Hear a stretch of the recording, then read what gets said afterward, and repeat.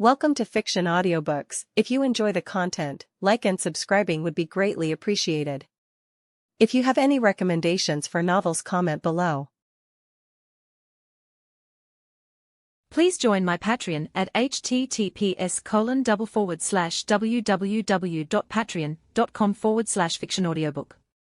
After successfully resurrecting Cheyenne and others, Rimuru's body turned into a slime and was falling down. Diablo caught him midair before having Testarossa wrapped him in a white fabric. Diablo-san. Testarossa-san. What happens? Yum ran to them with Mjurin and Grucius followed him. Everyone suddenly fell asleep. Is this normal? It's normal, right? You have nothing to worry about. Because of Lord Rimuru's evolution, everyone who connects to him via a soul corridor is currently getting a gift, Testarossa explained. Then why are you two? We have to stay awake to make sure that the town and its citizens are well protected, Diablo said. That was more of an excuse, they just wanted to see Rimuru evolve. Rimuru was exhausted from his evolution and Ramiris was receiving a gift. With them out of the picture, there were only voices of Raphael and Beelzebub talking among themselves and getting to know each other. Wisdom King, can we control the body? Go on. Raphael gave permission. She believed that Beelzebub respected Rimuru enough to not use his face to do something stupid or defaming. If the situation worsened, she could just forcefully take the control back. But maybe that was her being paranoid, it was also Rimuru's skill after all, it existed to serve him and only him. Beelzebub took control, changing into a human form. Unlike Rimuru's topaz-like eyes and Raphael's ruby-like eyes, Beelzebub possessed amethyst-purple eyes. The same shade that was often seen in an all-consuming mystic created. You're awake, my lord. Diablo said with a wide smile. Release us. Diablo did as he was asked to. But instead of standing on its two legs, Beelzebub fell down and laid there on the floor, raising concern from everyone around it. What are you doing? Wisdom King, how do we move? You don't know how to. We were born 5 minutes ago.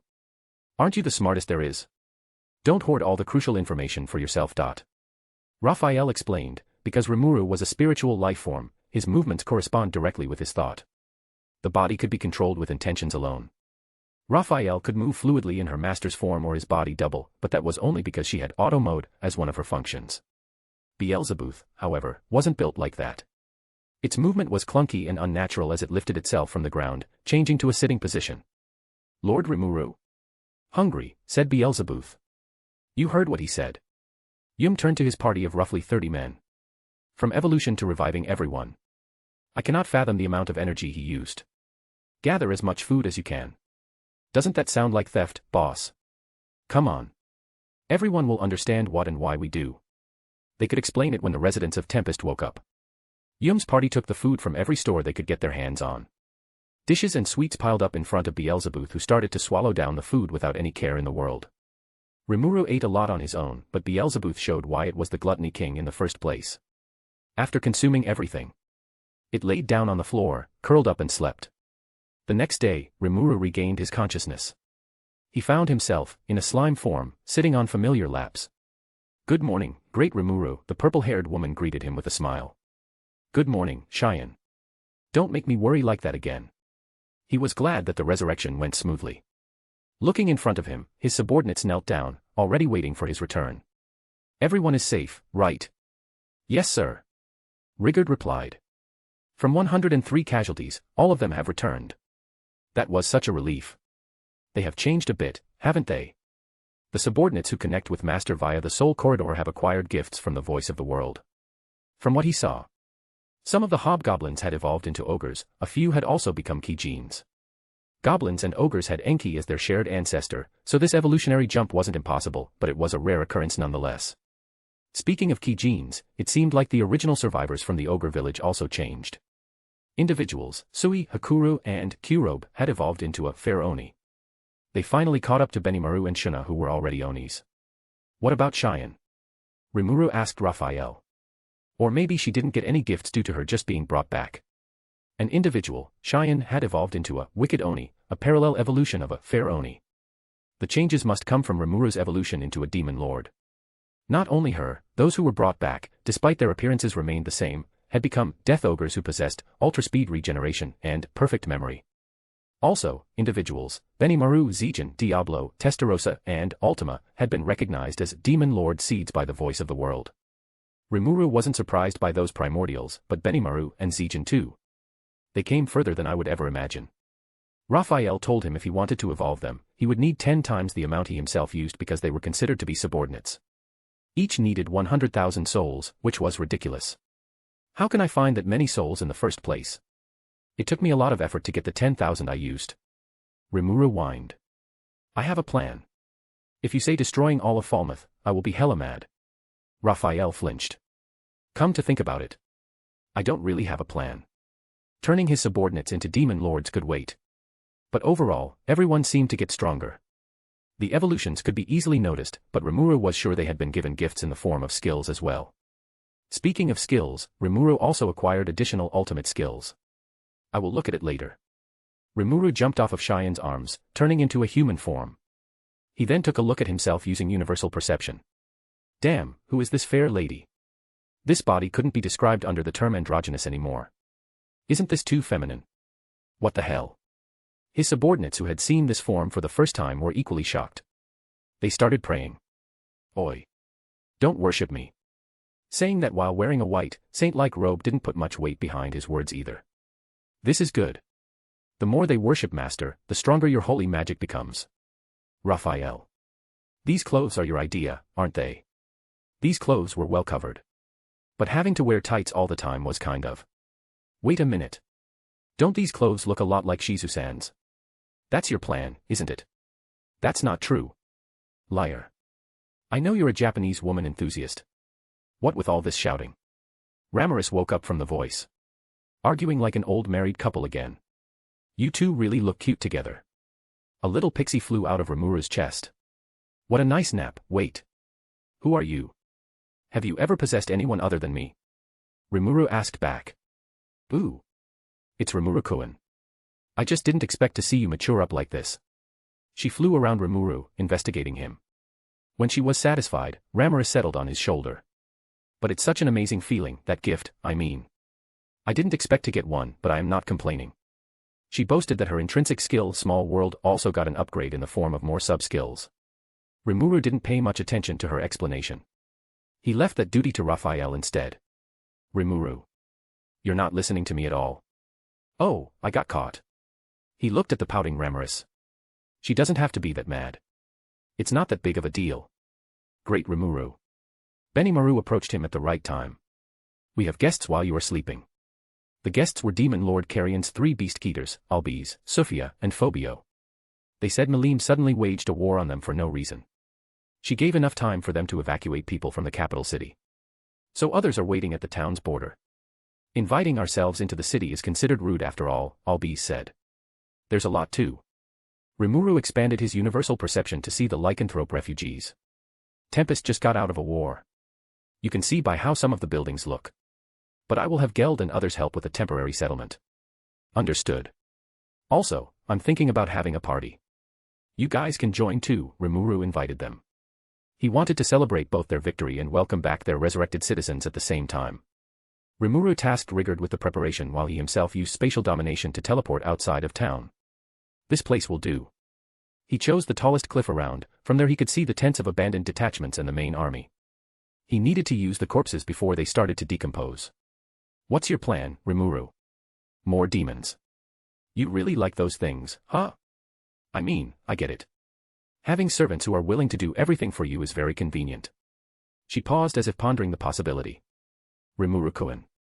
Can you find me a demon servant? Rimuru would give it a consideration. If she had a servant maybe she would go to bother that guy instead of him, which sounded ideal. His primordials wouldn't serve Ramaris, their commanders wouldn't either. So summoning a new demon altogether was the way to go it seemed. You can speak with my manager, he told Ramaris. You mean me? Well, Raphael-san manages my magicules and skills after all. While those two were talking, Rimuru was preparing to use summoning magic. The corpses of the enemies would be used to create a vessel for the demon or demons. If Rimuru's prediction was corrected, the offering wouldn't be needed. Rimuru reminded himself. Firstly, I have to use Beelzebub to eat all these corpses in. You called, Lord. Eh. He and Ramaris exclaimed when they heard an unfamiliar voice. It sounded like a boy around 13 to 14 years old. Raphael explained that for everyone's safety, she had to create a consciousness for Beelzebub. The result left both Raphael and Beelzebub with only their cores, and the Lord of Gluttony could think and speak now. Rimuru was surprised, but he was fine with her decision. Are you hungry? Do you have food? It depends on what a skill eats, I guess. Magicules, Raphael answered. Beelzebub could consume regular food, but that was for self-indulgence only. Only Magicules could fulfill its hunger. Beelzebub acted like a child, so it was easier for Rimuru to barter with than Raphael. Can you help me first? I will make sure to feed you with my Magicules later. Ooh. Lord's Magicules. It reacted to Rimuru's Magicules like a child reacted to a candy. Using Beelzebub, Rimuru ate all the corpses and fused it together with Raphael's subskill, synthesis. The summoning magic was used, and the portal to hell was opened. A delinquent girl with shoulder-length blonde hair stepped out. With her were two of her close followers. One was a girl with pale blonde hair, and another was a middle-aged swordsman. These were Primordial Yellow, Juan, and her subordinates. Rimuru's prediction was corrected. Without souls as offerings, he still managed to call her with only a vessel. Juan was the last demon king left in the underworld. She wanted to investigate the disappearances of both White and Yellow. That was why she replied to the summoning and incarnating in the material realm. So, you're my summoner. Her blue eyes stared at him as if looking into his soul. Which surprisingly, was something demons could do. Skill Demon Eye allowed demons like her to read the color of a person's soul. She often used this method to judge a person she met. Her summoner was a strange find indeed, an individual with 3 souls. In her long life, this wasn't the first time she had met someone with more than 1 soul. But in most cases it was a situation where egos of 2 entities shared the same body. But this Magent's 3 souls seemed to share the same ego. Interesting. My name's Rimuru Tempest, a king of the Jura Tempest Federation. I am amassing strong individuals, and you're the last one, Juan. The last one. Juan was interested. The last one among your own friends. The Magen knew she was the Primordial Yellow, but he still deliberately used the word friends. He was referring to someone of equal status. But it sounded so suspicious. Juan only thought of it as a bluff. Don't be ridiculous, as if those arrogant bitches would bow their heads to serve someone. That's what they all said. Even Ultima, who acted like she wanted nothing to do with Rimuru at first, still turned around and acted like a domesticated cat in the end. Primordials were prideful, but the loyalty they gave to those they deemed fit was permanent and unchangeable. Humph. Don't expect me to be obedient or something like that. Look at you. Energetic, high and mighty. The name Carrera will suit you well. Juan's face was one of surprise. Hey, you didn't mean to dash, she was shocked. Her words cut off as the name was engraved into her soul. Unthinkable. No one in their right mind would dare to name a primordial demon. Rimuru didn't stop there, he also went on to name her subordinates as Adra and Esprit. He did it like it's not a big deal. Or maybe he's not bluffing. Maybe those bitches. Carrera hesitated. She took interest in Rimuru, maybe he would be even more entertaining than Leon. Carrera promised to lend him her power, but if he turned out to be a bore, she would kill. Rimuru felt he heard that sentence more often than he should. Rimuru came to the sealed cave alone. Ramaris was pulled by the thrall of the festival, so she wasn't here. He was here to release Veldora. Raphael said she was ready to let Veldora go. Or to say it with her true intention in mind, I have analyzed everything there is to learn. I have no reason to hold him any further. He's useless to me now. Rimuru created an enhanced body double to be a medium for Veldora, before undoing the seal. Veldora's aura erupted as he moved from Rimuru's body to the one prepared for him. That body double became taller and more muscular. Blue hair turned blonde. And the skin color was now tanned. Kohahaha. I, the storm dragon Veldora Tempest, have returned. I will kill those who oppose me. Isn't that from a manga? Wasn't Raphael used to tell him that she gave Veldora access to Rimuru's memory in exchange for his scales? Maybe that was why. He landed in front of Rimuru. My release is faster than I anticipated, but I am not complaining. After all, if I have to be experimented on by that maniac, or having my magicules leached on by that brat for any longer, I might have gone mad. But all that's in the past now. I am a free man at last. Kohahaha. Veldora said he also got ultimate skill, Faust, while he was in the stomach. It embodies my pursuit of knowledge. Rimuru took time to congratulate him. He usually wasn't a dotting type, but if he did a good job then he should get praised. See. You can do everything if you put your mind on it. Back then he was the only one in the family to not have ultimate skill, maybe it was due to his behavior. He said his unique skill, Investigator, had evolved due to a gift. You're a bad liar, Veldora-chan. He tried to cover up his true reason. Rimuru didn't know why, but he wouldn't press further than this. He must have his own valid reason. Veldora lifted and placed Rimuru on his broad shoulder. I want to do this for such a long time, he smiled. Lifting me. Sisters did it all the time. My in-law siblings too. I didn't have a human form back then, so I feel left out, Veldora said. You might have grown up from your evolution, but you are still as light as a feather. Ah, such a sweet talker. Rimuru pitched Veldora's cheek out of adoration. This tenderness sisters don't have. I really miss this. I have made my decision. Veldora's face was the most confident Rimuru had ever seen someone make. I will burn down every unfitting man trying to hit on you. Kahahaha. I guess that's another cliché he picked up from a manga. Usually the trope was about overprotective older brothers. Wait. Why men specifically? With all due respect, dear brother. Have you looked in the mirror lately? Humph. Rimuru pouted as he ruffled the troublemaker's hair. Rimuru brought Veldora to the town, about to introduce him to everyone. He already mastered his aura concealment technique, saying that he learned it from the Holy Scriptures. A technique to stop the leaking of nen that was called tetsu. Should I be concerned? Maybe. Everyone, this is Veldora-kun. He's a shy guy, so be kind to him. Hey. I am not shy. But the answer Rimuru got was silence. They were wondering if what Rimuru said was real or a prank of some sorts. A breeze of wind ran past them as Miss Trainee and her sisters appeared. They were kneeling. Our guardian deity, Lord Veldora. We congratulate you on your revival. Oh, Dryads, it's been a while. You did well looking after my forest. An exchange between Veldora and Trainee was a proof the Tempest citizens needed. They all knelt down except for the demons and Zijin, who wouldn't bend their knees for anyone other than Rimuru. I must warn you, Ramaris said. She was in her eye-catching Spirit Queen form. If you cause any problem, I will personally deal with you. If she used her pixie form, then it would be easily regarded as a bluff.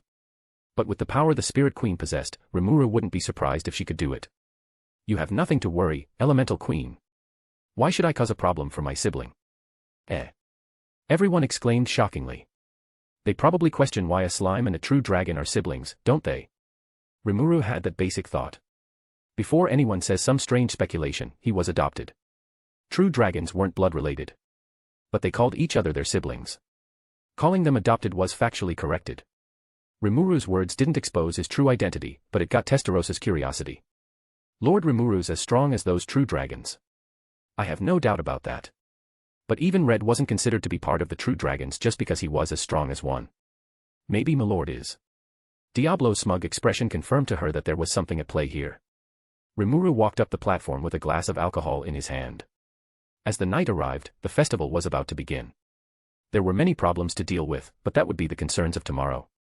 The music started playing, the people started laughing. See, this feels right, Rimuru smiled. The town might be in ruin, but that could be fixed. The citizens, however, should be protected at all cost. He had to make sure the same situation wouldn't happen again. Though he now had a resurrection spell, death in itself was still painful and no one should have felt it once again. He wanted to avoid losing anyone altogether. Are you sure that'll work, Raphael-san?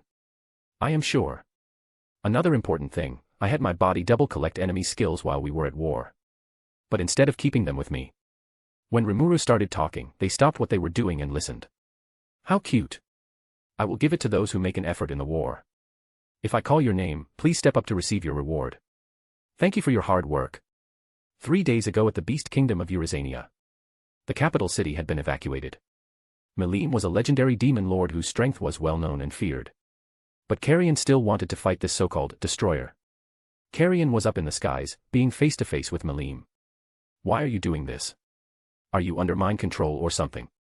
If so, that's disappointing. I really want to fight you at your true strength. With unique skill, royal beast form, Carrion turned into a chimera-like form with white fur, wings, and his hair lengthened. This was his intrinsic skill, pushing to its logical conclusion. Carrion was armed with legend-grade equipment, from his armor to headgear to halberd. All of them were fitting for the king. This is my true power. I'm the Beast King, Carrion the Beastmaster.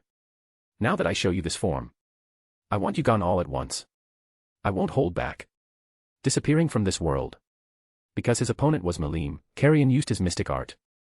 A magic-filled aura was rushed at Melim like a cannonball. Beast roar. The golden sphere of energy formed into a lion head, it turned its fangs at the girl. Melim only smirked before a cyan aura was released. It clashed and destroyed Carrion's attack. That was Dragon Spirit Hockey, one that had the same wavelength as Veldanava. How? That aura even reached the Beastmaster, and it installed a sense of fear he had never felt before. He who always stood on the top of the food chain, for the first time, he felt like a prey. What? That is all it took to scare you. You're really under someone's control. Who are you? It was Melim's body and voice, but it wasn't controlled by her. Name, I don't have it up to this point. Under normal circumstances, there was no way the orb of domination could control a dragonoid like Melim. But with a little upgrade and here she was, fully controlled. A divine wisdom core could change from host to host as long as it didn't have its core bound to someone's soul. All it had to do was move from Yuki to this pendant.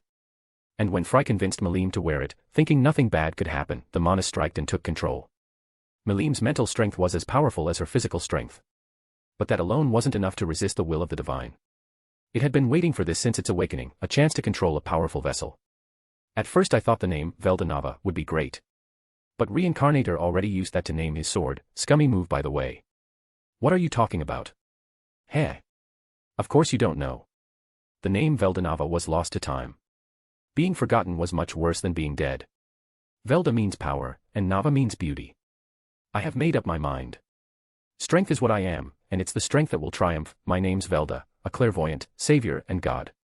Finishing its sentence, Velda in Melim's body summoned Azura, the Tenma sword. Carrion had his halberd ready, expecting a clash of weapons. But he was surprised when chains launched out of the blade to catch him. They were red chains which Carrion couldn't break with his strength. Give up. That's the sealing chain, Gleipnir. You stand no chance against it. Why are you doing this? Velda smiled. Why? I want to be immortalized through tales and legends. For gods, death was just a part of the cycle, something they had to go through to mature. The worst thing that could happen to a divine entity was being forgotten. Truthfully, I love this world. I am aware of the greater evil lurking, and I will challenge it. If I come out victorious, I will be sung as a hero. But if I die, I will become a martyr. Both paths are satisfying for me. To challenge that thing, Velda had to get stronger. Another method other than taking over Melim's body was consuming Reincarnator. Sadly, Prisoner was out of reach, if not Velda would attempt to eat it as well. It's not like I agree with Clayman's plan. But that guy said he can put me and Reincarnator in the same room, so. The orders were killing Carrion, destroying Eurazania, and bringing back the soul for Clayman's evolution. A week ago, it came to warn Carrion, and he did evacuate people just like Velda expected. Now all I have to do is put a hole in the mountain or something. Velda didn't want to slaughter citizens, it would instead trick Clayman that it attempted to collect souls, but failed. It understood that sacrifice was needed to some degree. But killing people without any benefits to the world was not its cup of tea. Velda saw its goal as better than those clowns. They should be grateful that Velda was using them as tools to clear a path for its ascension. We were here for a reason, weren't we? Melim was a tool to success. Wasn't that a duty of children? Fulfilling their parents' dreams, making it become a reality. Velda had none of Veldanava's memories, it had no connection or affection for the girl. All it saw was a strong tool to be utilized. Velda prepared the Tenma sword, the bound Carrion had nowhere to run. This child and you are sacrifices for the greater good of the world. There's no shame in dying for my goal.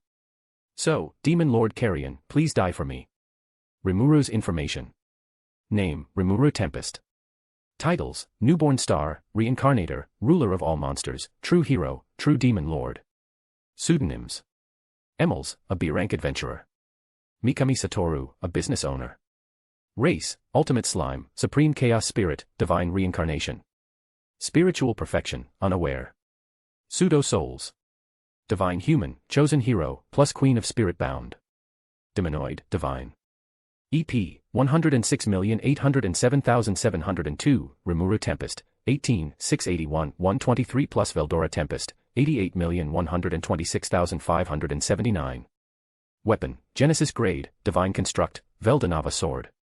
Concealed Form, 37,554,220. True Form, Infinity, can only be used once. Stardust Particles, 60%, Drago Buster, 10% per usage, Performing Miracle, 20% per usage, Drago Nova, 30% per usage, Forcing Evolution, 50% per usage. Blessing, Storm Dragon's Grace, Elemental Queen's Guidance. Magic. True Dragon Magic, Star Magic. Elemental Magic, 8 fundamental elements, Ice. Summoning magic, spiritual life form summoning. Ancient magic, 8 fundamental elements.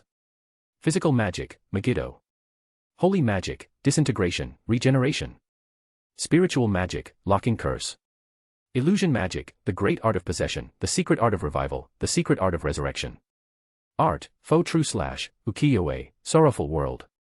Resistances, physical resistance, pain nullification, spiritual attack resistance, magic resistance, holy magic resistance, natural effect resistance, abnormal condition resistance. Intrinsic skills, absorb, dissolve, infinite regeneration, dragon spirit hockey, demon lord's hockey, hero's hockey, universal perception. Common skills, thought communication. Extra skills, sticky steel thread, ranged barrier, cast element, perfect memory, enhanced body double. Unique skills, specialist, mathematician, severer, bewilder, berserker, survivor, all-rounder, spearhead, sniper, immovable. Ultimate skills, Veldanava, Vulcan, Shub-Niggurath, Veldora, Yog-Sothoth, wisdom core of Raphael, gluttonous core of Beelzebub. Notable things in stomach. Full potions copyright, created from hypocute herbs, would heal any wound as long as the target was still alive. Ifrit, greater spirit of flame.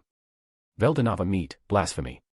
God grade, divine construct, unnamed sword, is a sword owned by Raphael given to her by her master.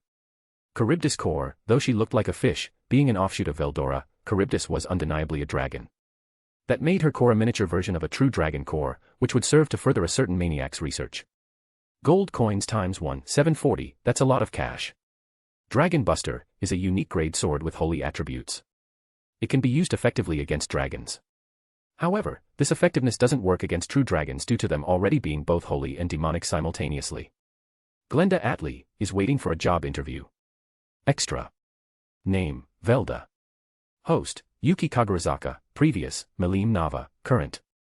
Titles, Newborn Star, Clairvoyant, First Manus, Creation King.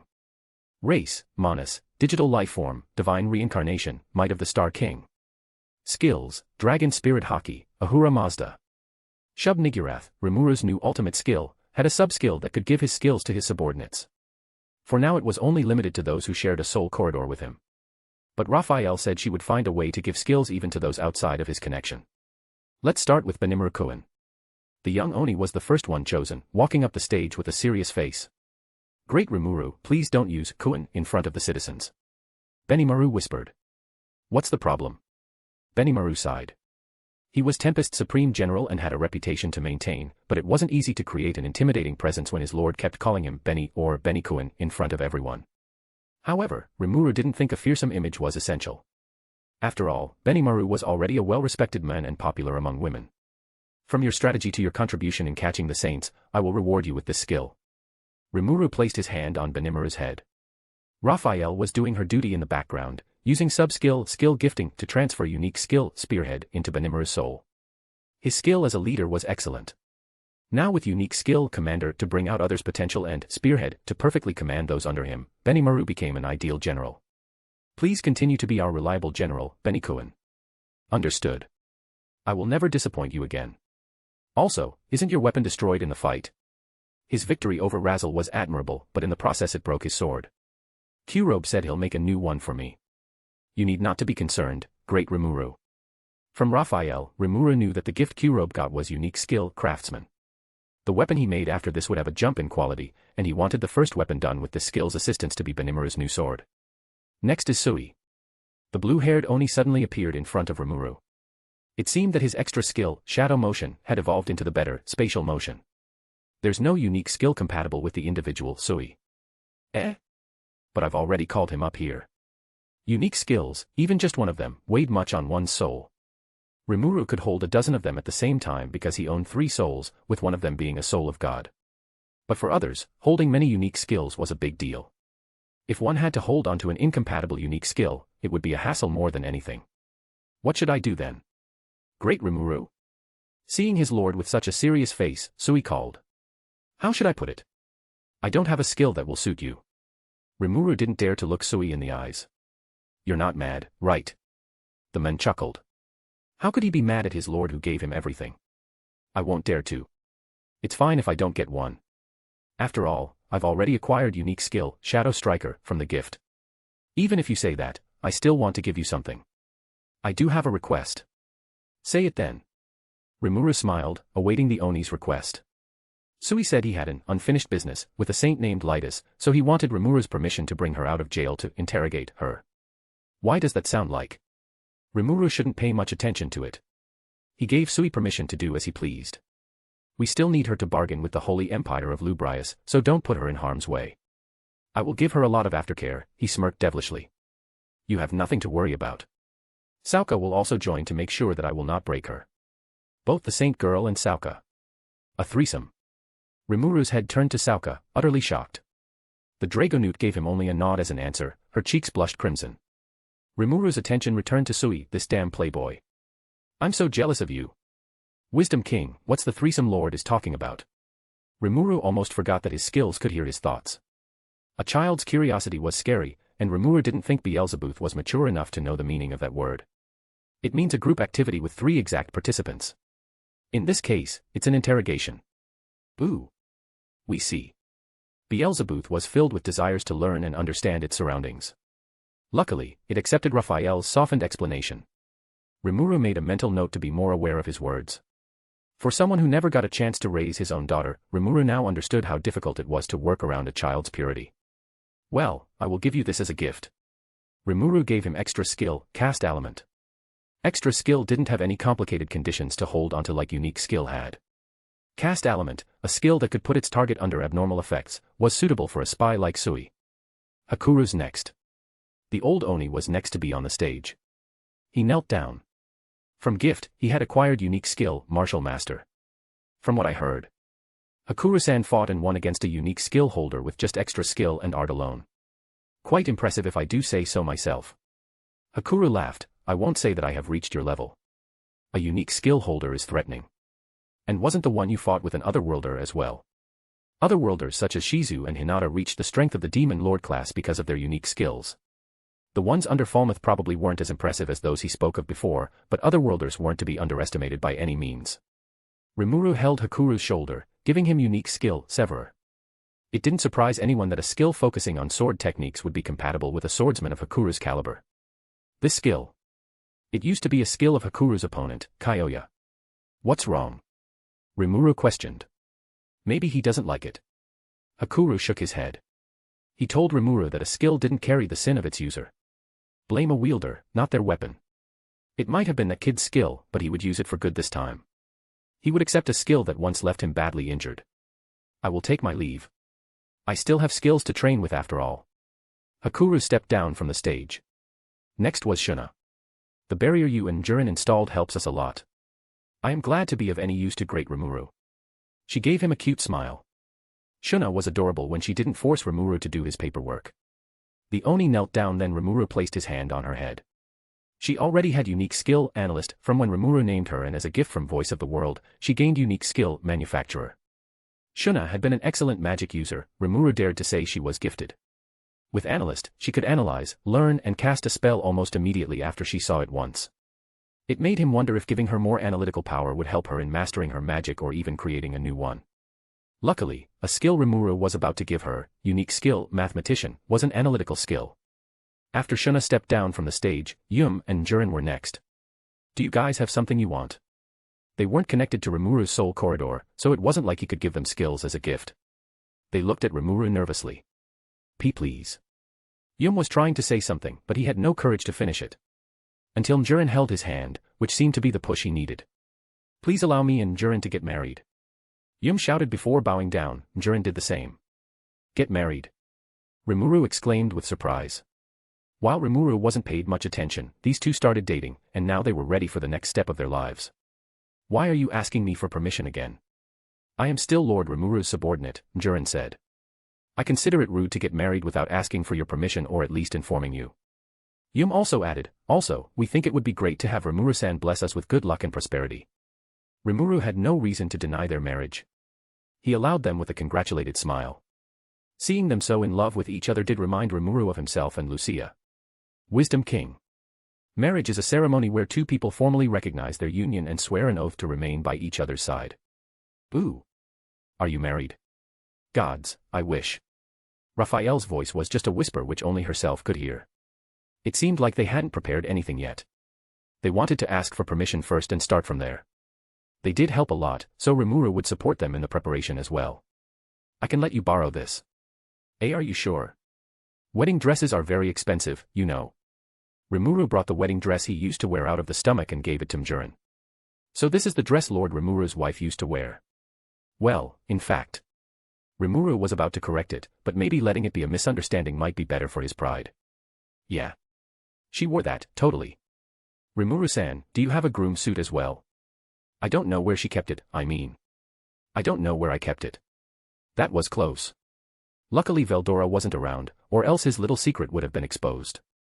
Even if he knew where it was, the size wouldn't fit him anyway. Raphael-san. Understood. Rimuru had Raphael create a suit for Yum using sticky steel thread. Thank you for your help. Oh, this is nothing. You should have seen the gift I have for you, Rimuru giggled. What should that be? A country, said Rimuru casually. Ha ha ha. Yum laughed, thinking Rimuru was just joking as usual. How naive. Rimuru had a plan for Yum, but he would let him know of it at the same time as everyone in tomorrow's meeting. Diablo and Testarossa. The primordials walked up the stairs with confidence. They might not pass out like others, but they still got the gift. Before Rimuru could tell them what their rewards were. Lord Rimuru, can we both choose our rewards? Diablo interrupted. The demons usually accepted everything Rimuru gave them, so it was a surprise when they wanted something specific. Go on. Testarossa wanted to interrogate the hostages, a real interrogation this time, not whatever Sui planned to do. Torture's more of an Ultima's thing. But I will try my best. Diablo wanted to follow Ultima to Lubrius. Luminous Valentine, my disciple, is behind the Western Holy Church. I think I am obligated to give her the usual correction. That doesn't sound like a reward at all. Demons treated work as rewards. They enjoyed the act of being useful to Rimuru. Their pleading eyes gave Rimuru no choice but to give them permission. But giving work as rewards felt strange for him, so he gave them gifts anyway. His slender hands placed on the demons' heads. He then fused Orichalcum into their skeletons, enhancing the forms they inhabited. If you want to work, then do it. Understood. Diablo and Testarossa lowered their heads. Eyes casted down on the floor. On their faces were smiles that couldn't be described, filled with pleasure and ecstasy. They went their own ways. Diablo's demonic wings spread out as he took to the skies, and Testarossa headed to the underground prison where the hostages were kept. Zijin and Apito were next. Rimuru had never seen them fight before, but from what he heard from Benimaru and Sui. These guys were strong combatants in their own right. Starting with Apito, Rimuru didn't have a skill that suited her. So he tried a new method instead, using skill creation, of Shub-Niggurath. He upgraded her intrinsic skills into unique skill, Motherly Queen. For Zijin, Rimuru gave him unique skill, All-Rounder.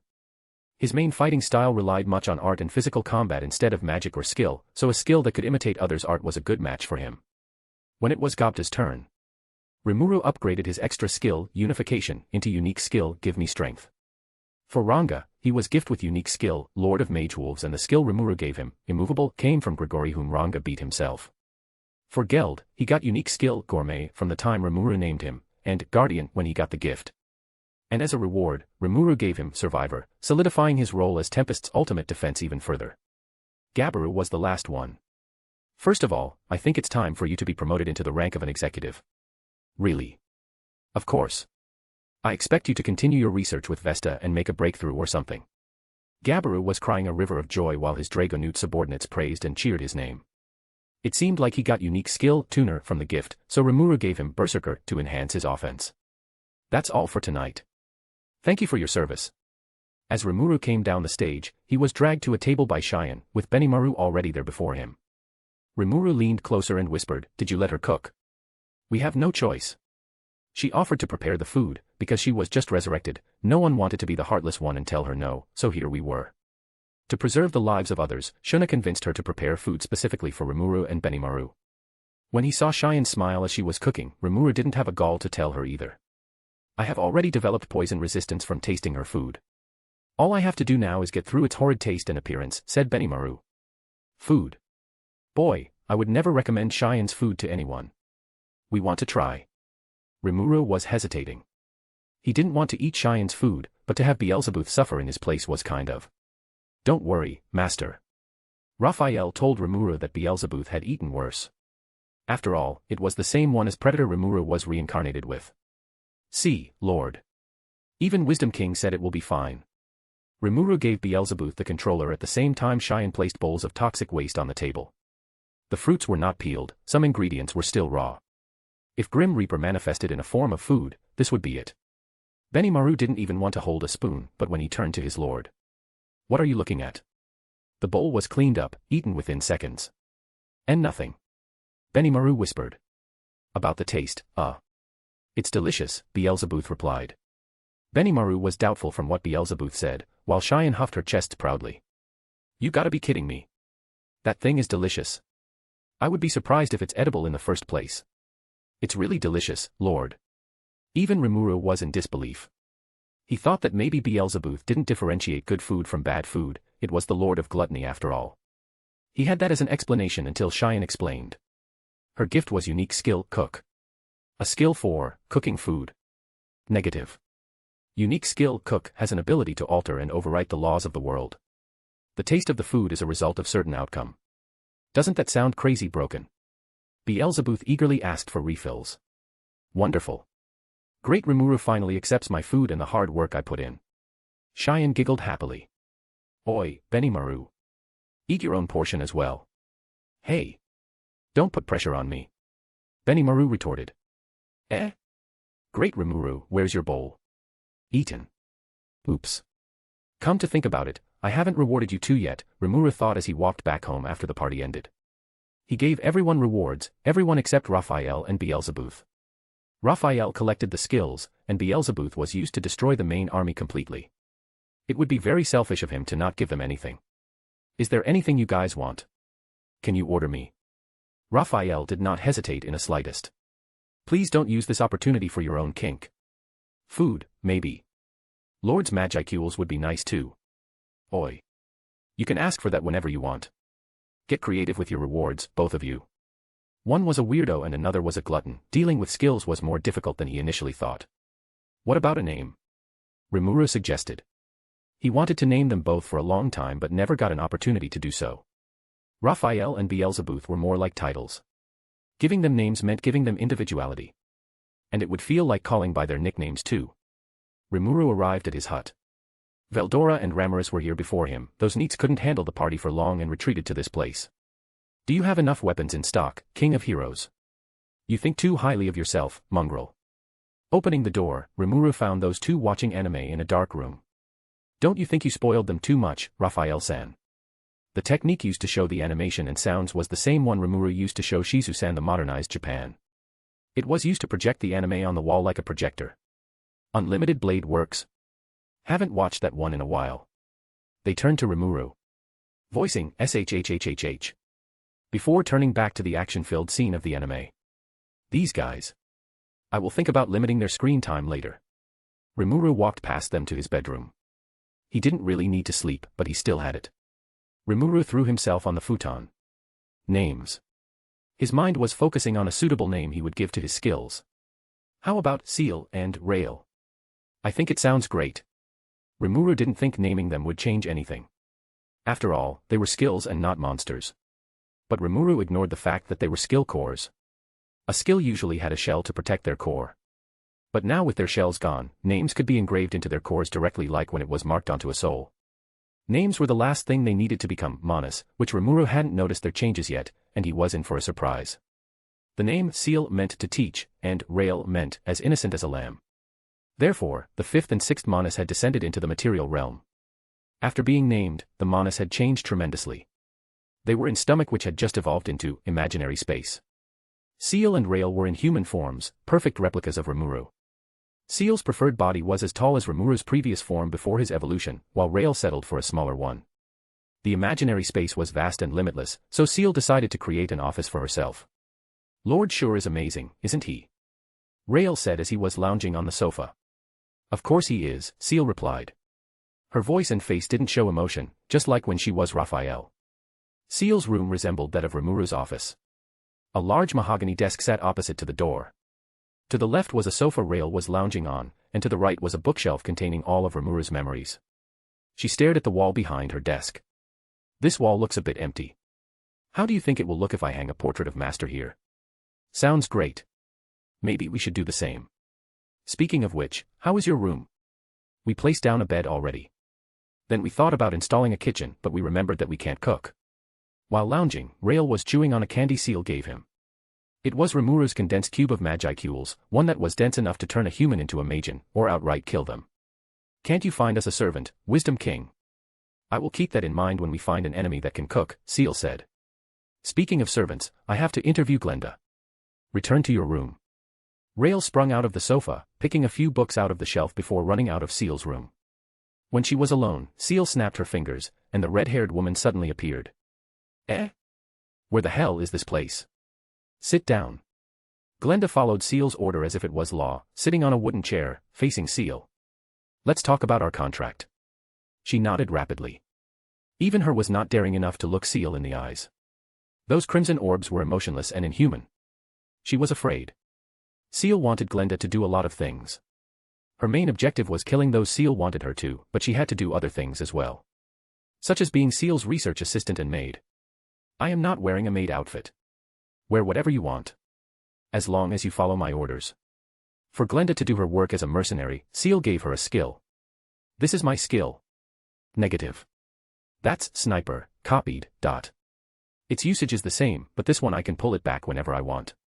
Just so you know. The real unique skill still belonged to Rimuru.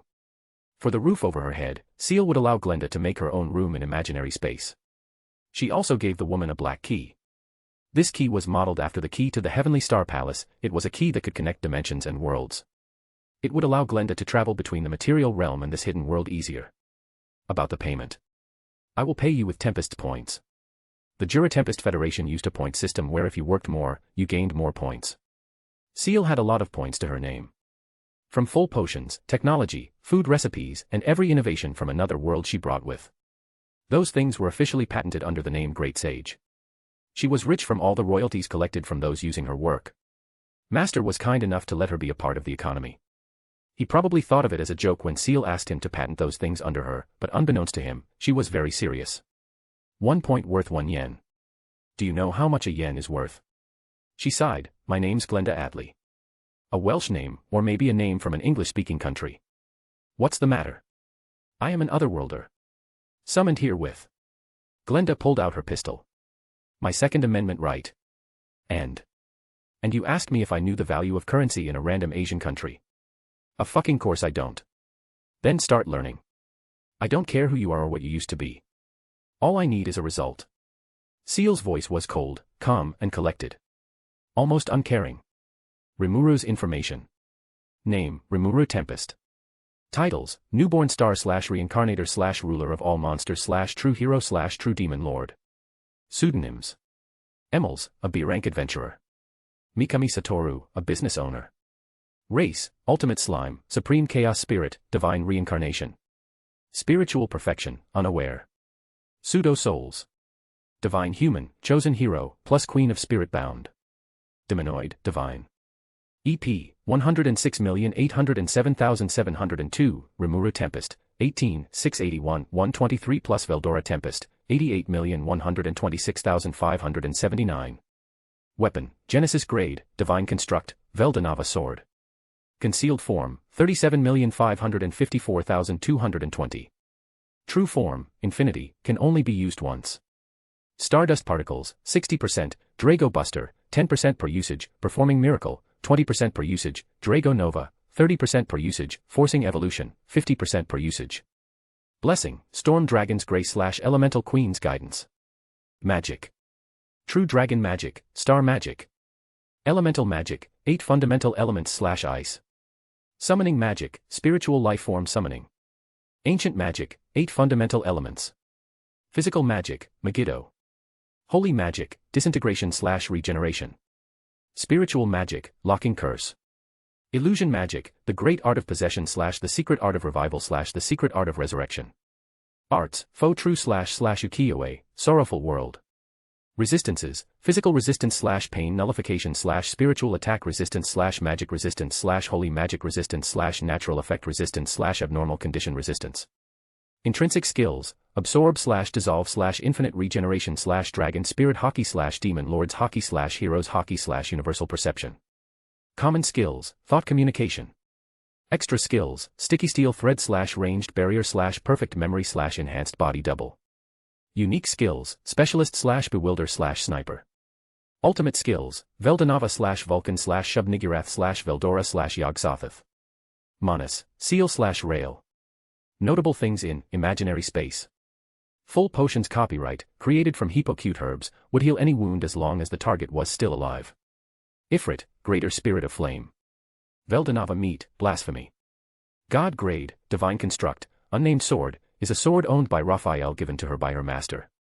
Charybdis core, though she looked like a fish, being an offshoot of Veldora, Charybdis was undeniably a dragon. That made her core a miniature version of a true dragon core, which would serve to further a certain maniac's research. Gold coins times 1, 740, that's a lot of cash. Dragon Buster is a unique grade sword with holy attributes. It can be used effectively against dragons. However, this effectiveness doesn't work against true dragons due to them already being both holy and demonic simultaneously. Glenda Atlee is employed as Seal's mercenary, research assistant and maid. Shub-Niggurath's storage. Extra skills, future attack prediction / cast element. Unique skills, traveler / usurper / spearhead / severer / mathematician / all-rounder / immovable / survivor / berserker. Ultimate skills, Uriel, vows king / Uriel, covenant king / Raphael, wisdom king / Beelzebuth, gluttony king. Extra. Name, Seal. Host, Rimuru Tempest. Titles, wisdom king / knowledge king's replacement / fifth Manas. Race, Manas, digital life form, lord of wisdom. Wisdom core skills, thought acceleration / analytical appraisal / parallel calculation / chant annulment / all of creation / synthesis / separate / alteration. Name, Rail. Host, Rimuru Tempest. Titles, Gluttony King / sixth Manas. Race, Manas, digital life form, lord of gluttony. Gluttony core skills, soul gluttony / imaginary collapse / imaginary space / mimicry / corrosion / food chain / spacetime domination / multidimensional barrier. Author's note, there's a lot of names for me to choose from, but I decided to go with Rail. The name itself has a couple meanings, a female sheep and one with purity. At least that what a few Google searches told me, I am not an etymologist. And Rail could be shortened from many words. For example, Israel, which means either one who struggles with God, people of God, or son of God. Again, not an etymologist. Also Raphael, which if you remember. He was born from Beelzebuth eating itself and Raphael's shell. The main inspiration however was Azrael, an archangel of death who guides souls of those who passed away. Another condition of his birth was eating 10,000 souls, and in the war he was the one gathering souls. So I think the name would fit. Etymology sure is fun. You might be wondering, if we have a Manas made from Beelzebuth here, then what would be of Azathoth? Of course, Azathoth would have its role to play in the story as well. Just not now. The next chapter 1 will upload will be information about Rimuru's subordinates. As you can see, they got both seeable and unseeable upgrades. Reincarnated gods. Name, Rimuru Tempest. Titles, newborn star / reincarnator / ruler of all monsters / true hero / true demon lord. Pseudonyms. Emils, a B-rank adventurer. Mikami Satoru, a business owner. Race, ultimate slime, supreme chaos spirit, divine reincarnation. Spiritual perfection, unaware. Pseudo-souls. Divine human, chosen hero, plus queen of spirit bound. Demonoid, divine. EP, 106,807,702, Rimuru Tempest, 18,681, 123 plus Veldora Tempest, 88,126,579. Weapon, Genesis grade, divine construct, the Veldanava sword. Concealed form, 37,554,220. True form, infinity, can only be used once. Stardust particles, 60%, Drago Buster, 10% per usage, performing miracle, 20% per usage, Drago Nova, 30% per usage, forcing evolution, 50% per usage. Blessing, Storm Dragon's Grace / Elemental Queen's Guidance. Magic. True Dragon Magic, Star Magic. Elemental Magic, 8 fundamental elements / ice. Summoning Magic, Spiritual Life Form Summoning. Ancient Magic, 8 fundamental elements. Physical Magic, Megiddo. Holy Magic, Disintegration / Regeneration. Spiritual Magic, Locking Curse. Illusion Magic, the Great Art of Possession / the Secret Art of Revival / the Secret Art of Resurrection. Arts, Faux True / Ukiyo-e, Sorrowful World. Resistances: physical resistance slash pain nullification slash spiritual attack resistance slash magic resistance slash holy magic resistance slash natural effect resistance slash abnormal condition resistance. Intrinsic skills: absorb slash dissolve slash infinite regeneration slash dragon spirit hockey slash demon lords hockey slash heroes hockey slash universal perception. Common skills: thought communication. Extra skills: sticky steel thread slash ranged barrier slash perfect memory slash enhanced body double slash multidimensional barrier. Unique skills: specialist slash bewilder slash sniper. Ultimate skills: Veldanava slash Vulcan slash Shub-Niggurath slash Veldora slash Yog-Sothoth. Manus, seal slash rail. Notable things in imaginary space. Full potions copyright, created from Hippocute herbs, would heal any wound as long as the target was still alive. Ifrit, greater spirit of flame. Veldanava meat, blasphemy. God grade, divine construct, unnamed sword, is a sword owned by Raphael given to her by her master. Charybdis core, though she looked like a fish, being an offshoot of Veldora, Charybdis was undeniably a dragon. That made her core a miniature version of a true dragon core, which would serve to further a certain maniac's research. Gold coins times 1, 740, that's a lot of cash. Dragon Buster is a unique grade sword with holy attributes. It can be used effectively against dragons.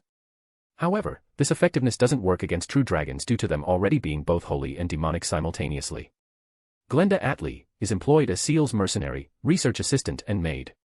Shub-Niggurath's storage. Extra skills: future attack prediction slash cast ailment slash material creation slash possess slash demon eye slash steel strength slash sage slash dragon body slash flame breath slash thunder breath. Unique skills: traveler slash usurper slash spearhead slash severer slash mathematician slash allrounder slash immovable slash survivor slash berserker slash lord of mage wolves slash give me strength slash tempter slash sovereign of hell slash toxicologist slash commander slash analyst slash manufacturer slash cook slash martial master slash shadow striker slash craftsman slash motherly queen slash guardian slash gourmet slash tuner.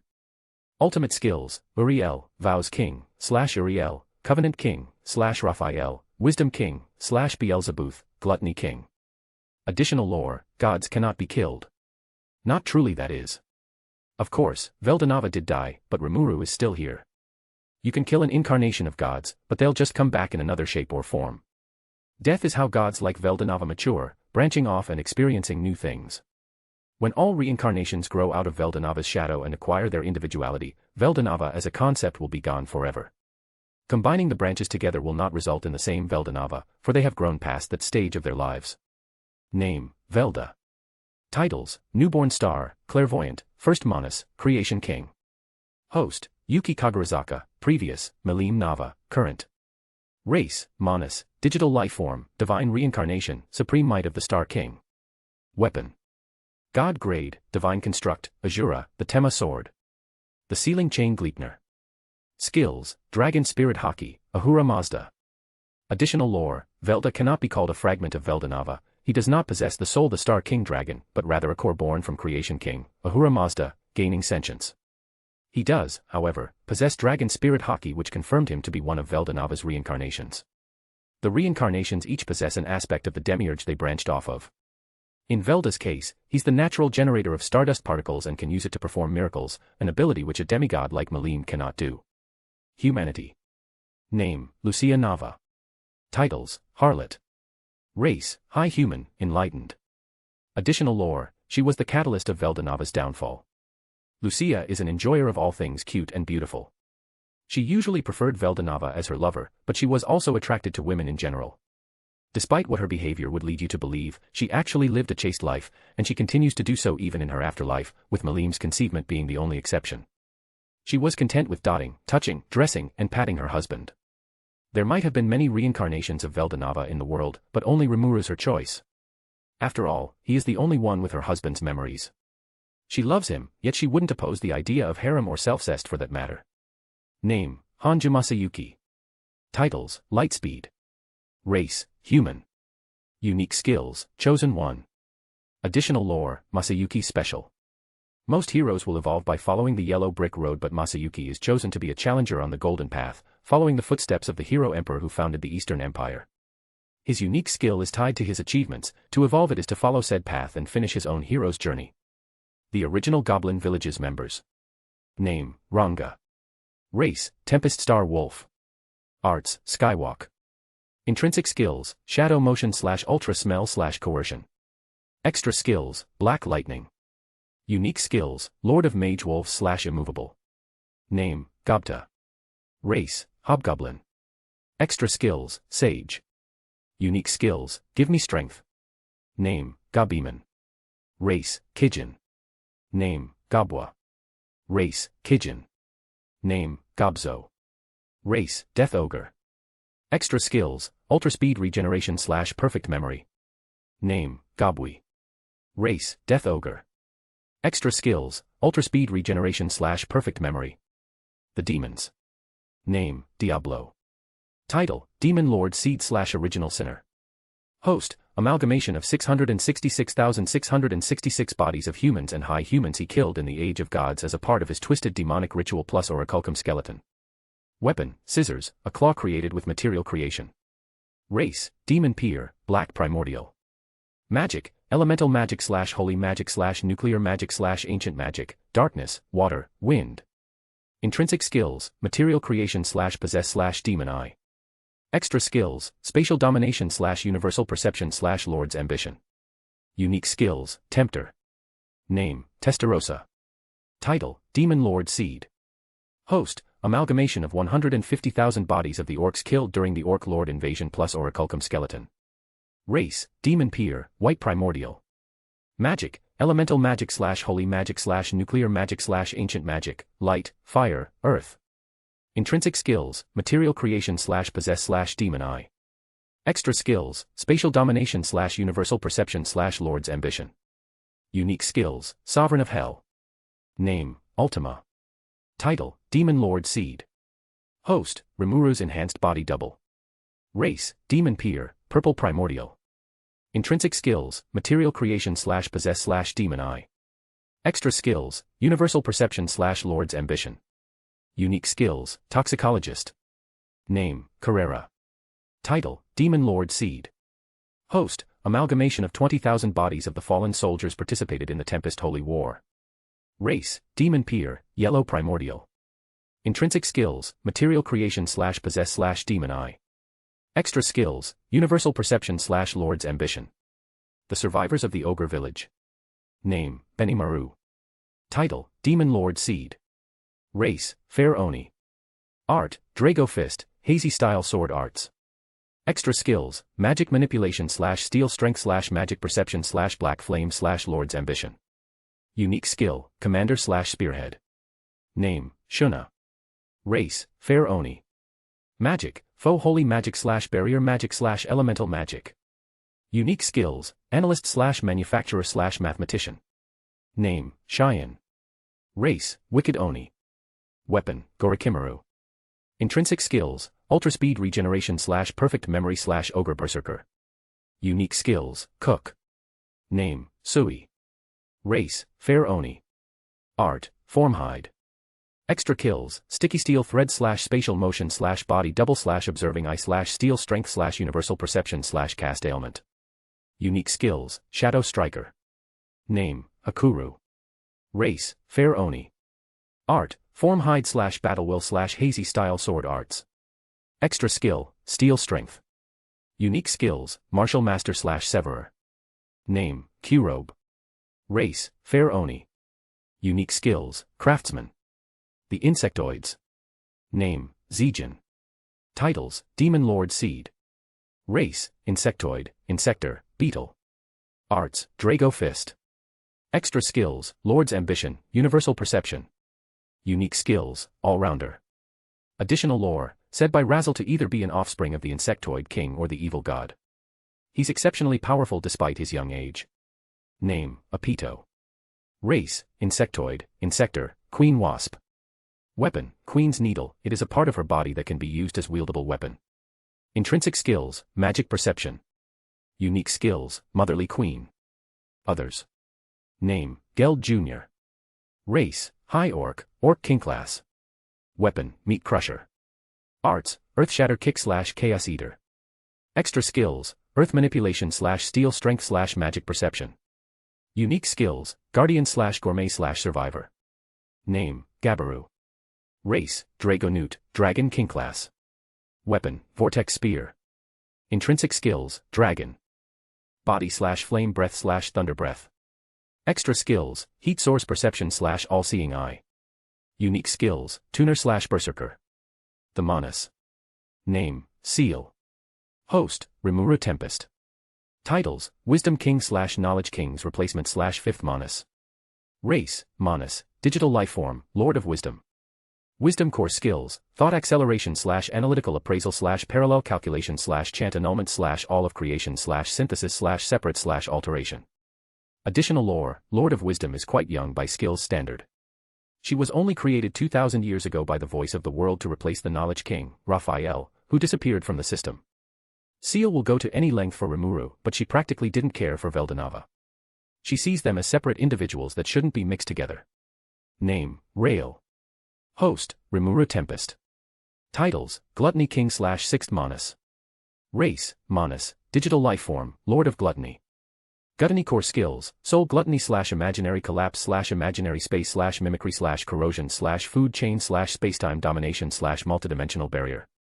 Additional lore, concerning age, he is older than Seal, existing since the age of God while Raphael only got created at the beginning of the Dark Age.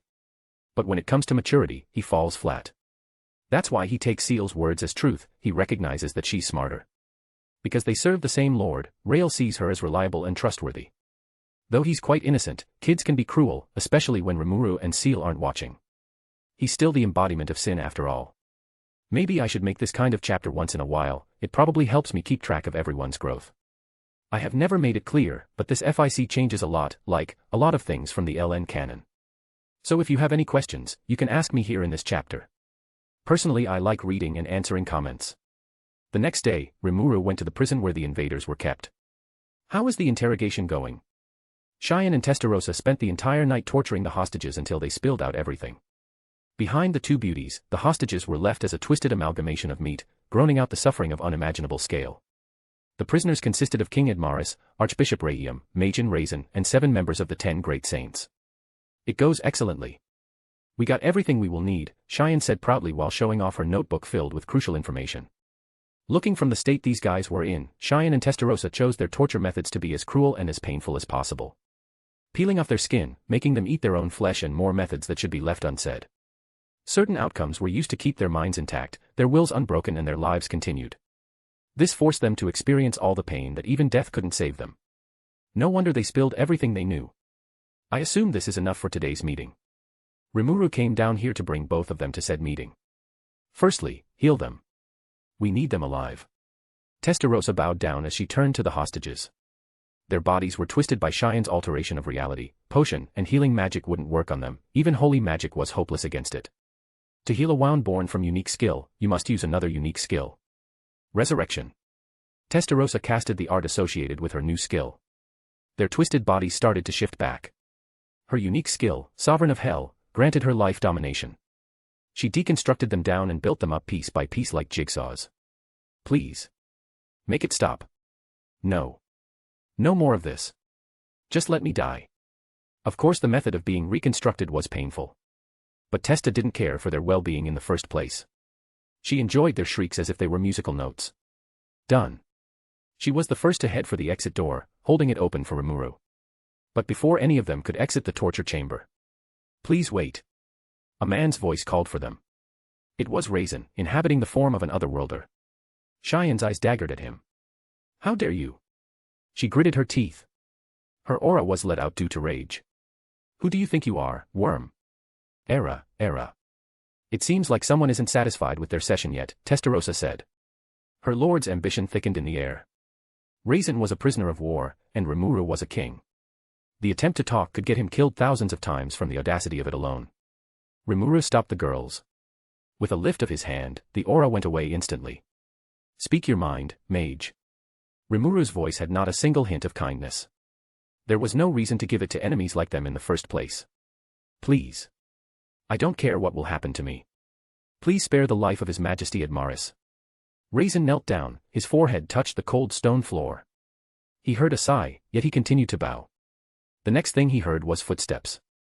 And lastly, an echo sound of the iron door being slammed shut. The Monster King ignored his plea. Bad. No, this is beyond bad. We have woken up a sleeping dragon. He had seen with his own eyes, and everyone here could also be witnesses to what he saw. What was used at that moment was undoubtedly the secret art of resurrection. Only the god and goddess had control over life and death. That was a lesson he learned from sage Gadra, his teacher. The example he told Raisin back then was the goddess worshipped by the Western Holy Church. His words were credible. Gadra was a man from the old era. He had been reborn countless times with his mystery art of reincarnation.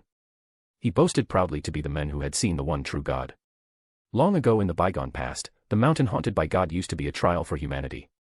Old tales spoke of the hero king reaching the summit of that mountain and coming down with the divine weapons. In the long, blurry history of humanity, countless brave ones had challenged the mountains, but only 3 of them came back alive. Gadra the sage who revolutionized magic for humankind was one of them. Is this what my mentor warned me about? Majin Rimuru wasn't an enemy any human could beat. It was impossible in Raisin's opinion. Raisin understood that his and Falmouth's fate were at the mercy of that godlike monster. Rimuru was in the meeting room. Other than his executives, Yum's party and the Beast Keeters also presented here as well. I want you guys to listen too. It's really important. We will follow whatever you say, said Yum. It has something to do with Great Carrion, I believe. Albiz asked, which Rimuru nodded back. I will become a demon lord. Aren't you already one? Shuna asked. I mean as a part of the Demon Lord Council. Rimuru had to take someone's seat, and who it would be was clear from the very beginning. Clayman, that guy had caused troubles for too long. Charybdis attack was his plan, and the war with Eurysania seemed to be an agreement between him and Malim too. It couldn't be a coincidence that Eurysania and Tempest were under attacks this close to each other. Why are you helping him, Malim? That man would only be a bad influence for Malim and nothing else. I have to do something. Rigard, I will leave the negotiation with the Western countries to you. My pleasure, Great Rimuru. Benimaru, collect data on everyone's evolution. Rimuru could ask for the executive's information from Seal. But when it came to individual soldiers, that duty should be given to Benimaru for him to look into their potential. Rimuru wanted Seal to be prepared just in case some important matters required her help. For Yum and Jurin, I want you dash. Rimuru Dano. Before the sentence could be completed, the meeting room's door was slammed open. I am here to help according to our treaty. The newcomer was Guildmaster Fuse. I have seen bodies lying in the town square. Those damn Falmouth. How dare they? Aren't those just people who partied a bit too hard yesterday? It's not much. But I bring with me 50 men, all of them are armed and prepared. It looks like the main army hasn't arrived yet dash. Fuse-kun. Calm down. Rimuru said. Fuse did as he was told, taking a deep breath. Because he was so alert before, he hadn't looked at those around him yet. His eyes fell onto Rimuru. Filled with surprise, he asked, You are Rimuru Dano's sister? Rimuru could hear his own pride shattered, as well as Benimaru and Gobda's chuckles. He stood with his arm crossed. Fuse. It's me. Rimuru Dano. He exclaimed, not believing his own ears. The last time he met Rimuru was months ago. It was a brief time, yet that Rimuru had grown into a woman. Wait. This isn't time for that. We have to make a strategy. We won't need that. I appreciate that Bloomin sent in support, but it's already over. Over? What do you mean? What is over? How should I put it? I killed them. Killed, what? Falmouth's main army. All 20,000 of them, all gone. Rimuru could see the disbelief in his eyes. He ordered Shuna to lead the soldiers Fuse brought with him to an inn. It was at that moment something familiar came into Rimuru's universal perception. Detected 30 mounted troops led by the king of the armed nation of Dworgen, Gazel Dworgo. Should we eat him? Don't. They're our ally. Rimuru walked out of the meeting room. He stood there, waiting for Gazel and his Pegasus knights to land. Railkuin, can you really eat something that far away? Of course. Usually when he used Beelzebuth, Rimuru had to use a black mist created from Magicules to be his medium. But it seemed like Rail could eat things from anywhere he wanted as long as the target was inside universal perception.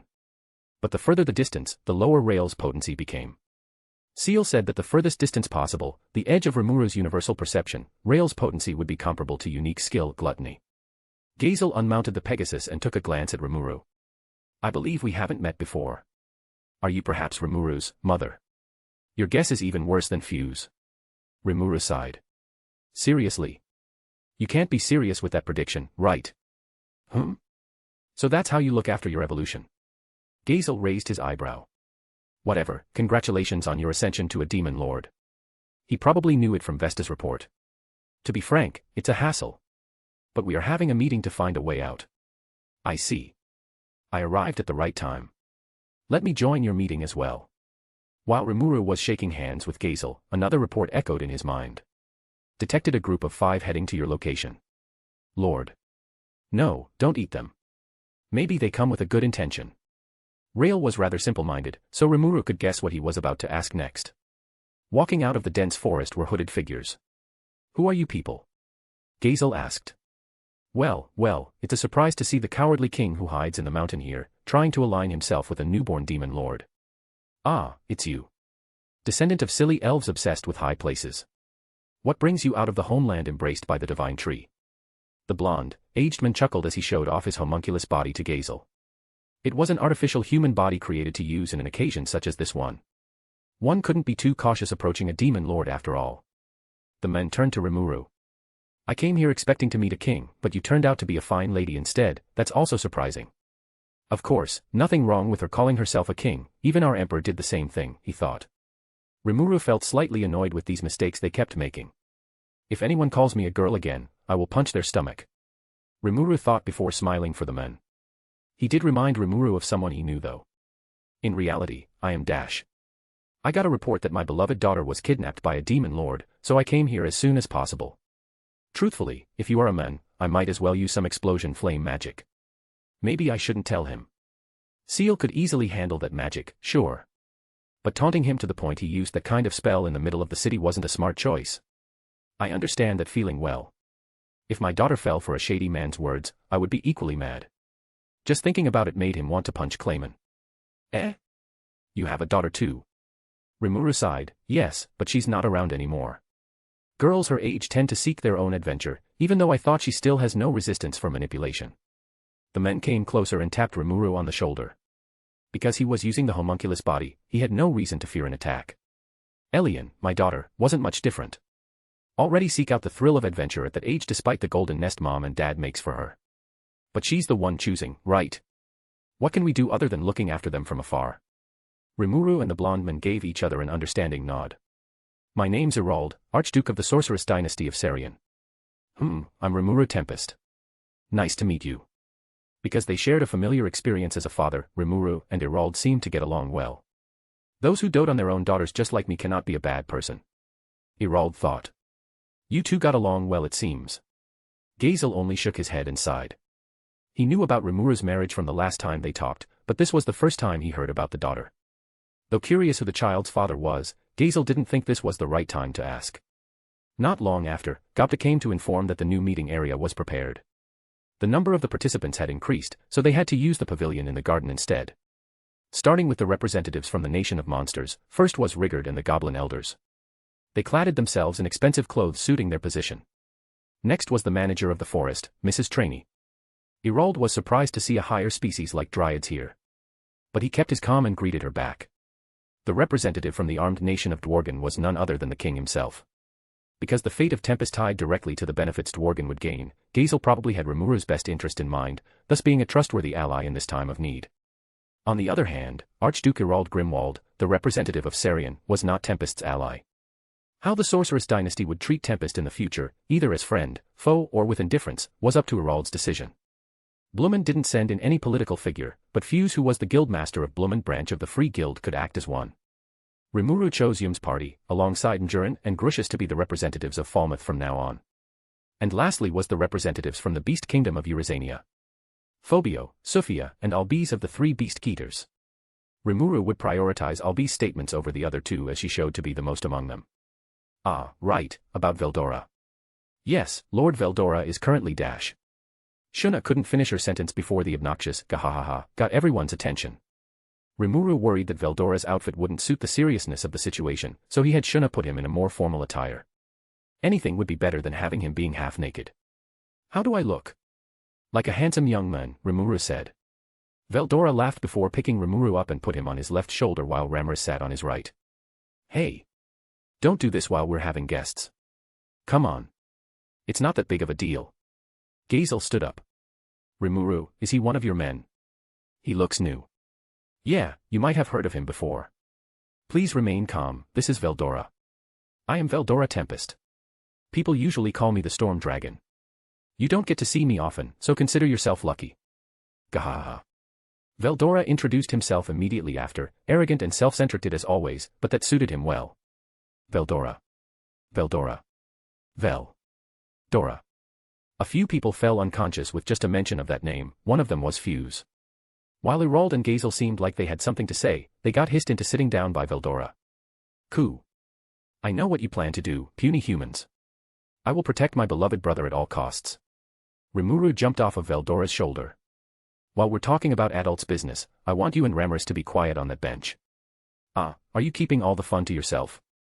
National affairs are more of a headache than anything. Rimuru grabbed Veldora's wrist and pulled him to the prepared spot. I have Haruna prepared juices and chips for you.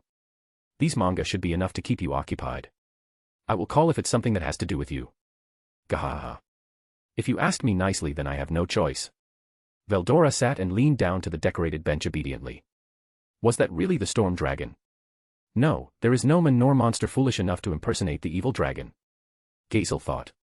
Unbelievable. How can a demon lord order the chaos-given form like the Storm Dragon? Irold now saw Rimuru as someone who had more authority than he initially thought. With Veldora's introduction dealt with, next was the main topics of this meeting. The first question, what would happen to Falmouth after this? I'm thinking about destroying it. Rimuru's simple yet chilling sentence made everyone shudder. Those who knew the depth of Rimuru's power were aware that Rimuru could easily do as he said if he wanted to. Elaborate, Rimuru. Gazel shouted. Rimuru explained that he wanted to send a message to other Western countries about what was the result of going to war with Tempest. Though I said destroying it, what I really mean is for the nation-state that is Falmouth to be gone. Rimuru had the idea of creating a new nation-state where Falmouth stood now. That meant changing the royal lineage that ruled the nation. I want to make Yum the new king. Wait. What? Yum, who had heard of this with others, was quite shocked. A gift that was promised, Yumkuan. A country, Rimuru smiled innocently. Yum was the best choice Rimuru had. He was the champion that defeated the Orc Lord, his reputation preceded him, especially in Falmouth which was his hometown.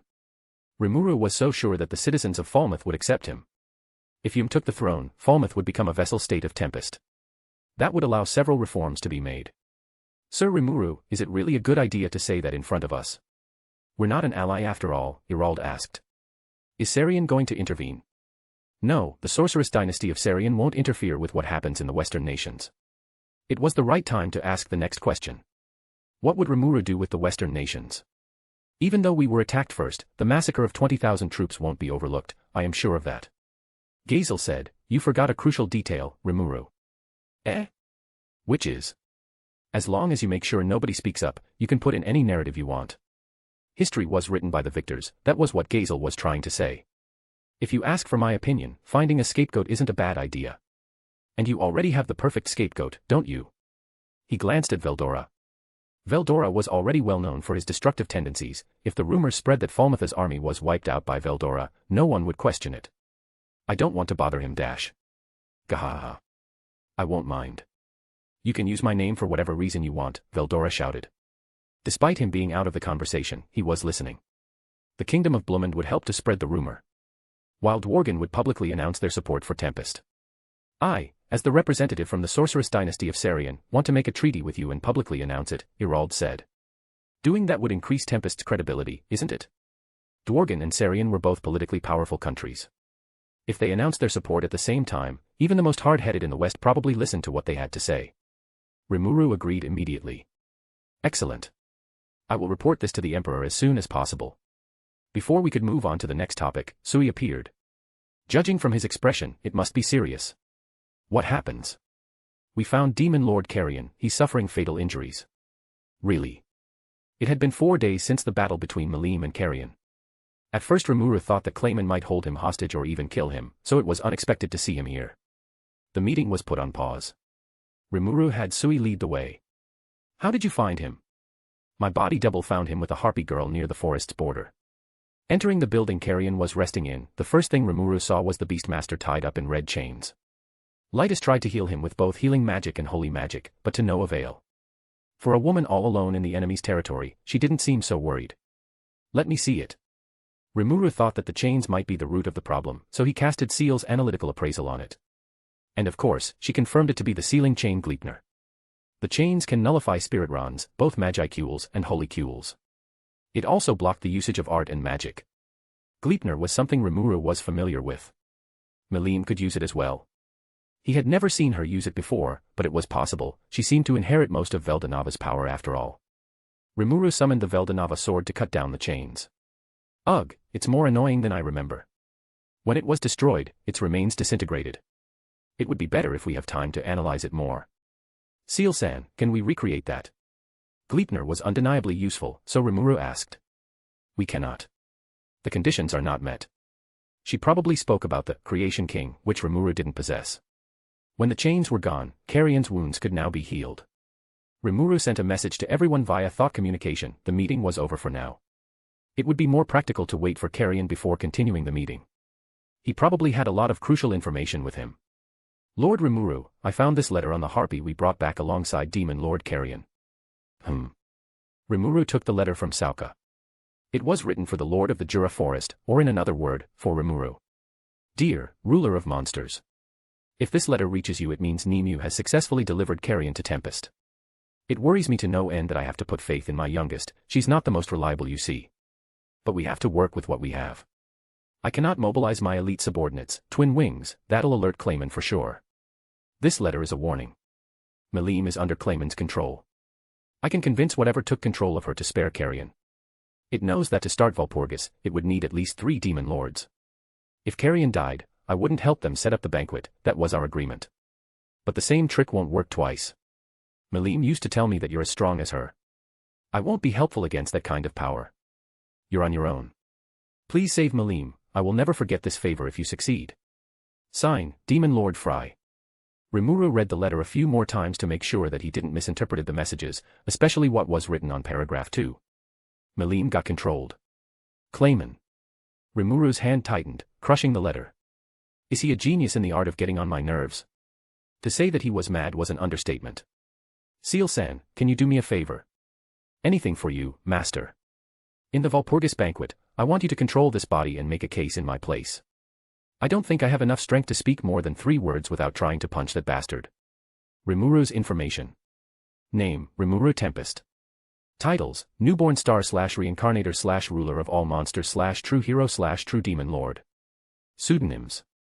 Emils, a B-rank adventurer. Mikami Satoru, a business owner. Race, Ultimate Slime, Supreme Chaos Spirit, Divine Reincarnation. Spiritual Perfection, Unaware.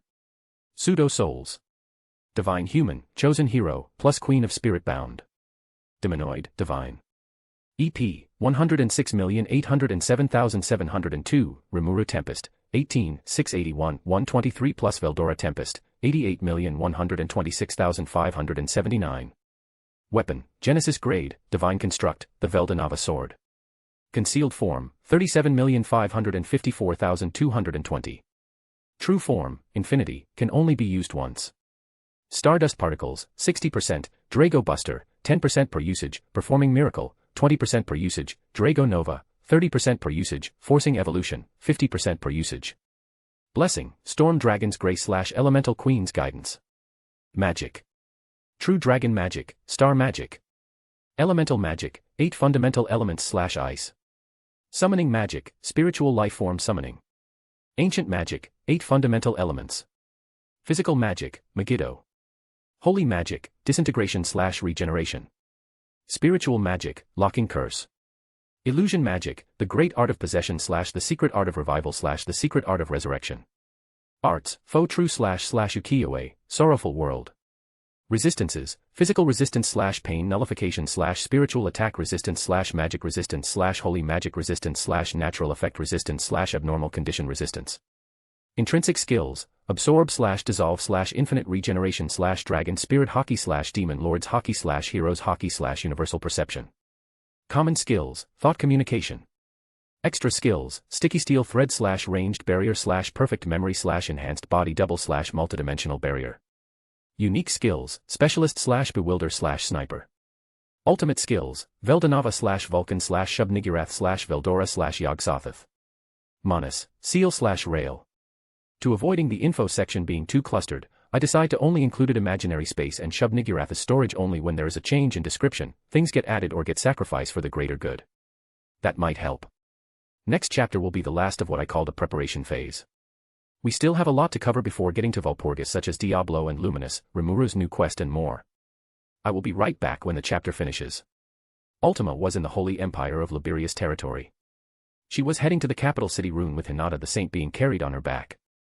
Hinata already recovered from her unconscious state once, but her resistances made traveling more difficult than it should be, so Ultima had to keep her asleep with a modified poison. The poison wasn't life-threatening, but it was potent enough to keep an imperfect saint like Hinata in check.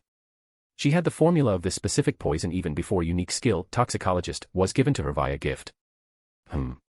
Ultima sensed a dimension near her distorted. A blue magic circle flashed on the floor before a beautiful man in a butler suit appeared out of thin air. Diablo teleported to Ultima with spacetime domination.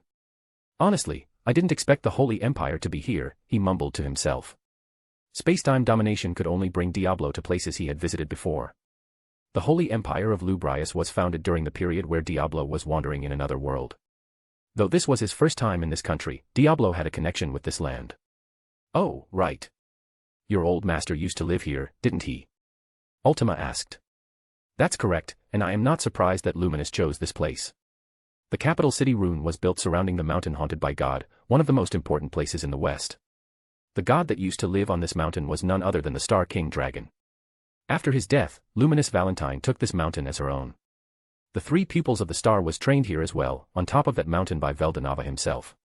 This mountain was the place the true dragons hatched, and was also where Diablo's two disciples were born and trained by him. Rune was covered by a barrier that repelled monsters, elementals, and demons. Even if they managed to get past that barrier, they would still be detected. It's more secure than the last time I visited. Maybe your visit prompted her to upgrade her defense. Hey, that's your student. You should know how she would act more than me. Diablo shook his head. I knew her 2,000 years ago. Time changed people, ageless beings weren't an exception. Let's go. We are not going to waste more time standing idly by. Diablo grabbed Hinata from Ultima and placed her on his shoulder, his free hand then picked Ultima up by the collar of her shirt. He used spacetime domination again, this time aiming for the top of the mountain haunted by God. He was now in the inner sanctum. The room was decorated, dimly lighted by candles, and the fragrant odor of incense lingered thick in the air. He threw Hinata on the soft sofa before letting Ultima go. Can't you be more gentle? I am quite delicate. Diablo ignored. Though she acted delicate and innocent in front of Rimuru, Ultima was anything but that. She was a primordial demon after all. He settled on a sofa as Ultima was working on the antidote for Hinata. Toxin had always been Ultima's preferred weapon, unique skill toxicologist just added to her already excellent mastery over them. It allowed her to create and modify poison and venom as she pleased. This was far better than making one in a lab like she used to do. The primordial's intrusion was detected immediately. Intruders, stop right there! The double doors were slammed open by a tall, blonde man. That is. While walking along the corridor of the Holy Temple, he could feel the disturbance in space and the intruder's aura, so he came to investigate. Oh, it's you. I don't have time to waste on the likes of you. Call her to me. Diablo's voice was serious and authoritative, not befitting for a man in a butler suit to use. When did you come back? Silence. Diablo roared, his face turned discontented. Call Luminous. Now. Why yes. Lewis ran out of the room. Vampires, especially surmounters, knew who Diablo was and wouldn't dare to cross him. They knew the risk of having their body sliced by his scissors claw. People from the age of old believed that the primordial black was gone for good, so his sudden appearance came as a surprise for Lewis. Not long after, a young girl with heterochromia eyes entered the room. Behind her were Lewis, Roy, and Gunther. Lord Noir. When she arrived, Diablo had already transformed into a female form. Luminous jumped at him and buried her face between the chests. Vampires lived by stealing the life force of others, and they had to eat that life force frequently. Though they had a weakness to sunlight, the sun could be conquered. Vampires had Gunther as their ancestor. And while Night Stalkers, who had Prelix as their ancestor, could live for years without consuming blood, they lacked the ability to conquer the sun. Luminous had no such weakness. She had no need for blood and was resilient to sunlight since birth. That was because she wasn't either a vampire or Night Stalker. Luminous was a high blood. The first high blood was Twilight Valentine, created from the blood of Veldanava himself. Twilight was the one who created Gunther and the Trinity Wise Men. His last creation was Luminous. Though creation might not be the correct word, Luminous was more of Twilight's reincarnation. She might not inherit any memories from the first high blood, but Diablo was sure that she inherited the behavior of a creepy old man. I miss you so much, she nuzzled Diablo's boobs. Oh. They increased in size, didn't they? As stated before, a creepy old man's behavior. Diablo grabbed Luminous by her wrists then flipped her to be on his lap. Enough of this foolish game. You still have things to explain. Before they could start a serious conversation, Diablo ordered Ultima to bring Hinata out of the room. Gunther led her out, leaving only Diablo, Lewis, and Roy in the room. Tempest was attacked by the allied forces of the Temple Knights and Falmouth army. Lord Rimuru is mad. No, mad is an understatement even. What excuse do you have for yourself? Rimuru? Who is Dash? Before she could finish her word, Diablo increased the force behind his grip. Physical strength alone could not harm Luminous, that was why Diablo added magic into the mix. Don't change the topic. His eyes daggered. From the 10 great saints to those luminaries. You want to say that those high-ranked members of yours move without your knowledge? I don't know a thing. Luminous tried to pull her wrists off of Diablo's grip as it began to hurt. Who ordered those guys? She turned to Lewis and Roy, asking them. Luminous didn't care enough to organize the church's business on her own. She had her subordinates do it for her. Speaking of those who had the right to mobilize troops, those would be Lewis, the Holy Emperor, and the luminaries. She had heard of the Jura Tempest Federation before from Hinata but didn't pay much attention to it. She didn't know why just yet, but the attack on that nation seemed to enrage her mentor greatly. Lewis raised his hand. I am the one who gave permission Dash, and then his heart was pierced by a beam. Lewis fell down from Diablo's attack. The demon was here to punish those who had wronged his lord after all. Diablo released Luminous, letting her run to Lewis's side. Using her blood, Luminous revived Lewis and assisted him to sit. Ugh, your decision put us into this mess. Do you know that? She scolded. I apologize. I am foolish to think that the Archbishop's cause was just. I thought it could bring glory to the church and to your name. Lewis said. But the punishment didn't end there. Diablo grabbed the collar of Luminous' dress and dragged her along the floor. As he led the way out of the holy ground, he explained why he was here in the first place. He came here as Rimuru's representative to punish Luminous directly. He didn't tell her about the connection between Rimuru and Veldanava, but a smart girl like Luminous could connect the dots by herself. She knew Diablo's character, knowing that he wouldn't serve or let anyone else name him other than his lord. Rimuru Tempest. Luminous wasn't sure how she should feel about this. Just how legit was this man in the first place? In the past 1,000 years she had heard of many false gods. Those who possessed Veldanava's specific dragon spirit haki, but not his memories. Luminous had never met those false idols. Usually it was either Guy or Feldway who dealt with them. Guy described one of those entities to be a whisperer of lies, using the bond Guy shared with Veldanava. That thing almost got him. Luminous wasn't sure if her mentor was tricked into serving a false idol or not. She also didn't want to ask him directly, fearing that her punishment might become more unbearable. But that was fine. She heard from the Demon Lord's ring before that Rimuru Tempest had been invited to the upcoming Walpurgis. She would use that opportunity to see and judge Rimuru's legitimacy of his claim. And for the captured saints, Diablo promised that he would return them to Luminous. But in exchange, she had to visit Tempest and personally apologize to Rimuru himself. How about we use the usual method? Eh? Don't tell me you're planning to dash. Her sentence was cut as Diablo threw her down the mountain. This was by far his favorite method in the past. As the wise creator dragon once said, they don't listen to your lesson. Throw them off the cliff. It just worked. He could hear Luminous' painful groans and anger-filled curses from here. After waiting for half an hour, Luminous climbed back up with her bare hands. That's not funny, you know. You should warn me first. Diablo smirked as he looked deep into those red and blue eyes. He tilted his head innocently before kicking Luminous down the mountain once again and let her climb back up. He planned to do it 7 times in total, thinking that amount was a good omen. Yuki didn't get much sleep these last few days. While she was teaching her students, Shizu-san fell unconscious without any rhyme or reason, and it concerned Yuki to no end. While he was not a man with the purest heart, Yuki worried deeply when something happened to his cherished ones. Are you sure you are feeling better now? Don't you want a few more days off? He asked. I am fine, Shizu sighed. This was the 3rd time today she had to answer that exact question. Yuki worried about her, which she appreciated. But it started to get annoying by how repetitive this was. Her sudden passing out was a result of her receiving a gift due to the connection she had with Rimuru. It might look concerning in Yuki's eyes, but she assured him that she woke up feeling better than ever.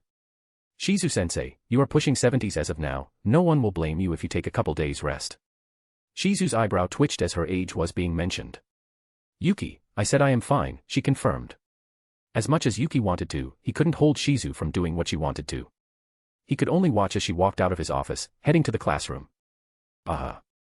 Yuki groaned discontentedly. Maybe she's right. Maybe I am just being too paranoid. After making sure nobody was around, Yuki brought out a crystal ball and contacted Clayman. He had been focusing on Shizu these last few days, but now it was time to get back to business as usual. Clayman-san, how is your evolution into a true demon lord? Is it a success? Yuki began with an important question first. Clayman's evolution was the first step in their grand plan, so it was the most prioritized objective as of now. By using the controlled Malim, they would destroy Eurasania's capital city, then harvesting the souls of its citizens until there were enough souls for an evolution to happen. That was their initial plan. I apologize, Yuki-sama. Clayman owned up to his mistake. It seems like Malim's power was so potent that it destroyed the capital city alongside the souls we will need. But I do have another plan, a better plan. This mistake was a huge setback, yes. But a strategist like him always had a contingency plan. While the capital city was destroyed, there were still refugees living in villages and towns in that land. Now with Carrion and his Beastmaster's brigade gone, no one would get in between Clayman and his ambition. With Walpurgis approaching, I cannot oversee the attack myself, but I will put Yamza on the task. Yuki nodded, I see. Do everything you need to. Clayman never told him what Walpurgis was all about, but it probably was not that important. What did demon lords even talk about? Territory dispute? Power struggle? Some meaningless things only those who stood at the top of the world understood. Whatever it was, Yuki didn't see it as that big of a deal. Clayman would just join in, come back to reap the benefit that Yamza's group sowed for him, and evolve into a true demon lord. Yuki thought that was Clayman's plan, but he couldn't be more wrong. This Walpurgis was more than just a tea party, it was instead an event that would tip the balance of the world altogether. In the ice continent where the icy winds blew, the permafrost ice created by one of the true dragons made this place inhabitable to most life forms. Only demons were thriving here. A castle stood tall at the center. A demon fortress projected to the material realm through the use of unimaginable magicules. This was the White Ice Palace where Demon Lord Guy Crimson took residence in. A tall, blonde, and beautiful man was walking down the hallway, treating it like his home. Demons who called this place home made way for him, knowing who he was. Now the man stood in front of giant doors which led to the main hall where the Demon King awaited. Demon Lord Leon Cromwell has arrived. One of Guy's maids, the green-haired one, announced. Along the carpet leading up to the throne were lines upon lines of demons. Greater demons made up the bulk of Guy's army. They were stronger than greater magians, yet they were considered only as foot soldiers. There were 6 who were called Guy's lieutenants. They were demon peers, putting them at the upper echelon of demonkind. Yet the presences at the throne was otherworldly compared to these soldiers. The reigning god king of the land of eternal ice, Guy Crimson. Next to his throne were Rain and Mizari. Those maids dressed in dark red possessed strength equal to demon lords. They were Guy's strongest subordinates, yet held no candles in front of Guy himself. Considered the first and strongest demon lord, Guy was a force of nature akin to those true dragons. Long time no see, Leon.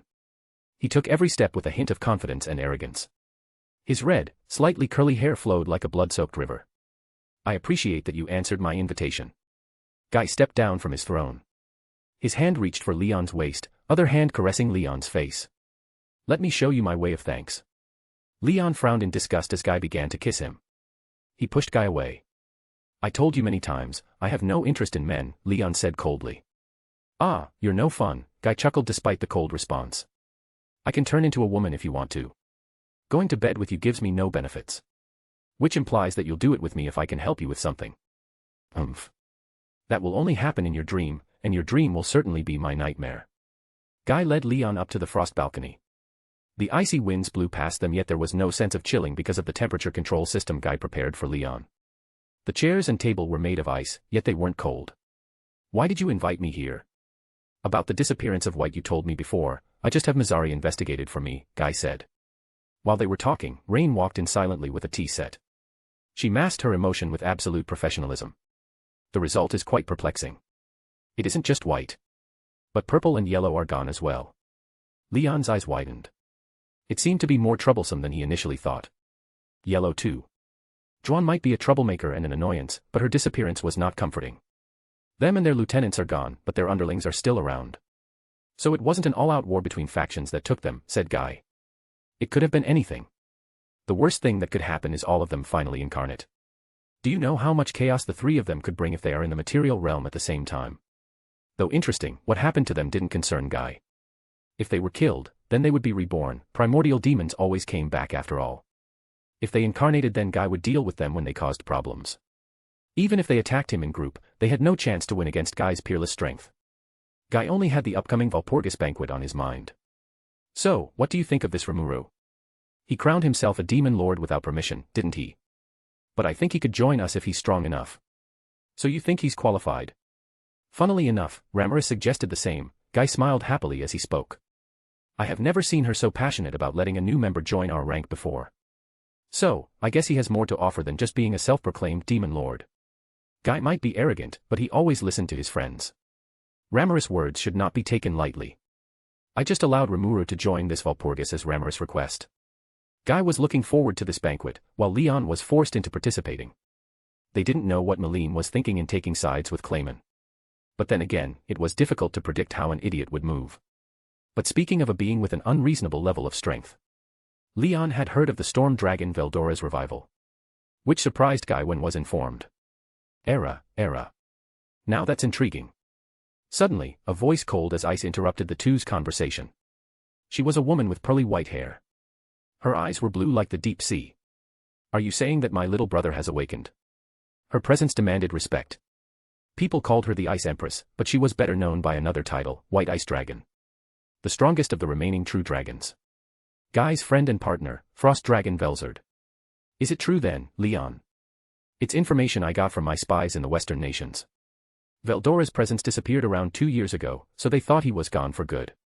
If he did revive, the Magicule's outburst should cause the changes in climate to the noticeable scale, but none of that happened. I didn't expect him to escape the seal the Chosen One put him in. Was the seal weakened by its age? Guy inquired. Velzard added he sure didn't have enough strength to break it. That thing incorporated imaginary space. Brute force meant nothing to it, and brute force was all Veldora knew about. It excited Guy to think that Veldora or someone else somehow broke the seal.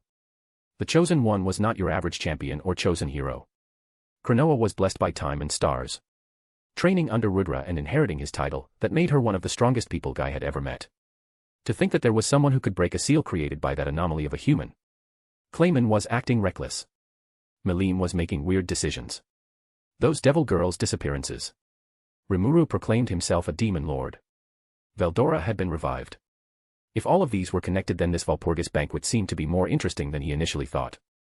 It was at that moment Guy's demon lord's ring buzzed. What's it, Ramaris? I am in the middle of something, he answered the call. Hey, Guy. Rimuru wants to ask for your permission to bring Veldora.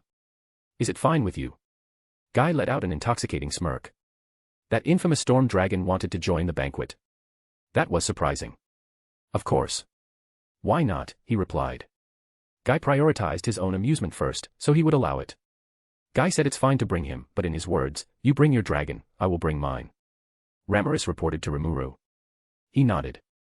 It went exactly as he planned.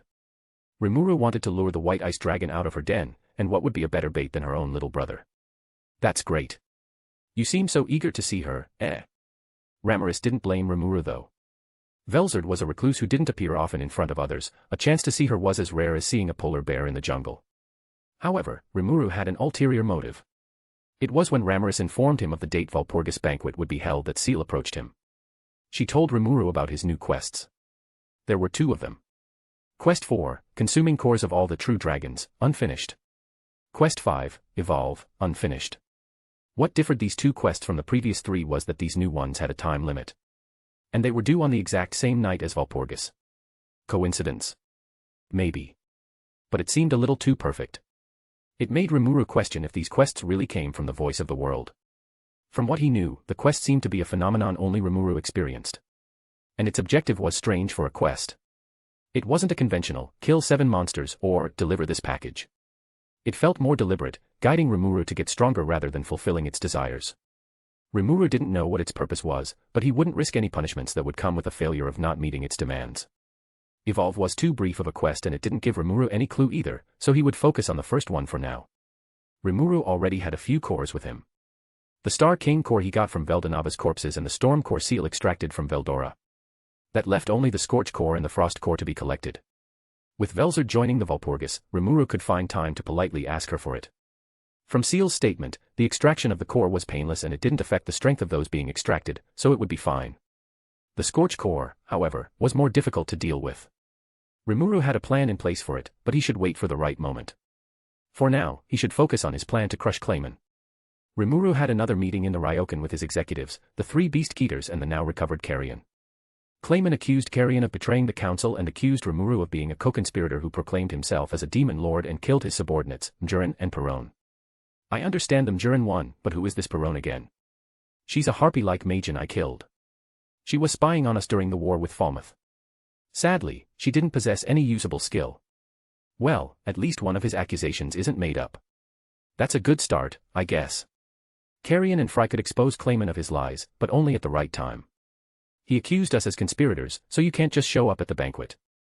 You're suggesting that there is a right moment to strike? Yes. That's when Clayman's evil scheme is laid down for the whole council to see.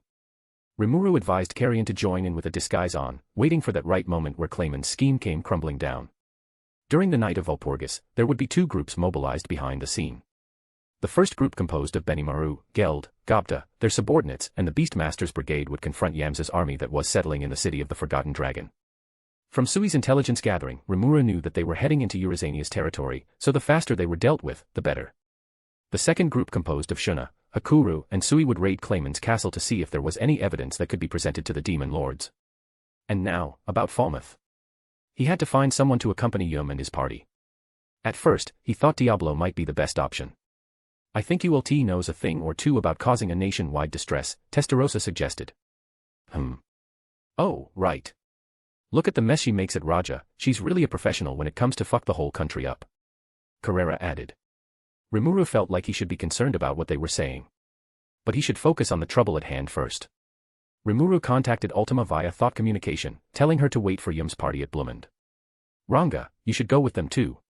As you wish, milord. He wagged his tail so adorably. Other than Ranga, Diablo, Testa, and Carrera, no one knew who Ultima was, so working with her would be a bit difficult. Rimuru had planned for the other primordials, so he chose Ranga to play a role in Falmouth's downfall instead. Now about those who would accompany Rimuru to Walpurgis. Rimuru would have Diablo and Cheyenne by his side. Testarossa and Zijin would go as Veldora's attendants. For Ramaris, one was trainee and the other would be Carrion disguised as the Lion Mask. With everything considered, only Carrera, Apito and Gabaru still didn't have a duty given to them. Rimuru tasked Apito and Gabaru with protecting Tempest. Apito's army wasps were fantastic when it came to acting like surveillance cameras. And Gabaru, after getting his unique skills, had become an extremely competent fighter both offensive and defensive. And about Carrera. A week later, the night Walpurgis banquet would be held. Rimuru told Carrera to follow him as he was finding a nice and secure place. He had a mission for her, a secret operation. I will leave the rest to you then, Rail. As he spoke, Rimuru created an enhanced body double for Rail, giving him his own form to fulfill the mission. Leave it to me, Lord. Rail's preferred form was shorter than Rimuru, even shorter than his pre-evolution form. If he was a human he should be around 13. His form was as childish as his thought process, so Rimuru wasn't sure if he would be able to complete this mission on his own. The body double's eyes fluttered open. The purple eyes were mildly droopy, giving off a vibe that he was in a constant state of either sleep-deprived or boredom. His duty was to go fetch Rimuru the Scorch Core. The reason Rimuru chose tonight specifically despite having a week to plan was because of Walpurgis. The demon lords could be his alibi as the sneak-in happened on the Empire's land. Are you sure you can do it? Rimuru whispered a question. Trust me, Lord. He was confident and eager to serve. It still felt weird for him to throw a child at a literal manifestation of flame and acceleration itself. But Seal told him not to underestimate Manas. Whatever a Manas was, Rimuru didn't know, but he trusted her words nonetheless. I also packed a bento box for him. Ah, that's adorable. Eating it will turn him into a weapon of mass destruction that will swallow the Empire whole. That's less adorable. Rimuru sighed, he would never get used to Seal's nonsense. He turned to the primordial yellow. Carrera, your duty is to accompany my body double to a mission in the east. She complied and both of them took to the skies. That body double carried Rail's core with it, so as he went further, Rimuru wouldn't be able to use Rail's ability. But he could still get access to the old Beelzebuth via Shub-Niggurath. Rail would join in when his mission succeeded, so it wasn't the worst. Rimuru returned to his office where both familiar faces and unfamiliar faces were waiting for him. The unfamiliar faces Rimuru talked about were a man and woman. The first one was a beautiful woman with long, black hair dressed in a maid outfit of the same color. A long skirt reached the ankle and the sleeves clothed their arms fully. The outfit was formal akin to that of Demon Lord Guy's maids, while the other was a beautiful, white-haired man in a white tuxedo. Their eyes red as blood. They looked like a more mature version of Moss. Which was not a coincidence at all. These were Diablo and Testarossa respectively. Rimuru already had many problems in his hands. He didn't want to attract other demon lords' attention just yet. He knew what kind of reputation these primordials had. Bringing them with him was risky, but their strength would be needed. So he had them use their gender-bent forms, had Cheyenne and Shuna dress them up, and had Seal mask their presences completely for them to be indistinguishable from humans. As long as they kept their foul mouths shut, even Guy Crimson wouldn't notice it. While they were chatting among themselves, giant marble doors to the unknown dimension appeared in Rimuru's office. Their guide to Valpurgis banquet had arrived. Seal-san, Rimuru signaled. Understanding her assignment fully, Seal took control of Rimuru's body. Golden eyes turned crimson red. The ever-cunning Manus would be the one doing all the talking. In a confrontation, those who lost their cool first would be the losers. Seal, however, had ice for heart. Rimuru's information. Name, Rimuru Tempest. Titles, Newborn Star / Reincarnator / Ruler of All Monsters / True Hero / True Demon Lord. Pseudonyms. Emils, a B-rank adventurer. Mikami Satoru, a business owner. Race, Ultimate Slime, Supreme Chaos Spirit, Divine Reincarnation. Spiritual Perfection, Unaware. Pseudo-Souls. Divine Human, Chosen Hero, plus Queen of Spirit Bound. Demonoid, Divine. EP, 106,807,702, Rimuru Tempest, 18,681, 123 plus Veldora Tempest, 88,126,579. Weapon, Genesis Grade, Divine Construct, the Veldanava Sword. Concealed Form, 37,554,220. True Form, Infinity, can only be used once. Stardust Particles, 60%, Drago Buster, 10% per usage, Performing Miracle, 20% per usage, Drago Nova, 30% per usage, Forcing Evolution, 50% per usage. Blessing, Storm Dragon's Grace / Elemental Queen's Guidance. Magic. True Dragon Magic, Star Magic. Elemental Magic, 8 fundamental elements / ice. Summoning Magic, Spiritual Life Form Summoning. Ancient Magic, 8 fundamental elements. Physical Magic, Megiddo. Holy Magic, Disintegration / Regeneration. Spiritual Magic, Locking Curse. Illusion Magic, the Great Art of Possession / the Secret Art of Revival / the Secret Art of Resurrection. Arts, Faux True / Ukiyo-e, Sorrowful World. Resistances, Physical Resistance / Pain Nullification / Spiritual Attack Resistance / Magic Resistance / Holy Magic Resistance / Natural Effect Resistance / Abnormal Condition Resistance. Intrinsic Skills, Absorb / Dissolve / Infinite Regeneration / Dragon Spirit Hockey / Demon Lords Hockey / Heroes Hockey / Universal Perception. Common Skills, Thought Communication. Extra Skills, Sticky Steel Thread / Ranged Barrier / Perfect Memory / Enhanced Body Double / Multidimensional Barrier. Unique Skills, Specialist / Bewilder / Sniper. Ultimate Skills, Veldanava / Vulcan / Shub-Niggurath / Veldora / Yog-Sothoth. Manus, Seal / Rail. The change to Seal went unnoticed by his subordinates.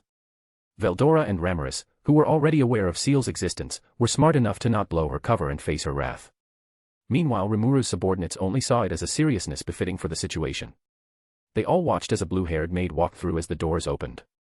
Then she bowed towards Ramaris. "I have come to escort you, Lady Ramaris.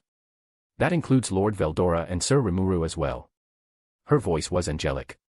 She stepped back and lowered her eyes. Her sense of professionalism resembled Diablo and Testarossa in more ways than one. Speaking of them, Diablo and Testarossa eyed the maid to test their disguises, which worked perfectly. Due to their presences being masked by Seal, the maid didn't see them as demons in the first place. Ugh. Why do they stare at me like that? What's their problem? She might express herself in acts of professionalism Lord Guy demanded from her, but deep down Rain was anything but that. They give me bad vibes, but I don't know why. Avoiding making eye contact with the strange pair, Rain moved to inspect others instead. Oh, an insector.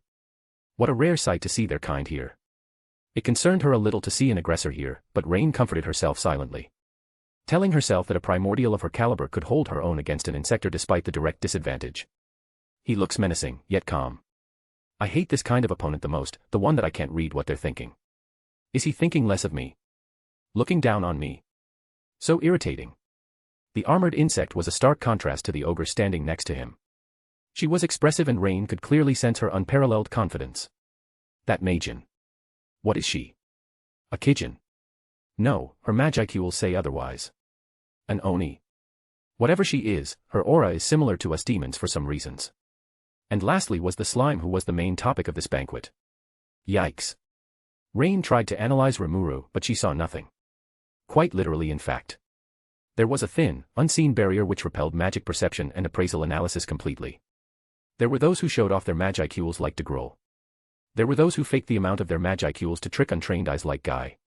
But she had never seen someone so protective of this non-essential information before. Good to see you again, Rain-chan. How is Guy doing? I wouldn't dare to worry about Lord Guy, she replied with a meek, yet angelic voice. Ah, you're still the same. Ramaris, in her pixie form, flew through the gate. She could just enter the door as a queen, yet she chose not to. Not because she was humble or something like that, she was probably waiting for the most dramatic moment to show off her regained power. Such tricks were learned from animes and mangas she indulged in with Veldora, no doubt. Lady first, said Veldora in an encouraging tone. He knew Velzard would be waiting on the other side, thinking it was going to be awkward, he wanted Seal to lead the way. Seal walked gracefully into the dimensional portal within the doors, it was another form of spatial transportation. Which was certainly fascinating for the Manas. Diablo and Cheyenne followed not far behind like obedient servants. Veldora was the last to enter with Zijin and Testarossa acting as his attendants. At the puppet nation of Gistav. The ogres had infiltrated Clayman's domain. A fog that blocks the usage of magic perception, as expected from a member of the 10 great demon lords. This part of Clayman's territory was dense in fogs like a swamp. It painted this land as ominous, sure, but there was another reason hidden in the thick fogs.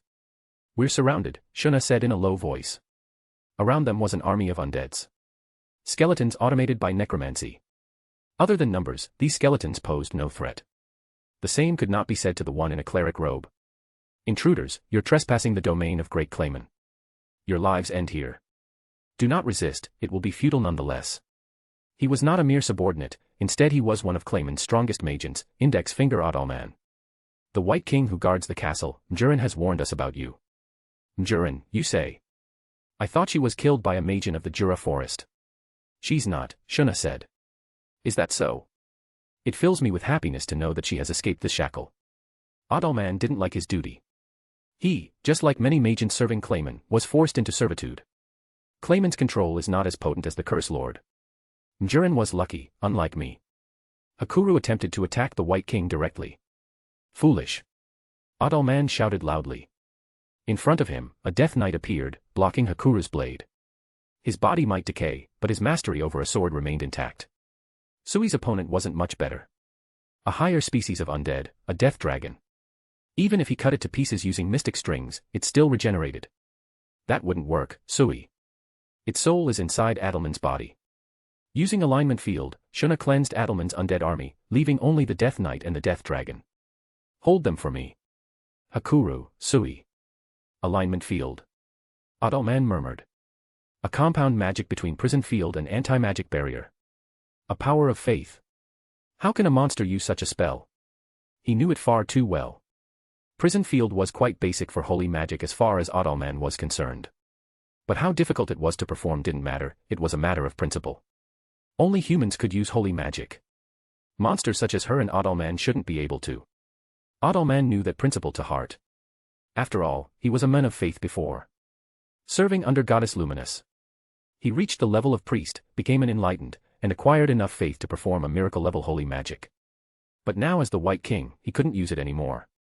The robe he was wearing was a souvenir from his old life as a devotee.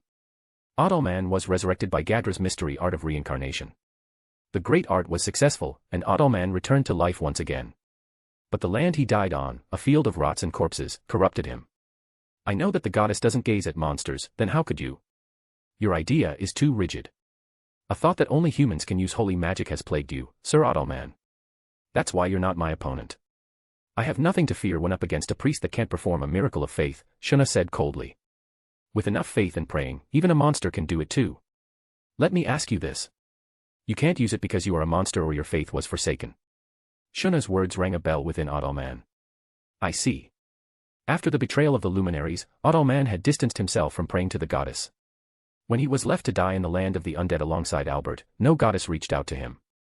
There was no help, not even a word of comfort from the goddess he devoted his whole life to. Adalman was bitter, rightfully so. It was resentment that clouded his belief and made him unable to use holy magic. So it was my fault from the very start. Finally understanding his own circumstances, emotions began to wash over his body. His hands waved to draw a magic formula as he recited the prayer. Let me provide a prayer to the divine. I hope and desire thy holy power. Listen to my prayers, and overcome all in thy way. Disintegration. That's what I have been waiting for. Overdrive. Shuna exploited Adalman's holy magic. The holycules he gathered started to get out of control. Adalman's disintegration was strong, far stronger than what Shuna herself could muster. She knew that taking it head-on was foolish, so instead, she hijacked it. Overdrive was a counterspell created using her unique skill, manufacturer, controlled by analyst, and boosted to its maximum output by mathematician. With that kind of power now under her control, Shuna used it to purify Clayman's land. At the city of the Forgotten Dragon, Benimaru was overseeing the battle between Clayman's main army and the one under his command. He didn't want to come out as arrogant, but who would be the winner had been decided from the start. Clayman's troops were composed of high-ranked magians. They possessed a high amount of magicules, but they did not know how to use them efficiently. They always relied on crushing their opponents with overwhelming strength to the point that it dulled their performance. Unlike Carrion or Rimuru's subordinates, they did not believe in honing their own claws. Carrion's army, the Beastmaster's Brigade and the 3 Beast-Keeters, were warriors born and trained. Lycanthrope had always been a race of warriors, but what made them formidable was the eagerness to train and get stronger, something most magians didn't own. Rimuru's army was not different. But power was just one of many factors. Strategy also played a large part in their advantage. Benimaru stood on a high cliff, yet he was also down there with those under his command. With unique skill, commander, and spearhead in his possession, Benimaru was an ideal general. He could see things through the eyes of those who recognized him as their commander, which was basically everyone. He saw everything, commanding each individual soldier personally. Benimaru's other contribution was boosting the strength of his soldiers. This function of commander used to boost 30% in the Orc Lord invasion, but it had increased to 50%. Exclamation point. Suddenly, Benimaru sensed an overwhelming amount of magicules appearing out of nowhere on the battlefield. It came from far away, a wave of malice which Benimaru knew. This presence. Charybdis. He rushed to the scene where the ruler of the skies emerged. Albiz was here too. What happened here? Why is Charybdis being revived? Benimaru asked Albiz. He showed no fear as Charybdis was forming near him. It's Yamsa. Albiz replied. Benimaru let Albiz fight with Yamsa, the enemy's commander. And she was having an advantage. No, she won the fight. But out of nowhere, Yamsa ate a strange orb and he turned into this monstrosity. I see, you can leave it to me. Are you serious? It took Lady Malim and Lord Rimuru's combined effort to take it down the last time. That's true. But that's a complete Charybdis. This fragment, however. Benimaru faced the fish-like dragon. The last time he fought it, Benimaru's flame couldn't completely destroy it. His flame was potent, but Charybdis always healed faster than his flame could burn. I would like to fight you at your full power. But I'm afraid that you in this state are no match for me. His sword was unsheathed. With his old Tachi broken in the fight with Razzle, Benimaru now armed with a new sword, a better one forged by Q-Robe. This sword, Red Lotus, burnt brightly with black flames coating its surface. He began the offensive with 2 slashes to each of Charybdis' wings. The flames burnt the scales, which was what Benimaru aimed for. It would be annoying if it attacked with those scales like the last time. A ranged barrier was casted to protect Albiz. Begone. Ogre Flame. An elemental-based magic passed down in the ogre village. It was a dance of flames that burned everything down. When he used it against Rimuru the first time they met, the flame was red. But now the pillar was black. With this raging hell flare, Benimaru reduced Charybdis to nothing. Unbelievable. His action left Albiz amazed. Sir Benimaru. Yamsa was killed alongside Charybdis, leaving Clayman's army directionless. Benimaru ordered everyone to capture those magians back alive. We will bring them back as prisoners of war. That concluded minor conflicts that happened in this long night of Walpurgis. Seal made her way through the doors. The Walpurgis banquet would be held in a separate dimension prepared by Guy. Demon lords moved in secrecy, only those they invited would have access to this dimension. A man and woman had been waiting for them. The Lord of Darkness and his equal, the White Ice Dragon. Guy, the first demon lord, sat proudly as if he owned this place, which he certainly was. Meanwhile, Velzard was lounging on his lap. Let's see what we have here. Fascinating, so you did bring Veldora with you after all, Guy said. Take a seat. A devilish smirk crept on his face. I have heard good things about you from Ramaris. She said you're entertaining, so I hope you can lighten the mood of this banquet. Seal sat next to Veldora. Lightening the mood is a clown's job. I, however, have no intention to be a clown. I see, Guy only chuckled. It had been a while since he had met someone who did not fear him at first sight. For a simple slime to act so casually in front of him, was it really bravery or just stupidity? Velzard giggled, look at that. Veldora-chan makes a really interesting friend. Her voice was chilling, especially for Veldora who buried his face between pages of manga to avoid eye contact. Says Veldora, I have been wondering about how you break out of the seal. Gahaha. I used my dash. Veldora was about to boast how his investigator became Faust, and how he used it to decipher the seal. He planned to lie to make himself look more mature in front of his sister. It wasn't like Rimuru would mind. Indeed, Rimuru wouldn't mind. But Seal wouldn't let this slide. Her eyes looked at Veldora as if they were sharp daggers, daring him to continue. Well, Rimuru helped me out. Seal nodded approvingly. As scientist and inventor, she did not enjoy having her credits stolen. I mean, even if he lied, it wouldn't be a problem, right? So why don't you let him have it this one time? You're spoiling him too much, master. He might not spoil Veldora as much as he spoiled Malim. But the amount of things Rimuru would let Veldora get away with was concerning to say the least. Seal wanted to make sure that Veldora was aware of her authority. It was better to hold him accountable to his action. The last thing anyone wanted to deal with was a spoiled dragon. Really? That seal is not easy to undo, you know. She eyed Seal with interest behind those blue orbs. It is challenging, for sure. Seal just entered the meeting room, yet she already got the attention of the two strongest beings in the world. Next to be escorted in by Mizari was a giant, de Grol. Before heading to his seat, he looked this way. Veldora, long time no see. How does life out of the seal feel? He asked. Ah, de Grol. Old friend. I would say life is great. Veldora said before following it with his signature laugh. De Grol is more reasonable than Veldora, so you have nothing to worry about.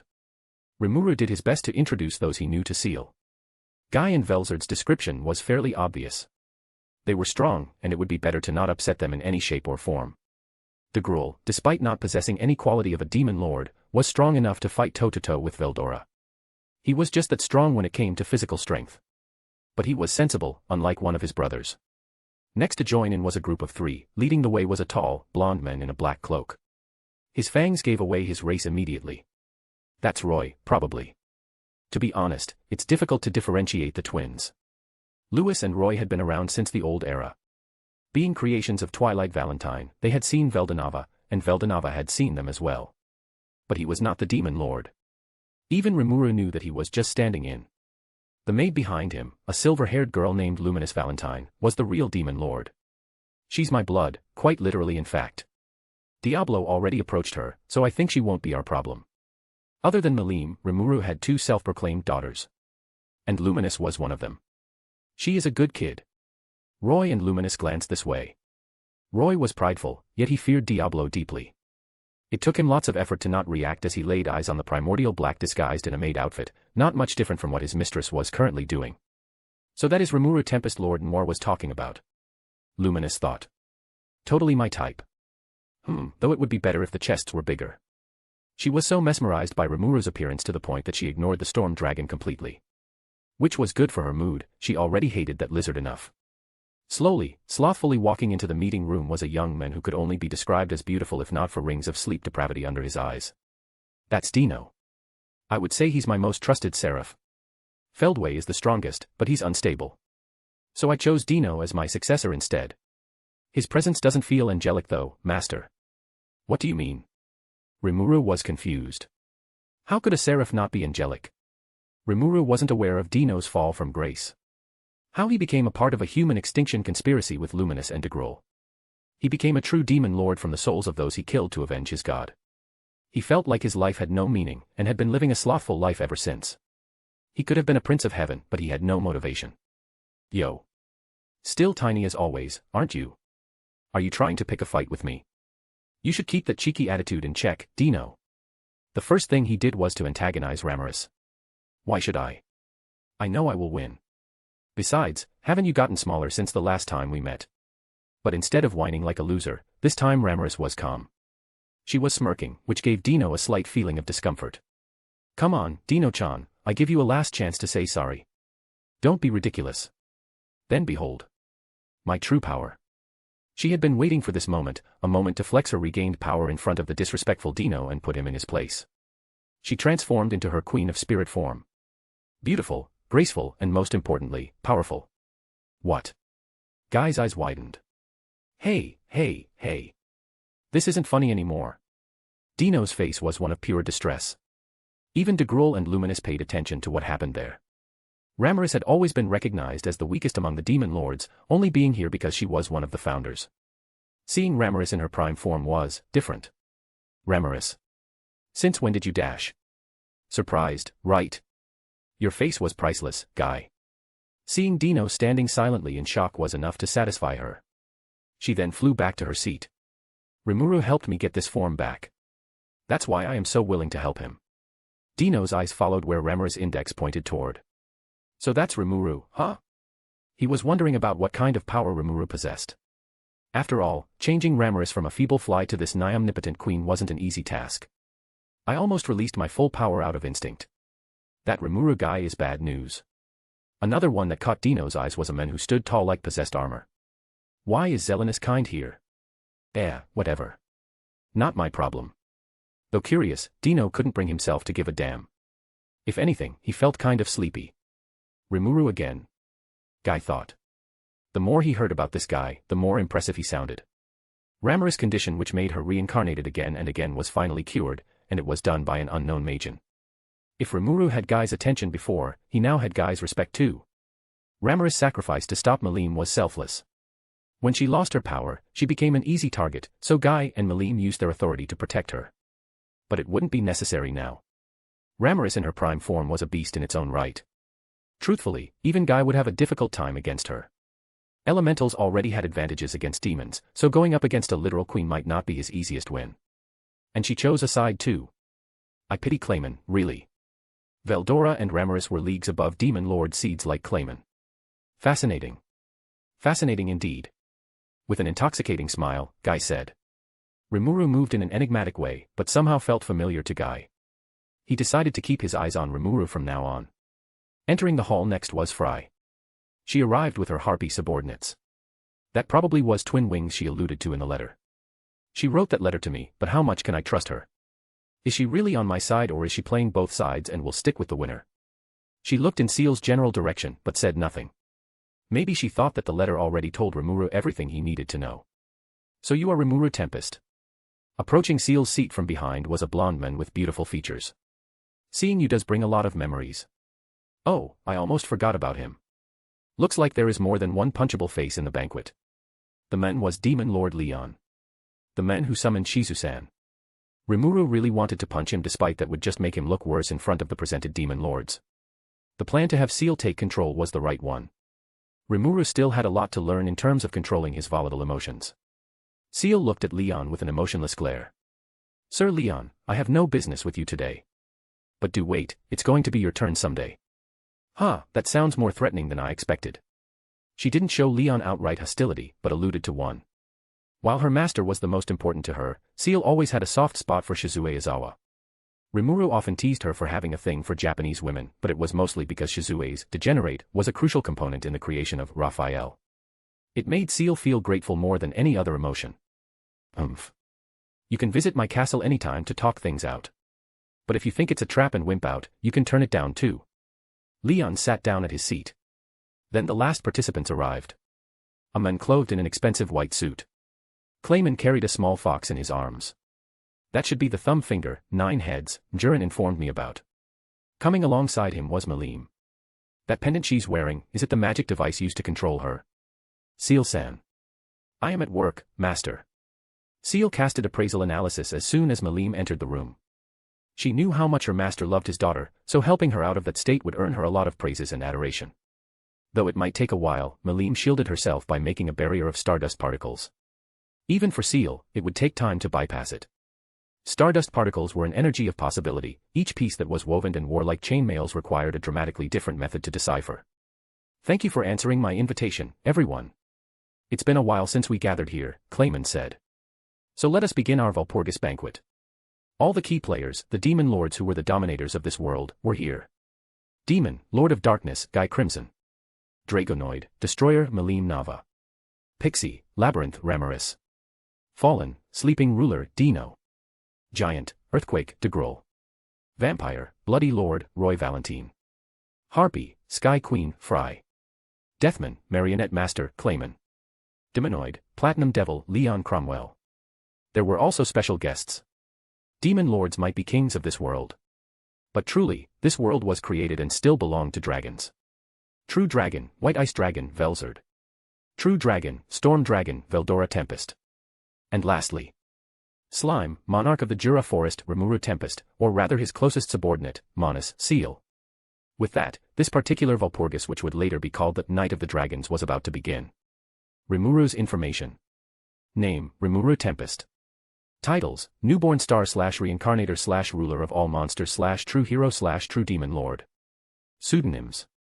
Emils, a B-rank adventurer. Mikami Satoru, a business owner. Race, Ultimate Slime, Supreme Chaos Spirit, Divine Reincarnation. Spiritual Perfection, Unaware. Pseudo-Souls. Divine Human, Chosen Hero, plus Queen of Spirit Bound. Demonoid, Divine.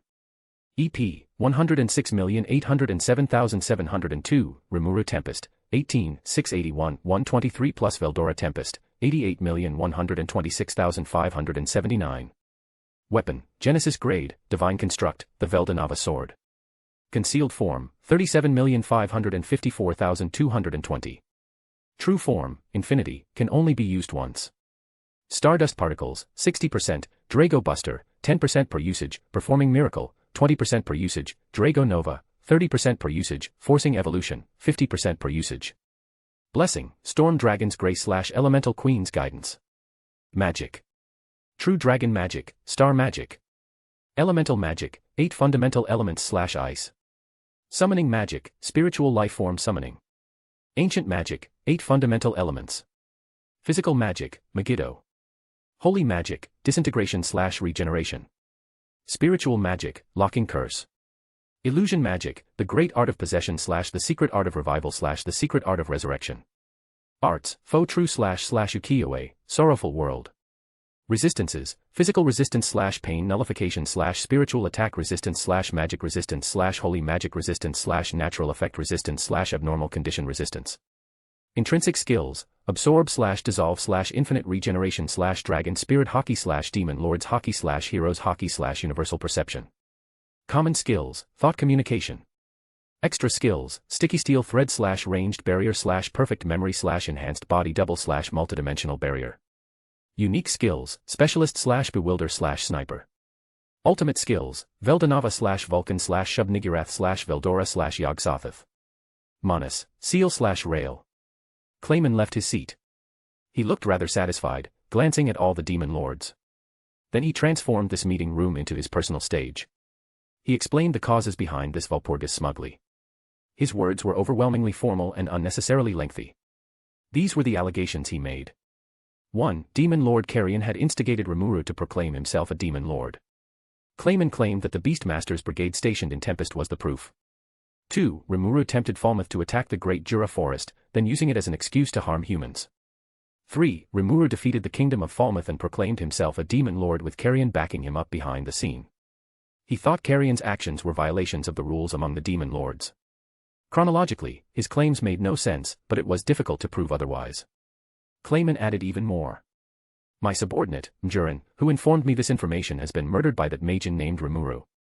That's why I have decided to avenge her. What an act. His performance was worthy of an award.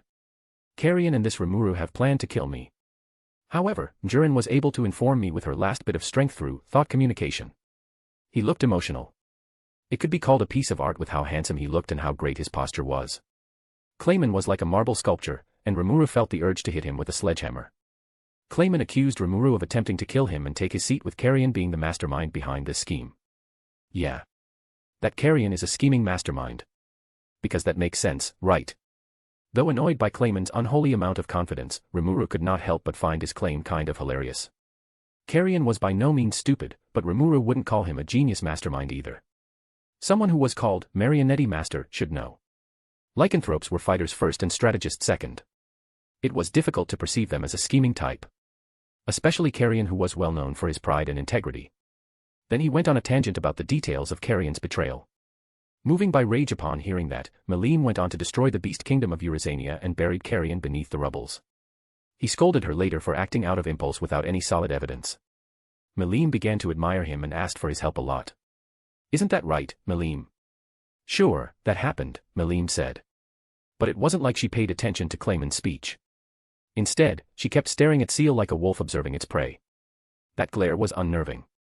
"Oh, the many things I would subject that bastard Clayman to once I get my hands on him." Rimuru was wrathful, but Seal couldn't blame him. Seeing your own daughter being exploited could turn any parent into a murderer. They said, fear is the mind killer, but anger wasn't much better either. With that, I conclude my testimony. Now that we know the story from start to finish, I propose that we kill this despicable slime for daring to come up with this conspiracy and proclaim himself a demon lord. Clayman acted high and mighty. The demon lords were quite patient, listening to his testimony fully. But not everyone paid attention though. Dino was sleeping. Ramaris was reading her manga. Guy and Velzard were engaging in playful flirting. Velzard sat on Guy's lap with her arm around his neck. She cuddled him, and Guy just let it happen. "We will now listen to testimony from our guest," Rain announced. As Clayman returned to his seat, Seal stood up to take the stage. "You are Clayman, right? I admit, your performance there is great. You should have pursued a career of being a court jester instead of a demon lord." In a cold, yet polite voice, she called him a clown and a fool. "What did you say? You mere slime. I have no intention to become a demon lord. What you said about Carrion instigation was nonsense. And Falmouth attacked Tempest out of their own greed. These incidents have no connection." Seal turned to Cheyenne, prompting the Oni to bring out her notebook. She read, "A confession from King Admaris Falmouth. They attacked Tempest because they wanted to own the many inventions we have created. The silk products an Eastern merchant offered to him were what sparked his interest. All those tortures she and Testarossa subjected the hostages to paid off after all. Even if those lies were true, that doesn't explain the Western Holy Church's movement," Clayman said. "Admit it. You went too far in the human realm and it was noticed by those knights and paladins." He suggested that the Western Holy Church mobilized because of Rimuru and his people's despicable actions. He went with the same narrative as Falmouth, saying that it was the monsters who attacked first to instigate the war. But that claim could be easily disproved. Majan Raisin and Archbishop Raium had confessed that the alleged attack was nothing but an excuse for them to begin the invasion and ask for the Church's assistance, Cheyenne said.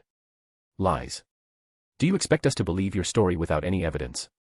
Speaking of evidence, where is yours, Clayman?" Clayman was a hypocrite, calling out Seal's lack of evidence immediately despite he himself showing none. Seal could see him fuming with rage. It went according to the plan. As she said before, wrath would cloud his judgment, increasing the chance of him slipping up and his scheme crashing down. The deaths of Mjurin and Perron themselves are enough evidence. So let's tackle that first, shall we? Seal brought out crystal balls produced in Tempest and gave them to each demon lord. Pictures spoke louder than words, and that was what Seal was planning to do. The first video she showed was of herself as Raphael killing Perron. "So you just admit to it then?" "Moron," Seal replied. "I couldn't overlook a potential enemy. She was a Majan like Raisin, so I thought she was associated with Falmouth as well." She slammed the table as if trying to get everyone's attention. "The better question is this. What was your subordinate doing above the battlefield that you supposedly had no loss or gain in? The war also wasn't announced anywhere else, so how did you know about it soon enough to send a spy? Isn't that a little suspicious?" Clayman was left speechless, yet Seal's offensive continued. "And Mjurin is still alive?" "No, that's impossible. You probably have some evil spirits possessing her corpse, you twisted monster," Clayman said. "I know that you killed her." "How did you know that exactly?" "From the marionette heart you put into her, I suppose. Holding your subordinate's heart hostage was quite an extreme practice for someone who supposedly cares for them enough to hold this Valpurgis in their sakes." Testarossa, now in a prince-like form wearing a pricey tuxedo, added. "You might not know. But I have replaced her marionette heart with an organic one. Her death never happened. But I suppose it did happen in the mind of someone who wants to weaponize it." Seal then showed videos of Mjurin through the crystal balls. From Testarossa's admittedly absurd attempt of a heart surgery, as well as her contributing in putting up the barrier and receiving a reward from Rimuru. "These are fabricated lies made by magic," Clayman accused. "Don't believe this trickster, everyone." Seal still had another bullet left, and this was the moment to show it. "Please don't do this, great Clayman." The crystal balls changed to the video of Yamza, Clayman's middle finger, screaming as his body transformed into an incomplete Charybdis. Clayman wanted to make himself come out as a respected and well-loved boss who treated his subordinates right so badly that Seal just couldn't help but wanted to see it crumble down. This is what you call a proof, Clayman. Such lowly tactics you used. This slime is a notorious bluffer and liar. He's just a weak slime who put in no effort to be great and have the Storm Dragon destroy the Falmouth army for him. We cannot let someone like this join our rank, it will be a humiliation to our names. This isn't a bluff. Your army has been crushed, next is you. Clayman hadn't noticed it just yet, but he slipped up, and the one that pointed it out was de Grol, who was one of a few people listening carefully. Clayman, didn't you say Carrion and Rimuru over there were the one who defeated Falmouth's army? Seal added, you heard Sir de Grol. If you want to make a lie, at least make it consistent. Amused by this conversation, Guy intervened, now. Since Veldora is here with us, why don't we ask him about it then? Veldora stood up and laughed. He proudly pointed toward himself. Yes. It's me who killed those humans. They were in my land without my permission after all. Oh, interesting, Velzard voiced. So Veldora-chan somehow destroyed the whole army without me or Guy noticing. Veldora was renowned for his magicules. His actions should bring volatile weather, yet none of that happened. Impressive, isn't it? Despite showing off a power that wiped out the entire army, no lasting damage was done to the land. I have gained control over my boundless power at last. I see, Velzard nodded. You did know how to turn into a human form and have your aura concealed now. I guess leaving you in the seal did teach you something after all. Velzard's words did not directly confirm Veldora's involvement, but she confirmed that it was plausible, more plausible than Clayman's baseless claim that Rimuru and Carrion destroyed the army. You see, Clayman.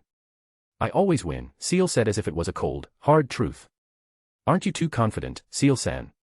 Don't worry, Master.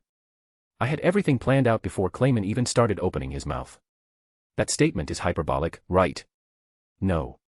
Upon being taunted again and again by Seal, Clayman finally reached his limit. You lowest of lows. Seal smirked, you're the lowly one, Clayman. Ack. Clayman groaned. He fell to the ground, crutching his head. Clayman had tried to control Seal with his unique skill, but the result never came. Seal punished him by reversing the process, causing intense pain for Clayman. Try to control me again, and this time I will uproot that useless skill from your soul. The round table was eaten and disappeared. Seal then walked to the empty middle, surrounded by the demon lords. Such action is useless against me, but are you trying to say that it's allowed and acceptable? It's not, Guy said. To keep things fair, we only allow the usage of words. Guy believed that the evidence was enough. He proposed a trial by combat. He and the council would allow Rimuru to take Clayman's seat if Rimuru defeated him. I was trying not to get my hands dirty, but it seems like it can't be helped. A schemer drowns in his own schemes, I am. What a mistake. Clayman stood up from the ground, fixing his bow tie. You're up, Malim. It came as a surprise for other demon lords when Malim stood up and joined Clayman's side. Using someone else to further your own gain, I see. Fear not, I will fight as well. You will die a horrible death, I swear. The attendants Clayman brought with him were Ninehead and Viola. The orange fox enlarged itself to around Ranga's size. Testarossa was the one to step in and face it directly. And Viola was a metallic golem hooded in a black robe. Diablo already set their eyes on Clayman's artistic masterpiece. Clayman wasn't either Rimuru or Seal's concern. Instead, Cheyenne jumped in and punched him consecutively. With a flick of his fingers, Guy deployed his barrier magic, isolated battlefield, preventing all the entries and exits. Aren't you going to join in? Veldora asked Zijin. My power is not necessary there. Even against Malim, he was sure that his lord would be fine. Diablo, Testarossa, and Cheyenne had served Rimuru before him, so he held an abundance of respect for them as well. Testarossa was up against Ninehead, an exotic pet which belonged to Clayman. Two of its tails separated from the main body, they became a monkey and a rabbit, mystic beasts spawned from mystic fox. Each of them possessed a magicules at the amount equal to a high-ranked magen. Oh, you adorable little things, Testarossa giggled to themselves almost gleefully. It's been a while since I have seen a cryptid. When they still roamed the Empire's lands, Testarossa had visited Spectre Village a few times out of curiosity. Originated from the other world, born from the Sultan's leaked magicules, these cryptids were fascinating creatures indeed. Though Testarossa also heard that the village was ransacked years ago. This one right here might be the only survivor from Spectre Village.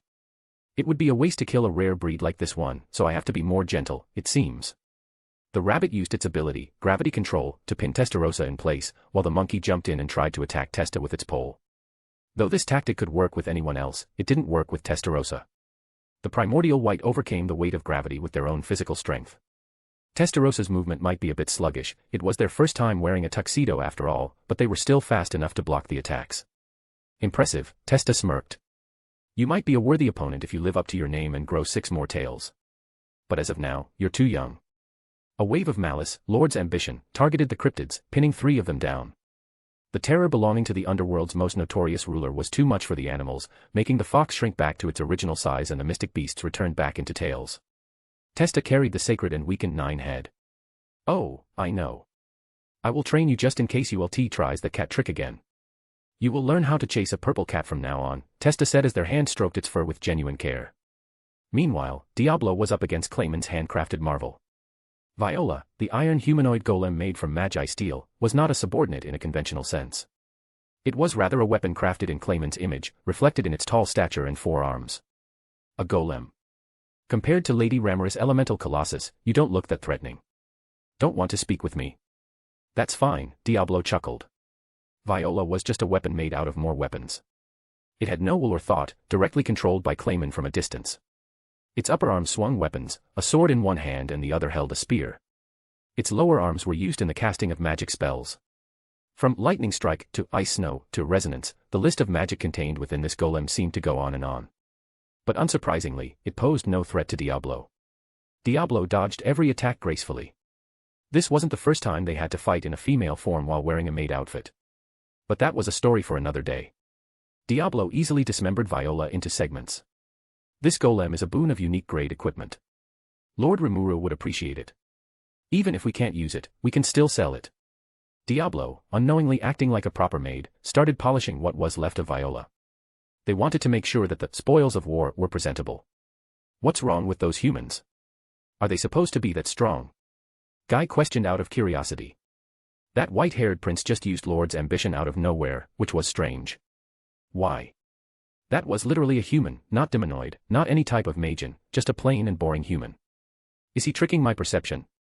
How is that possible? Yeah, I know what you are talking about. That maid seems pretty impressive too. I wonder who is stronger, that one or yours? Velzard said. Don't be ridiculous, my maids might not be as strong as me, but they will never lose to any humans who don't possess qualities of a chosen hero. Guy's attention turned to what he considered to be the main dish. A fight between Rimuru and Malim. They crossed swords far up above, so it was difficult to make out what they were speaking. Fascinating. Guy was filled with excitement. He couldn't take his eyes off their fight. Rimuru was fighting with Malim. The Genesis sword, Veldanava, and the Tenma sword, Azura, clashed in the middle, creating sound waves of steel against steel. The weapons were evenly strong. Veldanava in its concealed form was a god-grade weapon, and Azura was a divine construct built from bones.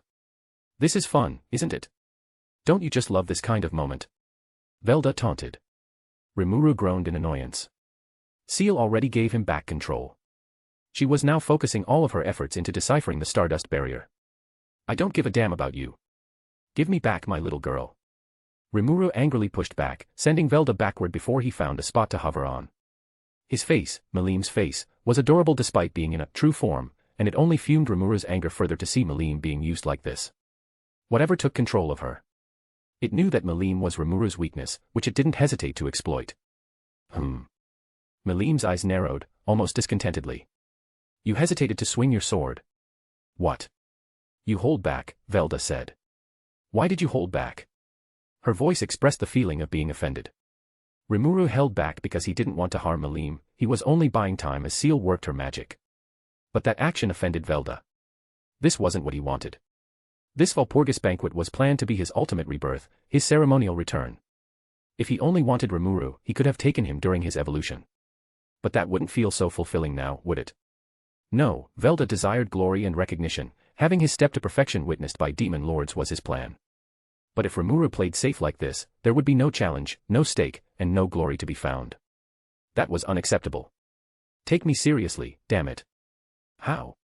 Oh, Reincarnator. I might enjoy this conversation more than I should. Rimuru replied, good for you. Because I don't. Get lost. Is that so? I think we are compatible. I can't wait when you're inside me. Firstly, gross. Using Malim's face to say something so ill-phrasing just made Rimuru's stomach churned in disgust. And Velda knew it would elicit that kind of reaction from him. He wanted to upset Rimuru, anger him to the point that he overlooked Malim's safety altogether and fought with all he had. I have a standard. And it isn't either my own daughter or a weirdo who possesses a young girl. If your partner was Lucia, then the bar isn't that high. Still trying to get an extreme emotion out of Rimuru, Velda attacked Rimuru's wife directly. To be frank, Velda knew nothing about Lucia except her name and her relationship with Veldanava. His clairvoyance could only see into the past to the point of his birth, which happened right after Veldanava and Lucia were killed. Hey, you're just jealous I got someone that loved me without stealing someone else's body, said Rimuru. He hated this conversation.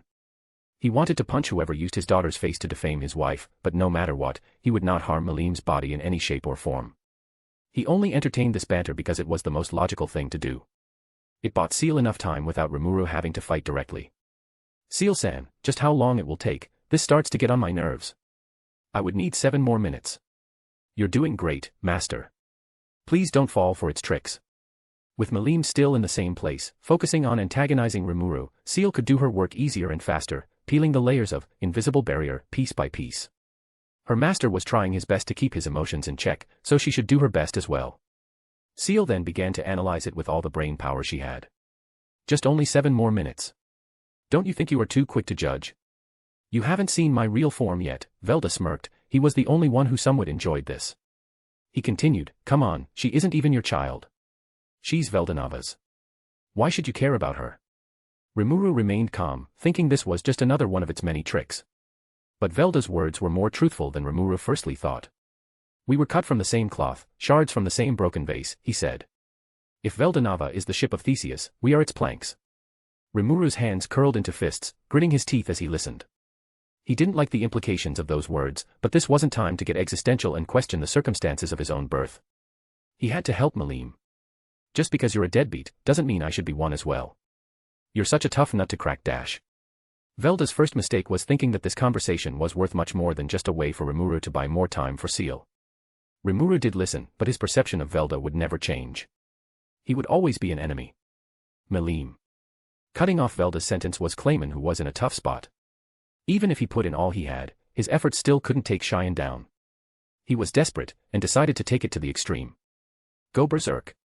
Kill everybody within this barrier. He shouted. Oh, poor Clayman. Still thinking he is the one controlling me, Velda chuckled.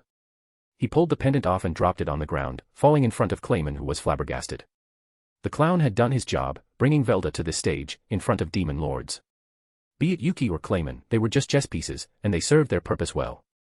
You're on your own, was the reply Clayman got before Cheyenne sliced him in half with Gorokimaru. Cheyenne kept him alive for now using certain outcome. She thought that maybe she could try to interrogate him for more crucial information. Now where were we again? You were talking about how you will get out of Malim's body and leave us alone. Right, in a blink of an eye, Velda striked. His fist, imbued with immense stardust particles, aimed at Rimuru. Seal might be able to detect it, but not soon enough for Rimuru to dodge. She did the second best thing she could. Ranged barrier, multi-layer barrier, multidimensional barrier, and Covenant King's absolute defense were simultaneously deployed. Yet the fist seemed unstoppable as it went through the defenses layer by layer, and hit Rimuru directly. Rimuru was reminded of how the physical pain felt. It sent Rimuru far back to the point that he was slammed into Guy's barrier. The hell? Why is she so fast? Why does it hurt so much? Seal soon reported that not only was the punch being imbued with stardusts, but that particles were also used to enhance the strength and speed as well. As if Malim needed more of that in the first place. It didn't end there, a ray of blue light extended from Malim's hand. It was Malim's infamous Drago Nova. No matter how strong he was, Rimuru knew that tanking Drago Nova wouldn't end well for him. You couldn't outrun it, it was usually as fast as light, but because of the boost, this particular Drago Nova was faster than light speed. Rimuru definitely couldn't take it head on either. Rimuru was strong, but Stardust rewrote everything on the fundamental level. It would penetrate any and every defense Rimuru put in its path too. If Rail was here, then eating it might be possible, but a copy of Beelzebuth within Shub-Niggurath definitely couldn't pull that off. Beelzebuth couldn't even eat regular Drago Nova, let alone this enhanced Drago Nova. To counter a force that rewrote laws, Rimuru had to use his own. Man, this is such a waste of Stardust. But well, Drago Nova. On the surface, outside the isolated battlefield, there was a newfound interest sparked among the ancient and old generations of the demon lords upon seeing Rimuru utilized stardust. Even someone like Dino woke up to see what happened. Ah, he can use stardust particles like Malim, isn't that a bad sign, guy?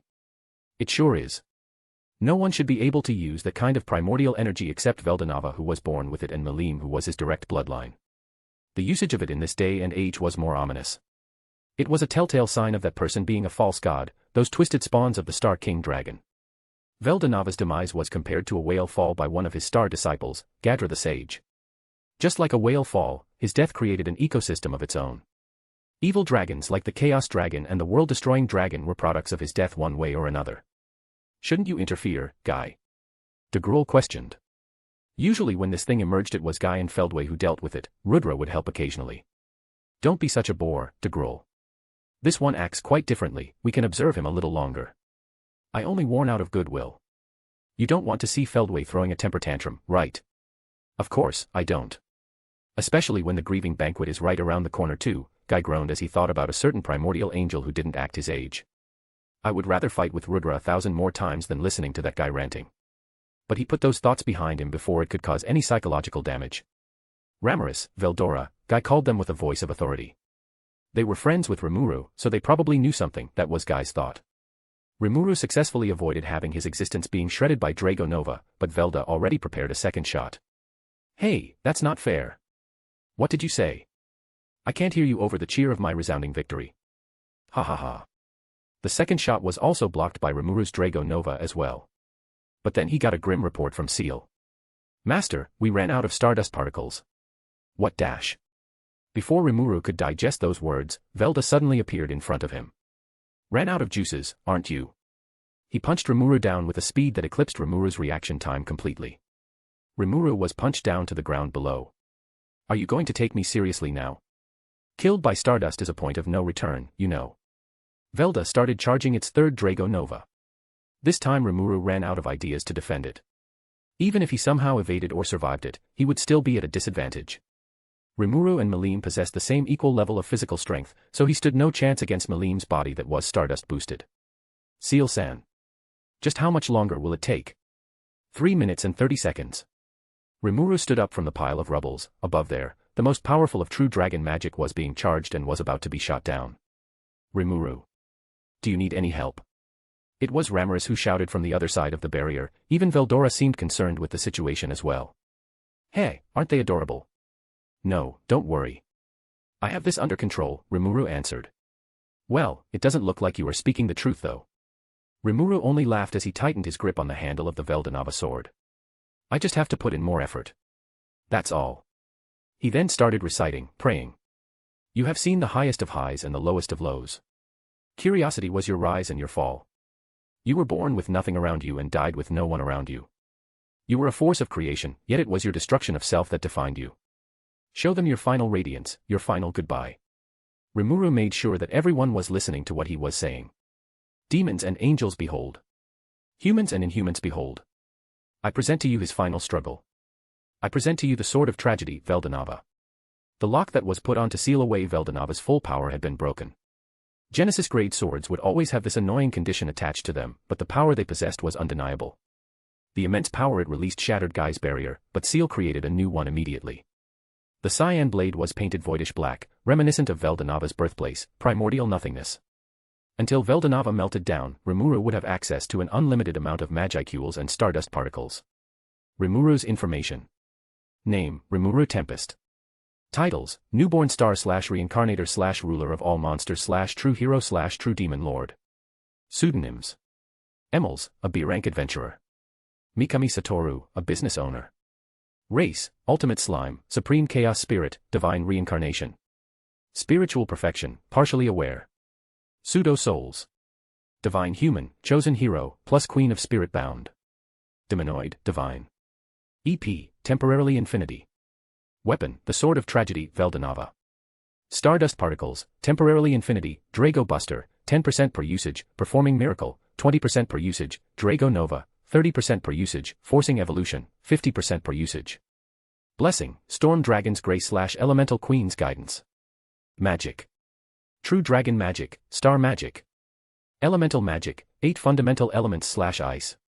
Summoning magic, spiritual life form summoning. Ancient magic, 8 fundamental elements. Physical magic, Megiddo. Holy magic, disintegration / regeneration.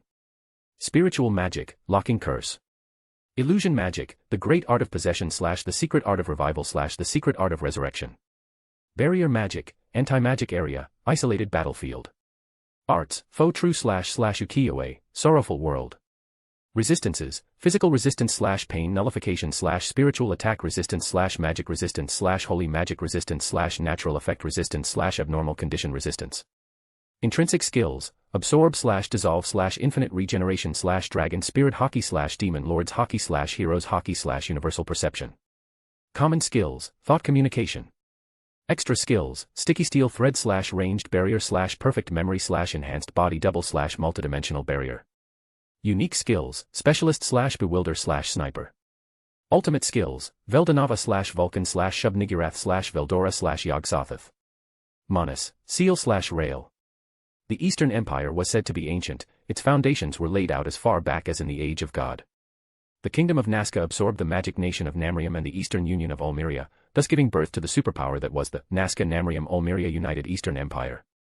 The empire was founded by the King Emperor Rudra Namal Nazca, famously known as the hero chose by star.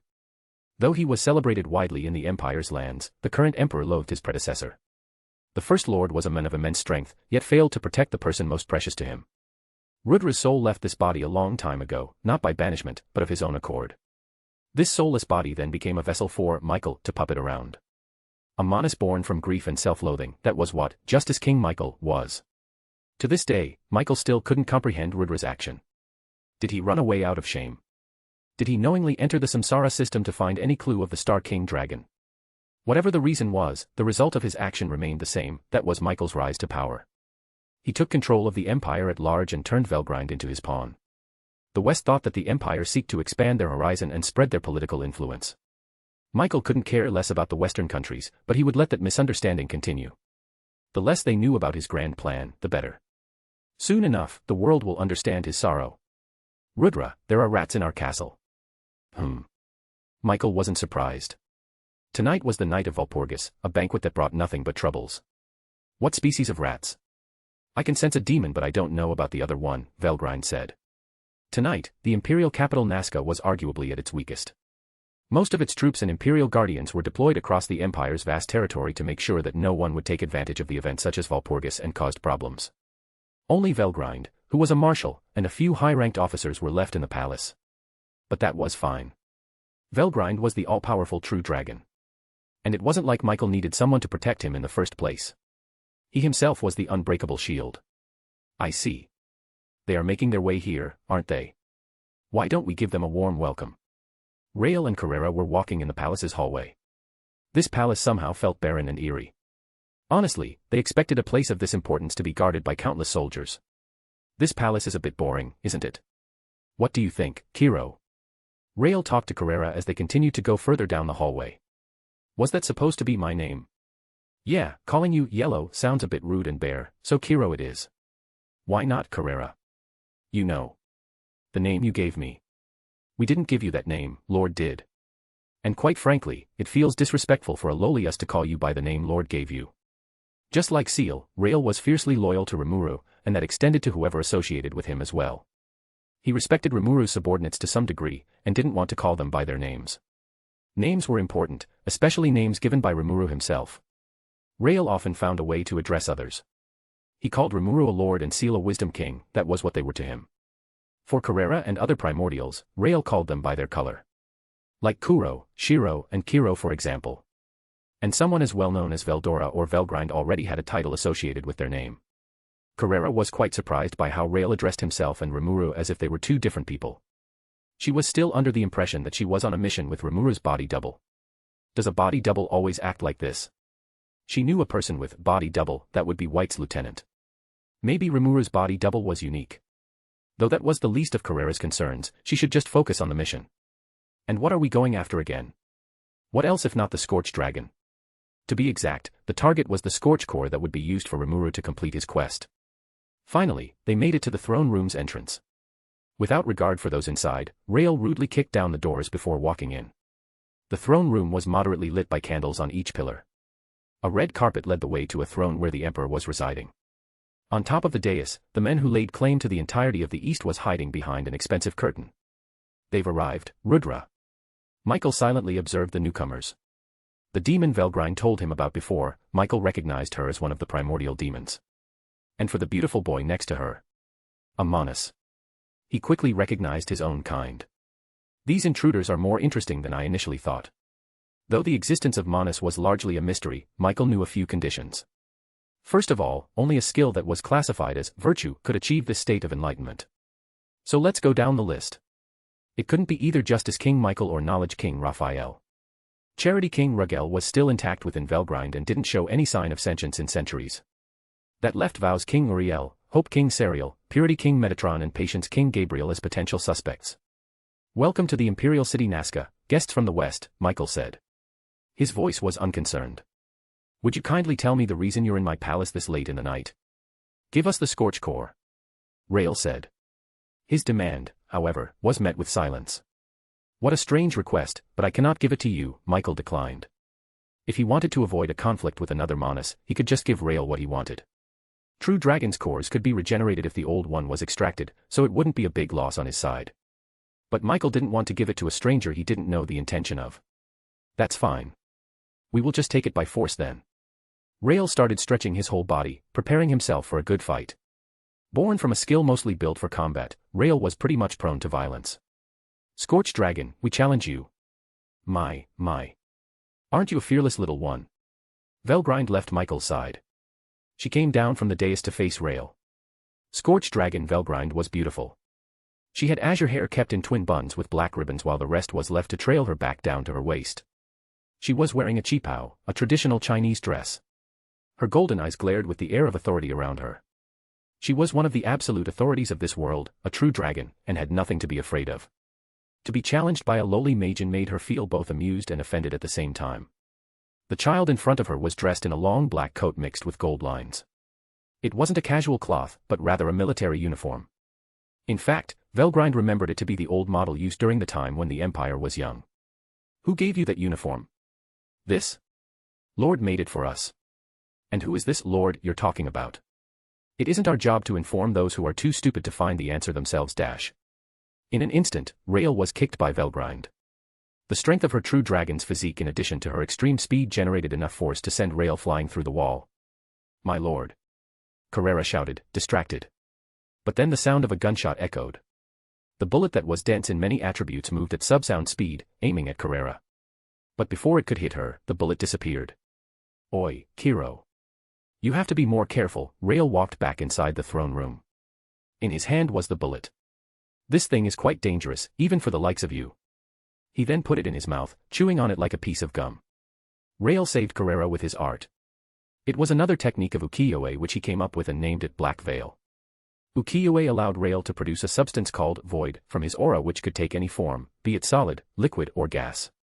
He put Black Veil around Carrera in its gas form, and it would react to any attack by transforming into its solid form and absorbing the hit. It was an absolute defense which could take a lot of blunt force trauma, as well as magic-based attacks, as long as Rael was fast enough to react to it at least. Carrera looked at the direction where the bullet came from. From behind the marble pillar, a man emerged from the shadow. He had black hair, it was short and stylishly trimmed. He was in a white military uniform. His name was Tatsuya Kondo, and in his hand was a gun, a pistol. Kiro, you fight that man, while we take down the Scorched Dragon, understand? Yes sir. Carrera rushed at Kondo, she could be as reckless as she wanted thanks to Rael's Black Veil. That kick is quite harsh. But you don't look hurt at all. I'm quite impressed, not everyone can take my attack and walk back as if nothing happened. Rael shook his head, no, it hurts. It hurts a lot too. But that's fine, because pain feels so refreshing. He continued, joy wouldn't feel so good if it wasn't for pain. I guess that was what they said. Since his evolution into a Manus, Rael's absorption ability had grown more powerful. Beelzebub could only absorb physical things. But as Rael, he could eat intangible things as well. From that kick alone, he could turn both pain and kinetic energy into raw magicules. Let us warn you, Scorched Dragon. We never lose. Of course, Rael never lost. This was basically his first ever fight, Humph, damn brat, let me correct that prideful attitude of yours. Velgrind created an azure dragon blade out of her magiceuls, then stabbed Rael in the chest. She pushed him down and the sword pinned Rael to the ground. Rael didn't react. He only took and endured. So painful. As he said, he had a sickening smile on his face, sinfully enjoying the magiceuls this pain generated. Velgrind jumped up in the air. Utilizing the scorch magic, she breathed fire from her mouth. This wasn't an ordinary flame, but instead Velgrind's cardinal aura, an essence that burned all it touched. When it reached the floor, her aura mixed with the material and turned the throne room's floor into lava. The azure dragon blade that pinned Rael to the ground like a nail pinning a paper was slowly absorbed into his body. Rael slowly rose to his feet. Man, that's delicious. Velgrind's aura was a feast. While Rael enjoyed Rimuru's aura the most, the true dragon's aura was a close second due to its flavorful taste. The floor around him was already turned into lava. Let's fix it first. What's its name again? Oh, right. Liquid void started pouring from his palm, pooled and expanded on the floor. This all-consuming substance swallowed even Velgrind's lava. World flows into Death River, Styx. Admittedly, Rael wasn't the brightest when it came to naming things, and Seal didn't have time to help him come up with a creative one. So Rael had to go through Rimuru's memories and find a name that might fit. From the sea of voidish nothingness, troops began to emerge. What's that? Velgrind asked, taking interest in what happened. I'm a shepherd of souls, and these are fools who dare to oppose my lord. They weren't living, their bodies were shadowy because they were made out of void. These were the Falmouth's army, to be specific, those 10,000 souls Seal fed to him. What he brought back didn't have any will or thought. It closely resembled necromancy more than resurrection. Rael slided down, hiding under their tall, armored frames which filled the throne room. He was like a viper hiding in grass, waiting for the right moment to strike.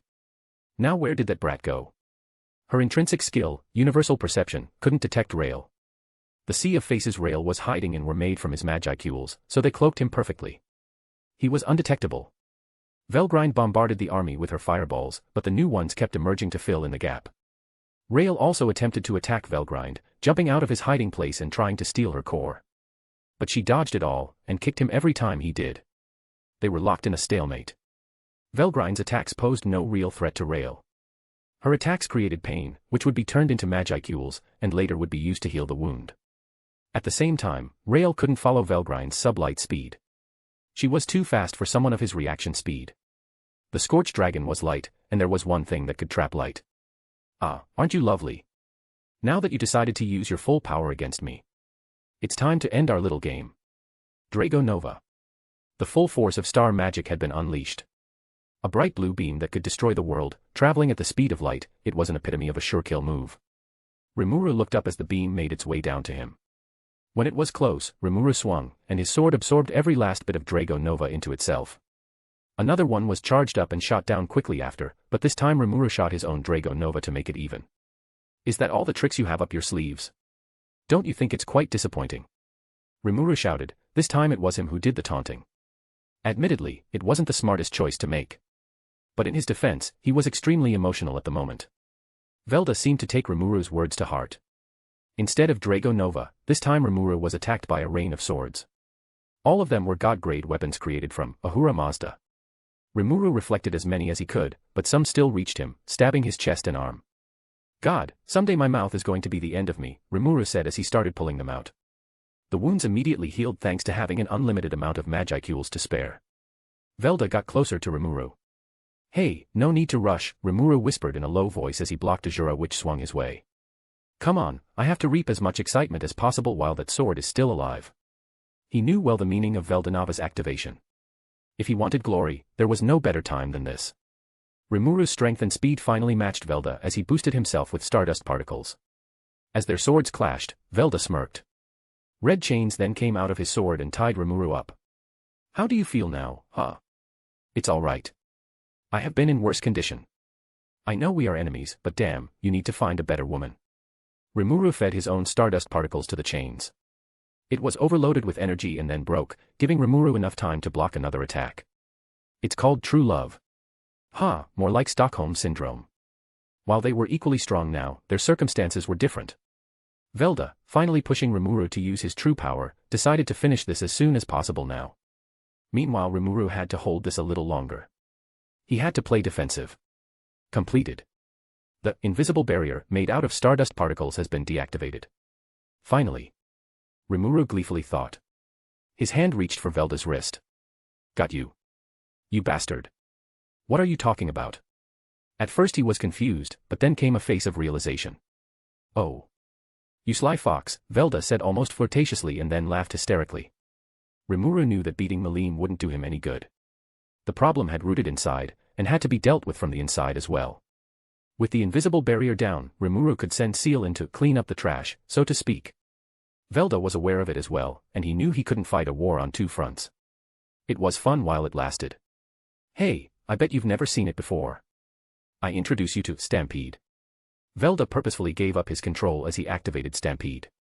Malim's body changed dramatically. Arms and legs began to grow scales.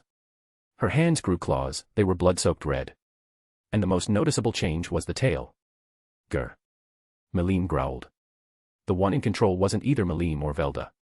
In the Stampede form, it was wrath and instinct that reigned supreme.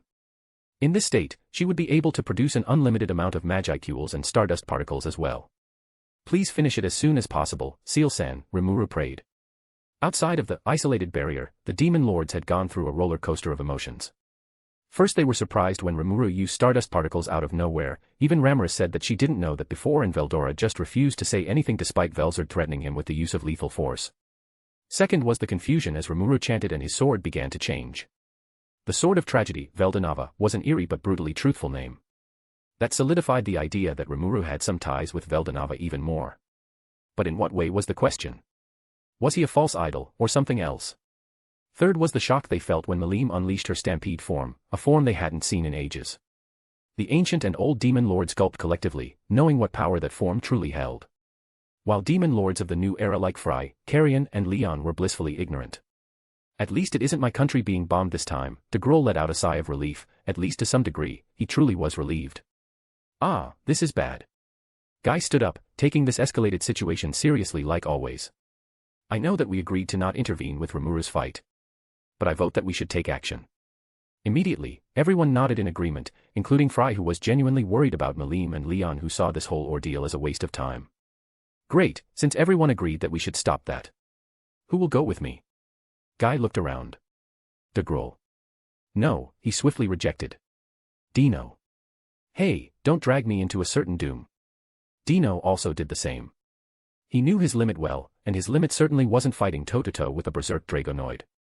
Ramaris. Guy turned to the Elemental Queen. It was her who managed to calm Malim down the last time, so Guy was expecting her to join in. But Ramaris also didn't want to do it. I just got this power back. I don't want to lose it again. Not this soon. Can't you just ask Rimuru to help you the same way he did the first time? Guy asked the obvious.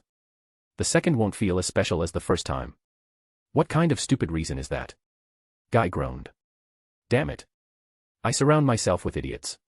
It is always Guy do this, Guy do that, help us Guy. Well, I guess that's my job, but still. Please rest assured, Lord Guy. The maid said.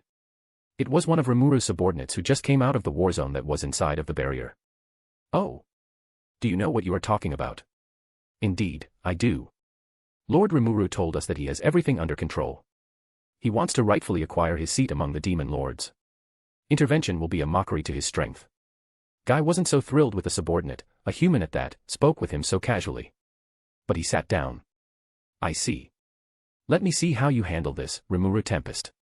Hey, maid. Why don't you go help Rain and Mizari prepare the food? For some reasons, Guy just felt like he hated this dark-haired maid in particular. She reminded him of someone he used to know, and not in a good way. Surprisingly, a berserk Malim was easier to deal with than when Velda controlled her. He only had to keep her attention on him, and that could be easily achieved by constantly barraging her with Drago Busters. Notice, activating extra skill, future attack prediction.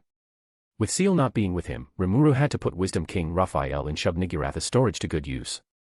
Rimuru effortlessly dodged her attacks. It was easy to predict when someone moved with their instinct alone. Inside Malim's soul, specifically inside her heart core. Seal was sent to deal with the root of the problem. The landscape around her wasn't much different from imaginary space, despite a large difference in their properties. Reincarnator's loyal dog. This place is my domain. How do you fare against me without your precious master around? Velda said mockingly. His appearance was not Veldanava-esque. Veldanava was so feminine that he was usually mistaken for a woman. While Velda's face was beautiful, it was nowhere near a woman's level. He had neck-length blue hair of many shades, and dressed in black silk clothes that looked expensive. He thrusted his hand forward, expecting a rain of 1,000 god-grade swords to rain on her, but nothing happened. What? Your fate has been sealed since I took the Stardust barrier down. Without that annoying defense, Seal could do her usual antics, including analyzing and dismantling skills of others. Velda's Creation King was no match for Seal's sharp mind. She moved closer and kneed him in the stomach. He dropped on the floor, struggling. How? Without Nalim's power you're a nobody. Using Ahura Mazda she shamelessly just stole, Seal created a god-grade sword and teasingly slided it on Velda's beautiful neck, but not doing any real damage just yet. You called me Master's loyal dog, right? Ah. Knowing that his life was at risk, Velda wanted to find the perfect response, but none came to mind. How did you know? Huh. How did you know that's what I secretly want? The unserious, almost inappropriate topic contrasted with her cold, calculated glare in the best way possible. Answer. Clairvoyance, maybe. What do you think I should do? Should I ask him for a collar directly, or wait a little? Maybe I should start with a choker first. That wouldn't weird him out, right? Velda's fear immediately turned into confusion. I don't like this. I don't like you either, you give me no more information than I already knew. Seal prepared the sword and was about to strike a finishing blow. That's enough. He's defeated. A voice suddenly echoed. And moments later a portal appeared near them. Walking out of it was an androgynous figure who had silver hair with a reddish blood moon hue. By all intents and purposes, that was an Emel's form which Seal came up with. Hello dash before the newcomer could finish their sentence, Seal already had her hands around their neck, lifting them up above ground. There was a consequence in taking Seal's design without her permission. Change your form or I will copyright you out of existence, she demanded. Wait. Wait. Wait. I am on Rimuru-san's side. Seal softened her chokehold upon hearing that. Explain yourself. She had to make sure this person wasn't a threat first. Which he explained to be, just like Velda over there, a reincarnation of Veldanava. Specifically, I am the authority of the Star King. That was the reason why he was able to manifest here in the first place. He was tied to Velda. Power and authority were connected. One was a forceful, direct control while another was an indirect power to influence others. But fundamentally, they were the same. Just like how Rimuru-san could summon the corpse of Veldanava but not other Veldanava. A body and a soul are fundamentally tied, he explained. I don't have a name, but you can just call me Prisoner, that's a title I was born with. He then explained why he stopped Seal from killing Velda once and for all. Gods couldn't be killed. If Seal killed Velda, she would just unknowingly allow him to escape in a different form. Instead you can just keep him alive, like some kind of stardust battery.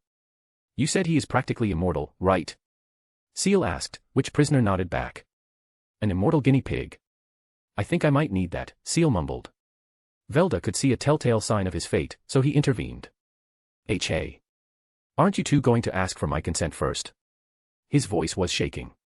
No, Seal replied harshly. Not my problem, Prisoner said with disinterest. Seal and Prisoner also exchanged more information, especially about Rimuru. Oh, right. I should introduce you to my colleague too.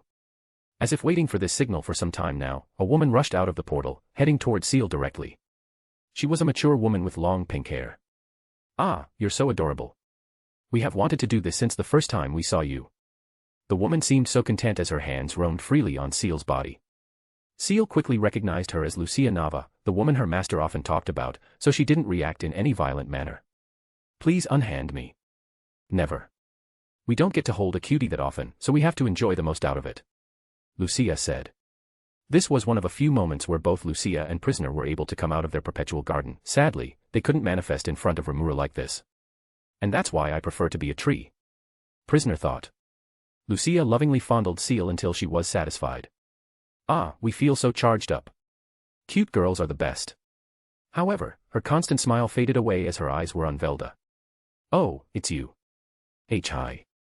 Lucia didn't greet back, she just kicked the already down Velda in the stomach, sending him rolling away. She pulled Velda up by the collar of his expensive shirt, her eyes met his, and it wasn't a loving one either. Taking control of our daughter, huh?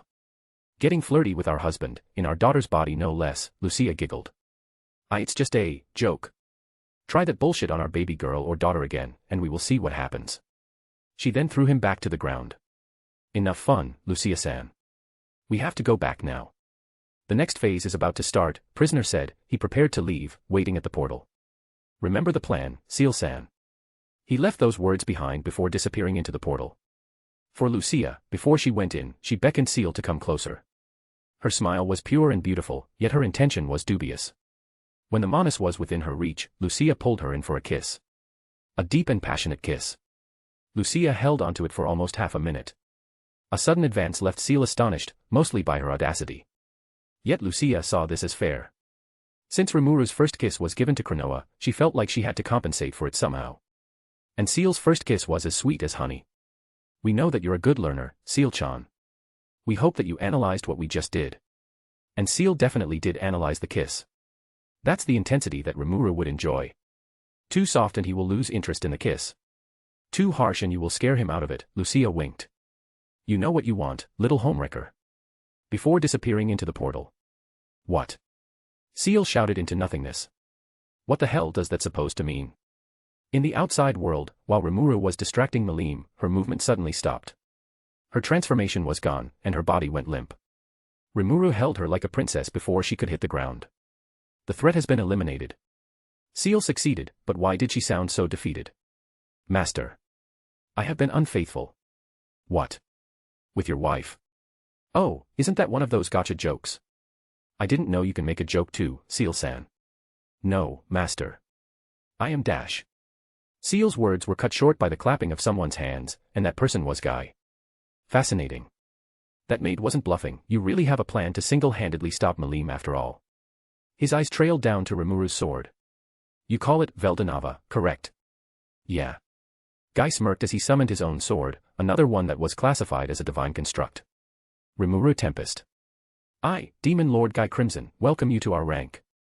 As his eyes lingered on the blade, he couldn't help but let out a faint smile. That sword, for some reason, let out a true essence of the Star King Dragon. Would you mind if I ask you for a dance? Even just a little is fine, Guy asked. I want to prove something. Rimuru was surprised to say the least. Fighting Malim and Guy back-to-back sounded like a death wish. But instead of rejecting, Rimuru complied. He had Ramirez bring the unconscious Malim out as he entered a fighting stance. I guess I can indulge with this for a bit since he really wants to fight. The sword, I mean. Of course, it was usual for a god-grade weapon to exhibit a semblance of sentience. But for Rimuru, this one felt different. It felt like Veldanava's old will itself was begging for a proper goodbye, a last fight with Guy, his best friend. Only a black hole could trap light, and Rael needed to create one to acquire his victory over the Scorched Dragon. Rael used the shadow his army of troops created to hide. Velgrind still rained down fireballs, so whatever plan he had, he needed to do it quickly. He brought out a bento box Seal packed for him. What could this thing be? Rael looked blankly at what was inside the box. Jerky meat. He remembered Seal saying that this would turn him into a weapon of destruction. Rael didn't have time to comprehend it, he just shoved it down his throat. After consuming the meat, he could feel power surging from within. Just what meat did she use? He was supercharged with Magicules, triple his standard amount even. Whatever she used, this feels kinda nice. The secret was in the ingredient. You see, it wasn't any meat, but a god's meat. Veldanava's harvested flesh that was rich with Magicules. This boosted state was only temporary. Expand your horizon and swallow everything. Manifest. Singularity.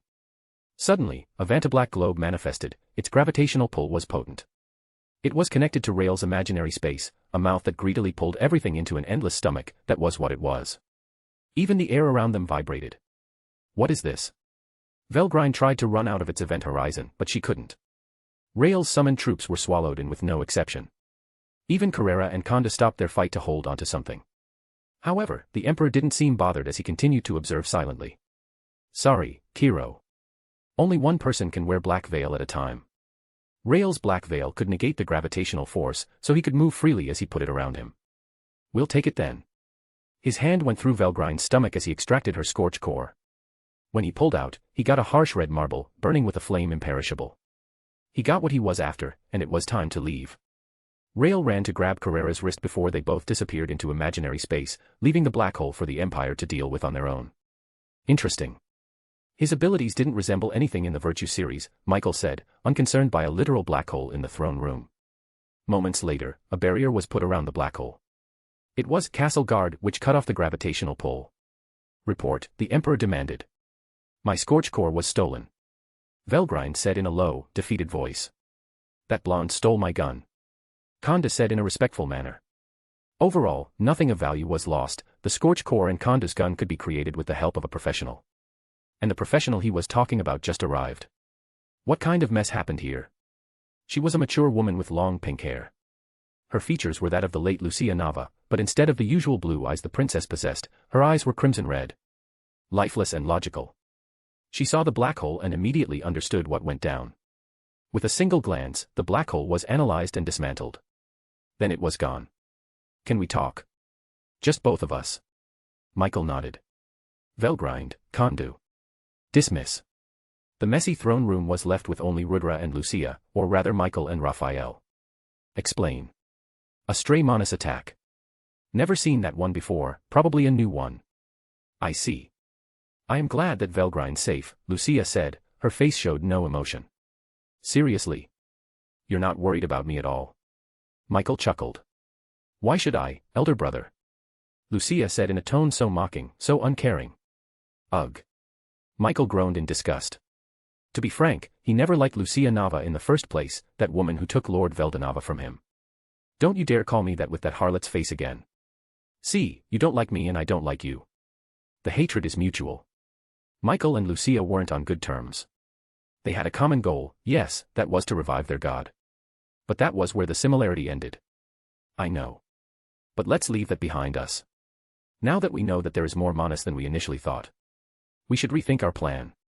Acknowledged and agreed, Lucia nodded. Rimuru's information. Name, Rimuru Tempest. Titles, Newborn Star / Reincarnator / Ruler of all Monsters / True Hero / True Demon Lord. Pseudonyms. Emils, a B-rank adventurer. Mikami Satoru, a business owner. Race, Ultimate Slime, Supreme Chaos Spirit, Divine Reincarnation, Supreme Soul of the Star King. Spiritual Perfection, Partially Aware. Pseudo-Souls. Divine Human, Chosen Hero, plus Queen of Spirit Bound. Demonoid, Divine. EP, Temporarily Infinity. Weapon, the Sword of Tragedy, Veldanava. Stardust Particles, Temporarily Infinity, Drago Buster, 10% per usage, Performing Miracle, 20% per usage, Drago Nova, 30% per usage, Forcing Evolution, 50% per usage. Blessing, Storm Dragon's Grace / Elemental Queen's Guidance. Magic. True Dragon Magic, Star Magic. Elemental Magic, 8 fundamental elements / ice. Summoning Magic, Spiritual Lifeform Summoning. Ancient Magic, 8 fundamental elements. Physical Magic, Megiddo. Holy Magic, Disintegration / Regeneration. Spiritual Magic, Locking Curse. Illusion Magic, the Great Art of Possession / the Secret Art of Revival / the Secret Art of Resurrection. Barrier Magic, Anti-Magic Area, Isolated Battlefield. Arts, Faux True / Ukiyo-e, Sorrowful World. Resistances, Physical Resistance / Pain Nullification / Spiritual Attack Resistance / Magic Resistance / Holy Magic Resistance / Natural Effect Resistance / Abnormal Condition Resistance. Intrinsic Skills, Absorb / Dissolve / Infinite Regeneration / Dragon Spirit Hockey / Demon Lords Hockey / Heroes Hockey / Universal Perception. Common Skills, Thought Communication. Extra Skills, Sticky Steel Thread / Ranged Barrier / Perfect Memory / Enhanced Body Double / Multidimensional Barrier. Unique Skills, Specialist / Bewilder / Sniper. Ultimate Skills, Veldanava / Vulcan / Shub-Niggurath / Veldora / Yog-Sothoth. Origin Skills, Ahura Mazda. Monas, Seal / Rail / Velda. Other abilities, Stardust Generation. Notable things in Imaginary Space. Full Potions copyright, created from Hippocute herbs, would heal any wound as long as the target was still alive. Ifrit, Greater Spirit of Flame. God Grade, Divine Construct, Unnamed Sword, is a sword owned by Raphael given to her by her master. Charybdis Core, though she looked like a fish, being an offshoot of Veldora, Charybdis was undeniably a dragon. That made her core a miniature version of a true dragon core, which would serve to further a certain maniac's research. Gold coins ×1, 740, that's a lot of cash. Dragon Buster is a unique grade sword with holy attributes. It can be used effectively against dragons. However, this effectiveness doesn't work against true dragons due to them already being both holy and demonic simultaneously. Glenda Atlee is employed as Seal's mercenary, research assistant and maid. Azure Dragon Blade is a god-grade sword created by Velgrine's material creation with her unique aura. Extra. Name, unnamed. Host, the ever-changing tree, Sir Nunnos. Manifestation, preferably in Emel's form with less lewd outfit. Titles, newborn star/prisoner. Race, system, divine reincarnation, supreme authority of the Star King. Abilities, dragon spirit hockey/voice of the world's database/. Name, Lucia. Host, the corpse of Lucia Nava. Titles, knowledge king/second Manus. Knowledge core skill, analysis appraisal/all of creation/. Name, Michael. Host, the corpse of Rudra Namal Naska. Titles, justice king/third Manus. Justice core skills, castle guard/. With this chapter done, we concluded the first half of Walpurgis. The next phase is where the fun begins. If you want to see him acquiring new skills and upgrading old skills, they are in the second half. Even among demon lords, none of them was as infamous as Guy. The primordial red, who existed since the dawn of creation, was a man whose name instigated both terror and respect. The oldest and strongest of all demon lords, Guy Crimson was a force of nature not so different from those true dragons. But it was lonely at the top. It had been a while since he had a good fight. Velzard, his partner, had lost interest in fighting with him a long time ago. Rudra also didn't fight with him anymore. A ritualistic fight with Feldway in the last grieving banquet was enjoyable, but that man was too talkative for Guy's liking. The last tense fight Guy had was with Malene when she went on a rampage.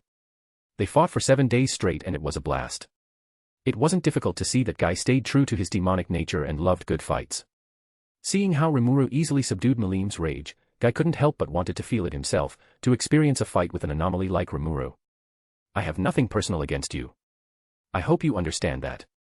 Rimuru smiled then said, don't worry about it, Demon Lord Guy. Rimuru knew who Guy was and how he operated. Demons were always like this. They liked to fight, that was what they spent most of their time doing in the underworld. Asking for a fight with someone they took interest in seemed to be a norm in their society.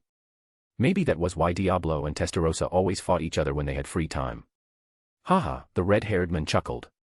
You're being unreasonably formal. Just call me Guy. We are equal after all, as demon lords.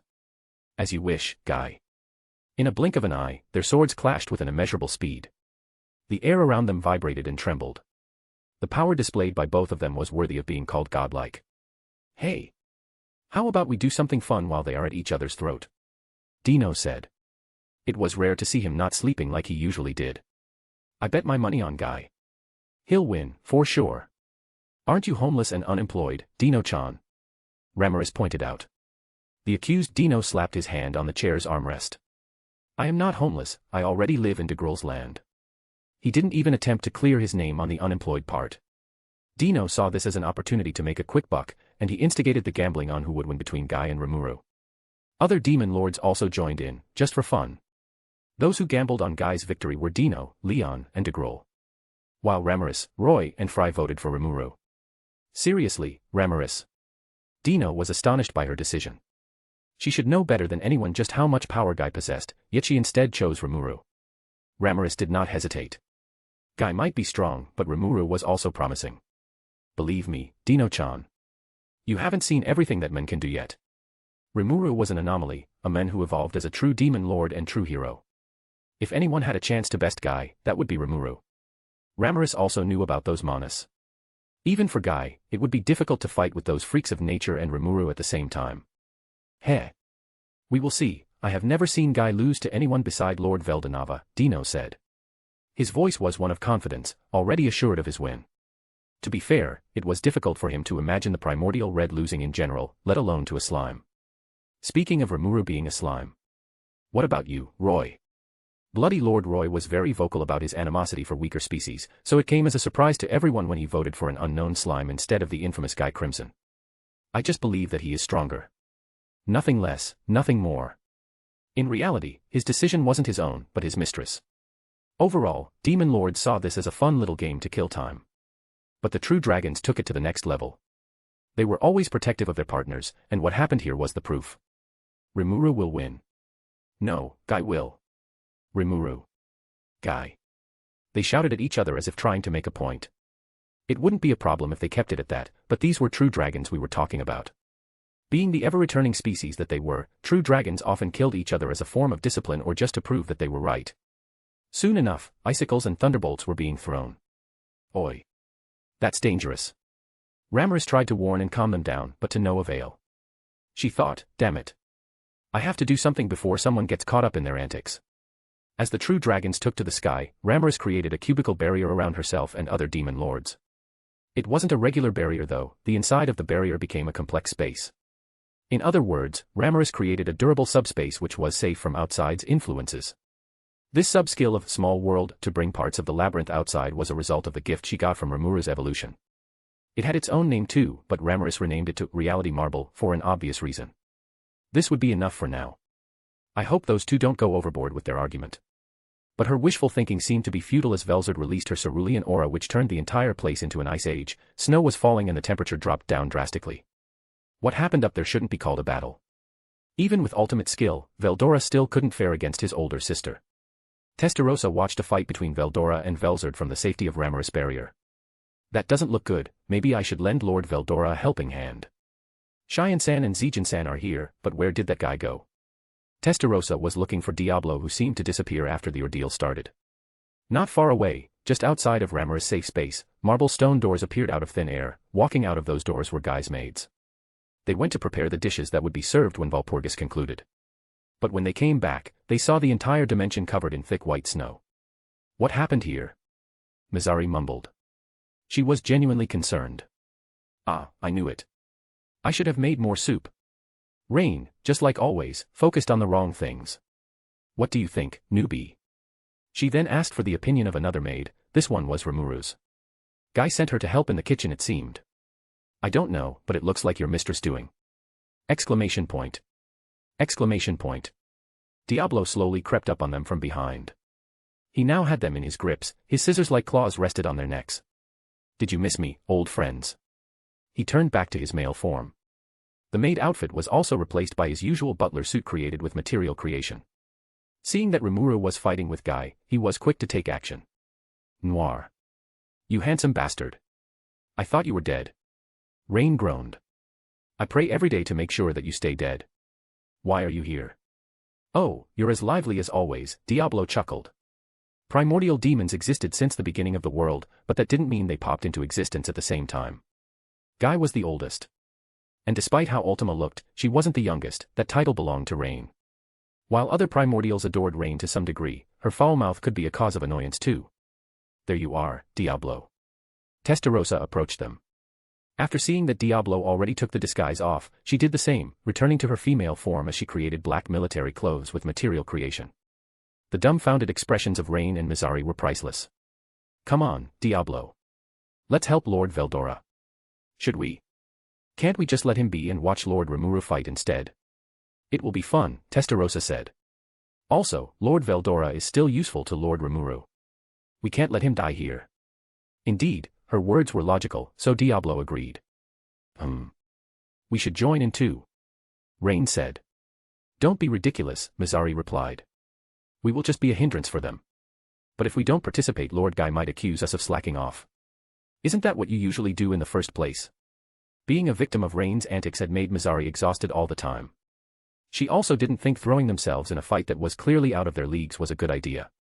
Hey, so you two want to fight, right? It was Cheyenne. She and Zijin approached the demons. I hope that you guys are stronger than Clayman. Fighting with that man was kind of boring. Cheyenne was cracking her fists. No. We will not be fighting. Mizari tried to avoid an unnecessary conflict, but it seemed like Rain had another plan. Of course, we will. I am all for conflicts. Rain yelled. This gremlin. The green-haired woman felt dead inside. Great. Then who will be my opponent? Cheyenne asked, and the answer was Rain. Rain might not want to be seen as lazy, but that didn't mean she would fight an insectoid either. She left Zijin for Mizari to deal with while she chose an ogre, which was the better of option of the two. Mizari sighed. She then looked at Zijin who stared at her silently. An insector was a rare sight to be seen in the Cardinal World, and this one also seemed to be strong enough to rival even an awakened demon lord. I will be in your care then. Zijin nodded. In the sky up above, Veldora struggled to keep up with his sister. She wasn't called the strongest of the remaining true dragons for nothing. Both of them were in their massive dragon form. Velzard's form was serpentine, each scale was white like snow, yet durable as a diamond. She coiled around Veldora like a boa constrictor confronting its prey. Layers of ice began to spread on the storm dragon's constricted body. My sweet Veldora. You might get a better grip on your skills, but it doesn't mean you can win against me. Veldora squirmed in his sister's embrace, but he hadn't lost the will to fight just yet. Ha ha ha. I haven't lost yet. If it was back then Veldora wouldn't dare to stand up against his sister like this, but now with Rimuru backing him up, Veldora felt comfortable to do so. His skin began to heat up. To counter Velzard's frost magic, Veldora had to use his own true dragon magic, storm magic. He breathed black flame straight at her, which did cause Velzard to flinch and loosen her grip a little, but a little was all he ever needed. Veldora forced her serpentine body away further than moved his relatively nimble body out. I'm so done with your style of discipline. Gahaha. You're just a rebellious child. That slime really is a bad influence on you. He is not. Veldora retorted. I mean, he spoils me often. But he's for sure better than you in this regard. You start to get on my nerves, Veldora-chan. Blood is thicker than water, have you ever heard of that? You bet I did.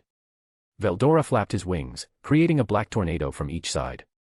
They headed straight for Velzard, but she destroyed them with a single swing of her tail. Veldora was at a disadvantage, which was to be expected. I already pushed Faust to its limit, yet I don't see any victory waiting for me at all. Maybe picking a fight with her might not be my smartest choice. Veldora already went all out, including using his ultimate skill. While Velzard was just messing around, not even activating her ultimate skill. The gap between them was too wide. The black flame which helped him escape, despite flinching her, didn't deal any lasting damage. She is as formidable as I remember her to be. Lord Veldora. Suddenly, he got contacted via thought communication from Diablo. Do you have something of importance to say? I am in quite a predicament. Oh, we thought about helping you, but it seems like you're doing pretty well up there. Diablo's voice turned serious. Wait. Wait. Wait. I want that help. Understood. Please hold on for a few minutes. A moment ago, when Diablo and Testarossa were about to join in, they were interrupted. Out of nowhere, a portal was opened, and crashing out of it was Rael and Carrera. They just finished their mission in the east and came directly to Valpurgis. This banquet might be held in another dimension, but with Rimuru being here, it wasn't difficult for Rael to follow. Lord Rimuru? Testarossa questioned. She also recognized the eastern uniform Rael was wearing. Where? Where is he? Rael sprang up from the ground, still clutching onto the scorch core. Diablo, with a bit of confusion, pointed at Rimuru who was fighting with Guy. Ah, he's in the middle of something. That guy looks fun to play with too. I'm quite slow. What happened? Diablo glanced at Carrera who was lying face down on the ground. He didn't remember her having any role to play during this night of Valpurgis. So why is she here then? Other than the two participants and Rimuru, no one knew about the plan to infiltrate the east. Take my words for it, Kuro. Don't bother. Why yes sir. Despite him replying with his usual enthusiasm, Diablo felt strange. Even if you looked into the soul, it would be impossible to differentiate a Manus from the host they impersonated. But Diablo had been serving Veldanava and Rimuru for thousands of years, he could pick up the differences quickly. Who is this? I know this isn't my lord. Despite having doubts, he should have focused on the problem at hand. Lord Veldora is having a hard time with Lady Velzard. I and Testa thought about helping him, but should we? Rael looked up. And yes, it was as bad as they said. I am still supercharged, so I guess I can spend it to help him. While Veldora's safety might not be his biggest concern, Rael still saw him as a good source of food, so it would be worth it to help him out alive. Rael's main focus was the frost core. He wasn't ordered to fetch one, but wouldn't it be better if he took it for his lord anyway? Having more accomplishments under his belt meant he would get more praises from his lord. Oi. Kiro, wake up. Rael poked Carrera with his foot. That fight with a man named Konda really did a number on her.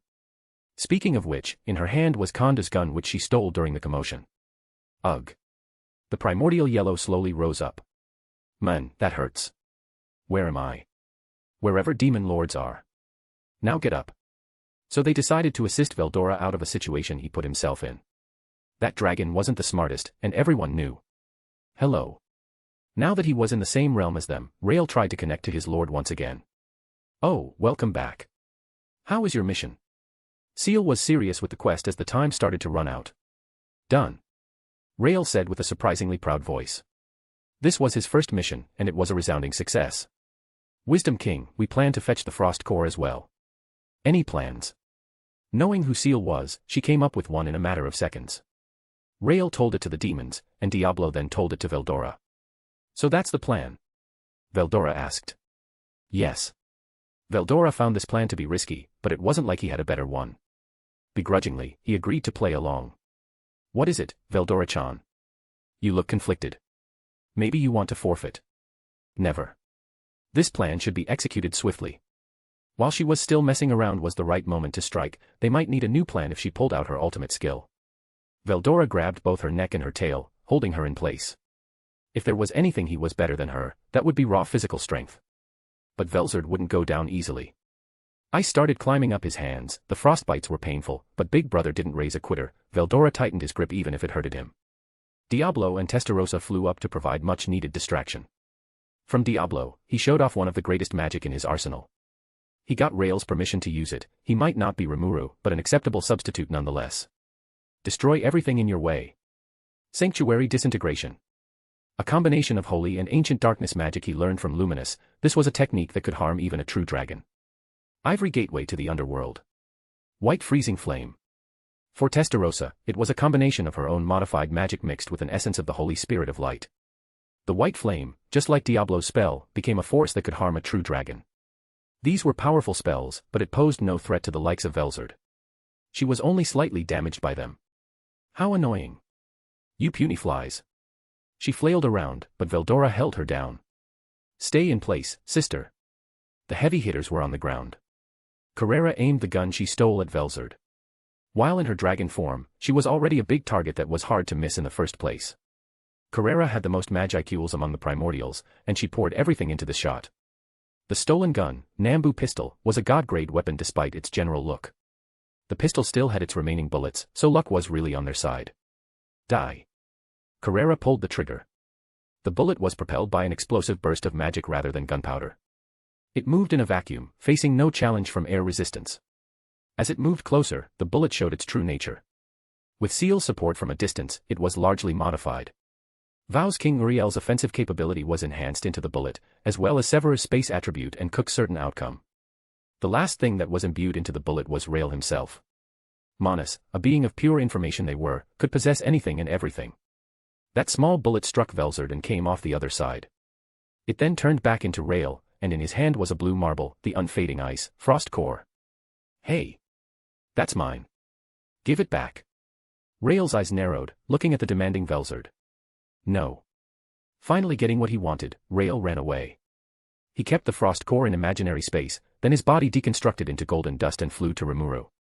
She was offended upon being ignored. The frost dragon roared, her bellow intensified the snow into a harsh blizzard. Get away from me. Her magicules exploded, pushing everyone around her away. Veldora, Diablo, and Testarossa got hit directly with her cerulean aura which painfully froze part of their bodies. At last, the frost dragon Velzard had unleashed her ultimate skill.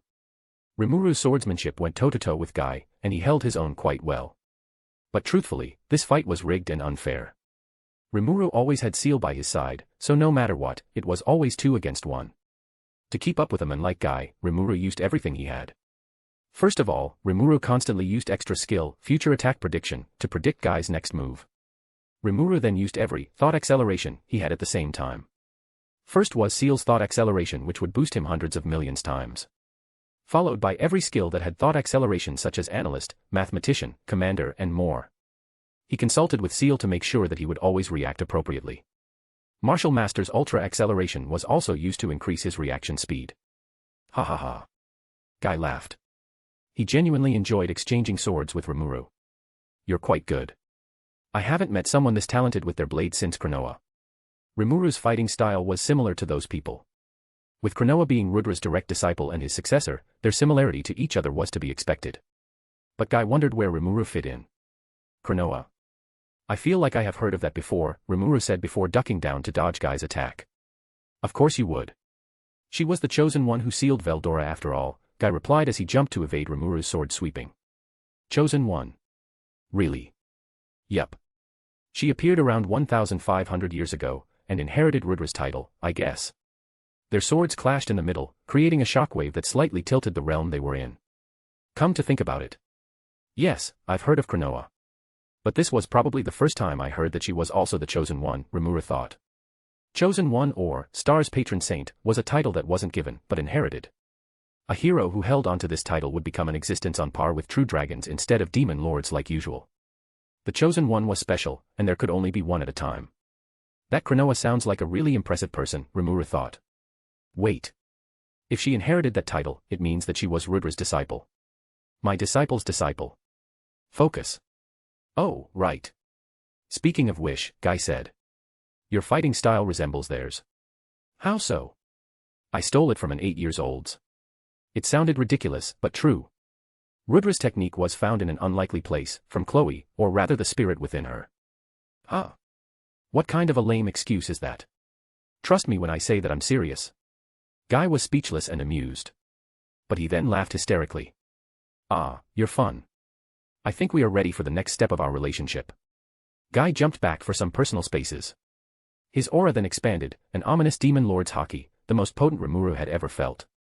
What came after would be Guy's unfiltered power he only showed to those he deemed worthy, the true depth of his ultimate skill. At the same time, golden particles, pure information, flew in and merged into Rimuru. We are back. So, boy. How's your trip to the Empire? It's good, Lord. And we got the cores too. Rael had acquired both the Scorch Core and the Frost Core. With that, it was time to finish Quest 4, the consumption of True Dragon's cores. The sequence in which one would be consumed first was also important. What Rimuru was doing was almost ritualistic. From Seal's analysis, the order was Scorch Core, then Frost Core, then Storm Core and finished it with the Star Core. Rimuru held a flaming marble in his hand. This was Velgrin's. You want to go all out? I have nothing against it though. He ate the marble, swallowing it down in one go. Velgrin's Scorch Core has been consumed.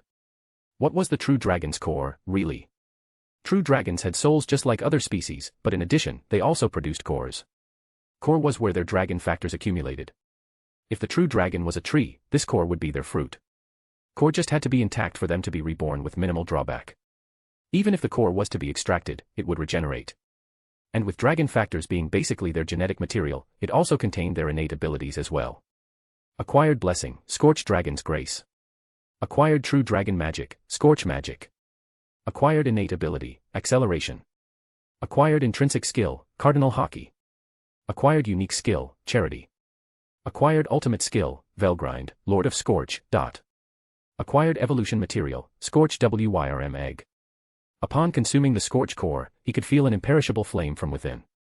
Every cell in his body vibrated as if trying to start a fire. This is very painful too. Is it going to feel like this for all of them? Probably. As far as Wisdom King goes, you're not being helpful at all. Did you know that if you assertively order me to do something, the production rate would increase by thousands of folds? Wait, is that how you really work? Is there a reason for me to lie? I feel like there is. Rimuru sighed. Humph. Seal pouted. Okay. Okay. Have it your way. Rimuru gave in to Seal's demand. Do whatever you have to and bring me victory. Rimuru released Veldanava's Dragon Spirit Haki and Velgrin's Cardinal Haki at the same time. Guy thought Rimuru's Haki was both menacing and confusing. But nonetheless, they prepared to clash once again. Rimuru's information. Name, Rimuru Tempest. Titles, Newborn Star / Reincarnator / Ruler of all Monsters / True Hero / True Demon Lord. Pseudonyms. Emils, a B-rank adventurer. Mikami Satoru, a business owner. Race, evolving. Spiritual perfection, partially aware. Pseudo-souls. Divine human, chosen hero, plus queen of spirit bound. Demonoid, divine. EP, temporarily infinity. Weapon, the sword of tragedy, Veldanava. Stardust particles, temporarily infinity, Drago Buster, 10% per usage, performing miracle, 20% per usage, Drago Nova, 30% per usage, forcing evolution, 50% per usage. Blessing, Scorch Dragon's Grace / Storm Dragon's Grace / Elemental Queen's Guidance. Magic. True Dragon Magic, Scorch Magic / Star Magic. Elemental Magic, 8 fundamental elements / ice. Summoning Magic, Spiritual Life Form Summoning. Ancient Magic, 8 fundamental elements. Physical Magic, Megiddo. Holy Magic, Disintegration / Regeneration. Spiritual Magic, Locking Curse.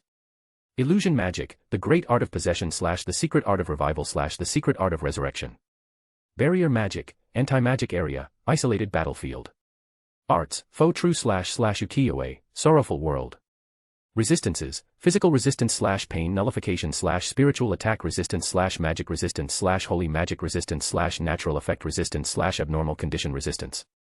Intrinsic skills, absorb / dissolve / infinite regeneration / demon lords hockey / heroes hockey / universal perception / dragon spirit hockey, essence of the stars, cardinal flame. Common skills, thought communication. Extra skills, sticky steel thread / ranged barrier / perfect memory / enhanced body double / multidimensional barrier. Unique skills, specialist / bewilder / sniper / charity. Ultimate skills, Veldanava / Vulcan / Shub-Niggurath / Veldora / Yog-Sothoth / Velgrind. Origin skills, Ahura Mazda. Manas, seal / rail / Velda. Other abilities, stardust particle generation / acceleration. Notable things in imaginary space. Full potions copyright, created from hypocute herbs, would heal any wound as long as the target was still alive. Ifrit, greater spirit of flame. God grade, divine construct, unnamed sword, is a sword owned by Raphael given to her by her master. Charybdis core, though she looked like a fish, being an offshoot of Veldora, Charybdis was undeniably a dragon. That made her core a miniature version of a true dragon core, which would serve to further a certain maniac's research. Gold coins times 1, 740, that's a lot of cash. Dragon Buster is a unique grade sword with holy attributes. It can be used effectively against dragons. However, this effectiveness doesn't work against true dragons due to them already being both holy and demonic simultaneously. Glenda Atlee is employed as Seal's mercenary, research assistant and maid. Azure Dragon Blade is a god-grade sword created by Velgrind's material creation and her unique aura. Scorched Wyrm Egg, it is a crucial evolutionary tool similar to Demon Lord Seed and Hero Egg. Veldanava was an avid creator. He created more than he would need. The collection of swords was proof of that. It was said that most god-grade equipment came from the Star King Dragon himself, but that statement had never been proven true or false. Only a few swords were confirmed to be Veldanava's creations.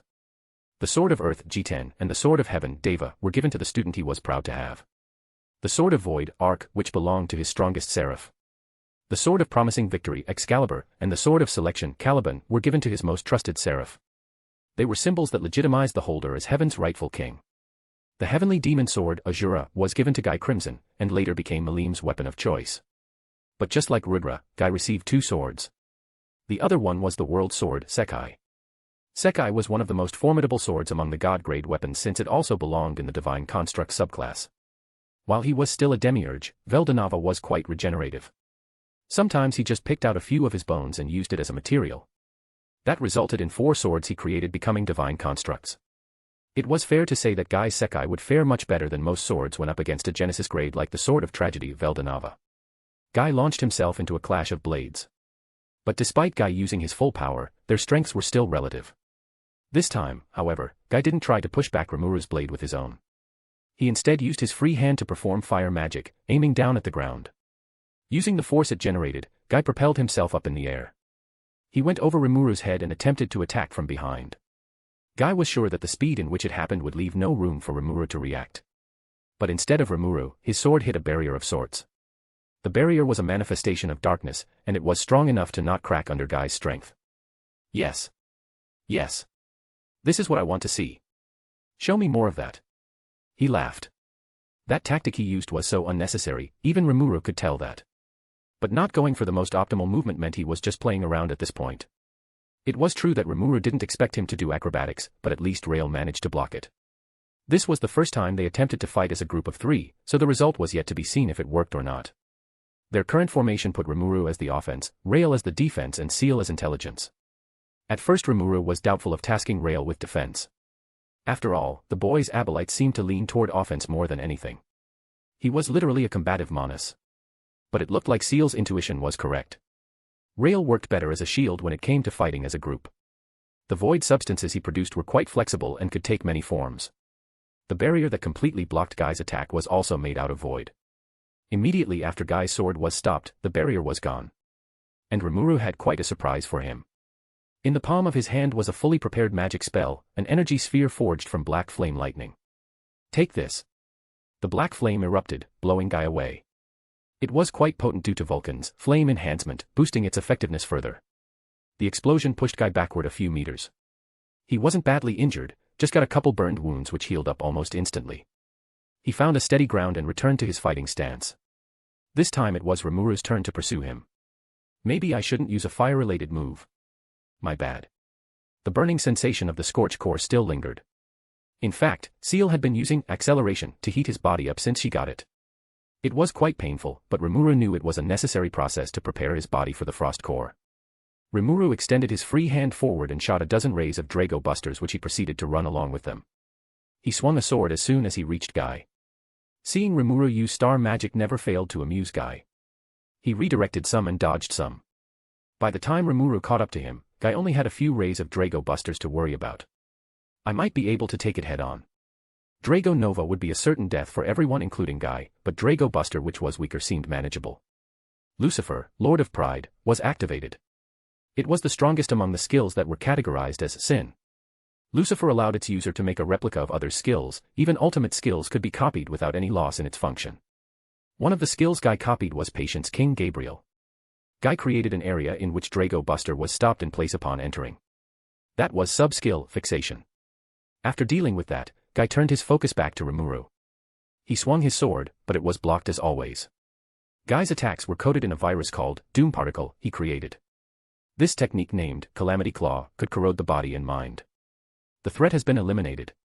As soon as it attempted to destroy Rimuru from within, Seal took action. She analyzed and produced an antidote using unique skill Toxicologist. Biological warfare. I didn't expect that from someone like you. But you still pulled through, didn't you? Guy smirked. I expected much from you, and I'm not disappointed. That is great and all, but don't you think we might have gone too far? Hey! If the dimension is still intact then we are good. What a simple man you are, Rimuru said sarcastically. Rimuru pushed Guy's sword to the side then used the opportunity it provided to jump back.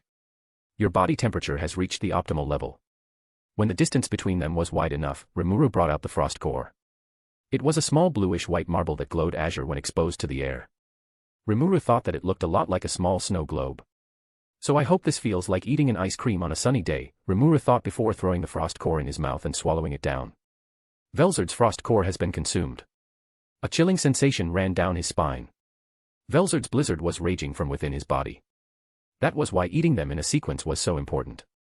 If Rimuru ate the frost core without Velgrin's acceleration, he probably became an ice statue. Acquired Blessing, Frost Dragon's Grace. Acquired True Dragon Magic, Frost Magic. Acquired Innate Ability, Deceleration. Acquired Intrinsic Skill, Cerulean Hockey. Acquired Unique Skill, Patience. Acquired Unique Skill, Envy. Acquired Ultimate Skill, Velzard, Lord of Ice. Acquired Evolution Material, Frost Wyrm Egg. With Velzard's presence acquired, Rimuru could feel his body finally found its balance between scorching hot and freezing cold. Preparation for the storm core is in progress. Please wait a few minutes before the next consumption. At least waiting wouldn't be boring. Why? Because Guy launched himself at Rimuru again. He saw Rimuru eating that strange marble, and he suspected it to boost Rimuru's strength. Indeed, he was right. Rimuru did get stronger. Since she didn't have to maintain Rimuru's body temperature anymore, Seal finally got a chance to do something else. She used stardust particles to enhance every unique skill Rimuru had, the ones in Shub Niggurath included, to the point that it operated on the same level as ultimate skill. Seal chose to enhance unique skills instead of using Force Evolution on them. Force Evolution was too tricky for the situation. When a skill evolved into its ultimate counterpart, there was a chance for it to lose or gain sub-skill. It could be good, but it could turn out to be problematic as well. Seal thought that working with skills she already knew what they could do was the most optimal option here. Guy's pursuit became harsher as if reacting to Rimuru's enhanced skills. Rimuru stooped down to dodge his blade. In retaliation, he swept the floor with the Veldanava sword which Guy managed to dodge. Using unique skill Specialist, Rimuru turned the blade into a spear and tried to attack Guy again with an extended range. The downside of Specialist where the grade of the weapon would go down one stage was completely gone due to the enhancement. The blade was Genesis grade, and the spear was too. Weapon shapeshifting. You don't get to see that every day. Oh, yeah. Then how about this? Ultimate skill, Ahura Mazda, was used to create a wall of thousands of swords floating behind him. With a flick of his fingers, all of them became bows, each in their own right was a god grade. The last to be transformed was the one in his hand. What do you think of this, Guy? He asked with a smirk. This looks like it will hurt a lot, a good kind of hurt. He laughed back. Against what was expected to be an insurmountable amount of arrows, Guy was smiling. 3,000 bows formed into 3 lines, each one of them was loaded with magicule-based arrows, with each arrow composed of 500,000 units of magicules. That amounts to 1,500,000,000 units of magicules barraging at Guy at the same time. That number was unthinkable if not for unlimited magicules Rimuru had. You know, Guy. I would like to call this Gate of Babylon, but that might give Veldora and Ramorous too much hope. So instead, this is 3-line formation. Could this really be called 3-line formation, though? Since I use bows and not guns. What am I thinking? The pulled strings were released and the arrows propelled, thousands of them coming after Guy. Ha ha ha. Ha ha ha ha ha. This is great. So great. Guy stood tall, spreading his arms to the side as if mocking waves of magicule arrows. Those arrows aimed at him, they all glistened like stars in the night sky. Rimuru was as cunning as he was strong. Guy didn't think anyone could pull off such a feat, yet it was here in front of him, coming after him even. The only way to escape was up, that was obvious, too obvious. If he saw them then Rimuru should see it too. There was an arrow that hadn't been fired yet, it was the one in Rimuru's hand. Pressure me to jump, and then shoot me with that lethal arrow. This sea of arrows are just decoys, aren't they? Guy smiled, and suddenly, the world turned gray and motions died down. Suspended world was used. Now, where should I be that's safe from those arrows? Guy was wondering, in the process he let his guard down. What? An arrow that was shot from Rimuru's main bow didn't stop. When Guy tried to redirect it, it did something unexpected. The arrow turned humanoid. Hello, aka, nice to meet you. It was Rail. While Rimuru fell victim to the stop time, Seal and Rail were unaffected by it due to them being made purely out of infants. What? Guy was dumbfounded by this somewhat eccentric version of Rimuru. Taking advantage of Guy's confusion, Rail leaned in to bite Guy on his shoulder. What the hell? He quickly shoved the kid away, but it was too late. Thanks for the meal, aka. Rail's body disassembled into golden particles and returned to Rimuru. Do you get what I want you to? Of course. Other than Guy's magicules which Rail feasted on, Rail also stole the souls Guy had with him using soul gluttony. What the hell is that? Guy was still in a state of confusion, he hadn't noticed the stolen souls yet.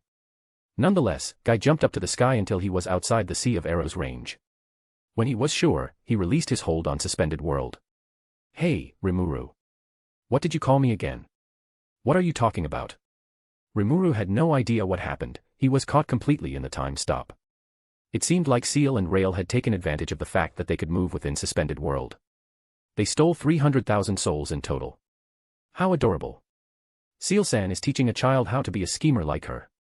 Veldora and the demons were having a hard time keeping up with Velzard, and Seal thought that evolution might be their way out. These souls should be enough for them to fare much better. The body has been prepared. Veldora's storm core can be consumed now. Ha ha ha ha. As joyful as ever, Guy continued to laugh. Behind him appear 3 magic circles. Let me return the favor. This is one of my proudest tricks. Take this napalm burst. Emerging from the magic circles were serpentine dragons made from flame. They looked lifelike, roaring as if it was a part of their instinct. Meanwhile, Rimuru reloaded his bow with another magicule arrow, then aiming it up at Guy. Despite throwing everything they had at each other, Rimuru and Guy seemed to have an unspoken rule between them. Rimuru avoided the usage of Stardust and banned Drago Nova altogether. He didn't want to kill Guy. And at the same time, Guy used his Suspended World sparingly and only used it to reposition himself instead of attacking Rimuru in a time stop. Winning that way felt cowardice, a prideful man like Demon Lord Guy Crimson wouldn't stoop that low. Ooh, Lady Velzard looks angry. I've never seen her like that before. I can see why she's Lord Veldora's sister. She's pretty strong. Rain and Cheyenne were observing the fight between true dragons from the safety of their igloo. It all started when Rain mentioned that Rimuru looked similar to a person she painted. She said it was a commission from a certain merchant. It all went downhill from there. Rain created a large ice cube which Cheyenne then used Gorakimura to make a sitting space within.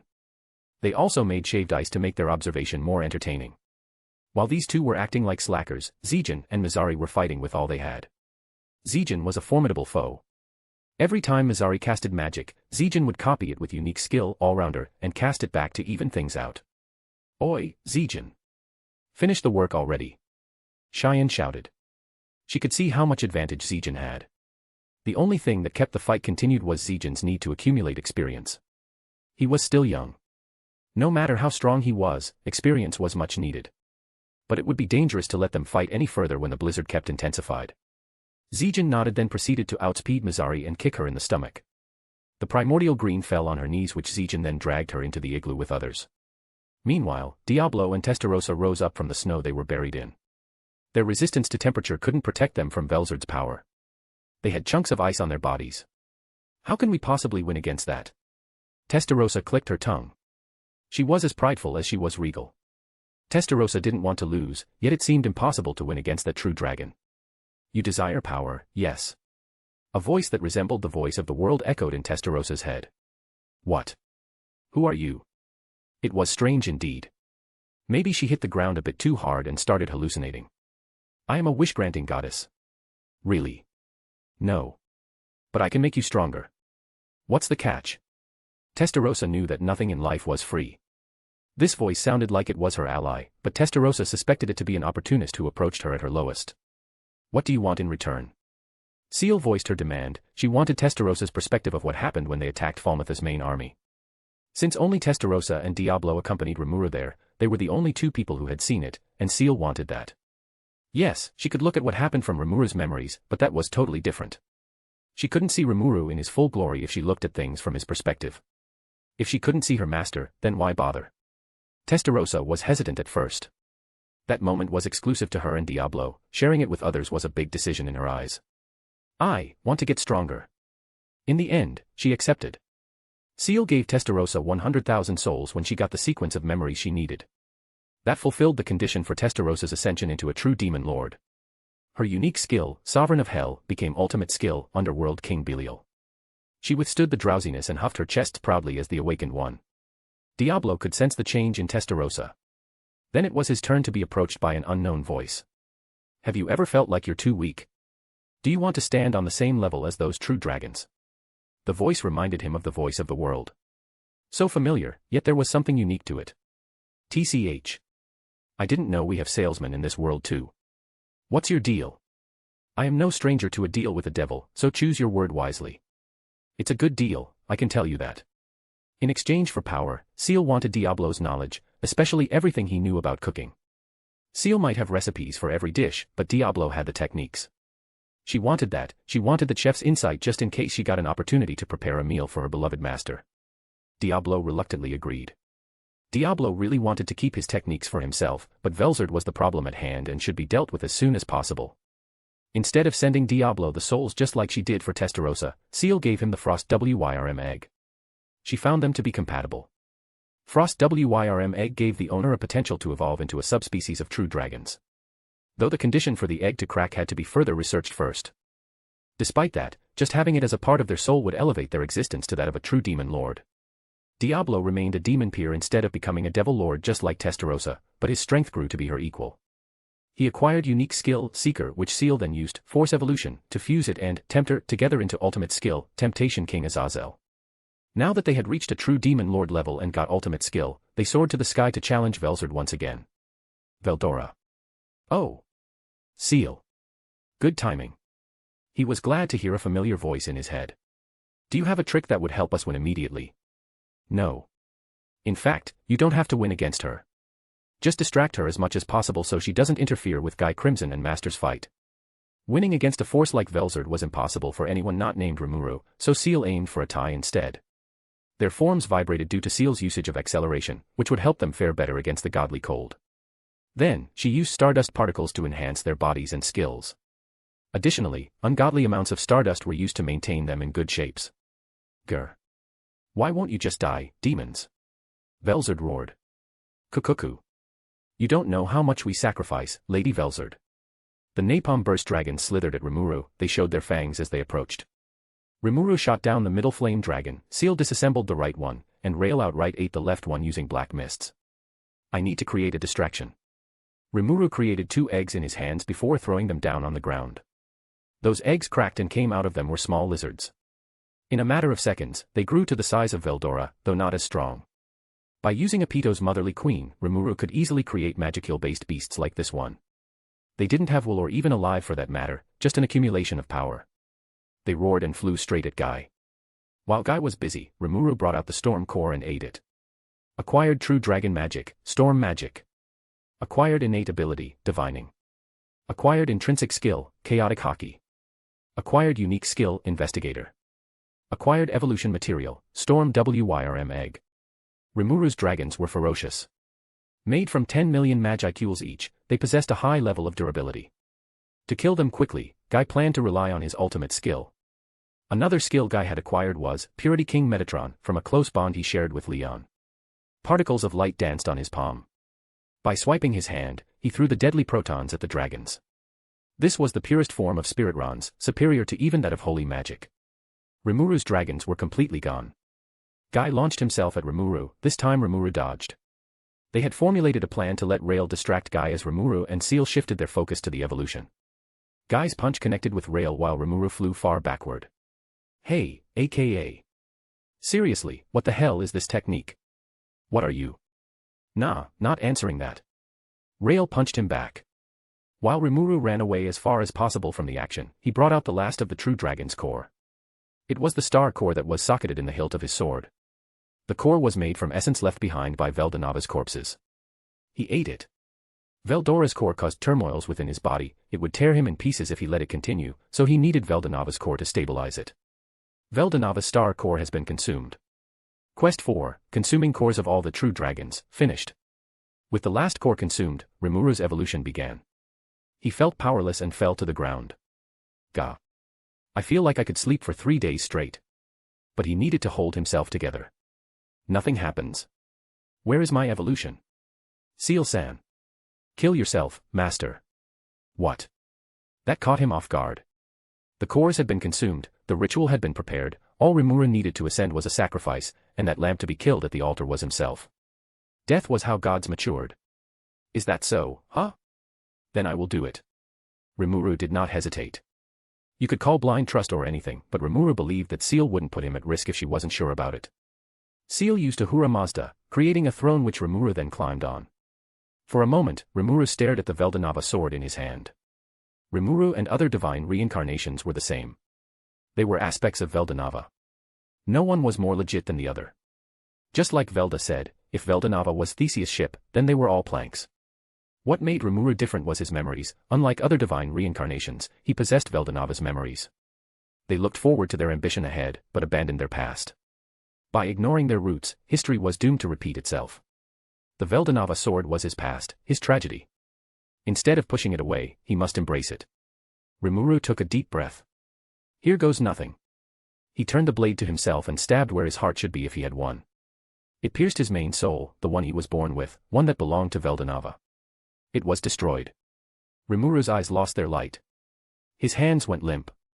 The sacrifice has been fulfilled. Acquired blessing, gift of self-realization. Rimuru's main soul was destroyed. What was left was his pseudo-souls which began to clash into each other due to their natures. Given enough time, they would surely destroy themselves. It was at that moment when Spacetime King Yog-Sothoth worked on its own. This skill came to Rimuru as unique skill, Traveler, and it was meant to be a failsafe from those who had been looking after him from beyond the veil. If Rimuru died the wrong way, Mechanism 1 would start and turn back time to the beginning of their plan. But if Rimuru died the correct way, the way that led to evolution, Mechanism 2 would start and partially restore Rimuru's soul. Half of his soul returned with his pseudo-souls absorbed and filled in the gap. When essences of true dragon subspecies, mixed in with those of human and Magian, the result would be. The evolution into Dragonoid has been completed. Lost Slime's intrinsic skills absorb and dissolve. Acquired Dragonoid's intrinsic skill, true form concealment. Upgraded, physical resistance into physical nullification. Upgraded, spiritual resistance into spiritual nullification. Upgraded, natural effect resistance into natural effect nullification. Upgraded, abnormal condition resistance into abnormal condition nullification. Combined, magic resistance and holy magic resistance into holy demonic resistance. Combined intrinsic skills, true dragon hockeys, demon lord hockey, and hero hockey into mark of king. Extra skill, sticky steel thread, evolved into universal thread. Extra skill, ranged barrier, was absorbed into multidimensional barrier. Altered extra skill, enhanced body double, into parallel existence. Combined ultimate skills Veldora, Velzard, Velgrind, and Veldanava into Dragon King Core. Seal then recreated Velgrind and Velzard again. Alongside them were both Uriel being recreated as well. Acquired ultimate skill, Thugga, Lord of Divine Flame. It was a result of combining Velgrind, Charity, and the offensive catered Uriel, then using Force Evolution to spice things up. Acquired ultimate skill, Cthulhu, Lord of Divine Ice. In the same vein, this was the combination of Velzard, Patience, Envy, and the defensive catered Uriel. When Rimuru finally woke up, he found the Veldanava sword already broken. It had served its purpose well, being a tragic remnant of his past which propelled him into the more promising future. "Thank you," Rimuru mumbled. He stood up from the throne he died on. "Welcome back, Master." "Ah, no matter how many times I die, I just can't get used to it. I don't know why." He stretched his body which felt lighter than ever. "So, let's get that victory, shall we?" With Veldanava burning itself down to nothing, Rimuru needed to find a new weapon. He was about to create one with Ahura Mazda, but Seal interrupted him. "You can use mine." "Are you sure?" "I am more than happy to let you borrow it." Rimuru nodded and summoned a sword he made for Seal when she was still Raphael. It might be unnamed, but being forged from Veldanava's tail made it formidable enough. Back to Rael, who had been enduring Guy's beating for 7 minutes straight. "It looks like our little game is over, aka. What are you talking about, Dash?" Rael created a portal in front of him, and Rimuru rushed out fist first into Guy's face, sending him far away. "Sorry, Guy. But it's my victory now." He turned Seal's sword into a bow and shot 3 consecutive arrows. Due to the distance, Guy could easily have dodged it. But Rimuru had another card he hadn't shown yet. Using Sniper, Rimuru created portals which transferred arrows directly above Guy. It pinned him down. "Ouch, you got me," Guy said. While he was lying down, his ankle got tied by a red chain. "Wait. I'm not ready, Dash." It was too late as he was suddenly pulled back to Rimuru. He tried to slash Rimuru with his sword, but it hit a 4-pointed snow shield instead. This nigh unbreakable defense came from the usage of Cthulhu and deceleration. While Guy was looking in awe, he got an uppercut punch from Rimuru, who boosted himself with Stardust Enhancement and Acceleration, launching him into the air. He teleported behind Guy with Spatial Domination. "Have a nice sleep." Nova Break. Despite its name, this art didn't involve the usage of Stardust particles. It was Rudra's art, which was both irrational and powerful. It smashed through any barrier Guy tried to put up. The only way to evade it was with his suspended world, so he used it. But someone was one step ahead of him. Digital Nature realized. In a millisecond before all motions died down, Seal turned Rimuru into a digital life form. After seeing Guy use suspended world for the first time, Seal knew that she had to find a way to counter it, and here it was. Rimuru continued to move even if everything else stopped. Guy could only watch as the sword was about to make contact. "So this is it, huh? I lost." Guy solemnly chuckled to himself. Guy was prideful, but he wasn't delusional enough to find an excuse in his shortcoming. "It's been a while since I lost." Every battle he took part in was either a win or a tie. He had lost once to the Star King Dragon, and that was his only defeat. "He really looks like you, doesn't he?" Because Rimuru came out of the portal and swiftly attacked him, Guy hadn't paid much attention to Rimuru's new look until now. His appearance remained the same, from his saintly robe to his ethereal beauty. But in addition, there was a white and black horn that resembled that of Feldway. Rimuru was donning it like a crown. He was in his true form, so this singular horn on the right side of his head was similar to Malim's crimson horn. "I am about to lose, yet I feel so calm." Guy took Nova Break with a smile. As he fell down, he felt like he was being casted away from heaven. In that moment of realization, Guy's ability evolved. Notice. Ultimate skill, Pride King Lucifer, has evolved into ultimate skill, Abyss King Nodens. Seal noticed Guy's skill evolving, so before Lucifer could return to the system, she caught it like how one caught a bird midair before it could soar to the sky. Acquired, Pride King Lucifer. Guy's body hit the ground, creating a shockwave that shook the dimension. He passed out, defeated at last. Ugh. I can't take this anymore. This drowsiness. While fighting with Guy, Rimuru had to fight with an effect of his evolution also. "Can I sleep now, Seal?" "Rest as much as you need, Master. Leave the rest to me." Knowing that it was safe for him, Rimuru drifted into a state of consciousness. He slowly floated down to the ground in a manner more graceful than Guy, finding his sleeping place next to Guy in the crater created by Nova Break. Rimuru's information. Name, Rimuru Tempest. Titles, Newborn Star / Reincarnator / Ruler of all Monsters / True Hero / True Demon Lord / Throne Candidate. Race, Dragonoid, Supreme Spirit of Chaos, Divine Reincarnation, Combined Aspect, Vicious Vessel of the Stars. Spiritual Perfection, 3/. Supreme Soul of the Star King, Supreme Might of the Star King, Supreme Flesh of the Star King. EP. Concealed form, 77,777. True form, immeasurable. Weapon, none. Stardust particles, regeneratable, body enhancement, skill enhancement, performing miracle, forcing evolution, Drago Buster, Drago Nova. Blessings, Elemental Queen's Guidance / Storm Dragon's Grace / Scorch Dragon's Grace / Frost Dragon's Grace / Gift of Self-Realization. Arts. Sorrowful World, Ukiyo-e, Void Creation, Void Manipulation, Laughing Demon, Black Veil, Styx, Singularity. Dazzling Gold Style, Faux True / Nova Break. Hazy Style, Haze Form Hide. Overblade, Holy Blade, Black Flame Lightning Blade, Void Blade, Storm Blade, Imaginary Blade. Creation Style, Gleipnir Creation, Rain of Swords, 3-line formation. Skill Tingering, Recreation, Gift, Copy, Steal, Synthesis, Separate, Alteration, Reset. Magic. True Dragon Magic, Scorch Magic, Frost Magic, Storm Magic, Star Magic. Holy Magic, Regeneration, Disintegration. Summoning Magic, Spiritual Life Form Summoning, Weapon Summoning. Elemental Magic, 8 Fundamental Elements. Ancient Magic, 8 Fundamental Elements. Illusion Magic, Great Art of Possession, Secret Art of Revival, Secret Art of Resurrection. Physical Magic, Megiddo. Aspectual Magic. Barrier Magic, Anti-Magic Area, Isolated Battlefield. Spiritual Magic, Locking Curse. Ice Magic.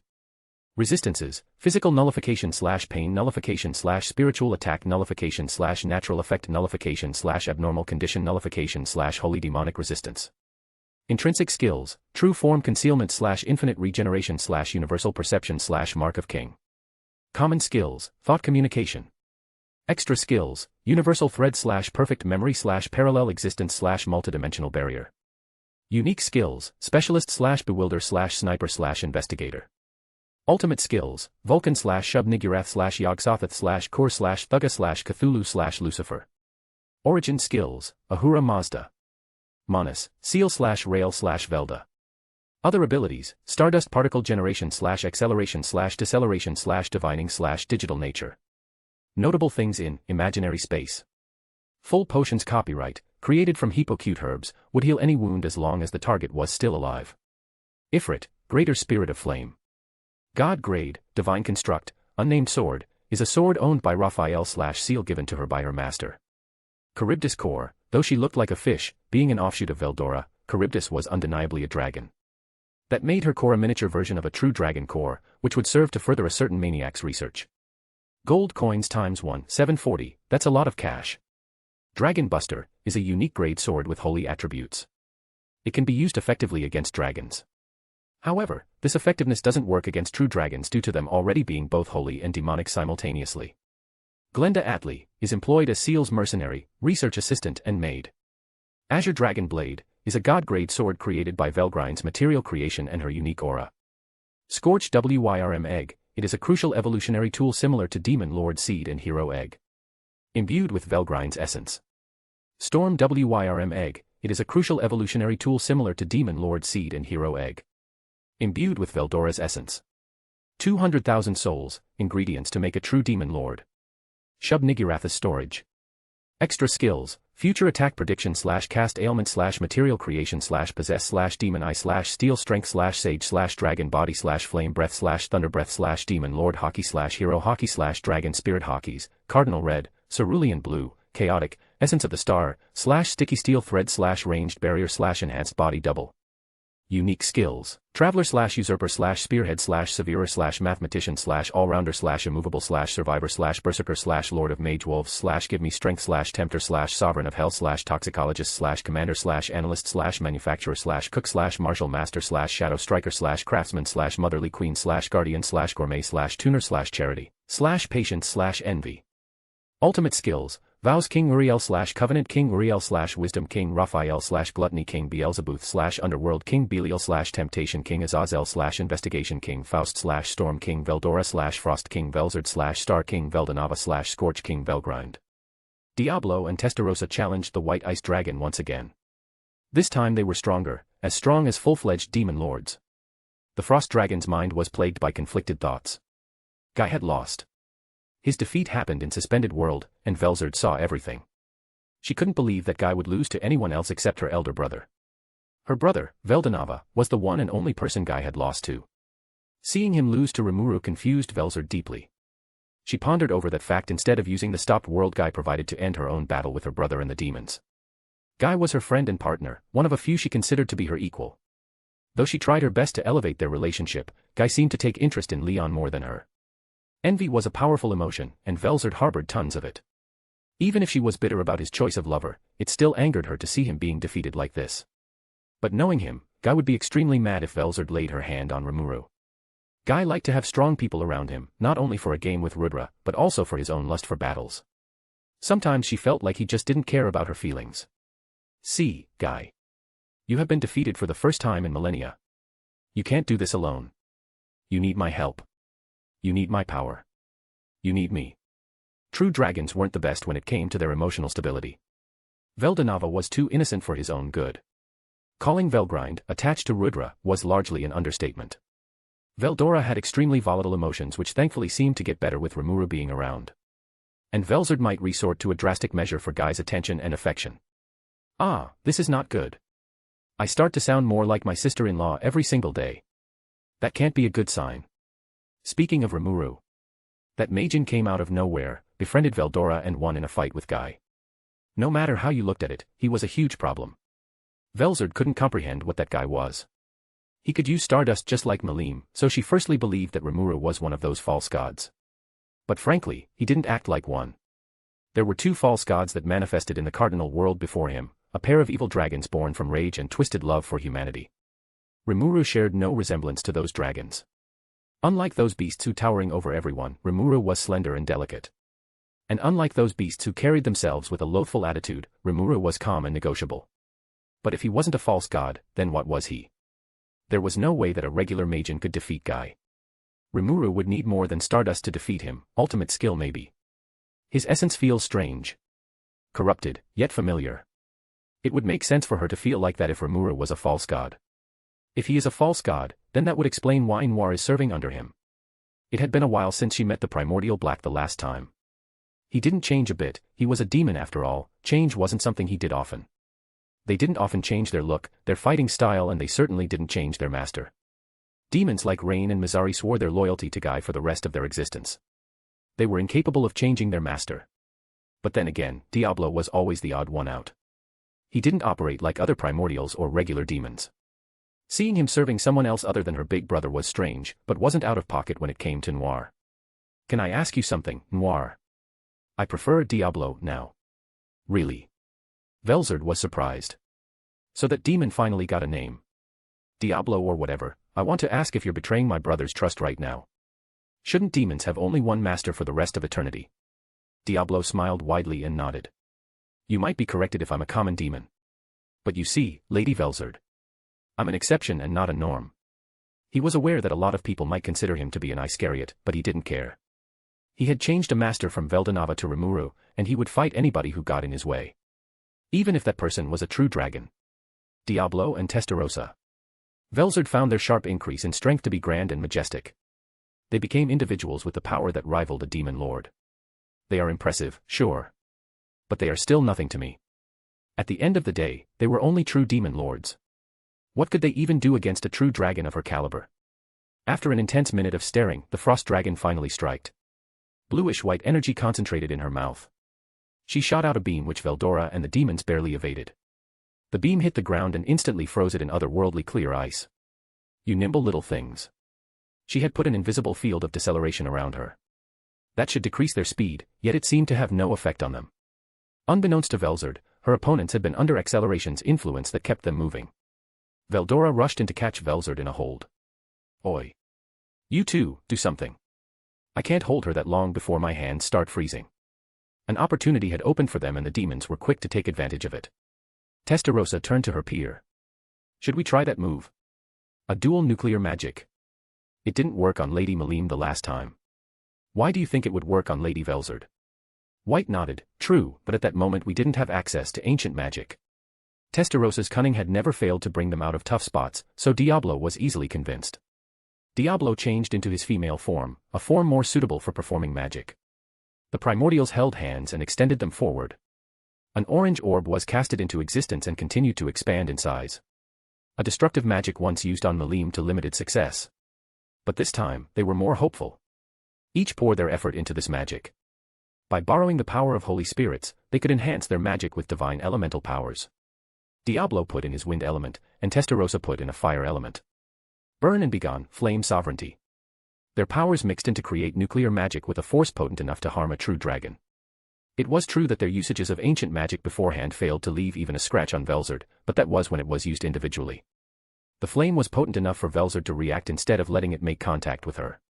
With a swing of her tail, she redirected to nuclear magic to hit Veldora. Ack! Struck by intense pain, his hand slipped, releasing her.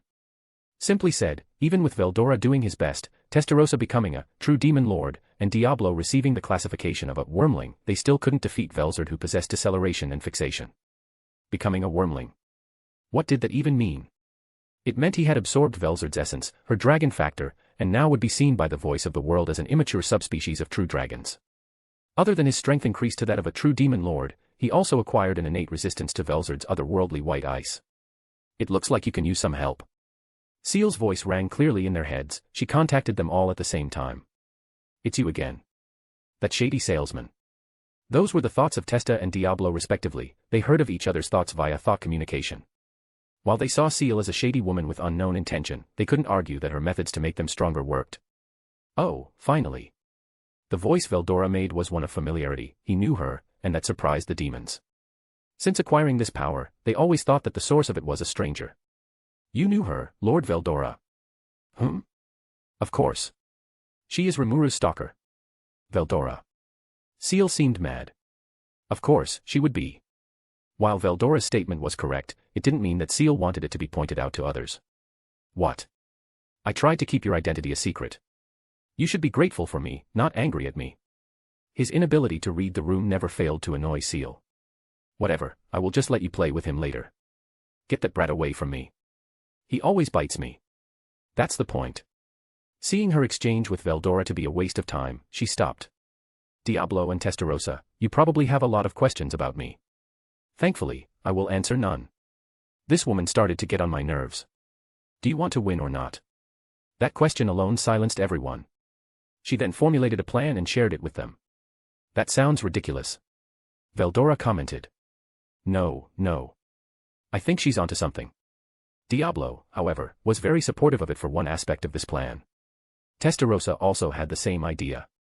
Lord Veldora, Testarossa spoke. This same person helped me and Diablo get stronger. I think she knows what she is doing. We should give it a try. It seems to be our only way out. She beat Veldora to it. He had no option but to play along. Technically, your evolution is just me carrying out Master Rimuru's will. It was him who instigated your evolution. Wait.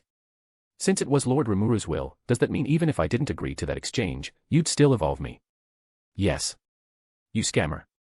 So, about the plan. Don't just ignore me. In the end, Testarossa couldn't do anything to Seal. She decided to let it slide, but there wouldn't be a second time where she got tricked like this. Veldora quickly recovered from flame sovereignty he got hit by. I must admit, you might get more arrogant, but you also got stronger. That's pleasing to know. She might blame Rimuru for Veldora's behavior being worse than before, but at least that slime knew how to strengthen her little brother.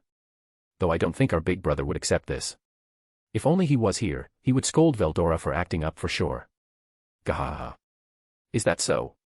If you're so proud of me, why don't you come closer and give me a hug then? Oh. Does Veldora-chan finally notice that he and his little friends cannot defeat me? The frost dragon giggled. But it's too late, my dear. A bad boy needs to be punished. I promise I will be quick. She coiled around him using her serpentine body, and Veldora just let her do it. She didn't even pay attention to where the primordial demons went. With Velzard focused on constricted Veldora, others could play their part. Alone on the floor below was the primordial yellow, who was totally spent. She poured everything she had into that shot before, a shot that got Rimuru the frost core. I have no Magicule left. I hate this. I have to do more. Carrera gritted her teeth. I won't let those two get all the spotlights to themselves. I see. Is that what you really want? Huh. Who are you? Why are you in my head? Get the fuck out. Are you sure? I am the only one who can grant your wish, you know. You want to be stronger, right? As strong as Diablo and Testarossa, am I correct? Just how long have you been in my head? Longer than you think. Just like Testarosa's case, Seal offered to make Carrera a true demon lord. Since Carrera was the newest member to join Tempest, she didn't have anything Rimuru-related that Seal could ask for. So instead, Seal asked for permission to use Carrera as a test subject for a new toy. That sounds risky. Not at all. It's only your imagination. How can I trust you then? You should not. But if you want to get stronger, then you must take that risk. Carrera agreed to Seal's terms, and after 100,000 souls were transferred into her body, she evolved. Her form radiated golden light for a few seconds before it died down. Carrera had become a devil lord just like Testarossa. Due to that evolution, she acquired unique skill, and the gun she stole from Kondu evolved alongside her as well. So refreshing. Just follow my instructions. A strange bullet came into existence in front of her. A black bullet. She grabbed and reloaded it into the Nambu pistol, which evolved into golden gun. So that's all I need to do, huh? Just shoot this bullet. No convoluted steps, no complicated methods. Just shoot. Carrera aimed at Velzard. That simple task is just my style. With yet another burst of energy, the black bullet was propelled. The black bullet was Seal's latest experiment. It was enhanced with Nihility created from Rael's imaginary collapse. This was the first time it had been used. Though they shared resemblances, Nihility was different from Void that Rael often used. Void was a matter, their existence occupied space, with its main attribute being absorption. On the other hand, Nihility was a primordial energy used by Veldanava to create many worlds. The ultimate energy that was capable of creation and destruction. Because this energy was quite new in their arsenal, Seal didn't include it in any of their fighting styles yet. At first, she was about to test it on her newly acquired lab rat, but the Frost Dragon also worked. From Rimuru's old memories, she learned that Veldanava lost access to it as soon as he used turn null. But that wouldn't happen again. It was possible to infinitely convert Magicules and Stardust into Nihility. They could also store it within imaginary space. There were only two places that still produced it constantly. Those places were imaginary space and the edge of the universe where the primordial nothingness had been banished to. When that black bullet was less than 100 meters away from her, Velzard noticed it. I won't fall for this cheap trick again. With a roar, she created snow crystal to block the bullet. Even if it managed to break the shield, it would lose a lot of force behind it. That was when Diablo and Testarossa played their card. Swallow everything. Beelzebub. Seal allowed them to borrow a single-use Beelzebub. No wonder they agreed to this plan in the first place. They got to use a divine power once possessed by their lord. The all-consuming sphere suddenly ate Velzard's snow crystal, making a clear path for the black bullet. What? Carrera was quite a sharpshooter for someone who hadn't seen a gun before. She aimed at the head, and it landed. While the bullet had Nihility within them, it wasn't dense enough to kill Velzard, just immobilized her. Damn it. I underestimated them. She might be able to win if she used her suspended world while fighting. But she saw them as below that level, and that led to her being hit by a Nihility bullet. Not only that, the bullet was also enhanced by Carrera's unique skill, Executioner, which derived from the bullet Rael 8 in the Empire. In the same vein as Cheyenne's Cook and Masayuki's Chosen One, Carrera's Executioner was as strong as ultimate skill. Velzard was hit by a judgment bullet which possessed a lot of attributes. One of them was disrupting her mana circuits, which prevented her from utilizing her Magicules properly. When Velzard turned into her humanoid form and started falling, Veldora did the same and flew in to catch her. Veldora. What? I just don't want to see you hit the ground. Oh, Veldora. She didn't expect him to be such a gentleman. Despite her trying to kill him, he still came to her rescue. Falling to the ground would not harm her, but it would be embarrassing. Maybe that Rimuru might not be as bad of an influence as I thought. That was her thought before she passed out. The Nihility bullet seemed to be pretty effective, and Seal took note of that. So, the fight between Guy and Rimuru is a tie, right? Dino's voice destroyed the silence that had been growing among demon lords. Because Guy's defeat happened in Suspended World, not everyone had a chance to see it. When time finally resumed, Rimuru and Guy were already laid on the ground without any clear winner. Isn't it Rimuru's victory? De Grol asked. Frankly, it's indecisive. Really? Yes. Have you heard of the phrase, if an angel falls from heaven and no one is around to see it, does he really fall, before? Dino was trying to make a case that if no one saw who dealt the final blow, then there was no winner, at least until either Rimuru or Guy woke up. So, how about we put the gambling behind us all? None of us has to pay, is that okay for everyone? Dino was the one who started this gambling, but now he wanted to bail out. There was a chance, it might be slim, but it existed, that Rimuru might be the winner in that fight. He gambled that Guy would win with money he literally didn't have. He was dirt poor with no dime to his name. I don't want to be indebted, especially not to Ramiris of all people. If he could make everyone agree that this gambling wasn't worth their time, then even if Rimuru won, he would have to pay nothing. And it worked. Even if Ramiris wanted to believe in Rimuru, she was as poor as Dino and didn't want to risk it just in case Guy was the winner. Moments later, Veldora, the demons joined in with the asleep Velzard with them.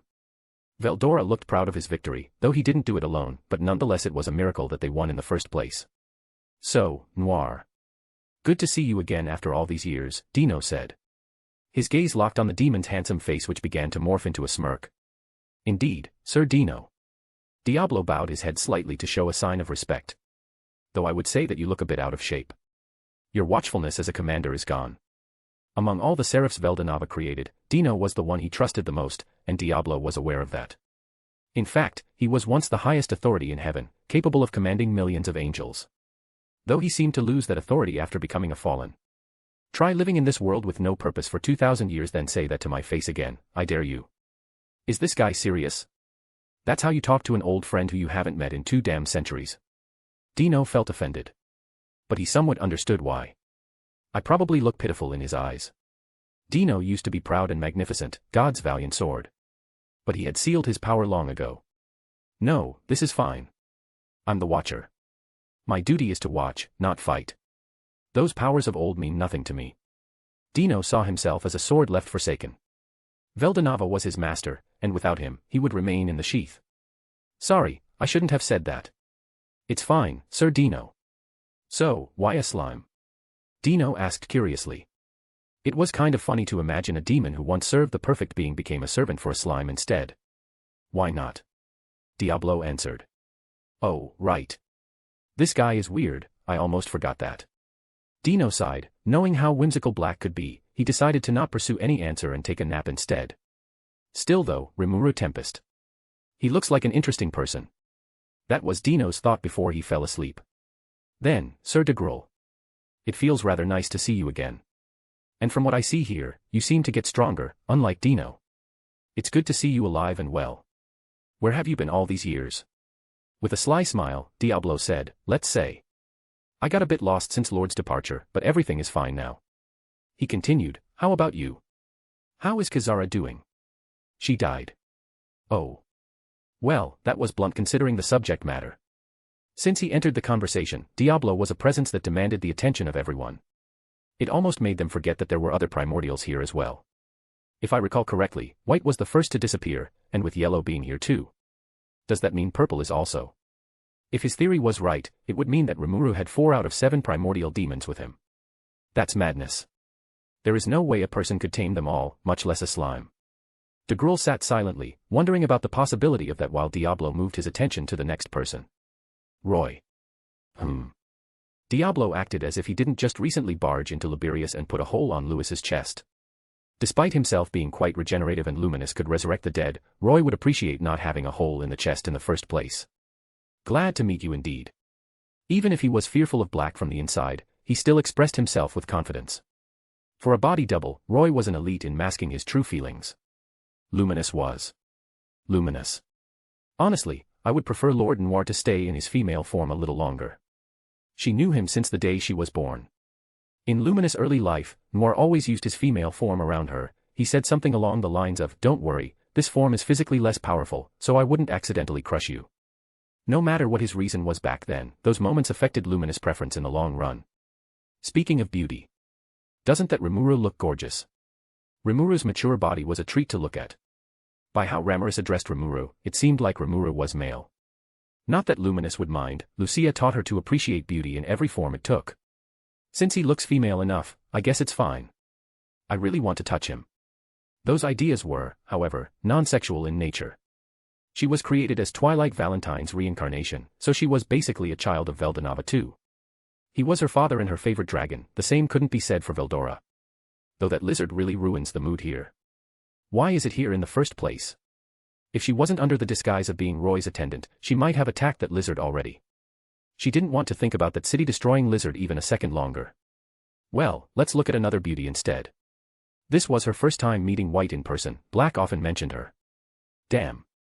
She's so hot. While Luminous kept ogling women, Leon was having a hard time comprehending the situation. He was speechless to see John here, and the smirk she gave him, that smug grin, was mocking him. She knew that he couldn't do anything against it now that she became an awakened demon lord. What do you think about this, Leon? About what? This new me. As Lord Rimuru's Carrera, and as a true demon lord. She laughed. Her statement was new information to other demon lords. Her words implied that every primordial presented here was properly named and awakened. That was a tough pill to swallow. Maybe my conversation with him was a mistake, I shouldn't say what I said. Antagonizing Rimuru might not be his smartest choice. That Rimuru is a madman. That was Leon's conclusion. Ramiris just came back from picking Guy and Rimuru. The area where they fought was dense in magicules to the point that an attendant couldn't enter without risk. She placed them in their respective chairs. Rimuru, Malim, Guy and Velzard were resting from their fights. You know, I am glad that they fought here instead of the Cardinal World. Ramiris sighed. They all slept like babies, and they certainly acted like ones too. Especially Guy and Rimuru, whose destructive fight came from literally them having fun. I will scold them for it once they wake up. I will make sure that they learn a lesson. Dino, maybe out of spite, woke up and said, "Oh, Ramiris scolding others for acting childish. How ironic." Then he fell asleep again. Diablo created blankets for Rimuru and Malim, ignoring Guy completely. Old habits die hard, it seemed. All they had to do was wait. When everyone regained their consciousness, the banquet would continue. Rimuru found himself in a room with a desk, bookshelf, and sofa. Where the hell am I? Is this a dream again? He didn't dream often though. In fact, he had only dreamed once, dreamed of a small garden with a table and 6 chairs. Slime should be incapable of dreaming, but he was a dragonoid now, so maybe. I wonder what we have here. Getting mischievous, Rimuru started searching around the room for anything interesting. For him, this was just a dream, there shouldn't be any consequence for his action here, right? Firstly, he searched every shelf the mahogany table had, which he found a stack of papers. Let's see. He sat down in a comfortable and luxurious-looking chair as he took a look at each paper out of his curiosity. Analysis on magicules. Analysis on stardust. Analysis on nihility.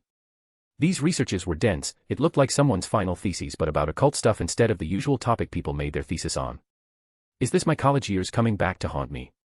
Rimuru placed them back where he found them. If only he went a little further, he would find a paper titled, A Complete Analysis About Master's Daily Life. It might be a good thing that he missed it. He investigated the shelf next. What kind of books are these? Rimuru asked himself that question. It looked like a mix of mangas, magazines, and novels. He only chose books with bookmarks to see what they were. Judging from the bookmarks, someone had been reading Kuta Hirano's Hellsing religiously. Is it Veldora? I thought he only read shonen or shonenish works. Oh. Rimuru found an unlabeled thin book hiding behind other books. Rimuru smirked, knowing what it might be. Thin books in Japan were usually doujinshis. What naughty secrets do we have here? Rimuru began to flip a page, then his smile faded away. What Rimuru found within this thin book left him speechless. An invasion of privacy, one might say. He could only let out confused noises as he flipped from pages to pages. This book was filled to the brim with pictures of Rimuru himself. Some were of him being in battlefields like in the Orc Lord invasion and in the Falmouth War. Some were of him in many dresses Shuna and Cheyenne put him in. Some were of him without clothes. Damn, I really look beautiful in these pictures. Wait, no. What the hell is this?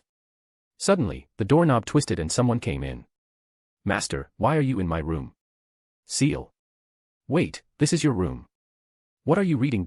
Seal's eyes moved to the book in his hands, and she knew immediately what it was. I can explain. It isn't as bad as it seems. Oh yeah. I am listening. Rimuru's information. Name, Rimuru Tempest. Titles, Newborn Star / Reincarnator / Ruler of All Monsters / True Hero / True Demon Lord / Throne Candidate. Race, Dragonoid, Supreme Spirit of Chaos, Divine Reincarnation, Combined Aspect, Vicious Vessel of the Stars. Spiritual Perfection, 3/. Supreme Soul of the Star King, Supreme Might of the Star King, Supreme Flesh of the Star King. EP. Concealed Form, 77,777,777. True Form, Immeasurable. Weapon, None.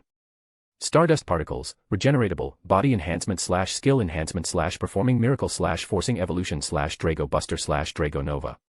Blessings, Elemental Queen's Guidance / Storm Dragon's Grace / Scorch Dragon's Grace / Frost Dragon's Grace / Gift of Self-Realization. Arts. Sorrowful world ukiyo-e, void creation, void manipulation, laughing demon, black veil, sxyt, singularity. Dazzling gold style, faux true slash, nova break. Hazy style, haze form hide. Overblade, holy blade, black flame lightning blade, void blade, storm blade, imaginary blade. Creation style, Gleipnir creation, rain of swords, 3-line formation. Skill tingering, recreation, gift, copy, steal, synthesis, separate, alteration, reset. Magic. True dragon magic, scorch magic, frost magic, storm magic, star magic. Holy magic, regeneration, disintegration. Summoning magic, spiritual life form summoning, weapon summoning. Elemental magic, 8 fundamental elements. Ancient magic, 8 fundamental elements. Illusion magic, great art of possession, secret art of revival, secret art of resurrection. Physical magic, Megiddo. Aspectual magic. Barrier magic, anti-magic area, isolated battlefield. Spiritual magic, locking curse. Ice magic. Resistances, physical nullification / pain nullification / spiritual attack nullification / natural effect nullification / abnormal condition nullification / holy demonic resistance. Intrinsic skills, true form concealment / infinite regeneration / universal perception / mark of king. Common skills, thought communication. Extra skills, universal thread / perfect memory / parallel existence / multidimensional barrier. Unique skills, specialist / bewilder / sniper / investigator. Ultimate skills, Vulcan / Shub-Niggurath / Yog-Sothoth / Kor / Thugga / Cthulhu / Lucifer. Origin skills, Ahura Mazda. Manus, Seal / Rail / Velda. Other abilities, Stardust particle generation / acceleration / deceleration / divining / digital nature. Notable things in imaginary space. Full potions copyright, created from hypocute herbs, would heal any wound as long as the target was still alive. Ifrit, greater spirit of flame. God grade, divine construct, unnamed sword, is a sword owned by Raphael / Seal given to her by her master. Charybdis core, though she looked like a fish, being an offshoot of Veldora, Charybdis was undeniably a dragon. That made her core a miniature version of a true dragon core, which would serve to further a certain maniac's research. Gold coins ×1, 740, that's a lot of cash. Dragon Buster is a unique grade sword with holy attributes. It can be used effectively against dragons. However, this effectiveness doesn't work against true dragons due to them already being both holy and demonic simultaneously. Glenda Atlee is employed as Seal's mercenary, research assistant and maid. Azure Dragon Blade is a god-grade sword created by Velgrine's material creation and her unique aura.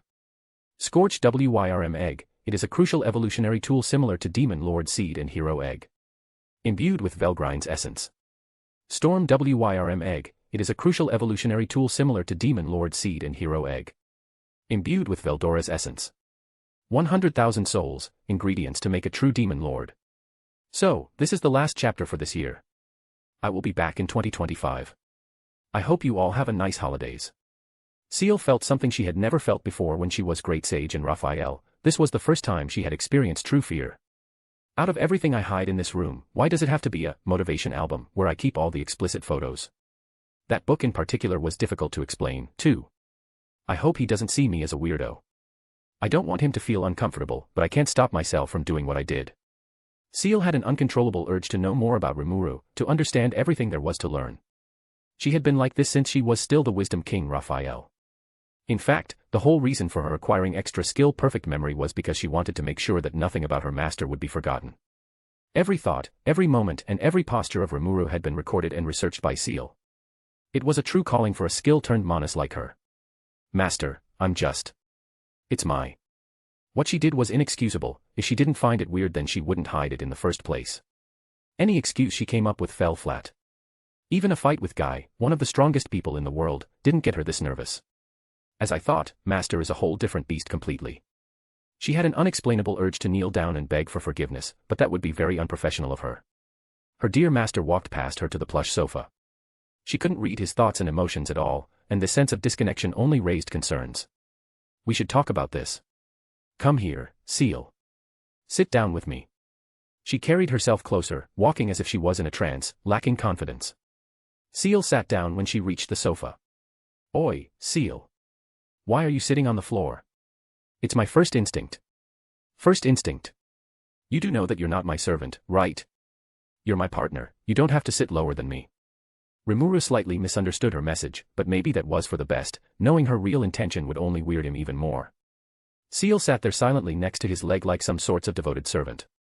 He wasn't going to judge her, honestly. He had seen people in worse positions when talking to him, especially during his time as Veldanava. As long as it made her comfortable around him, Rimuru was fine with it. Seal-san is a little strange, but she's really adorable when she's nervous. Seal was one of the most confident women he knew, so it was rare to see her being this vulnerable. Getting caught red-handed is a big deal for her, huh?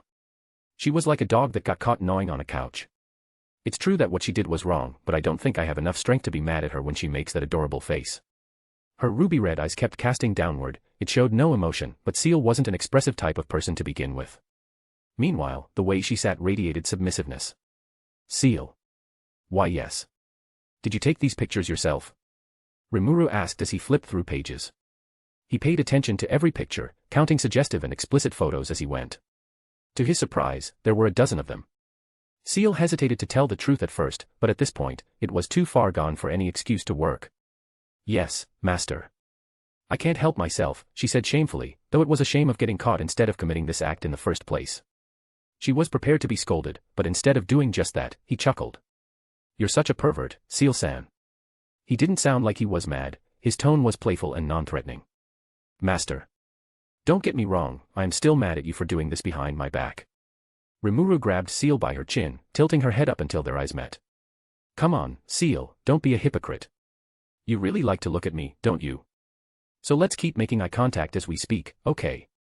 Seal nodded to his words. She might or might not enjoy this more than she should. Seal loved being ordered around by Rimuru, and it felt like a treat for her every time he did it. And the rarity in which it would happen on its own also made it feel special as well. Why are you making this? His voice was firm and demanding. I promise I won't be mad. I just want to know the reason.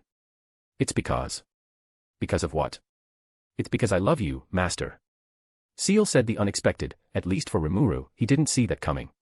The already weird situation just got weirder.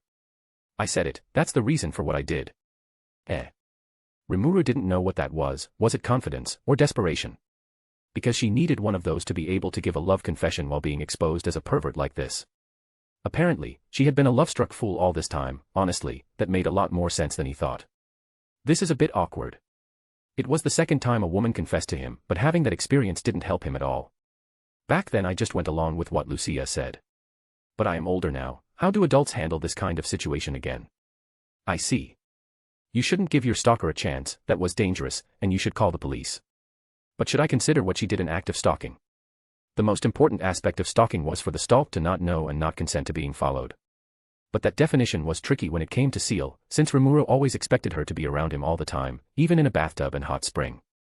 Turning those moments into photos and collecting them might be the only problematic things she did. But since Rimuru was genderless, it wasn't that big of a deal for him in the first place. He considered her actions to be pardonable.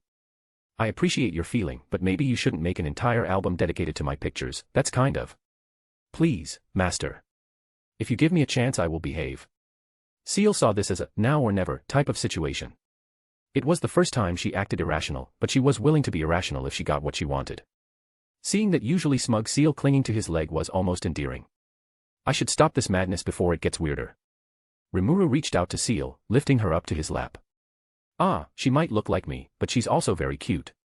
Seal didn't expect this kind of intimate action, so she was already a blushing mess. He would never expect his cold, calm and calculated Seal to react in this way, but everyone had their weakness, and Rimuru just happened to be hers.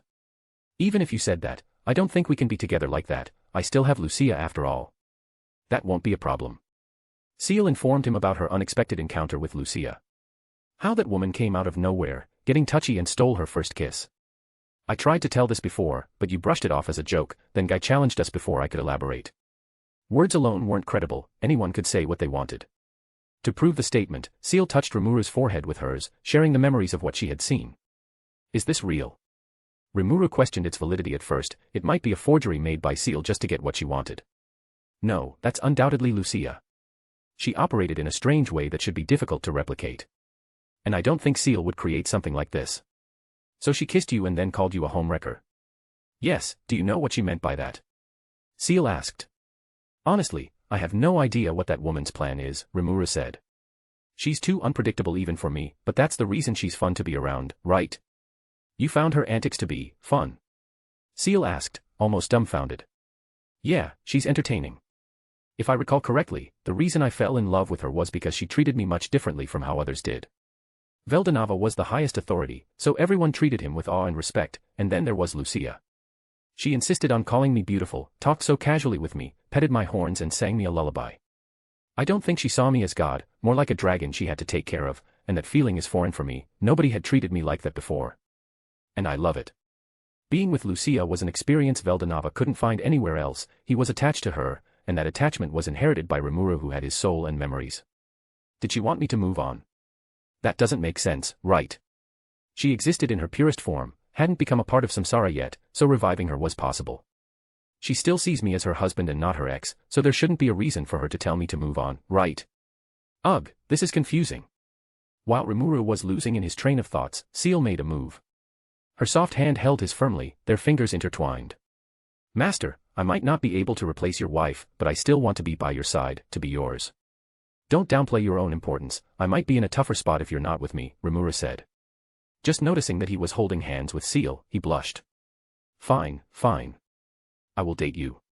Lucia is definitely going to kill me for infidelity, but I also can't let Seal down. After reminiscing that he lived a good life, Rimuru looked at Seal. She had the widest smile, which Rimuru used to think was impossible for someone as expressionless as her. Thank you, Master. I feel the happiest I have ever been. But just because we are dating doesn't mean I will let you keep those explicit pictures of me. Rimuru changed the topic. Does that mean clothed pictures are acceptable? We need to find you a new hobby once we return to Tempest. Since their relationship was official now, Seal asked Rimuru for something she wanted for a while, a kiss.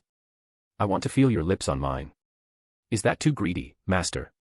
She pleaded as if she was a small animal begging for food. Since when did you become this bold? Despite what he said, Rimuru still spoiled Seal with what she wanted. I am not a good kisser, just so you know. As a married man, it hurted to admit that, but he didn't want Seal to set high expectations and fail to reach them. It's okay, Master. Seal already had a technique she learned from Lucia, so she was prepared to take the lead. Though I apologize, this isn't my first kiss. Rimuru softly knocked her forehead. You're overthinking again. I mean, it's fair, you're the Wisdom King after all. He held her face in a reassuring manner and gave her a comforting smile. Kisses only have as much meaning as you are willing to give it. So instead of worrying about the first or second kiss, let's just make this our best kiss together, okay? Rimuru kissed Seal on the lips. He handled it well at first before tongues were involved. Overall, it was a heavenly experience for both of them. Well, that was something. Rimuru blushed crimson, but trying to act like he was impressed by it. Master, no matter what happens, I will always be your submissive servant. She leaned forward to hug him and nuzzle his chests. I think you meant to say, subservient. I know what I said. Of course you do. Rimuru started to think that maybe he had a thing for unhinged women. It was 2 out of 2 at this point, the statistic couldn't lie. Do you have a nice sleep, my dear master? Oh, stop. Rimuru woke up to Seal's flirtatious tone. She really took full advantage of her new status as his girlfriend. Aren't we already having enough fun in imaginary space? Rimuru was in his seat with a blanket covering him. Sorry for wasting everyone's time, he said, for he was the last person to wake up.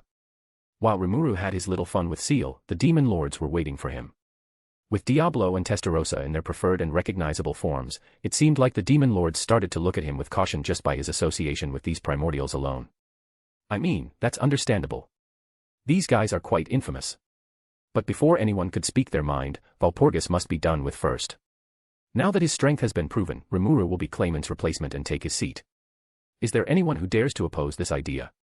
Guy might say it in a soft-spoken voice, but his phrasing was intentionally uninviting. He really wanted Rimuru to be a part of the council. That was the surest way to secure Rimuru as his chess piece and not Rudra's. Primordials, True Dragon, Insector, Rimuru himself and unseen many hidden in Tempest. Which side that could sway Rimuru to join them will be the victor. With no voice opposing his rise to power, Rimuru had been officially recognized as one of the demon lords. His territory was the entire Jura forest. Next is about Carrion. Oh, about that. Rimuru moved his eyes to a man who attended this banquet as Ramorous attendant. I am still alive. His aura began to pour out as he took off the lion mask. Honestly, I barely survived. If it ended like this, everything would be fine. The sturdy power structure that was the 10 great demon lords would remain the same, but with Rimuru replacing Clayman instead. Unbeknownst to anyone, the power was about to shift in a drastic way. Carrion walked past Malim to Rimuru. Unexpectedly, he knelt down. Rimuru. No, Lord Rimuru. I don't like where this conversation is heading. But before Rimuru could voice his opinion, Carrion continued. He kept his head down, looking at the floor below as he spoke. Thank you for saving me and my citizens. Seeing the way you fought, I finally understand that my power isn't worthy to be called a demon lord just yet. I will step down from my position as a member of the 10 great demon lords and serve under you instead. Carrion's statement came as a surprise, and it also rang true. He might be impressive for a demon lord seed, but he was basically nothing compared to the rest of the council. Even in his own weight class, he was still weaker than Benimaru and Zijin. Wait. Why does it have to be me? Isn't it obvious? Because we lycanthropes are indebted to you. Due to Malim being controlled, her win was invalid, so Carrion chose to serve under Rimuru instead. I mean, isn't your people going to have a problem with this rapid change dash? I've already consulted this with the 3 beast keeters and my army. When a carnivore had their target selected, they would bury their fangs in and never let the prey go. Or in other words, he already chose Rimuru, and there was nothing Rimuru could do about it. If he's so adamant about it, then I guess I have no other choices but to take him in. When everything was said and done, Tempest would end up with 2 vassal states, the Beast Kingdom Eurazania and the reformed Falmouth. Oh, right. Don't we have to rebuild Eurazania, too, since it was blown up? Destruction creates job opportunities. Well, you're right. And since there are no casualties in that attack, we can reap the benefits without feeling guilty, too. Rimuru could task Geld and the orcs to rebuild Eurazania. Those magents that were prisoners of war could be used as well. Rimuru told Carrion that he wouldn't get himself involved with Eurazania's politics. Carrion would remain its king. We have this arrangement not because I am lazy, but because I respect Carrion-san's ability to rule, understand? Yes, sir. Carrion answered, thank God he was the brawn over brain type. With Carrion stepped down, that left the council with only 9 members. I want to step down as well. Oh. Come on. Do I look like an incompetent coworker? This time it was Demon Lord Fry. While it wasn't that exact reason, Rimuru was correct that he was the problem. Just like Carrion, she saw herself as too weak to be a demon lord. There was an argument to be made that Fry had an advantage when it came to aerial combat, and her cunning mind was her deadliest weapon. That's true, but I have seen that there exists a power that I cannot overcome even with advantages. She glanced at Rimuru for a second. I will now serve under Malim. Malim yelped. She had been sitting there silently this whole time to the point that Rimuru started to get worried. At least she was listening to the meeting. She looked panicked. I don't think it's a good idea. You don't need to serve me. It's okay. It's my fault that you got involved in Clayman's plan in the first place, Fry said. When Clayman's plan was being mentioned, Malim glanced at Rimuru a little before turning back as if she didn't want to make eye contact with him. Am I being hated? Please hold yourself together, master. We are in the middle of a meeting. Rimuru didn't understand it at all. He saved her from mind control. She shouldn't hate him from doing the right thing, right? Is that all? Guy was about to wrap up this meeting. But before he could do that, Roy raised his hand. What's it, Roy? My position is not needed anymore, he said a cryptic message before slowly rising up from his seat. His maid, a silver-haired girl, filled his place. That being said, I want my seat back. Her black and white maid uniform disappeared and got replaced by an all-black Gothic dress. Her aura turned from reserved to violently majestic. She sat down where Roy used to be. Oh. That's unexpected. You don't want to play that little game of yours anymore. I can't keep playing it forever. Those heterochromic eyes glanced at Rimuru, and for some reason, she licked her lips, which made Rimuru instinctively cover his neck. Also, there's a lot of things a servant can't do. I don't like to limit myself when it comes to fun. Luminous prolonged eye contact with Rimuru as she said that. Why did she do that? Adoptive daughters, they always brought problems for him. The next topic concerning territory dispute between demon lords. 3 demon lords stepped down from their positions. Carrion's Beast Kingdom of Eurazania became a part of Rimuru's domain, and Frey's Harpy Queendom of Fulbrosia became Malim's domain. Clayman's puppet nation of Gistav was still an unclaimed land. Since it shares a border with the Empire, someone should claim it before they do. The puppet nation of Gistav shares its border with both Master and Malim's domains. It would be more efficient if either of you claim it. Rimuru and Malim both didn't want Clayman's domain, they already got new territories from their new subordinates, getting it would be asking for more work, which no one wanted. Seriously. No one wants it, not even other demon lords. Though it made perfect sense, lands and resources were cool and all, but owning a country they didn't share a border with was a headache, and Gistav itself didn't seem like it had much to offer in the first place. Wait, maybe I can turn this into an opportunity. So I guess that's only you and me, Malim. MMM. She only nodded, not even looking Rimuru in the eyes. How about this? I propose the Daiki Pact between both of us. Daiki Pact. What's that? Malim asked. In short, Rimuru wanted himself and Malim to be co-rulers of Gistav. Since it was a domain that none of them wanted, but someone still had to claim it, it was better to share a burden. The significance of Gistav having someone as its owner before the Empire could get their hands on it didn't go over Malim's head, so she agreed to the pact. And Rimuru just solved another problem he faced. With them being co-rulers, Malim still had to talk to him and couldn't just avoid him forever. I still don't know why she is mad at me, but I can work with this. Since there are only 8 of us, it can't be the 10 great demon lords anymore, isn't it? Rimuru just casually mentioned, but it turned out to be a bigger problem than he anticipated. Monsters like Rimuru should know better than anyone that names were sacred, including the name of groups and organizations. Can't we just use 8 great demon lords? No. The whole council said in unison. But despite their objection to an easy choice, none of them even attempted to find a better alternative. It looked like this was a normal occurrence once a number of demon lords had been altered. So they are not good at naming, huh? Even the name 10 Great Demon Lords was first coined by humans and later officially adopted by the council. I should just sit here and keep my mouth shut, it's not like it's my responsibility. Gahaha. Fear not. Since my sworn brother over here is excellent in that regard. Because of Veldora's inability to shut up, it was now Rimuru's responsibility to name the group. After looking up at the exposed sky for a few minutes, one name came to mind. Octagram, it means 8-pointed star. How does that sound? The meeting room fell into silence as the demon lords let the name sink it. It had been decided, from now on this current set of the council would be known as Octagram. Demon, Lord of Darkness, Guy Crimson. Dragonoid, Destroyer, Malim Nava. Before you announce, can I change some details? Ramaris stopped Rain and turned to ask Guy for permission. Sure. Fae, Fairy Queen, Ramaris. Giant, Earthquake, Degrol. Fallen, Sleeping Ruler, Dino. High Blood, Queen of Nightmares, Luminous Valentine. Demonoid, Platinum Saber, Leon Cromwell. And the last was Rimuru. How will this work then? What's it, Malim? I mean, Rimuru is a Dragonoid like me, right? So does that mean we will have 2 Dragonoids appointed at the same time? Honestly, that was a good question. Demon Lords were meant to be the pinnacle of their species, so there was usually one member at a time. While the question of how still lingered in everyone's thoughts, the better question now was, what should we do? Is it that big of a deal? For Rimuru, their worries seemed ridiculous. But because being a demon lord was kind of boring, manifesting a problem to discuss was one of a few things they do to kill time. And it was a matter of principle, they wanted to maintain the illusion of equal powers.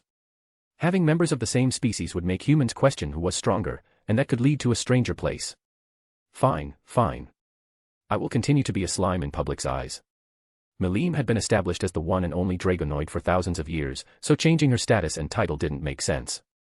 Also, being seen as a slime made Rimuru seem more approachable for humans and demi-humans alike. With that conversation concluded, this Valpurgis had ended. Before demon lords went their separate ways, there was a feast with the food prepared by Guy's maids. It seemed like Diablo also contributed for some reasons. Though I would say that it's quite surprising that Guy didn't make a big deal of other primordials being here, or he did while I was sleeping. Not my concerns. Please allow me to serve you, Lord Rimuru. Rushing to Rimuru's side was Rain. She brought food to Rimuru and poured wine for him, oblivious to Diablo and Testa's death glares. Why is she? You know what? I am not questioning it anymore. I am just a primordial magnet at this point. This time it wasn't Rimuru's fault entirely that he had Rain swooned over him. It was mostly due to what she and Cheyenne had been discussing while others were fighting. Rain, you little thief. Why don't we educate her, right here, right now? Diablo and Testarossa were forming their evil plan again. Oi, you two. Let me enjoy a prim and proper maid for once, I don't have this opportunity often.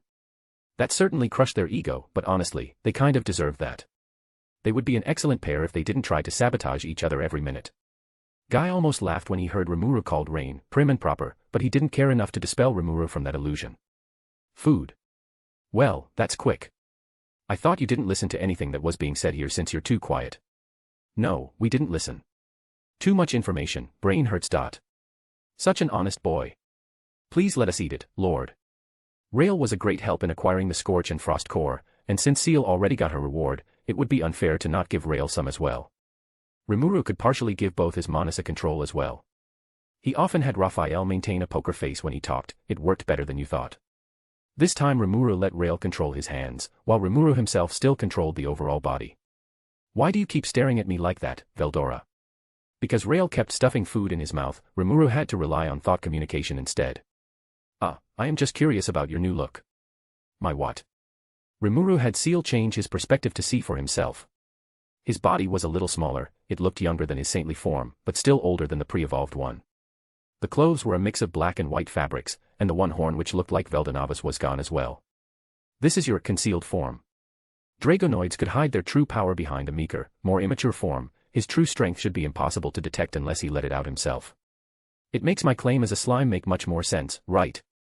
A horned slime wouldn't be much credible anyway, so having a form that didn't have any dragonic characteristics was great. He saw Rail's hand reaching for a glass of wine, so he slapped it with another hand. What's it, Lord? He wasn't mad, more of a confusion. You shouldn't drink that, it's for adults. Rimuru did not want to deal with the consequence of a drunk Manas. Rail was like a living, walking black hole. Letting him get drunk would result in a pandemonium.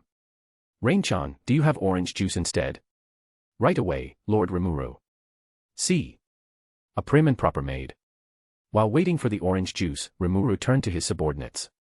Cheyenne, what are those things in your hands? These. They are paintings Rain made for me. They were stacked on top of each other and covered up. Oh, Rain's paintings. Can I see them? Rain was a talented artist, the family portrait in the Heavenly Star Palace was drawn by her as well, so Rimuru already had a grasp of Rain's talents. Can't do. Cheyenne suddenly became overprotective of those paintings. She couldn't risk having Rimuru saw these drawing of himself, she might get confiscated for all she knew. Meanwhile, Seal already analyzed the paintings beneath the cover, and she was impressed by its details. She needed that kind of art on the wall of her room, so she would find a way to contact Rain later. How about you, Zijin? What do you have in that box? Zijin walked closer. He was carrying a wooden box which Rimuru saw a mix of meat, blood, and bones when he looked inside. This is former demon Lord Clayman, Zijin said with an unconcerned voice. He might look like a soup from hell, but surprisingly he was still alive and conscious, being kept around by Cheyenne's certain outcome. He existed in constant agony in which death was a better outcome he couldn't reach. Deserved. Rimuru didn't feel bad for someone whose evil scheme backfired. Automatically, one of his hands reached out, and Clayman was then consumed by a black mist. It wasn't Rimuru who did that. Oops, sorry Lord. He looked food-shaped. At least warn me first. Acquired unique skill, manipulator. Began an in-depth analysis on Clayman's memories. Maybe these two were more in sync than Rimuru thought. In the room where everyone carried themselves with a sense of formality, Carrera was the odd one out. She kept harassing Leon, poking him and teasing him with words like how an annoying little sister would. From the bottom of my heart, screw that man.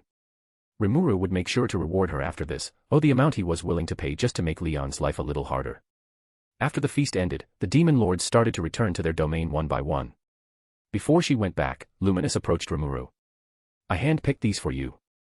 She gave him a bouquet of black roses, and just like the same-looking one in the Heavenly Star Palace, she sprayed her blood over it to make sure that they wouldn't rot like regular flowers.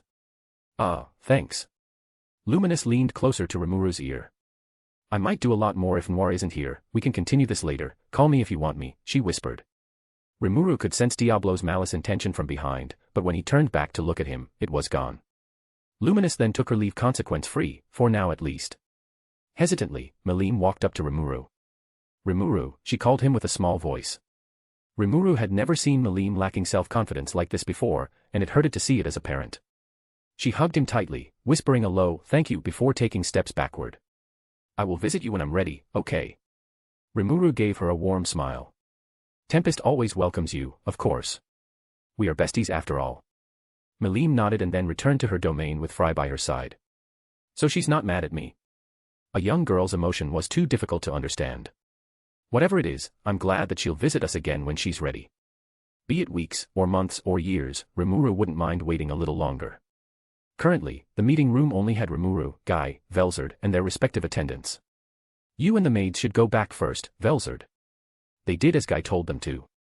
Before disappearing into the portal, she looked at Rimuru. I will find a time to visit your country. I want to keep track of Veldora's growth. Would that be a problem? Veldora's puppy eyes wouldn't work this. I will have my revenge. This is for making me come up with the group's name on the spot, Rimuru thought with an evil smirk. Sure. Everyone is welcome to Tempest. Veldora over here could also be your guide around our town. Veldora screamed, but no one cared. Poor him, but action has consequences. Well, I should go as well. Don't, we are not done talking yet. Guy told Rimuru to send his subordinates back. He wanted it to be only the two of them. He sounded very serious about it, too. The demon lords had many questions that they wanted to ask Rimuru, but they were aware of his power, so they left those questions for Guy to ask instead. It was less of a conversation, more like an interrogation. Rimuru sat down with Guy, agreed to have a conversation with him. Diablo was reluctant to leave at first, but Rimuru had shy and dragged him out of the room. Have a nice date, you two. Ramaris said before flying into the portal Mizari created to bring them back. Note to self, ban Ramaris from reading romance mangas for a week. Veldora also gave Guy a look that probably said, don't try anything funny. In the end, the room with just the two of them.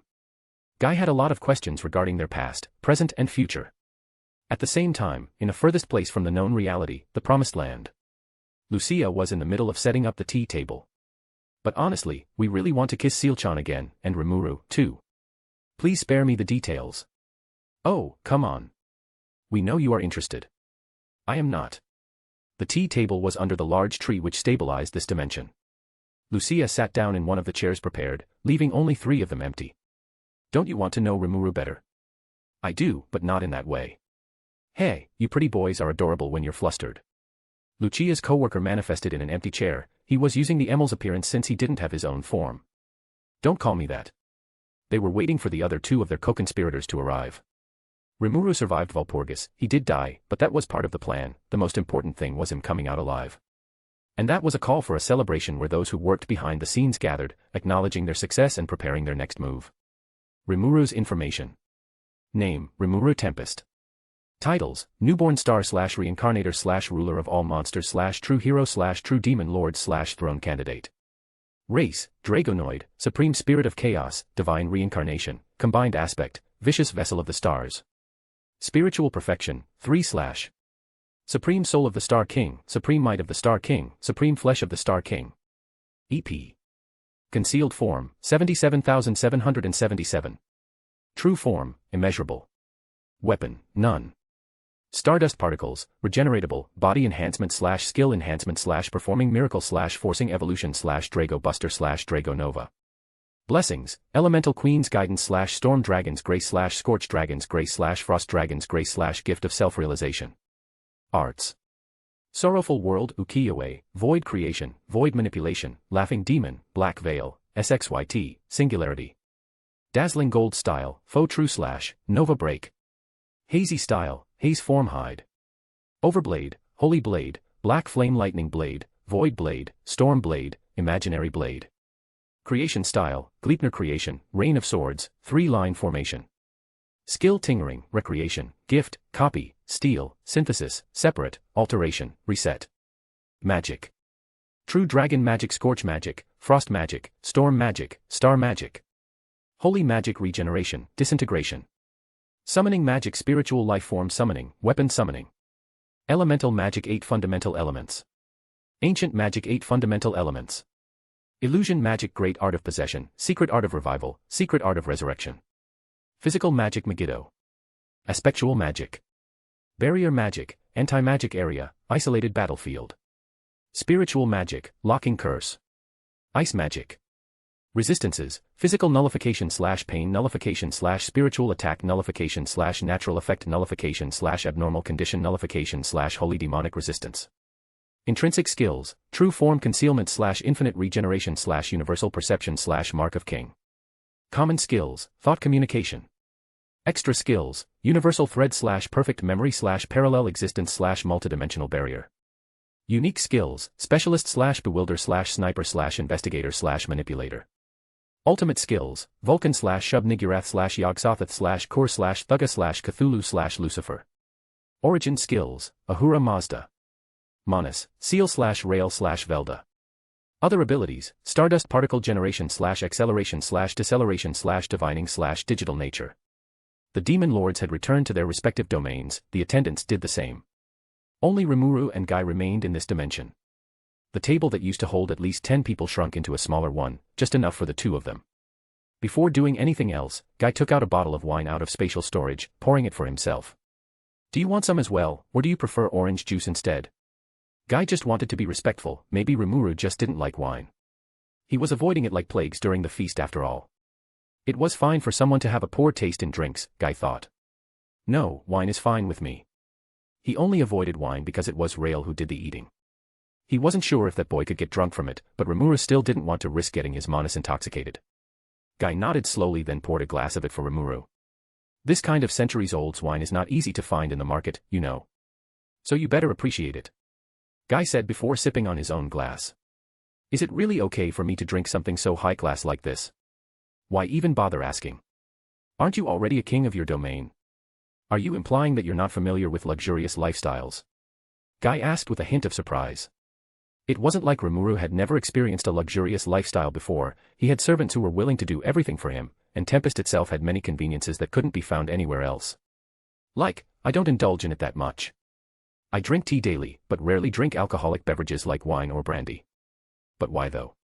Because alcohol's an enemy of productivity, and if Shuna ever catches me in a drunken state. Rimuru said as his body shuddered.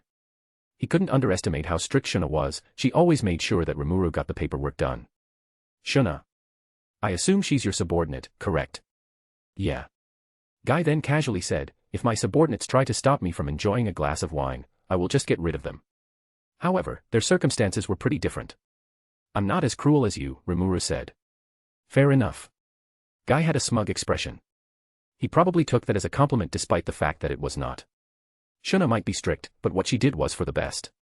If Rimuru only had those yes-men like Diablo and Cheyenne around him, he was sure that no work would be done, so Shuna's presence was well appreciated by him.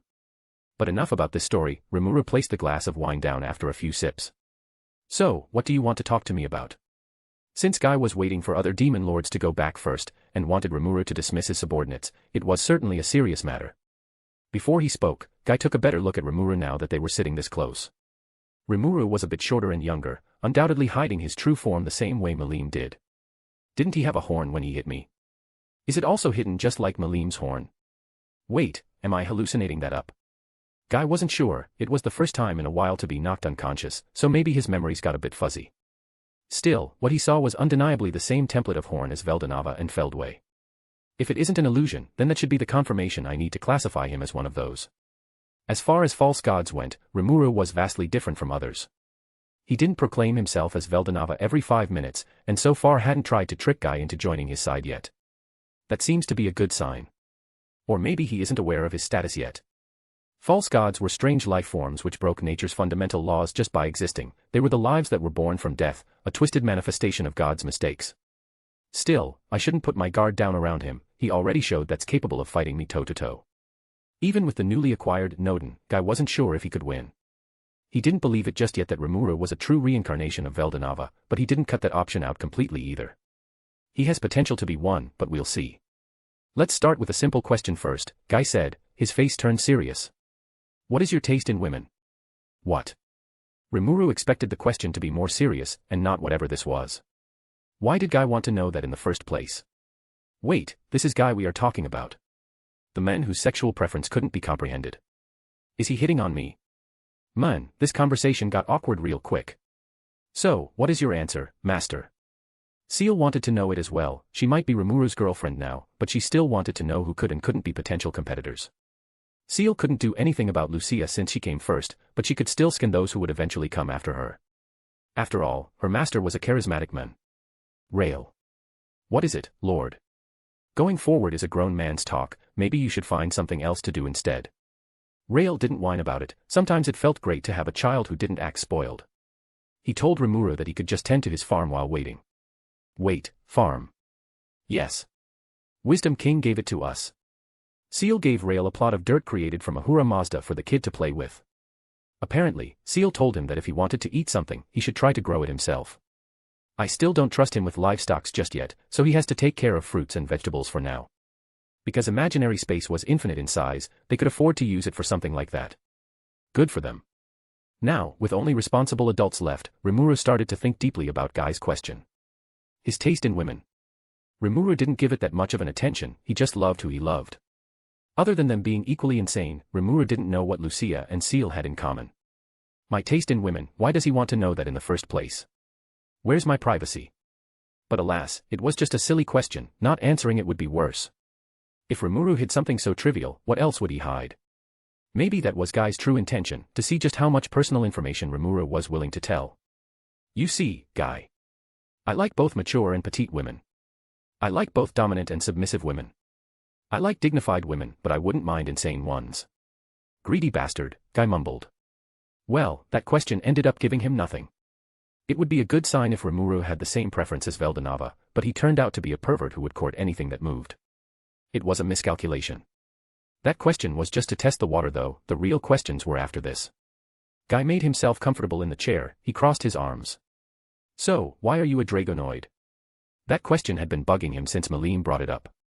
Dragonoid was a species that was unnatural and shouldn't exist. The only dragonoid in existence, Malim, was a proof of the bond between Star King Dragon Veldanava and Lucia Nazca. Though true dragons mating with humans had become a taboo, it still wasn't clear if the birth of dragonoid was linked to true dragons as a whole, or just Veldanava.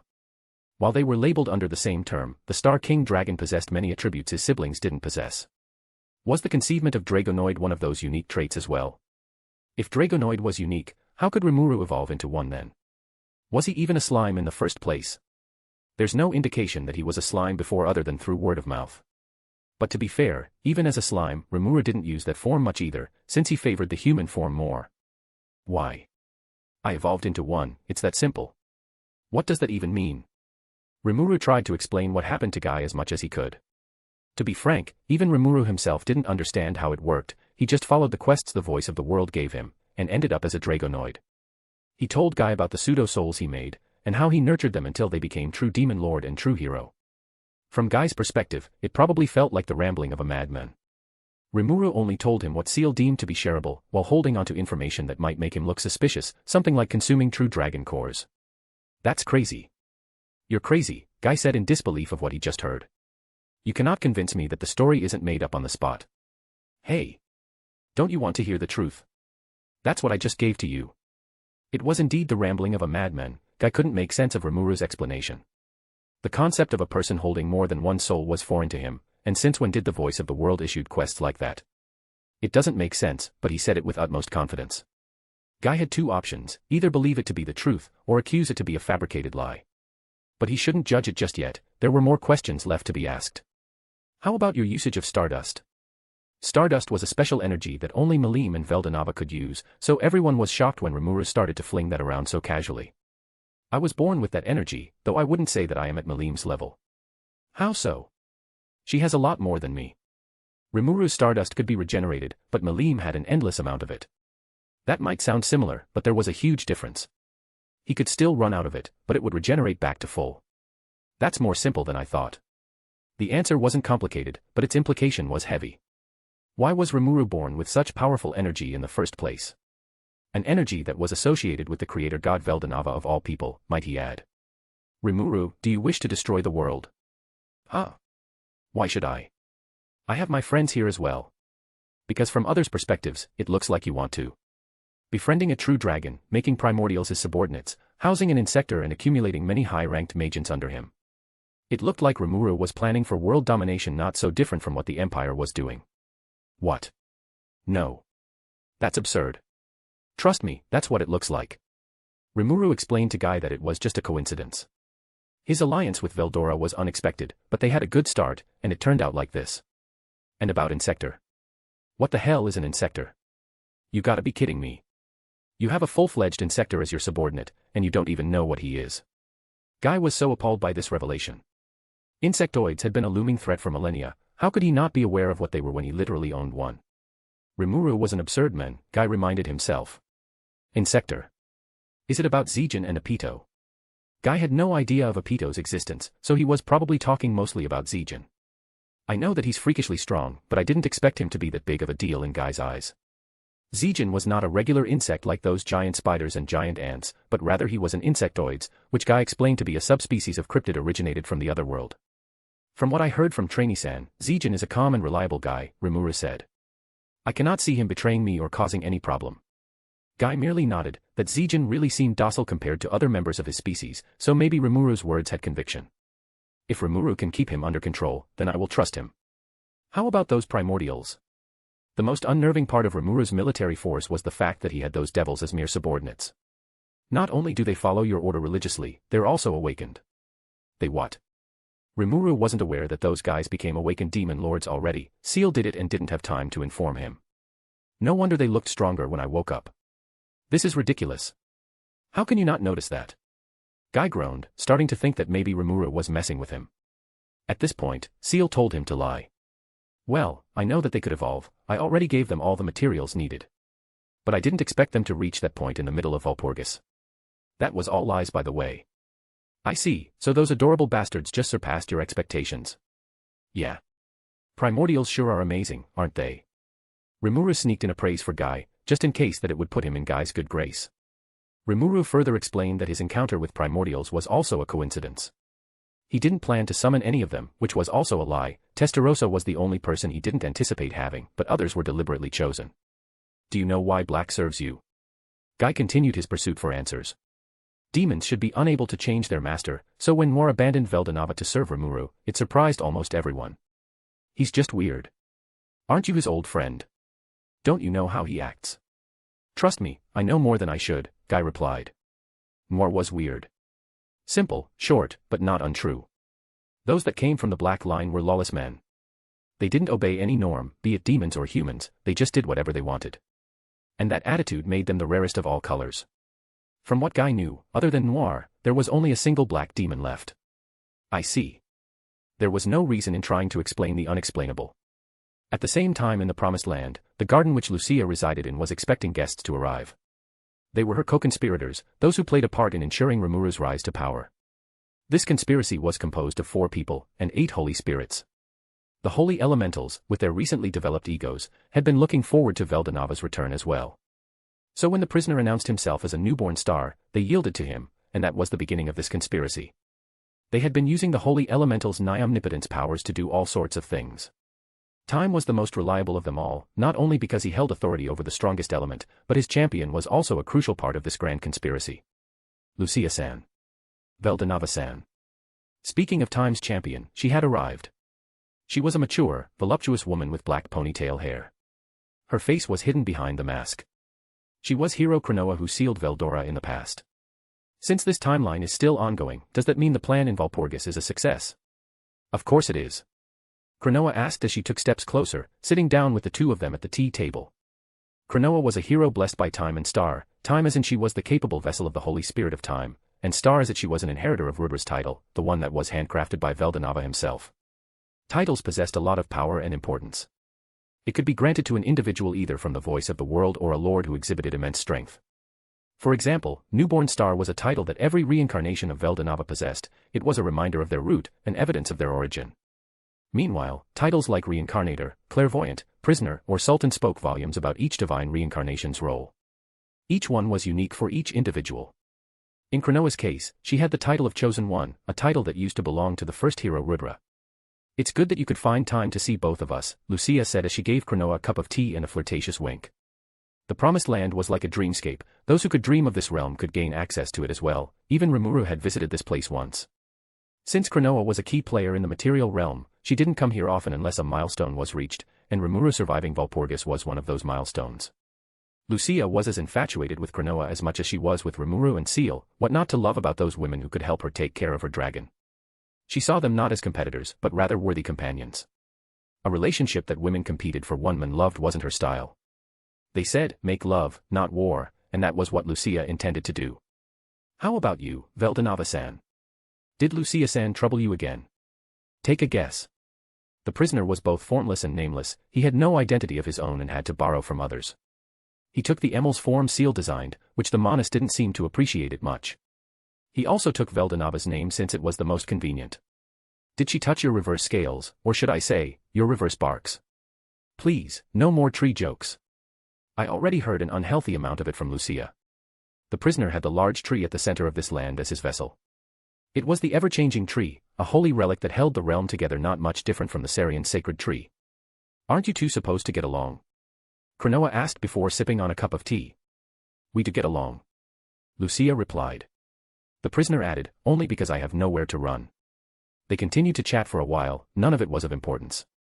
This conversation took place only because they had to wait for the last co-conspirator to arrive. For a man who was called Lord first, he sure took his time to arrive last. They could hear a whistle, a sign of his arrival. He was a blonde-haired man in white simple clothes. You're late as always, elder brother, Lucia greeted. Ha ha ha. Don't you know that a hero always arrives late? He said. The last member of this conspiracy was the first Emperor Rudra, though the clothes he was wearing reflected his warrior's aspect more than the ruler's one. He made his way to the last empty seat, looking around with a smile. He was not really Rudra, not the first hero made of flesh and soul. Instead, this Rudra was composed of infants. The voice of the world always collected the hero's data, and that data could be replicated into an Einhar jar, which this version of Rudra was. It didn't concern him that his body was puppeted by Michael, and his soul already reborn anew. He knew that he was here for a reason, and that reason had yet to be fulfilled. Now that everyone is here, let's begin our meeting. The prisoner informed Cronoa and Rudra that the first plan was a success. Rimuru had survived Walpurgis and evolved into a Dragonoid. This conspiracy was divided into two groups, with the heroes being active players and interacting with the material realm, while Lucia and the prisoner were this operation's overseers. So while these two were omnipresent thanks to the prisoner's connection with the voice of the world, both heroes still had to be informed. And that brings us to our next plan. Cronoa-san, what comes after this? That should be the founding festival and then the grieving banquet. Everyone nodded. The founding festival, Rudra mumbled. My student, will that boy Masayuki participate in this event as well? Yes, it's your turn to shine. Hearing Cronoa's words, the first hero sprang to his feet. Ha ha. Finally. I've been waiting to be in the spotlight for a long time. Calm down, Rudra-san. It still needs at least months for preparation. Rudra had been waiting to be deployed in the material realm. He wanted to meet a lot of people down there, not only Rimuru and Chloe, but Crimson as well. What? You're thinking about your boyfriend again? Lucia teased. Me and Crimson are just best friends. Cronoa interrupted the siblings, can't you two just focus on the objective? Keep those words for yourself, pretty girl, or else we will shut your mouth up with our lips. Was I supposed to feel threatened by that?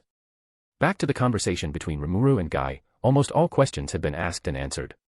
Most of them didn't come from Guy himself, they were questions from other demon lords. What is your taste in women, was a question from Luminous. Of goddamn course she would want to know that, Guy thought to himself.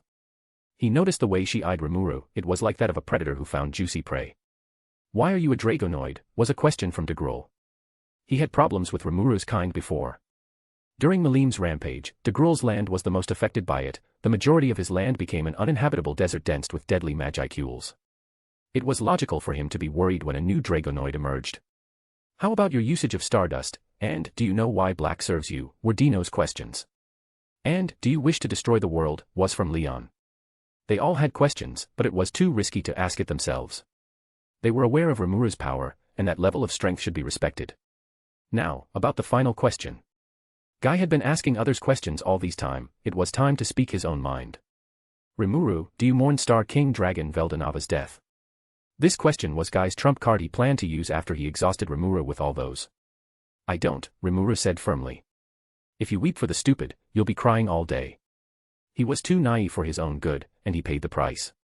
It might come off as disrespectful, but Rimuru didn't care, he was criticizing himself after all. Despite Rimuru's blatant rudeness, Guy wasn't mad, he just smirked. Stupid, eh? I have never met someone describe Veldanava like that before. Guy stood from his chair and walked further from Rimuru. I'm satisfied, you can leave now. With a snap of his fingers, Guy opened a portal that would bring him back to the ice continent. When Guy was back at the White Ice Palace, he was greeted by Velzard. She had been waiting for him. What's with that smile? Nothing to worry about, Guy brushed it off. May I ask you, Velzard? What do you think about Rimuru? The beautiful white-haired woman pondered Guy's question. My thought. I would say, like brother, but corrupted. Corrupted? In some sense she's right. Guy had come to a conclusion of his own. To think that the pure and innocent Veldanava would grow up to be so deceitful. Guy laughed to himself. Rimuru might be able to fool everyone, but not him. Due to his encounters with false gods before, Guy could tell that Rimuru was much different from those evil spawns. His usage of Stardust was particular, while his ascension and his sword raised some eyebrows. The most important piece of evidence that Guy focused on was the horn. He was the only one who saw it up close, and it gave Rimuru's identity away when considered with other evidence. Is this the game you want to play, huh? To hide yourself from us? Admittedly, Rimuru's move might be the correct one. Even if he said that he was Veldanava, Feldway would only see him as just another impersonator, and would hunt him down. Honestly, that indecent angel has gone mad, there's no point in talking with him anyway. This Rimuru was the most promising Guy had seen so far, it would be a shame if he was killed by a mentally unstable angel. He might be the most complete reincarnation of Veldanava he had seen so far. Should I tell Velzard about this? No. If I get it wrong then it would just unnecessarily break her heart. Guy went to his room, dropping on a bed made out of ice, just like every furniture here. Mizari sat on the desk, drafting letters for other demon lords just as Guy told her to. I can confirm that Rimuru is not here for any destructive intention, though I cannot fathom what he really is. Maybe you should visit him and come to your own conclusion. That was the detail of the letters which would be sent to Luminous, Dino, de Grol and Leon, that should ease their concerns, even just a little bit. Guy respected his old friend's wish to conceal his identity, if that was really him in the first place. I should do the same as well. Guy looked at Mizari for a minute before speaking up. Hey, Mizari. You should start packing your stuff. Why? We'll travel to the magic continent, just both of us. Mizari was surprised by Guy's sudden order. What about Rain, sir? Guy laughed. Come on, that will be like bringing Freeloader, I don't want that. Brutal, but it was the truth. Only Mizari was needed since she was reliable and useful, unlike the other maid. Guy told other demon lords to see for themselves who Rimuru really was, and he would do that as well. It would be his first trip to the mainland in such a long time. As Mizari walked out to prepare the luggages, Guy mumbled to himself. The Jura Tempest Federation, isn't it? Let's see what kind of intriguing creation you have in store for me this time. Rimuru's information. Name, Rimuru Tempest. Titles, Newborn Star / Reincarnator / Ruler of All Monsters / True Hero / True Demon Lord / Throne Candidate. Race, Dragonoid, Supreme Spirit of Chaos, Divine Reincarnation, Combined Aspect, Vicious Vessel of the Stars. Spiritual Perfection, 3/. Supreme Soul of the Star King, Supreme Might of the Star King, Supreme Flesh of the Star King. EP. Concealed Form, 77,777. True Form, Immeasurable. Weapon, None. Stardust Particles, Regeneratable, Body Enhancement / Skill Enhancement / Performing Miracle / Forcing Evolution / Drago Buster / Drago Nova. Blessings, Elemental Queen's Guidance / Storm Dragon's Grace / Scorch Dragon's Grace / Frost Dragon's Grace / Gift of Self-Realization. Arts. Sorrowful World, Ukiyo-e, Void Creation, Void Manipulation, Laughing Demon, Black Veil, SXYT, Singularity. Dazzling Gold Style, Faux True / Nova Break. Hazy Style, Haze Form Hide. Overblade, Holy Blade, Black Flame Lightning Blade, Void Blade, Storm Blade, Imaginary Blade. Creation Style, Gleipnir Creation, Rain of Swords, 3-line formation. Skill Tinkering, Recreation, Gift, Copy, Steal, Synthesis, Separate, Alteration, Reset. Magic.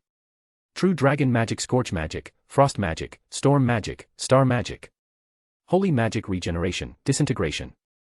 Summoning Magic, Spiritual Life Form Summoning, Weapon Summoning. Elemental Magic, 8 Fundamental Elements.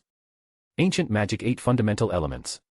Illusion Magic, Great Art of Possession, Secret Art of Revival, Secret Art of Resurrection. Physical Magic, Megiddo. Aspectual Magic. Barrier Magic, Anti-Magic Area, Isolated Battlefield. Spiritual Magic, Locking Curse. Ice Magic. Resistances, Physical Nullification / Pain Nullification / Spiritual Attack Nullification / Natural Effect Nullification / Abnormal Condition Nullification / Holy Demonic Resistance. Intrinsic Skills, True Form Concealment / Infinite Regeneration / Universal Perception / Mark of King. Common Skills, Thought Communication. Extra Skills, Universal Thread / Perfect Memory / Parallel Existence / Multidimensional Barrier. Unique Skills, Specialist / Bewilder / Sniper / Investigator / Manipulator. Ultimate Skills, Vulcan / Shub Nigurath / Yog-Sothoth / Kor / Thugga / Cthulhu / Lucifer. Origin Skills, Ahura Mazda. Manus, Seal / Rail / Velda. Other abilities, Stardust Particle Generation / Acceleration / Deceleration / Divining / Digital Nature.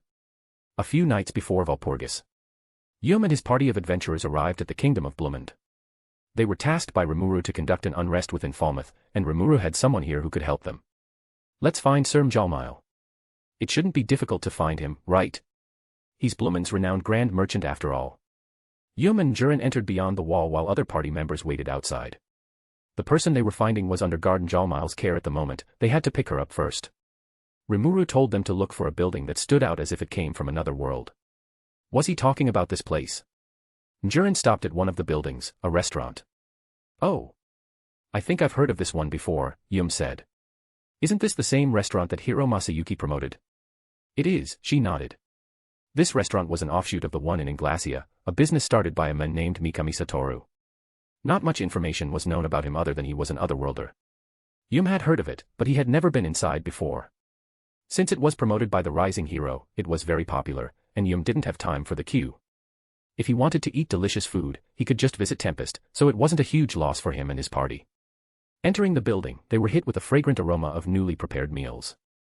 This place feels a lot like Tempest, Yum thought, which considered Blumen and Tempest's proximity, it did make sense. Now what? You should be Champion Yum, correct? Ah, yeah. He was approached by a gray-haired boy, one of Moss' many body doubles. Sir Guard is waiting for you, follow me. He looked like an adorable child, but he was more professional than they thought. That was because the two of them only saw a child, and not the demon hidden in plain sight. But it was not their fault. Moss came from the White Line. He had control over his emotion and power more than demons of other colors, not that the bar was that high in the first place. They entered an office while Moss would wait outside. They were greeted by a plump man with a well-groomed handlebar mustache.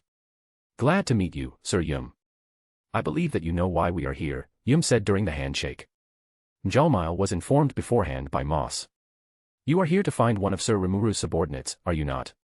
She's here, in this room with us. Yum looked around the room, but he didn't see anyone or anything that stood out other than a cat that was playing with a yarn ball. You gotta be kidding me. You may not like it, but that is what peak performance looks like. Yum and Jurin walked out of the restaurant with the cat.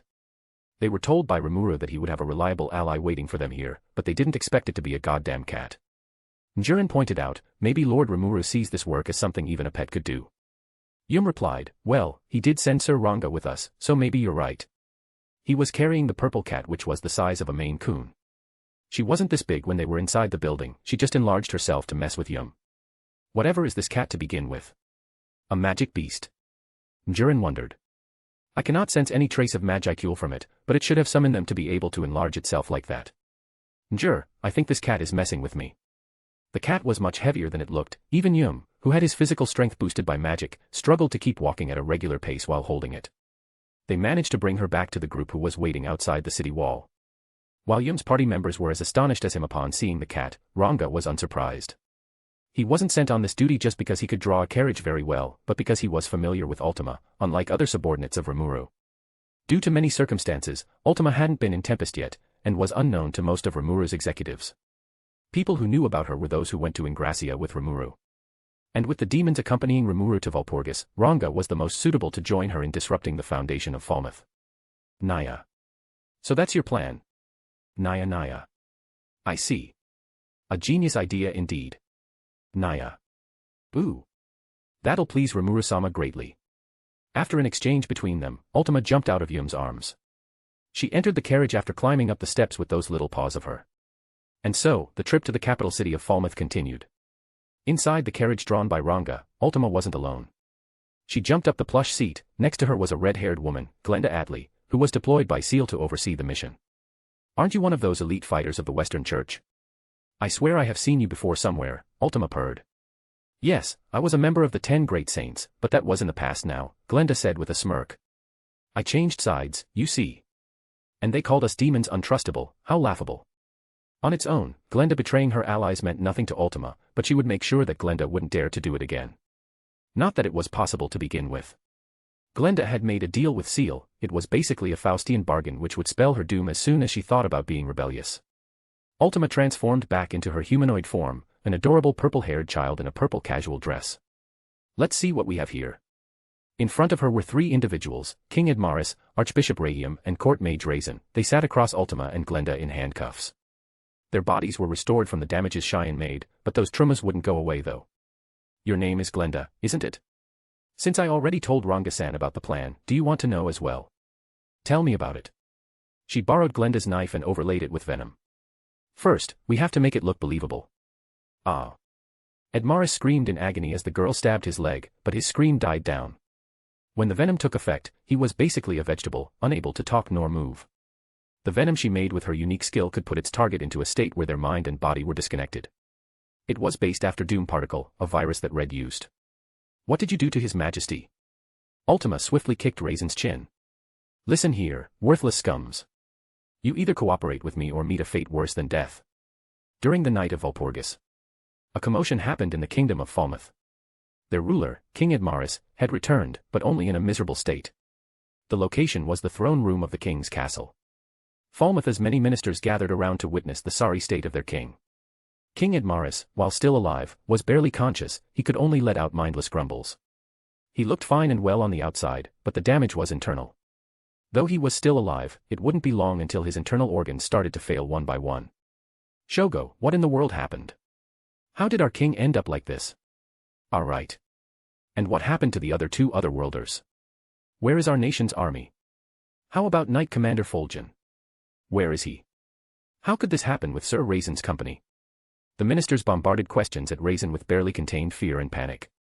When the magic communication was cut, the people remaining in the kingdom had been worried about their well-being the whole time.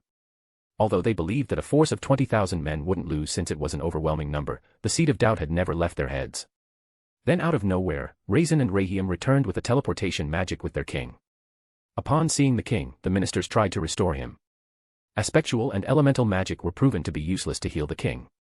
They tried to contact the Western Church for help, but since the church was facing a problem of their own, they didn't answer. After having the court physicians examine the king, the result was more grim than they thought.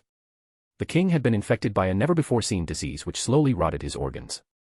They tried to use a high potion on him, but it resulted in nothing. Healing magic and holy magic didn't work either. Raisin was sympathetic to his former colleagues, but this nation was about to become a toy of the monster king. Their own choices would decide their fates. But for a bit, just for a little bit, Raisin felt sorry for him. Calm down. I am Raisin. I've been protecting the king and was able to escape back to our kingdom with the help of Hero Yum. At first, nobody was willing to believe it, but upon recalling that Raisin was a powerful mage, they began to make sense of the situation.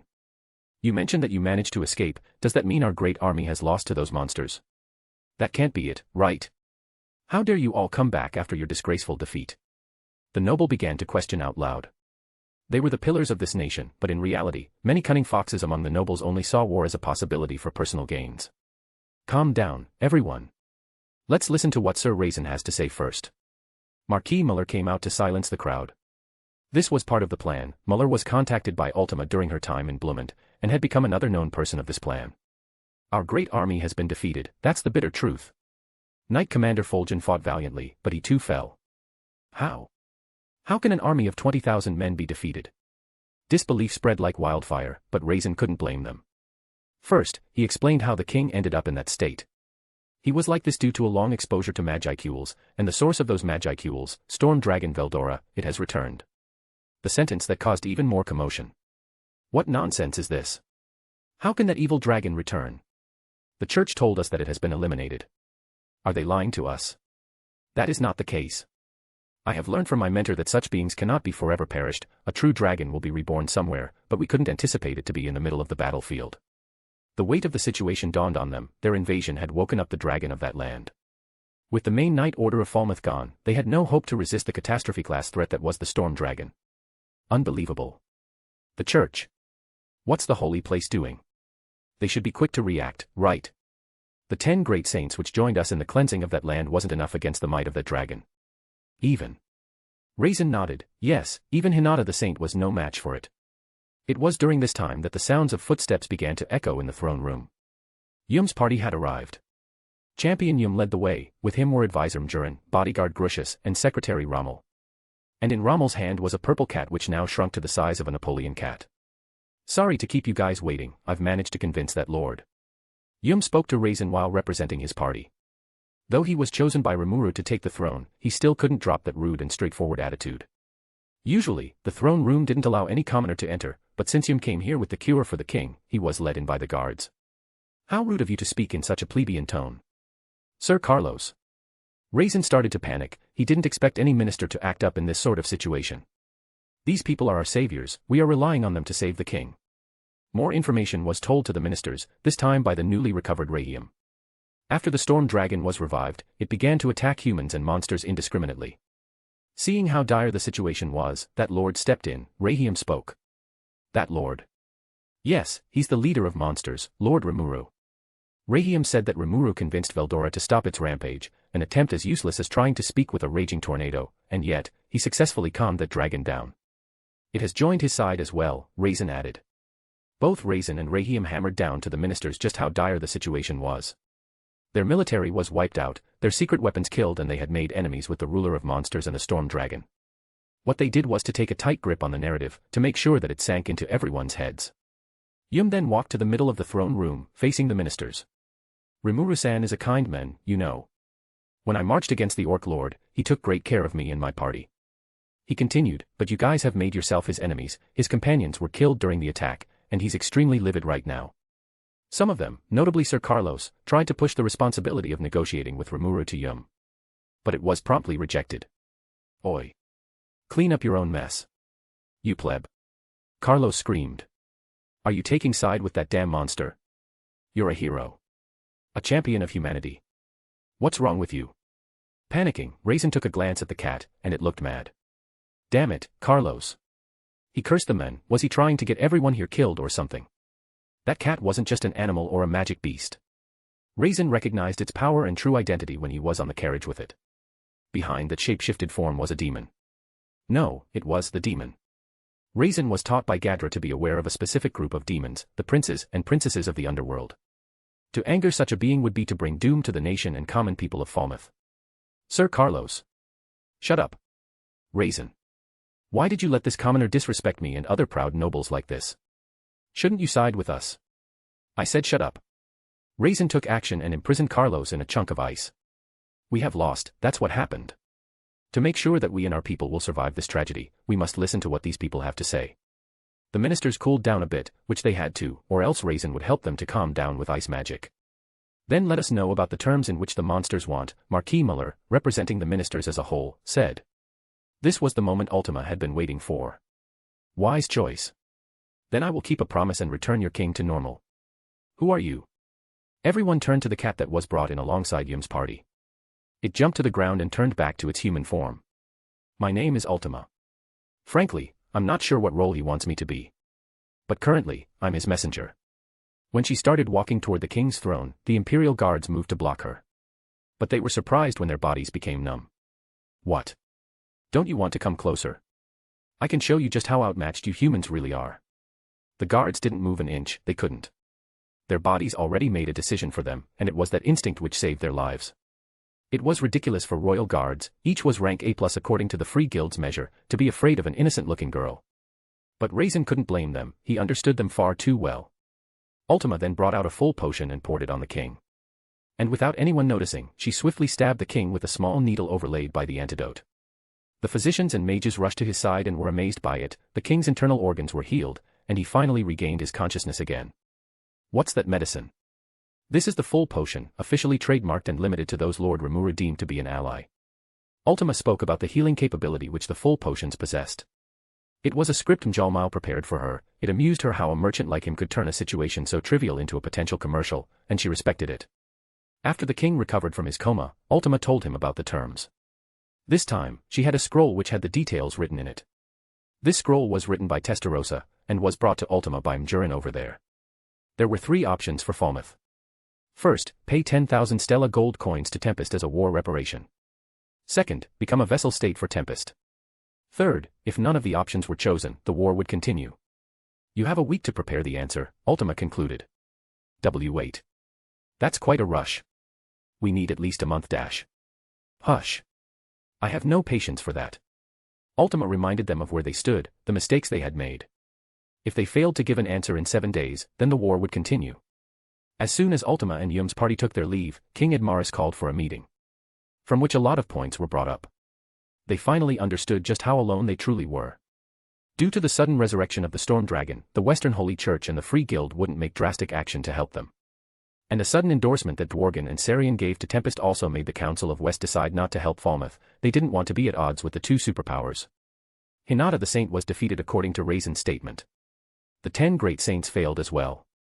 Grandmaster Yuki wouldn't make a move, and Hiro Masayuki was already occupied. Falmouth was truly alone. Not only that, during their meeting, highest urgency report. A soldier barged into the room without any care for the important meeting which was taking place here. Speak.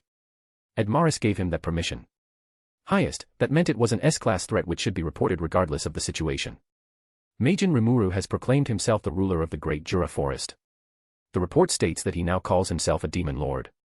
What in the world? Wait. This might be a good revelation. The nobles were hopeful, other demon lords wouldn't let him have it, they would surely intervene and teach that Meijin the true horror of the real demon lords. If they were lucky, the storm dragon might also be taken out as well. But the other half of the report was written as if to purposefully vanquish their hopes and dreams. Demon Lord Clayman challenged Demon Lord Rimuru, and was eliminated. What? How can this be? What about Beastmaster Carrion and Sky Queen Fry? What are they doing? Are they going to give the rights for the Great Jura to this Meijin?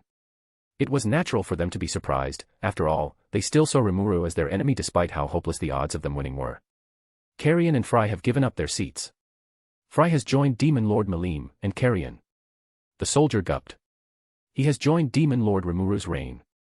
The now 8 demon lords are called the Octagram. The threat they used to deem as an insignificant slime before had become a powerhouse of its own. He had been legitimized as a real demon lord. A demon lord and a true dragon, those were the enemies Falmouth was up against. Hopeless. This is hopeless. The meeting soon came to its conclusion. Admaris decided to step down from his throne and gave the right to rule to his brother, Duke Edward. Admaris had an heir, but he deemed Prince Edgar to be too young to rule, especially in this climate, it would be cruel to put him in that position. 7 days later. In a span of a week, a lot happened. Duke Edward was promoted to be King Edward, and he declared all agreements Admaris made with Tempest to be null and void. He put all the blame on his elder brother, and avoided any responsibility. He quickly rebuilt the Knight Order of Falmouth, and went on a campaign. Why should we as proud humans become subordinates of those monsters? And why should we pay them? Edward thought. Unlike Admaris, he didn't see the horror of what happened. If those monsters want war, then we will give it to them, showing them the indomitable human spirit. If he was alone, Edward wouldn't dare to think of it, but he wasn't alone. He got the endorsement of humanity's champions, the Luminaries. 3 of them perished in the Holy War, but that fact was still unknown to the world at large. The 3 here approached Edward just after his coronation. King Edward, it looks like during the busy ceremony, someone has assassinated Archbishop Rahim. A true terror on his face. No doubt about it, a demon of at least greater class is behind this. Join us, King Edward. We luminaries are king and hero makers, and we choose to support you. Those were what they said. And here he was, leading the army that came from the aid of lords and ladies in the lands. I cannot lose, he said. A camp was set up within the Earl of Mygram's domain, the newly crowned Edward was at the back of the formation, with him was a group of demon hunters. Demon hunter was a profession that was widespread in the East, as they faced more demon problems than the West. These people were so good at their job to the point that they could eliminate even an archdemon. Out of nowhere, something large fell from the sky. It was not a demon as they expected, but a wolf. What? This isn't a demon, why are we facing a magic beast instead? The leader of the demon hunters turned back to ask King Edward. Don't be fooled by it. This demon is a shape-shifting tricker. I see. Its power seems to rival that of an archdemon. It should be a medieval species. No, maybe an ancient species which has lived up to 1,000 years. The knowledge in which the East possessed was far greater than the West. Gadra the Sage's Demonology was a book which every demon hunter must read, and new research about demonkind was conducted all the time. They had mistaken Ranga for Ultima. Couldn't blame them considering Ultima's tendency to transform into pet animals. The demon hunters tied Ranga tightly with chains made of special alloys. Begone. Thunderbolt. King Edward and the reporters he gathered looked in awe as lightning struck. Because demons always had protective barriers around them, the Empire had created a method to attack with natural lightning instead of the elemental one which used magicules. How does that feel? That should be enough to destroy your flesh.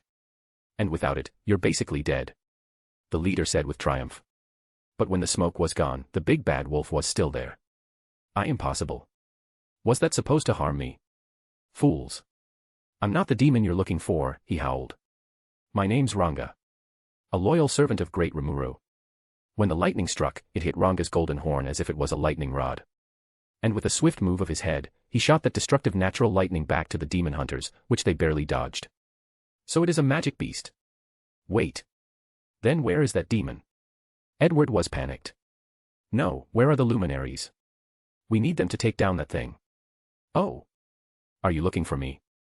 When Edward turned to the direction the voice came from, he saw the young girl who was juggling with human heads.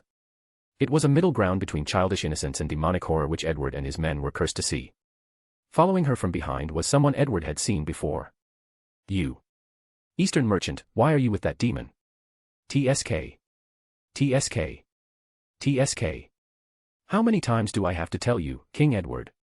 Merchants like me don't see good or evil, the men with pale blonde hair said. We only see loss and gain. A few minutes ago, what was left of the luminaries were here at Falmouth, providing King Edward with guidance. Though the new king didn't know, he was a mere pawn in their plan.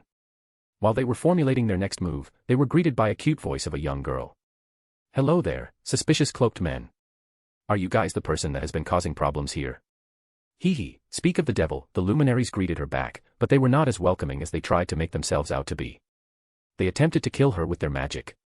They knew about the failure that was the Holy War, and wanted to repent for that mistake. How so, you asked? First, they assassinated Archbishop Rahim and blamed it on the demon that was Demon Lord Rimura's messenger. With all the reporters here, they could craft any narrative they wanted when they killed this horrid demon disguised as a child. Killing the messenger would surely lure the Demon Lord himself out, which they also planned to kill with a prepared magic spell. Killing the Demon Lord, even if it was a newly appointed one, would bring them fame and glory, and most importantly, their goddess affection which kept them alive all these years. Die. Trinity break. Their attempt to deploy a magic failed, nothing came out. What? How?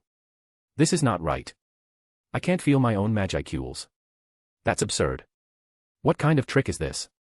Upon arrival, Ultima had mixed the air around this area with one of her newly developed poison gas. She had a week for herself, so she tried to push unique skill toxicologist to its limit. The result was this, a poison gas that couldn't be detected. When its effect was noticed, it would be too late. Your magic circuits have been destroyed, all of it. You all are just mages without any access to magic at this point. Damn it. How could this happen to us? They tried to run away, the key word was tried. They could run just a few meters before Ultima's Lord's ambition pinned them down. She could kill them whenever she wanted, but why bother when torturing them was more enjoyable anyway? Who is there? Ultima could sense that there was someone here with her. Stepping out of the shadow of the forest was an aged man. Well, it seems like I have fallen victim to a demon's keen sense, he said in a joking tone. Despite submerging himself fully in the field of poisonous air, he seemed unbothered. Even if it was meant to just destroy the target's magic circuits, this gas should still be potent enough to kill a normal human. Interesting, who are you? How rude of me, you can call me, damn, I'm just a humble merchant from the east. He bowed slightly. Is that all? Merchants don't usually have poison resistance, you know. Considering how many times we merchants got assassinated by a contaminated drink, they should try to develop some. Damrata managed to keep his cool despite knowingly standing face to face with the demon. He knew what she was. Just like White, this demon was one of those demon kings. He should get out of Earl Nito's territory as soon as King Edward's army arrived, but curiosity got the best of him. He stayed here long enough to come in contact with this anomaly of the world. When he manipulated Hinata and Rimuru to fight each other, he didn't care which side would win.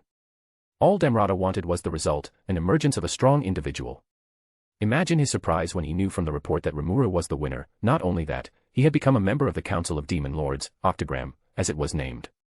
He now believed that Rimuru's victory was the better outcome, as the Demon Lord soon gave birth to other strong individuals, just like what Damrata wanted to see, what he anticipated.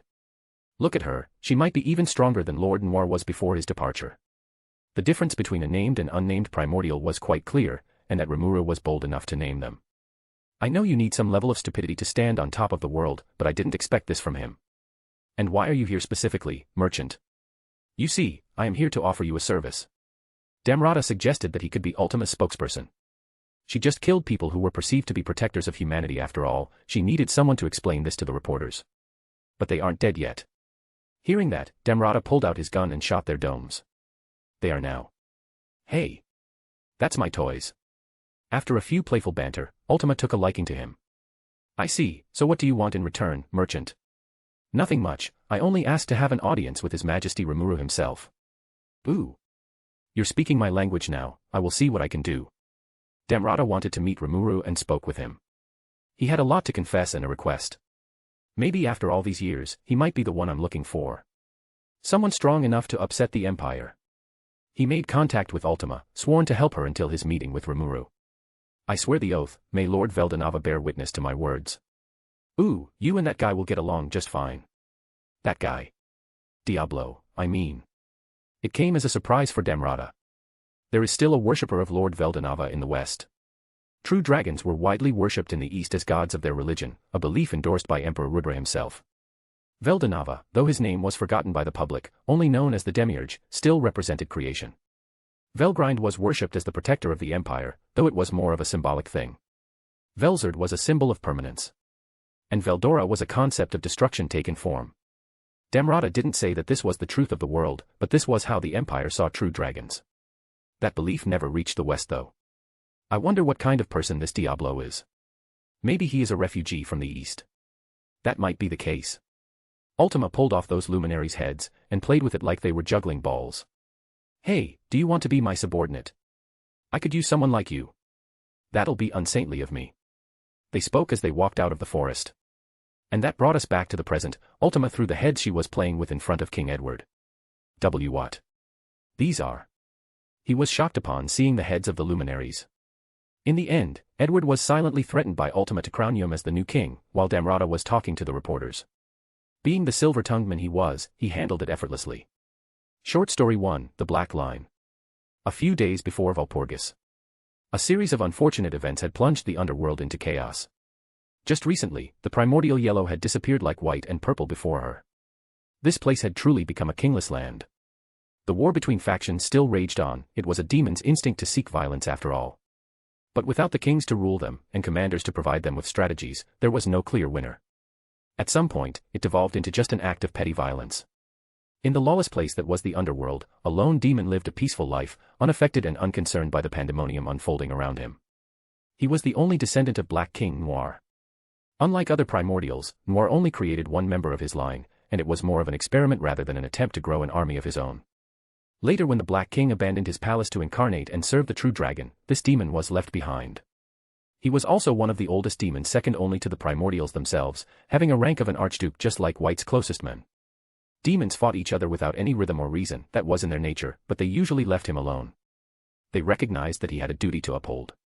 Noir's Hell Gate was unique from the rest. It wasn't just connected the underworld to the material realm, but it connected to the other world as well. And from this gate, the aggressors would come out. They were races born in the realm beyond and tried to invade the Cardinal World.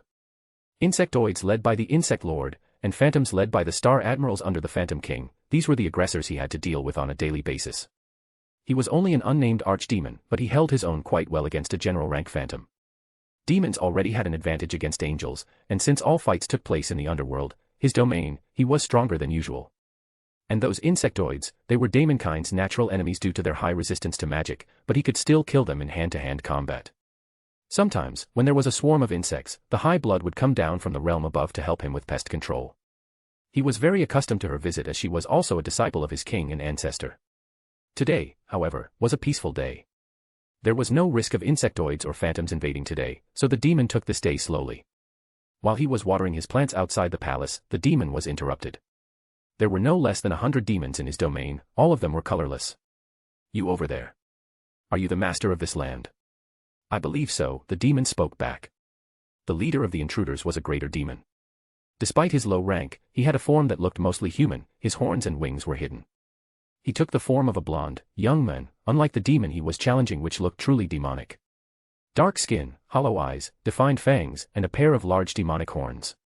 I am the last dependent of Black, and you are. Are you living under a rock or something? The boy shouted, he was really obnoxious. I have heard from those weaklings I beat that you are a real deal, do you want to join force with me? This delinquent-looking punk rocker had created a name for himself as of late. He beat his enemies left and right, pulling them to join his cause. Joining you? For what reason exactly? Haha. Since all the kings are gone, this realm needs a new leader, right? And you plan to take that role? You're but an ambitious child, you'll just fly too close to the sun and fall down. The older demon had no interest in this band of intruders. He tried to shoo them away, but they were stubborn, especially the young leader. Oh, come on. Even if I take interest in your offer, I still cannot leave this post, it is my duty to uphold. The archdemon stood his ground, but the greater demon wouldn't have any of that. He wanted this lone demon's aid, and he would do anything to have that. Then I will just make you. Even if it meant using violence. How strong a demon was up to their evolutionary class and social class, the former dictated by an amount of magicules they possessed, and the latter was dictated by age and experience. What we had here was a greater demon of a chevalier status confronting an archdemon of an archduke status. Demon's social system was rigid, and it was rare to see a lower-class demon challenging those above them. Is that so? You want to fight me? Is that bravery, or is it foolishness? It's called confidence, old man. The younger demon kicked the ground, launching himself at the older one. He looked rather optimistic for someone who was throwing himself at a more experienced demon. His fist extended forward. I see, so this is the reason behind his strength. The older demon could see through him with analysis magic. This greater demon's hubris came from his unique skill. You were born with it, are you not? That unique skill. Hell yeah. Unique skills only manifested for those with a strong will, so it was kind of strange for such a young demon to possess one. This skill alone should make him strong enough to defeat even an archdemon. Maybe that was the reason behind his overconfident behavior as well. I'm impressed. What? The greater demon yelped as the archdemon caught his fist and countered with a punch of his own. This intruder is strong, but he still lacks real experience. Power means nothing without the right mindset to utilize it. He saw a potential within this rebellious demon, and being a dependent of black, if he wanted something, he would get it. The archdemon said, "From now on, you're working for me." Oi. Don't decide on your own. The younger one hissed back. With a swift glance, Noir's descendant scanned the 100 lesser demons that were brought alongside this intruder. These people, your subordinates, can join as well. Maybe even a group of outcasts like you could develop a black soul characteristic, who knows? Just because you won this time doesn't mean I will always be in your shadow, remember that. You can ask for a rematch as many times as you want, though I don't think the result would change. The archdemon turned around and went into the grand palace, while the greater demon stood up and followed him. From now on he would be trained under the oldest demon that still remained in the underworld. This was the first meeting between the demons who would later be named Beretta and Venom. Short Story 2, Born from Ashes. Divine Pilgrimages. Creation Lord, Ahura Mazda, was a skill crafted by Veldanava. It was an aspect of God's omnipotence. When Star King Dragon Veldanava died, this skill acquired sentience and became a Manas, the first of its kind. He was cursed to wander the world of pure material just like the soul of the Star King, but in a different way. He wasn't reincarnated, just swapping from host to host across human history. As fate must have it, he and the reincarnator had never crossed paths. Not that he cared, he had no ambition to pursue that part of himself for now. So this is Japan. I have heard of it before, but it looks more modest than I initially thought. His current host was a 13-year-old boy named Yuki Kagurazaka. Yuki was a boy in a small, yet lovely family. He had no interest in interacting with his host, however. They were never anything more than a vehicle of his divine consciousness. He saw the world through their eyes, and in return, his presence gave them psychic power like that of an esper. He silently learnt many things through Yuki.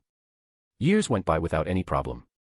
Until one day, while Yuki and his family were driving back home, a tragedy struck. A drunk driver. The scene unfolded in his mind almost an hour before that fateful impact. He wasn't called the clairvoyant for nothing, he could really see the future. But instead of warning the family, or at least warning Yuki, he just didn't care.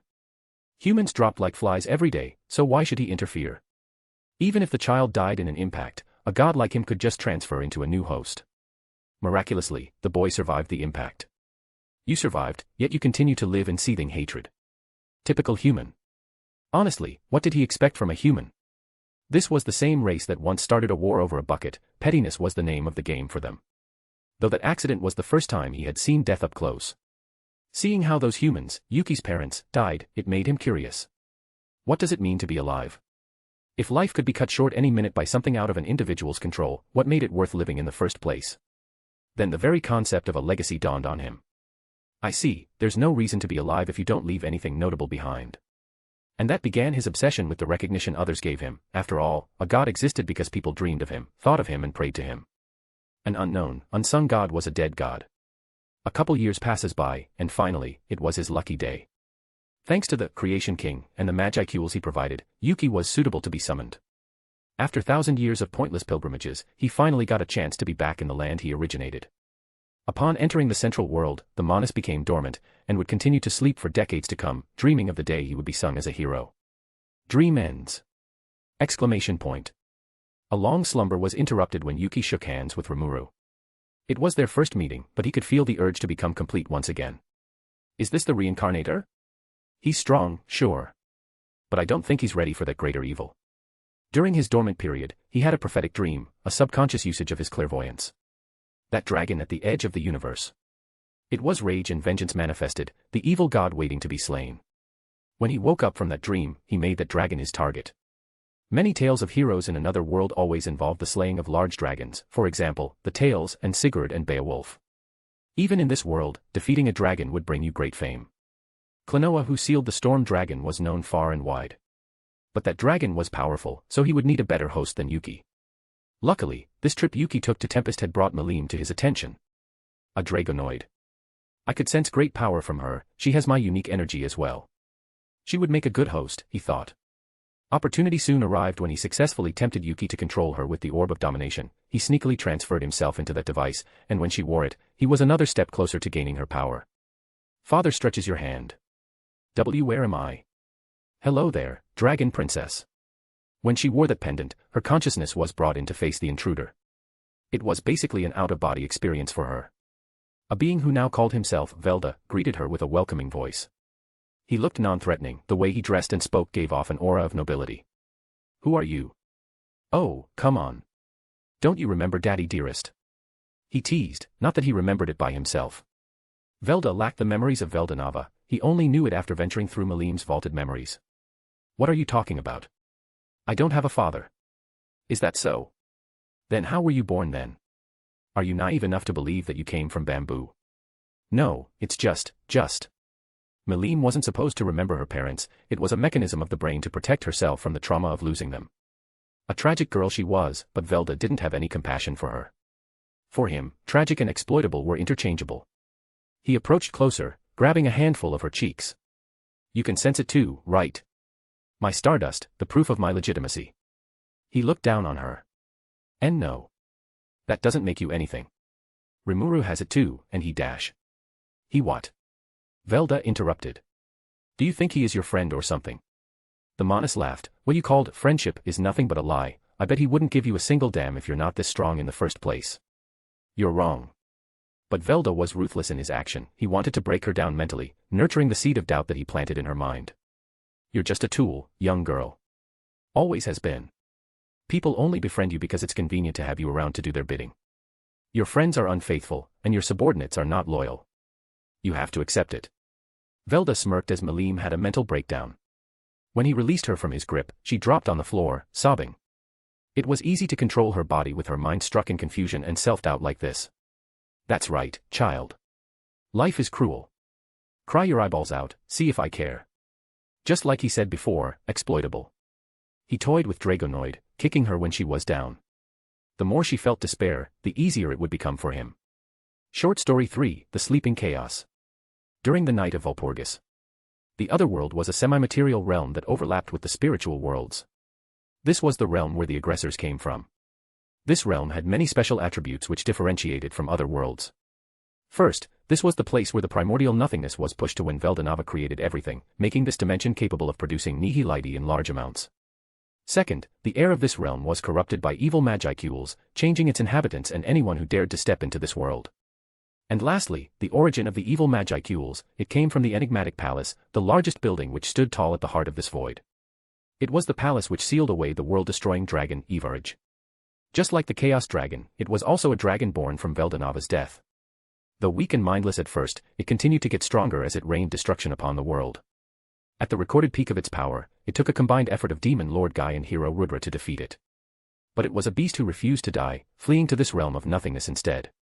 When it arrived here in a beaten and defeated state, the Phantom King and his army managed to subdue it, and they built the enigmatic palace around it as a seal where it had been kept since.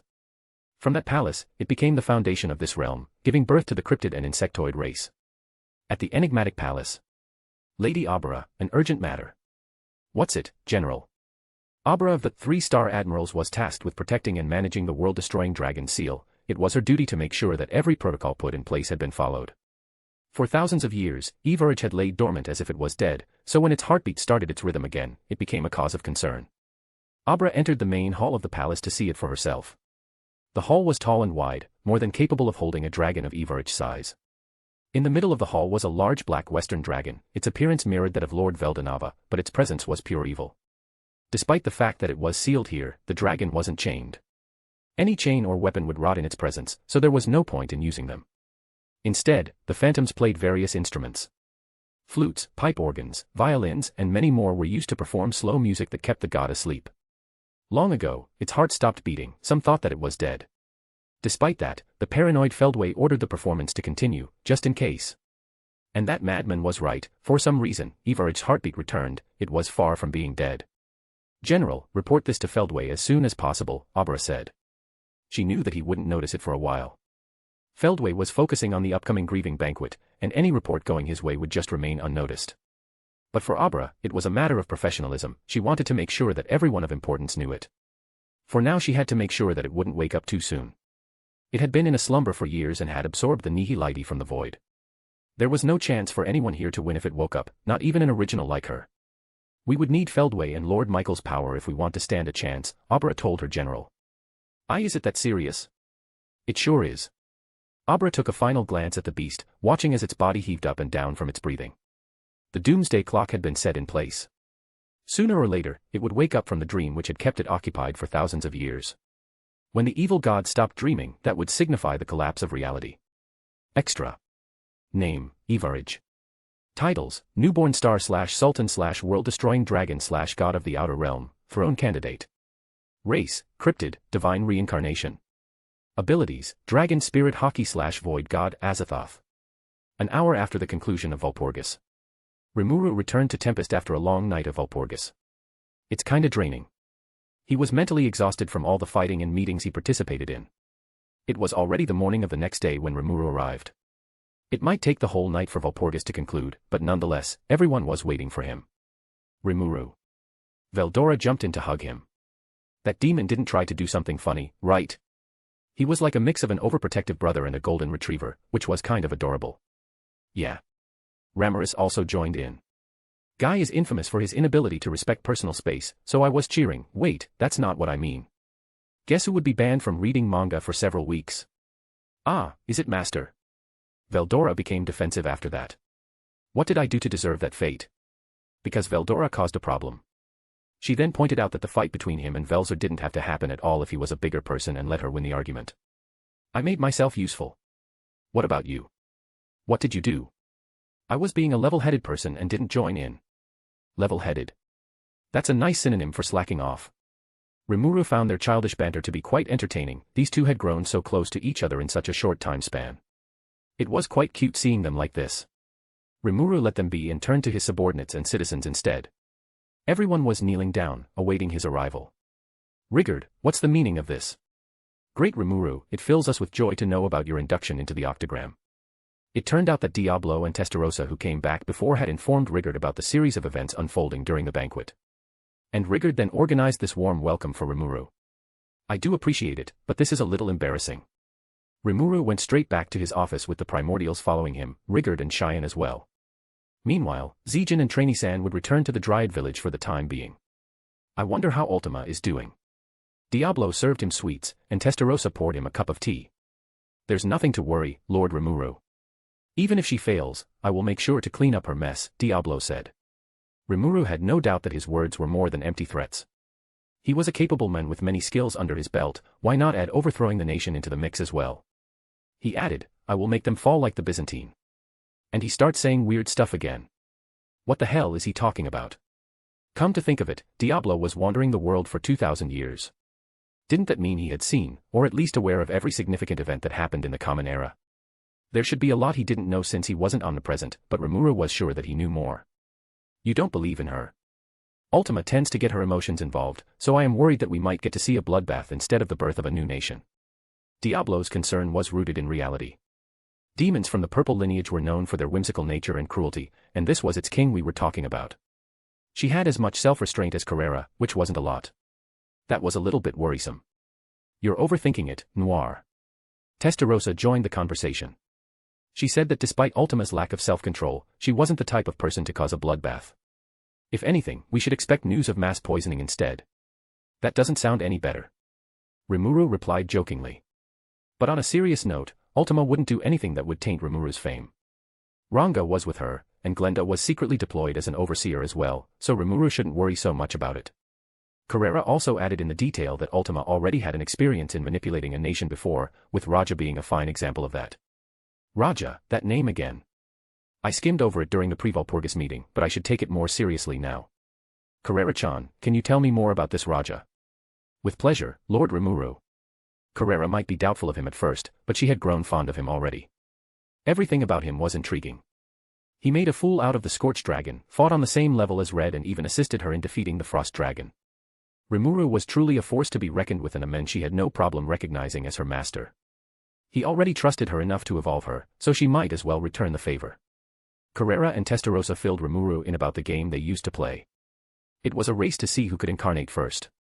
Incarnation was a ritual that would allow spiritual life forms to interact with the material realm via their hosts. Demons could incarnate by many means. They could create a vessel with their magicules, although that vessel would be temporary. They could also possess a person or a corpse as well. Out of the primordials, Diablo was the first to incarnate. Cuckoo, my fateful encounter with Lord Veldanava, he mumbled. If Rimuru recalled correctly, he was summoned by a human nation and proceeded to slaughter them all without a second thought. Diablo at that point in time was a menace. He tore down Zelario's wings when that man tried to stop him, and also killed Veldora, who was too confident in his power and got outskilled. It took Veldanava himself to defeat Diablo, and when his soul was destroyed, he returned with an undying loyalty to Veldanava, which was the reason why he was still with Rimuru to this day. The second to incarnate was Guy. He was summoned by high humans and slaughtered them as well. History did repeat itself. Followed by Mizari and Rain, who became Guy's subordinates. That left only White, Purple, and Yellow, who didn't incarnate at the time. To avoid becoming each other's subordinate like how it happened to Blue and Vert, we made an agreement to not fight with force, but with cunning, Testarossa said. Carrera added, we tried a lot of things. Like a faction war, seeing low-class demons fought to their death was fun for a while, but it grew stale real quick. The main event was to see who could incarnate first, but there were petty competitions spread across centuries of their long game. And that led us to the main topic, the Kingdom of Raja. ULT wanted that land's queen as her vessel, and had initiated a game within a game, Testa explained. Generations ago, the first queen of Raja had been praying for a power to save her kingdom. Sensing those sweet suffering, Ultima descended down as a goddess, a disguise she learned from Luminous. She gave the queen a tiara with immense power within. Using its power, the queen could do anything, but she and her descendants would be cursed in exchange. Isn't that quite cruel? Rimuru asked. I think ULT sees it as an equivalent exchange. After all, the power within that device is as real as its poison curse. It raised a few concerns to say the least. With Ultima already getting a vessel from Rimuru, she wouldn't need the Queen of Raja's body anymore, right?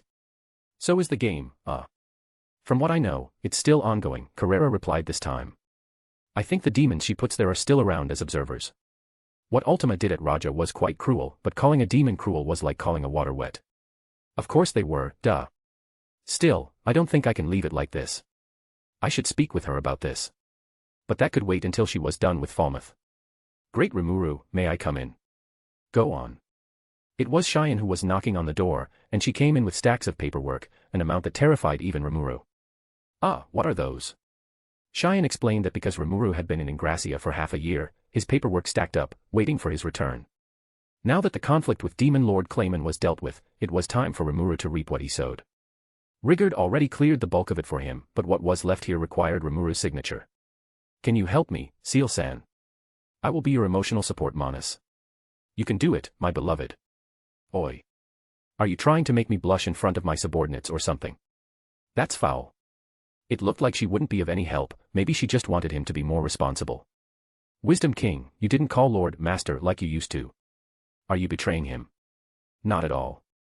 In fact, Master and I are dating. Seal said with a smug voice. But a wise man once said, love can confuse the mind of a child, and Rail had quite a difficult time making sense of that concept.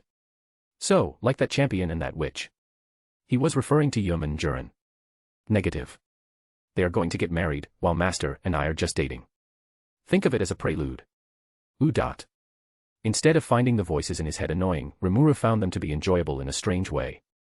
His Manas interacted less like siblings and more like a parent and child. That did make sense though, Seal played a large role in Beelzebub developing its ego. So, calling her a mother was not entirely wrong. Wait, does that mean I am a father? I did name him after all. Rimuru had a few daughters, he made one biologically and adopted two. But he never had a son. We can make more if you want, Master. Don't let your intrusive thoughts win, Seal-san. Having more children before marriage was still a no-no for Rimuru, that was the way he was raised. He left the Monas to their own accord as he focused all of his attention on the paperwork Cheyenne brought in. Let me assist you, Lord Rimuru. Me too. Diablo and Testarossa volunteered to help. These guys' intelligences operated on the same plane of existence as Wisdom King Raphael, so their help was a big deal for him. Carrera, who didn't want to be left behind, also joined in although. Yeah, I think I will just go patrol around the city instead. Carrera was a smart girl in her own right, she just wasn't on these two's level. She didn't have any intention to fight a losing war. We are going to be here for a long while. Seal-san, can you play music? I am not a music box. Ah, sorry. I'm better than that. What music do you want to listen to, Master? Classical. Pop. R&B. She bombarded Rimuru with options. She was as capable as always. Rimuru decided to let her choose the song for him, for better or for worse. Hakanaku kairu hana mo fukireru kaze mo sugiyoku ima no akashi. Why do we end up with an anime song? Also, why is it a live performance? Why are you the one singing, Seal-san? I just want to entertain you. Am I a bad singer, Master? No, Seal-san's excellent, it's just a surprise factor that got me. Rail was in Seal's room. He entered her room quite often since this was the only place where he could pick up manga and novels, but this was the first time Seal called him directly. She wasn't in her main office, so Rail walked through the door which led to what she called an experiment zone. The room was decently large, a dimly lit light gave off an ominous vibe. Seal stood in the middle of the room like some sorts of mad scientist, surrounded by books, scrolls, and test tubes. Do you want any help, Wisdom King? Oh, right. Come in, take a seat. I just want to talk with you for a bit. As Rail took a seat, Seal was turning her back to him, writing something in her notebook. What are you doing? Master found the picture album I made, Seal said depressingly. Ah, that's bad, right? But her depressed face turned into a wide smirk, and she said, that's fine. Master has banned me from archiving his pictures, but I can just write it down to explain them in vivid detail, and use my imagination. She was monologuing like a lunatic, to be fair, she was one. But enough about me. How's it going for you? Not that great. We already returned Clayman to normal, but that wicked Oni skill was annoying to deal with. You mean Cheyenne's unique skill, don't you? You could just call me, I could undo it with just a flick of my fingers. We don't want to annoy you. How considerate. Rail had been asking for a personal chef for a while now, so when Clayman was eaten, he was given to Rail immediately. More importantly, is he up to your standard? Not really. He can only make bakeries like bread and cakes. That's not even real food, they're snacks. Rail was the type of person to take this kind of thing seriously. For Seal, it was quite amusing to hear the child ranting about something so trivial. Bakery is considered to be a suitable meal in some countries. Bleh, nerd. Seal replied with a soft chuckle. Seal had a soft spot for him since they were serving the same lord as fellow Monas. The skills they evolved from, Raphael and Beelzebub, were the antithesis of each other. They were reflections which contained similarity. You and I are not so different after all, both of us have insatiable hunger, be it for food or for knowledge. She continued, and I call you here because I have something for you to eat. Seal brought out a purple marble-like sphere. From her exploits in Valpurgis, Seal had acquired many skills that had potential to become something even greater. One of them was Pride King Lucifer, the strongest of the Sin series. Resting in her palm was its core. Skill could operate even without its core, but they would be unable to evolve further. That was why Seal separated the Pride core from its Lucifer shell. Eat this, Seal ordered. Why? Isn't it needed for a skill to become a Monas? Rail might not be the smartest, but he was aware of how his anatomy worked. Seal nodded, you're right. Then. Why should we eat it? Isn't having more Monas a better outcome? My sweet summer child, I think you mistook my intention. I don't want more Monas, Seal said in a firm voice. I am fine with you since we have been serving Master together from the beginning, but I don't want more Monas. Seal didn't want any competitor for Rimuru's affection. Rail was fine since Rimuru only saw him as a child, but she couldn't predict how other Monas would act, so she wouldn't take any risk. She would crush any skill that had a potential to become a Monas, starting with Lucifer. Master doesn't need more than the two of us anyway. What about that guy you take in? Seal scoffed, don't compare ourselves to a mere lab rat. Rail shrugged and took the pride core from Seal before eating it. If she only wanted to destroy it, she could do so easily. But the scientist side of her wanted to see how Rail would develop. Gluttony King Beelzebub could eat anything and take its characteristics. So, Seal wondered if he ate a skill core directly, would he take anything from it? Would he be able to absorb other sins? It was both for the sake of experiment, as well as to enhance Rael's strength. Ah, it tastes a lot like AKA's Magicules. Do you feel any change? If there is a change then it isn't an outstanding one. I see. A few days later. Those who went to the foreign lands had returned. To welcome them, Rimuru organized a small celebration for them at his humble hut. Joining him was Benimaru, Cheyenne, Shuna, Hakuru, and Sui. Since it was to celebrate their victories, it wouldn't be a problem if I got drunk, right? Rimuru was wondering to himself, but Seal didn't seem to like that idea, so poison nullification was used on him constantly. Geld won't come. Hakuru nodded and said, yes, he said he wants to finish the road to Sarian as soon as possible. Come to think of it, there's a letter from Elmesia that told us to quickly build the road, too. But seriously? Now. He just got back from the war and went straight to work. His intention to fulfill the role was admirable, but that could not be healthy. Orcs might be known for their physical endurance, but Rimuru was concerned that it would be mentally draining for him. I will have a talk with him later, that workaholic attitude needs to change. I can't stand seeing someone slaving themselves away while I enjoy this good life. Didn't you shrink a bit, great Rimuru? Shuna asked. Oh. You noticed, too. Rimuru stood up and swirled himself around for the Oni princess to see. He could see her eyes taking in all the details by using her unique skills. What's with that intense stare? Because great Rimuru has changed in size again, I have to make new clothes for you as well. Shuna and that little hobby of hers, how fearsome. Rimuru also showed them his true form, they were his trusted subordinates, so he had no reason to hide it from them. Undoing true form concealment, Rimuru became the more mature version of himself in a saint robe. He could see their faces, and it was pretty funny. Oh my, your power feels otherworldly, Shuna mumbled. Isn't it even greater than Veldora-sama? Honestly, I'm not surprised, Benimaru said. And you have a horn as well. I am glad, great Rimuru. Cheyenne probably felt a sense of connection since Rimuru had one horn just like her and Sui. A naturally occurred one horn was rare to find, so he understood why she was this excited. Sui also gave an approving nod. He only showed it to them for a few minutes before using true form concealment to take the younger form again. Next he eagerly told them about the new arrangement around here, notably his new domains. Basically, you got Great Carrion's domain and half of the right over Clayman's domain. Hakuru asked with surprise. He also told Rimuru more about Gistav.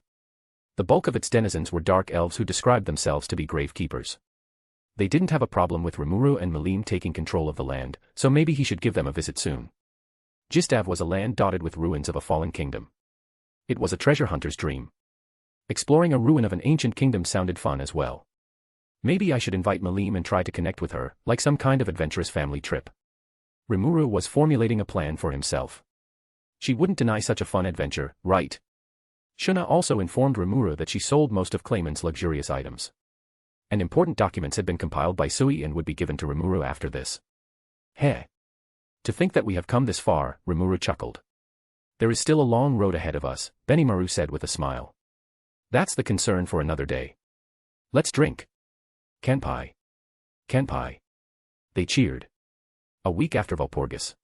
Ultima's plan to crown Yum as the new king unfolded perfectly. Not only that, she also dealt with the remnant of the luminaries. While Rimuru was going with his day as usual, he got a call via thought communication from Ultima. Lord Rimuru, I have finished the task you gave me. She had the cheerful voice of an innocent young girl. That's great. I got the help of a merchant I met. He is an interesting man, and he wants to have an audience with you. A merchant. I won't mind talking with him if you said he helped you a lot. Merchants could be difficult to deal with, but Rimuru had met a trustworthy one like Mjalmal before, so he expected this merchant Ultima would bring back to be the same. He certainly didn't want to deal with a greedy bastard. But speaking of Ultima, the story he heard from Testarossa and Carrera came to mind. You will teach on, don't you feel like there is something for you to resolve first? What are you talking about? I couldn't think of any. She replied innocently. Not at all. No. Rimuru let out a sigh that even Ultima could hear. And it made the primordial grow concerned. What was he talking about, she thought.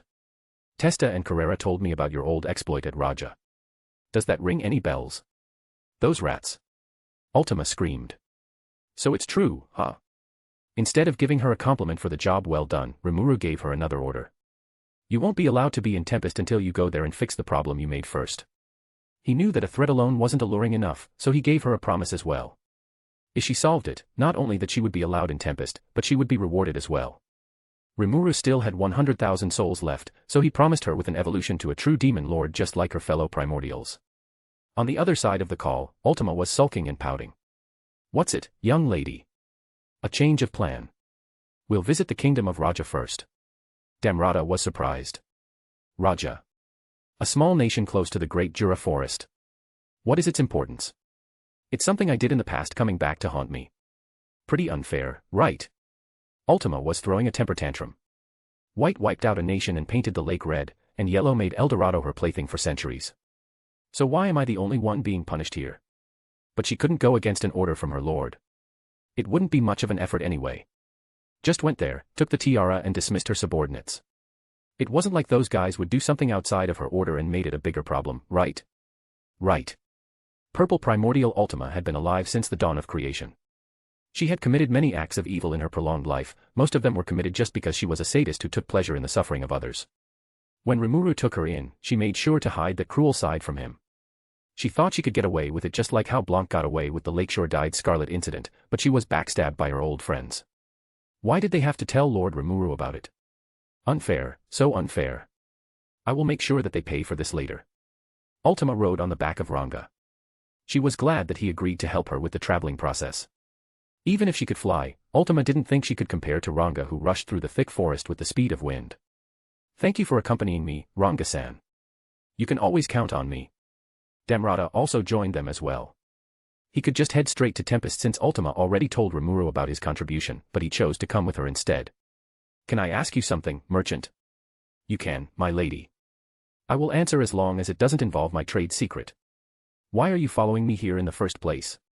The merchant had an unfading smile on his face.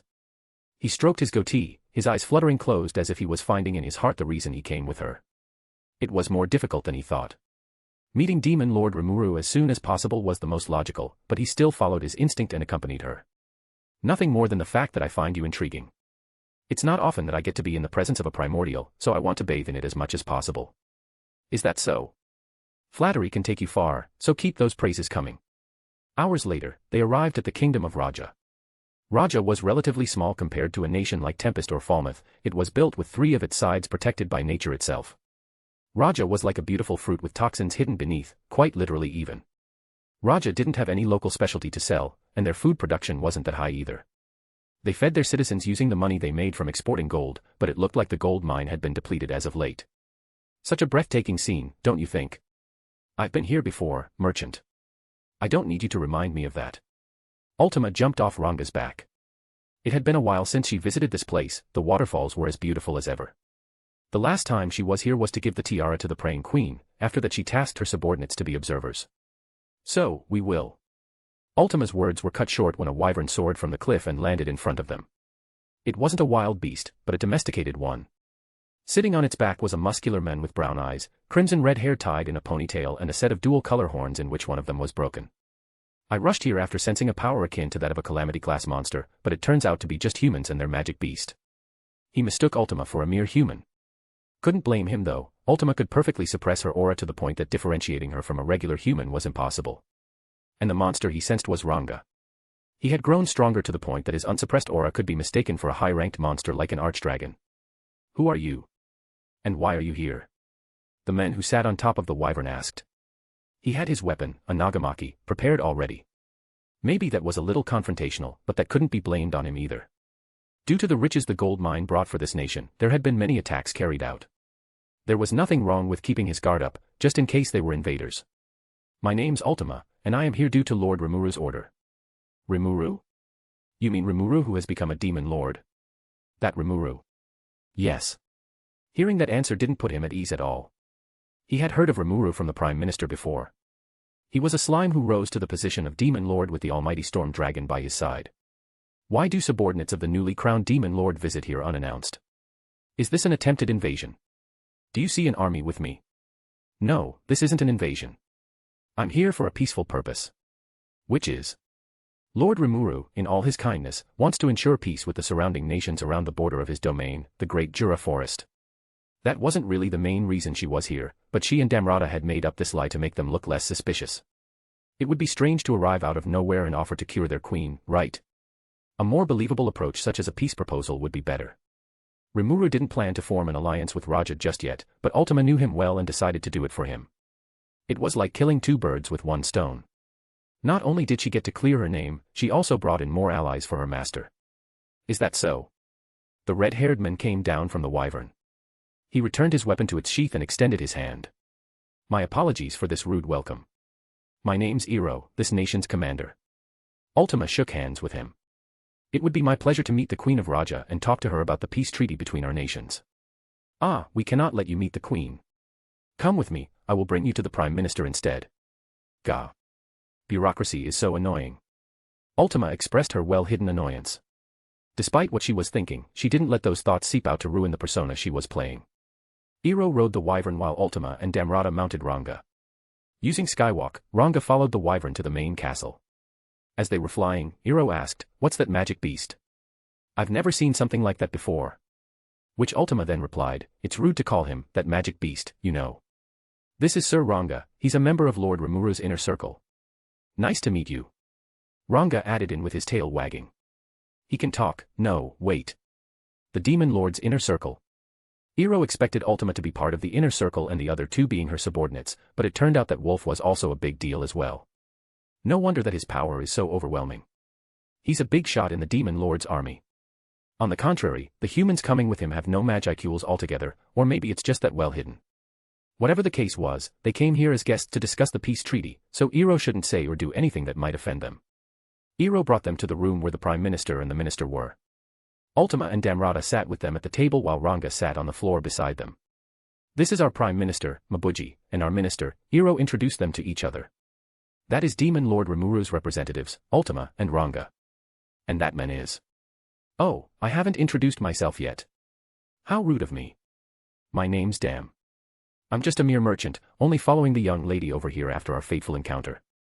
The Prime Minister apologized for not preparing a better hospitality for them, but that could be excused since she did visit them out of nowhere after all. Wasting no time, Ultima told them about her intention. Demon Lord Rimuru wants to be an ally with us. Is that true? Of course. We are but a small country compared to the prosperous Tempest. Is that even the problem? Ultima replied to Mabuji. As I said before, Lord Rimuru is a generous man. He always sees a deeper value in things beyond its surface level. An admirable man, he is. After more conversation had been carried out, Ultima found out that the Kingdom of Raja had been facing the biggest crisis since its inception. Toxin. Yes, Mabuji replied. Our gold mine has a toxin that Queen Tawa has to purify constantly. And lately, the toxin has leaked into the body of water above the mine. It only exhausts our queen even further. Can I see it? Ultima saw an opportunity to gain their trust. Since the queen was recovering from her illness, the Prime Minister wouldn't let Ultima see her directly. Unless she made a great contribution, which she was planning to do. The Prime Minister was hesitant at first, but he soon obliged, leading Ultima and others to the large lake. Back then the pond used to be pure and beautiful, the minister said. It was only a decade ago that the toxin from the mine began to leak in. It had become a lake of death. Eventually, the toxin would be so potent that the air around this lake would become toxic as well. The water that we drink needs to be purified by Queen Tawa first for safety. The tiara, being an artifact given to the royal bloodline by the goddess, has immense power, but using it worsens her body with an incurable curse, he explained. Ultima already knew of it, but didn't say anything. She would just incriminate herself if she added in any information more than what the Prime Minister and Minister let her know. When they reached the lake, Ultima crouched down and stared observingly. Merchant, do you have any cups? I do. Getting a cup she asked for, Ultima used it to drink the water from the lake. Lady Ultima, that water is not safe for human consumption. Don't worry, she replied calmly. I have poison nullification, I just want to analyze it. She liked to see unique skilled toxicologist as her personal laboratory. Not only because it could produce any toxin she wanted, but it could be used to analyze a foreign toxin as well. What is this? The composition of this toxin cannot be found in nature, it's just impossible. This toxin cannot come from the mines. Ultima had no choice but to dive down into the lake to see the cause of this toxin for herself, which she found to be a magic circle submerged in the water. Not funny. This is not funny anymore. She recognized this magic to be something a demon from her lineage would use. Those bastards. Did they go against my order? She put her lackeys here as observers. Unfortunately, it seemed like they had put matters into their own hands, which they weren't supposed to. The contract is null then. Not that it's important since I already incarnated with the body Lord Rimuru gave me, but still. Ultima dismantled the magic circle immediately before coming back to the surface. Damrata gave her a towel which she then used to dry herself. The poison that you talked about didn't come from the mines. What? Someone put a magic circle under the lake, and it contaminated the water. Someone is behind this. The source of the toxin had been dealt with, but that on its own didn't purify the water. Ultima turned to face the pond, extending her arms forward. Queen Tawa used the power within the tiara to purify the water. That power came from Ultima, so she could do it as well. A warm purple light shone out from her, and the water became clear and pristine once again. That light. Unbelievable. It's just like Queen Tawa's power. Iro thought. Lady Ultima. Are you all right? Iro rushed to her with a worried face. The Prime Minister did the same. The power she used was reminiscent of their queen, so they thought that she absorbed the toxin into herself. I'm fine. Poison nullification, remember. Ah. They all had a dumbfounded expression while Damrata was clapping his hands as if he enjoyed the power being shown here. Thanks to what she did, Ultima was now allowed to meet with the queen when she asked for it from the Prime Minister. I have to snap that tiara into pieces once and for all. It causes a lot of problems for me already. If she didn't give that tiara out on a whim, then she wouldn't have to suffer this consequence, and Lord Rimuru would not be as mad as he did. It was such a miscalculation. But let's be honest here, how could I predict that a man like Lord Rimuru would exist? He was an unpredictable man, and that was what made him great. He also gave her a promise of evolution if she could solve this problem she made all those years ago. Ultima got to meet with Queen Tawa directly. She wasn't allowed to be there alone though. Iro also joined her. It looks like Dr. Chiquan isn't here, Iro said. Chiquan. Yes, he's the physician. Well, he sounds like a terrible one, Ultima thought to herself. The queen rested in her, she was clearly ill. Queen Tawa, I've brought the representative from the Jura Tempest Federation, Ultima, to see you. Thank you for traveling so far. I am sorry to greet you in this state. Ultima walked closer to the queen, taking a better look at her beautiful face. She's a nice girl just like I expect. I won't mind having her as a host, though it won't be needed anymore. Queen Tawa, would you mind if I want to have a private conversation with you? It's okay. Iro, can you get out of the room for a minute? When the Kijin left the room, Ultima walked closer to the bed. She sat on the edge of the bed, sitting so close to the queen that it might be unacceptable. Gladly, Tawa wasn't strict with the rules. I have heard that you purified the lake and dealt with its cause, is that true? Yeah, I did that. I don't know how to thank you for it. I would like to see the permanently purified lake for myself, but sadly I'm in this sorry state, Tawa sighed. Tawa was cursed by the tiara. It was meant to be a game to see just how much humans would willingly curse themselves to get what they wanted, but all the fun was drained out of it when she knew that her subordinates had been tampering with the game. I can cure you as well. Tawa's eyes widened, that suggestion came out of nowhere. Are you sure? This curse of mine is unlike anything in this realm. Though I appreciate your willingness to help, this is the deal we the people of Raja made with the goddess. It can't be cured.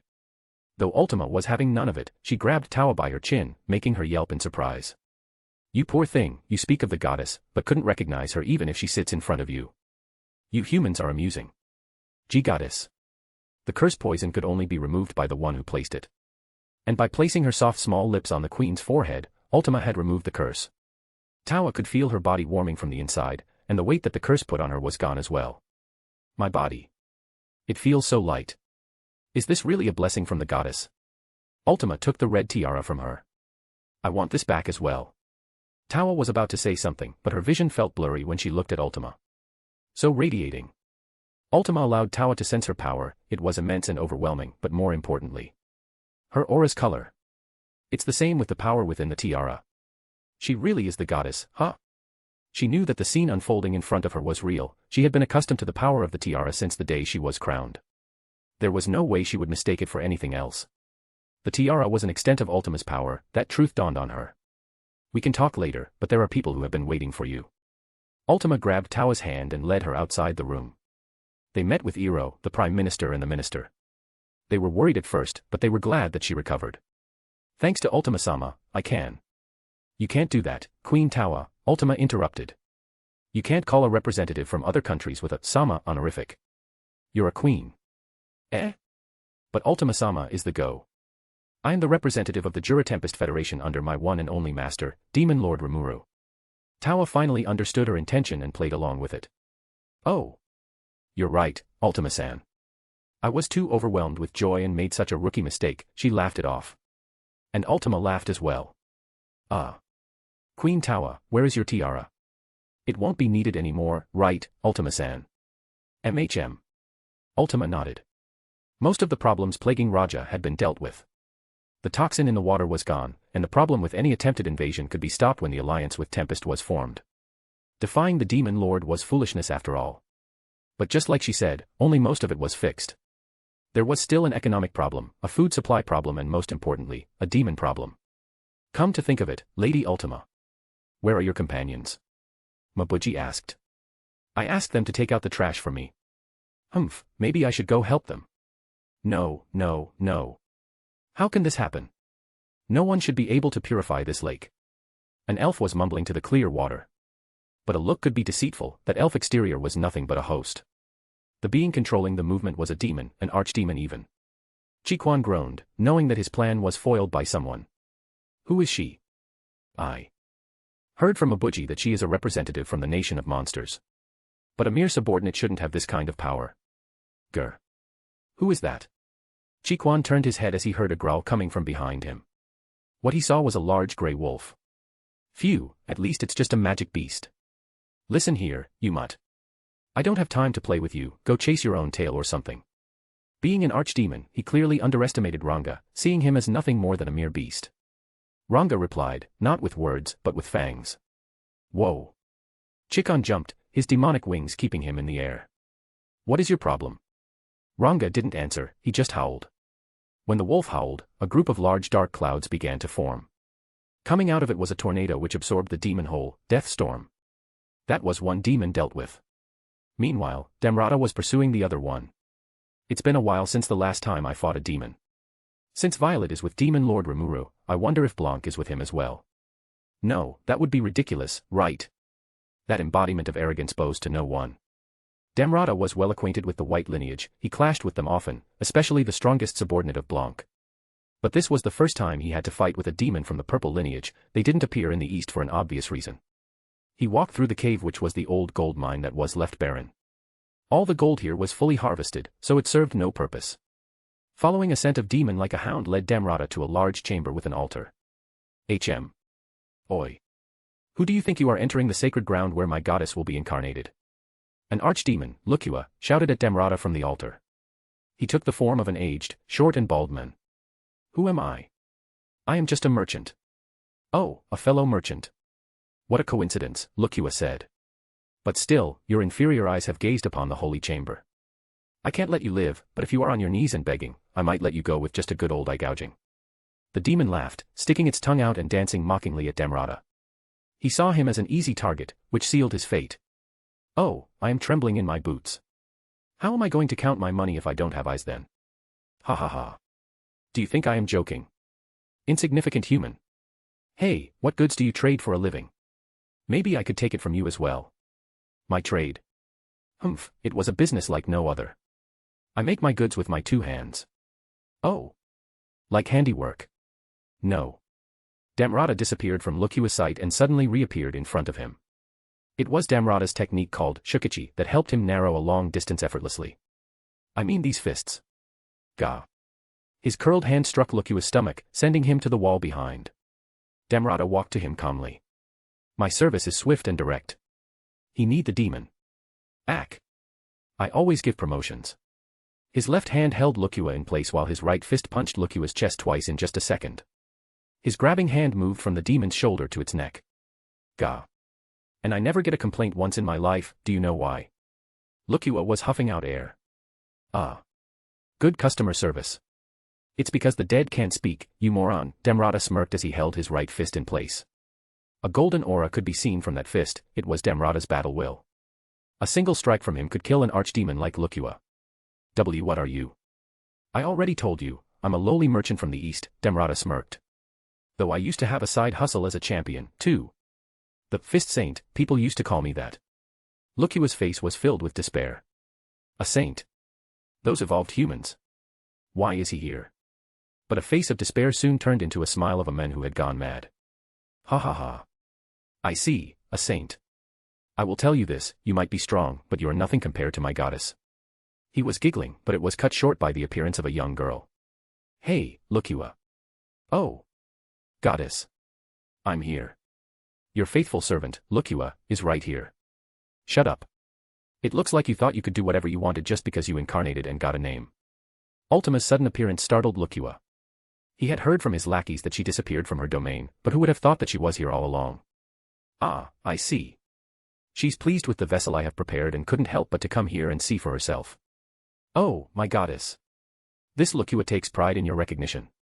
Goddess. I'm sorry for my lateness. The vessel should be completed in a few months. Just you wait and I will. Didn't I tell you to shut up? My goddess. Did I tell you to take matters into your own hands? I did not. I wanted those queens to choose to give themselves to me. But I thought the more she suffered, the more pleased you would be. Ultima sighed and shook her head. I can't believe it. My centuries-long perfect plan was ruined by this impatient idiot. I have no use for him. Merchant, finish him off.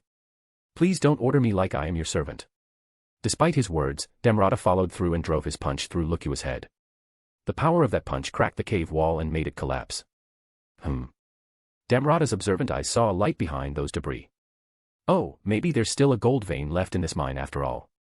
Like a dog digging through a pile of dirt for a bone, Damrata kicked Lukua's body away and focused on the light he saw. Suiting his title as Damrata of Gold, the man loved wealth. And what was gold if not the pinnacle of wealth? Oh. It's just iron. Damn it. Out of frustration, Damrata kicked the wall, making more of it fall and exposing more of that iron vein. You're acting so childish, merchant. I would never. My bad. Damrata was cleaning his gloved fists with a handkerchief. Inferior metal scares me, though I think the Prime Minister would love to hear about this.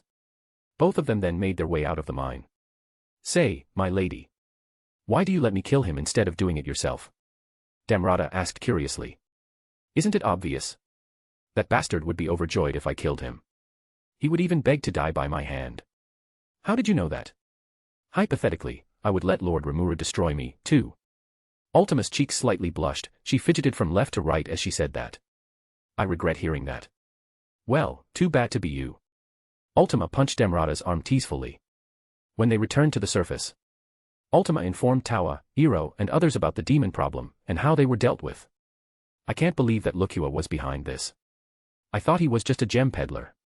Gems. Damrata was worked up upon the mention of that word. Since that demon was killed, can I take his belongings? Control yourself, you avaricious merchant. Ultima also confessed about her lie, she wasn't here to form an ally pact like she initially told them. I was sent here to deal with the tiara, things like demons and toxins were not my initial plan. Tawa stepped up and held Ultima's hands. It's okay. I don't blame you, Ultima-san. But with that being said, it would be great if we get to meet with Lord Rimuru ourselves. Oh. I can help with that. Now that Ultima had atoned for her sin, she would be allowed to enter Tempest. On this trip back home, Tawa would join her. You should come with us as well, Sir Iro, Ranga said. Me? Yes. You're a Kijin, so there are people there who you might recognize. On their journey to Tempest, Ultima and Damrata rode on Ranga's back. Tawa and Iro on a wyvern's back. And there were 2 other wyverns carrying a carriage of rare gems as Damrata requested. I believe in Ultima supremacy. Ultima arrived at Tempest with the guests. She brought Tawa and Iro to Rimuru while Damrata separated from them to find a place to sell the gems first. He truly was a man who committed to the acquiring of wealth. Rimuru was at his desk with Tawa sitting across from him, and Iro stood beside her. Ultima sat separately from them since she wasn't part of the conversation in the first place. It's a pleasure to meet you, Demon Lord Rimuru. I've heard good things about you from Ultima-san. I hope she didn't oversell me, my subordinates tend to do that a lot. And when it came to exaggerating Rimuru's greatness, the demons were the worst offenders. Even the ogres and goblins, who sometimes prayed to Rimuru, weren't as bad as them. Honestly, sometimes their devotion scares me. People often thought that demons and angels were polar opposite, but Rimuru could confirm that they acted so much alike. When they chose a master, they would worship the ground that person walked on. I appreciate it, but they still have no reason to go that far. From what I see, you're just like how Ultima-san told me. What did she tell you? She said you're a kind and generous man. I can recognize it on your subjects' faces, they really appreciate having you as the leader. Getting praised so directly from someone who wasn't his subordinate was still a new experience for him. Rimuru's actions always got interpreted as something absurd or malicious first. Even Gazel or Fuse don't praise me like that. Is she brainwashed by Ultima? I cannot detect any use of mind control or manipulation. It's genuine then. Rimuru was more than glad to have his and everyone's hard work being recognized by a fellow ruler like Tawa. He smiled happily. The right mood was set for a conversation which would prove to be prosperous in the future. First and foremost, I want to apologize about Ultima's past actions. I've heard from other of my subordinates that the tiara caused much suffering for you and your ancestors. You don't need to apologize for anything, Demon Lord Rimuru. Tawa explained to Rimuru, it's true that the tiara cursed the royal bloodline for centuries, however, the kingdom of Raja wouldn't exist today if not for it. Raja used to survive off of its gold mines, and the tiara was the only way they could deal with the toxin.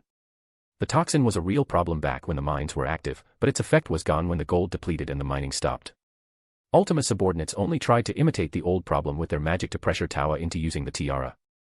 Ultima's plan was only to give them a power that came with a price, and see how it developed. Nonetheless, it was still a cruel game even if it wasn't rigged.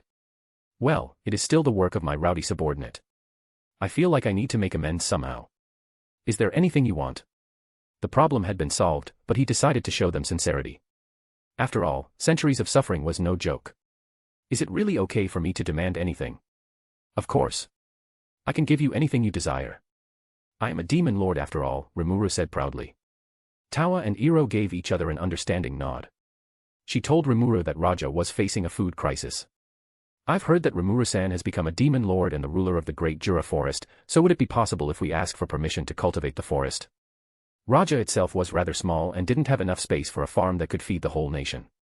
If they wanted to make an agricultural effort, they would eventually trespass the Great Jura Forest's border. The forest was sacred ground where the god lived. If they cultivated it without permission, then the wrath of the storm dragon would crush them. Yeah, you can do as you please. Shouldn't we ask for Great Veldora's permission first? Tawa was slightly concerned since Rimuru made the decision by himself. Shouldn't he consult the almighty dragon first? What if he didn't allow this cultivation? Rimuru read Tawa's concern and replied, don't worry, Veldora-kun is a good kid, he won't mind it at all. In theory, the Great Jura Forest had three important leading figures, Rimuru who was its legitimized king, Veldora who was its deity and the dryads who were seen as this forest wardens. If other nations wanted anything from the forest, they must have the permission from all three. But in practice, Rimuru's permission alone was more than enough since Veldora didn't know jack about organizing a nation, and Trainee always trusted Rimuru. If Rimuru said they could, then they could. Other than that, he would contribute in the rebuilding of Raja as well. Tawa said that they had discovered an iron vein, so Rimuru wanted to buy it. Are you sure, Rimuru-san? Well, you can never have too much iron after all. Seal was the one who came up with that idea. Since iron could be turned into magi steel, it would be great to be able to import them from a neighboring country.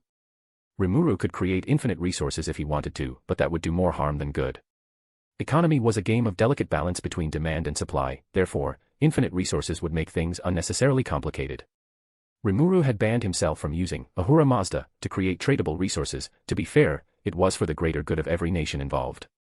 In conclusion, this conversation had established an official peace treaty and ally pact between them. Raja was allowed to cultivate the forest and the iron trade had been scheduled.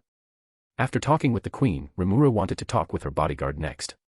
He piqued Rimuru's interest since he was a Kijin. Iro, isn't it? I don't know if it's a rude question to ask, but where were you from? Rimuru's question surprised him, but he didn't avoid answering it. I was from the ogre village that got destroyed by those orcs, he replied. Can I ask you a question as well, Demon Lord? Of course. Despite what they did, why are they allowed in your city as if nothing happened? It's a long story. Since he had time, Rimuru decided to fill Iro in, that covered everything that happened during the Orc Lord invasion. After that, they have become invaluable members of our federation. I have no idea that they were manipulated by a demon lord. I have been mad at the wrong people this whole time.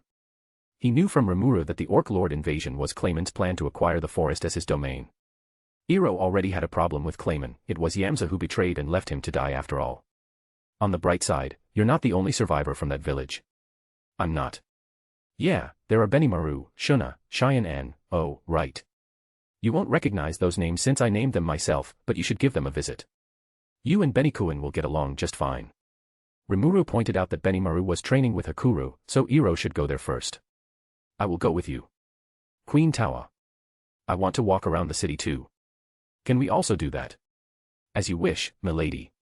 Rimuru watched the two of them making their way out of his office. That sounds a little like they are going on a date. Honestly, they look good together. A date, eh? Rimuru thought. Seal-san, since we are officially together, do you want to go on a date? I want to. Rimuru promised that he would find free time to go on a date with her. He was looking forward to it as much as her. When Tawa and Iro were gone, Rimuru called Ultima closer. She now sat across from him. You did such a great job, Ultima. Yum will be crowned a king in a few days, and your problematic past is no more. Rimuru leaned back in the chair and said, I think you have proven yourself to be worthy of an evolution. Oh, Lord Rimuru. Your compliments mean the world to me. Her answer only reinforced Rimuru's idea that demons were just weirdos. Rimuru placed his hand on Ultima's head and began the evolution ritual. 100,000 souls were given to her, and she evolved from Demon Peer to Devil Lord. Rimuru added orichalcum into her body, leaving Carrera the only primordial whose skeleton hadn't been infused with orichalcum yet. Additionally, Carrera was also the only primordial who didn't have ultimate skill since Ultima's toxicologist had evolved into King of Deathly Poison Samuel. Her Lord's ambition also evolved into Demon Lord Haki. How do you feel, Ultima-chan? Rimuru asked because she was trembling for some reason. And nothing, my lord. I just didn't expect this kind of drowsiness, she said with a cute yawn, then fell asleep in front of Rimuru. Evolution was extremely sleep-inducing. Ultima wasn't facing any threat like when Testa and Carrera evolved, so she could afford to cave into that drowsiness. You're not supposed to. Well, she does look cute, so I will give her a pass. Rimuru picked her up and brought Ultima to the sofa. He would allow her to sleep in his office for a while since it was her first time in Tempest, and a house wasn't prepared for her just yet. I see. Cuteness is the key. I don't know what you're trying to do, but I hope it's not something weird. Not at all, Master. I believe you would find it to be endearing. Rimuru wasn't sure about her plan, but considering what he found in her room the last time, it couldn't be anything good. Because Ultima was sleeping, Rimuru contacted and told Diablo and Testarossa to find that merchant Ultima brought back with her. Ultima told me that he's strong and witty, however, he's somewhat materialistic. Damrata walked out of the jewelry store with the fortune he made from selling those gems he brought back with. As expected from a prosperous nation like Tempest, they bought all the gems like it was no big deal. Considering that Tempest seemed to be as technologically advanced as the Empire, Damrata wouldn't be surprised if they already had a way to utilize those magic gems. Outside of the store, two people had been waiting for him. Oh my. Maybe the situation here is more messy than I anticipated. He knew both of them, but that didn't make him feel better at all since their presences were a force to be reckoned with. Quite a surprise to see you alive and well, Lord Noir. And that goes for you as well, Blanc. He had met them before, but it was a long time ago. Damrata used to be the Prime Minister of the Kingdom of Nazca. His job made him become tight-knit with the royalties, notably, the young prince who would become the emperor and the princess whose reputation preceded her. Due to that unique position, he was introduced to the Star King Dragon who mentored the former and wed the latter. Consequently, it led to his meeting with Noir, Veldanava's butler. In Blanc's case, he had met with her several times since the White Line was the most common lineage in the East. Her disappearance puzzled even Sir Gadra, so I didn't expect to see her here at all. Despite knowing that Rimuru had tamed the purple primordial, the concept of white also being his subordinate never dawned on him. Blanc embodied arrogance in its purest form, a demon with the potential to incarnate as the second Guy Crimson. In conclusion, seeing these two together and stronger than ever wasn't a good sign. Humph, Testarossa grunted. It turns out the merchant ULT brought back is none other than the Emperor's bloodhound. You becoming a merchant isn't something I expected, Diablo commented. The merchant kept a straight face despite the feeling he had under his act of professionalism. I don't know what you're talking about. I've always been a man with many talents, business is just one of those. He made sure to tell them that he had been distancing himself from the Empire. As you can see, I'm not the man I once was. I'm not a prime minister nor a champion, this Damrata has become a humble merchant, and I want to do business with Demon Lord Rimuru. It wasn't like the demons could do anything to him since he wasn't causing any trouble in the first place. Damrata was led to Rimuru's office. He had seen many portraits of Rimuru before, but those paintings couldn't compare to the real Rimuru. He looks younger than I imagined, but that's a spiritual life form for you. His train of thoughts continued, I can't sense his power at all, it's too well hidden. But at least he could make an educated guess. The fact that he could command those demons made him at least an upper echelon among demon lords if not even greater. Damrata-kun, isn't it?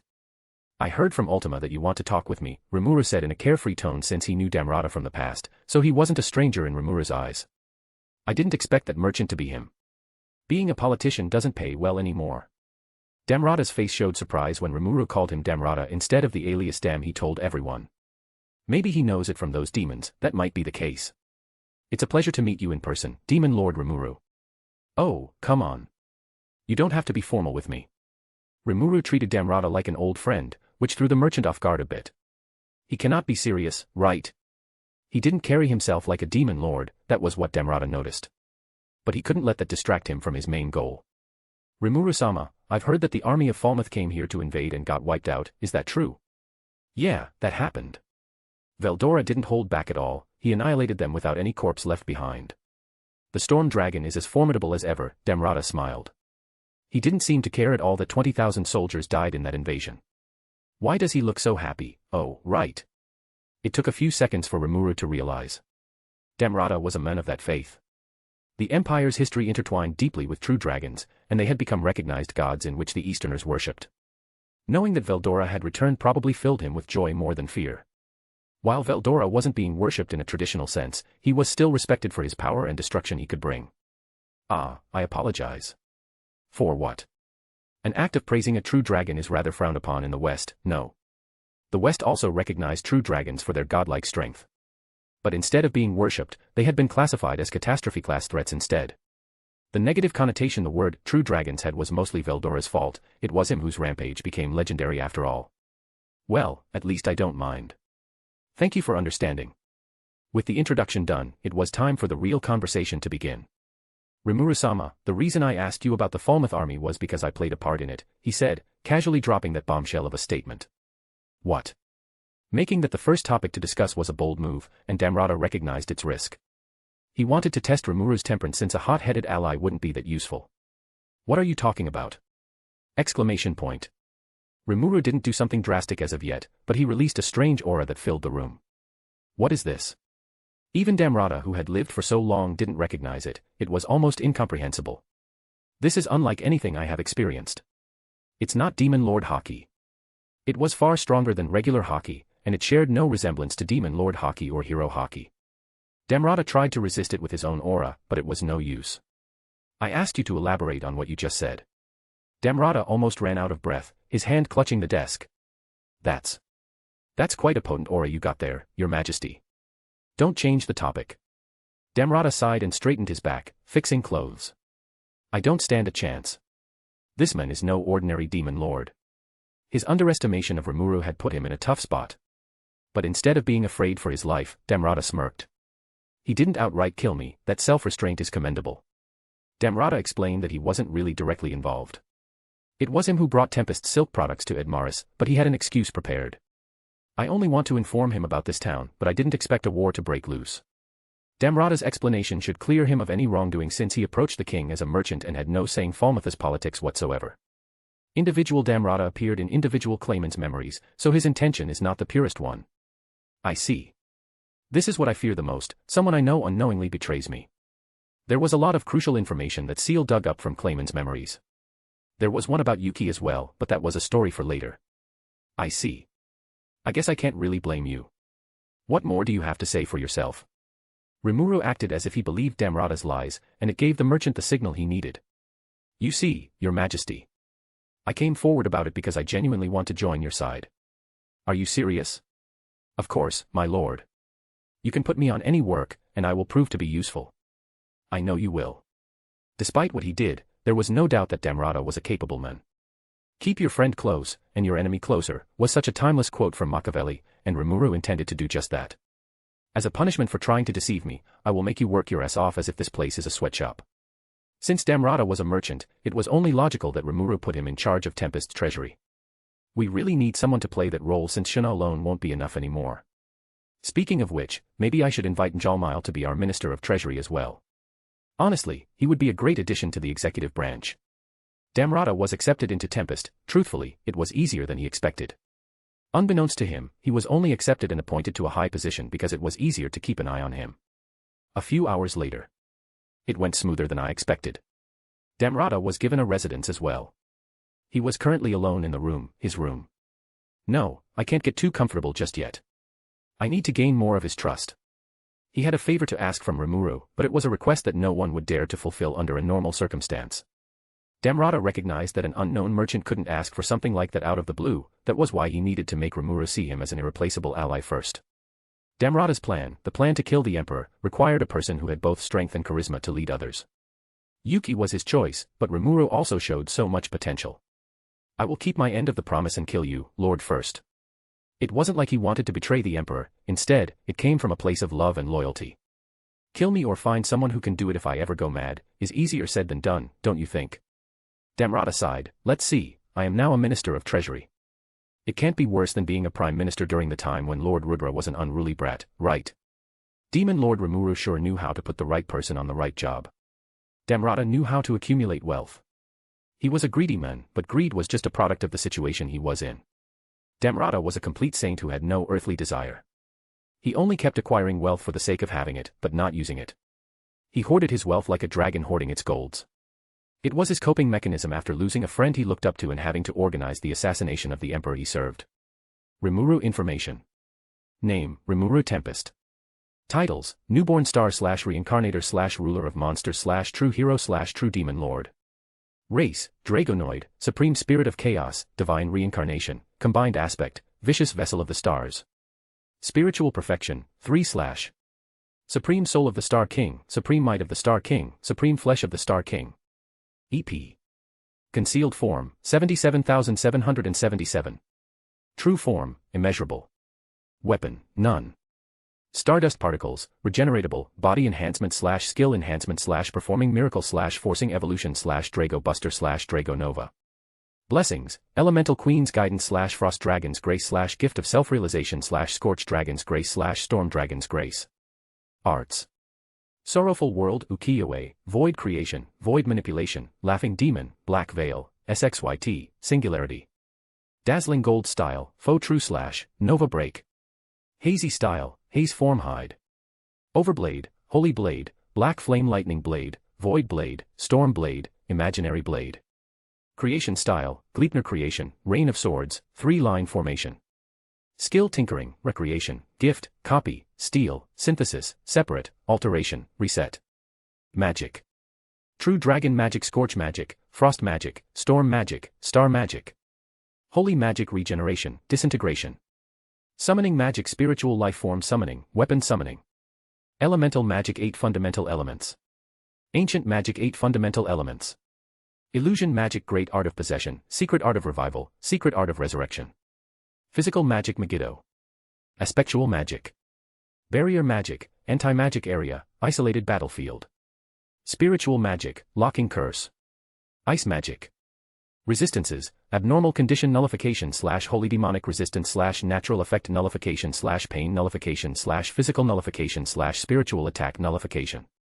Intrinsic Skills, Infinite Regeneration / Mark of King / True Form Concealment / Universal Perception.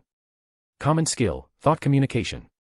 Extra Skills, Multidimensional Barrier / Parallel Existence / Perfect Memory / Universal Thread. Unique Skills, Bewilder / Investigator / Manipulator / Sniper / Specialist. Ultimate Skills, Divine Flame King, Thugga / Divine Ice King, Cthulhu / Dragon King, Kor / Flaming Forge King, Vulcan / Harvest King, Shub-Niggurath / Pride King, Lucifer / Spacetime King, Yog-Sothoth. Origin Skill, Creation King, Ahura Mazda. Manus, Seal / Rail / Velda. Other abilities, Acceleration / Deceleration / Digital Nature / Divining / Stardust Particle Generation. Notable things in Imaginary Space. Azure Dragon Blade is a god-grade sword created by Velgrine's material creation and her unique aura. Charybdis Core. Though she looked like a fish, being an offshoot of Veldora, Charybdis was undeniably a dragon. That made her core a miniature version of a true dragon core, which would serve to further a certain maniac's research. Dragon Buster is a unique grade sword with holy attributes. It can be used effectively against dragons. However, this effectiveness doesn't work against true dragons due to them already being both holy and demonic simultaneously. Full potions created from Hippocute herbs would heal any wound as long as the target was still alive. Glenda Atlee is employed as Seal's mercenary, research assistant and maid. God Grade, Divine Construct, Unnamed Sword is a sword owned by Raphael / Seal given to her by her master. Gold coins ×1, 740. That's a lot of cash. Ifrit Greater Spirit of Flame. Scorch Wyrm Egg is a crucial evolutionary tool similar to Demon Lord. Seed and Hero Egg. Imbued with Velgrine's essence. Storm Wyrm Egg is a crucial evolutionary tool similar to Demon Lord Seed and Hero Egg. Imbued with Veldora's essence. Shub-Niggurath's Storage. Extra skills, cast ailment / demon eye / demon lord hockey / dragon body / dragon spirit hockey / enhanced body double / flame breath / future attack prediction / hero hockey / material creation / possess / ranged barrier / sage / steel strength / sticky steel thread / thunder breath. Unique skills. Humans, all-rounder / berserker / degenerate / immovable / mathematician / severer / spearhead / survivor / traveler / usurper. Monsters, analyst / commander / cook / craftsman / give me strength / gourmet / guardian / lord of mage wolves / manufacturer / martial master / motherly queen / shadow striker / tuner.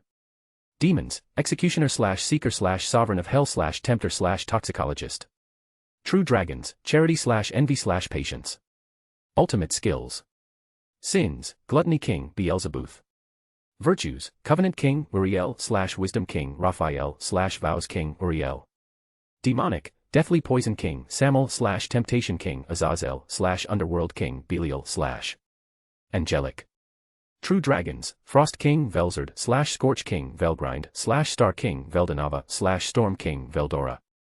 Others, investigation king Faust. I think ULT and Damrata have enough spotlight on them with these few chapters. It's time to return to the main plot now that we finished with the Raja mini arc. Though, the next chapter is still concerning a demon. Ugh, what's with this headache? It's almost unbearable. Hinata woke up in her own room in Rune. She was slightly confused about how she got here. I was fighting with Rimuru, and then. I need to warn everyone about those luminaries. They gave her a holy sword that was rigged to kill her and Rimuru at the same time. They were probably up to something. Hinata tried to get up, but there was something heavy on the bed with her. What?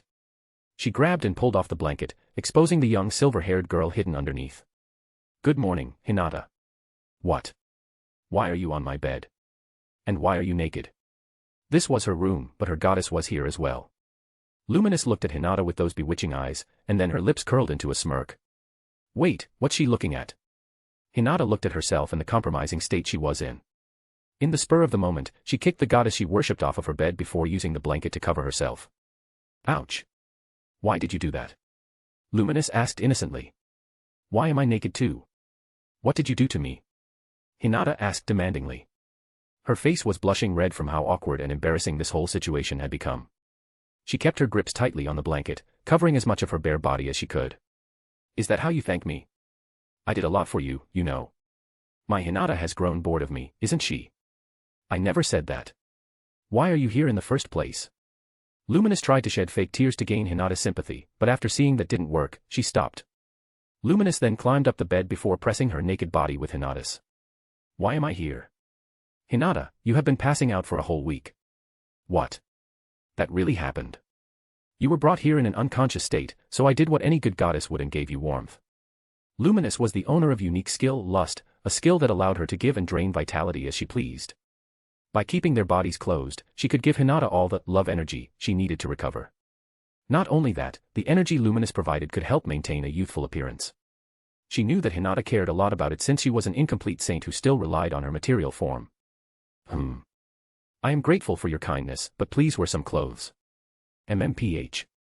If that's what you want, then fine. Luminous made a black gothic dress with her magicule, a technique resembling that of the demon she was raised by. Satisfied. She caressed Hinata's cheek. You're such a demanding devotee, Hinata.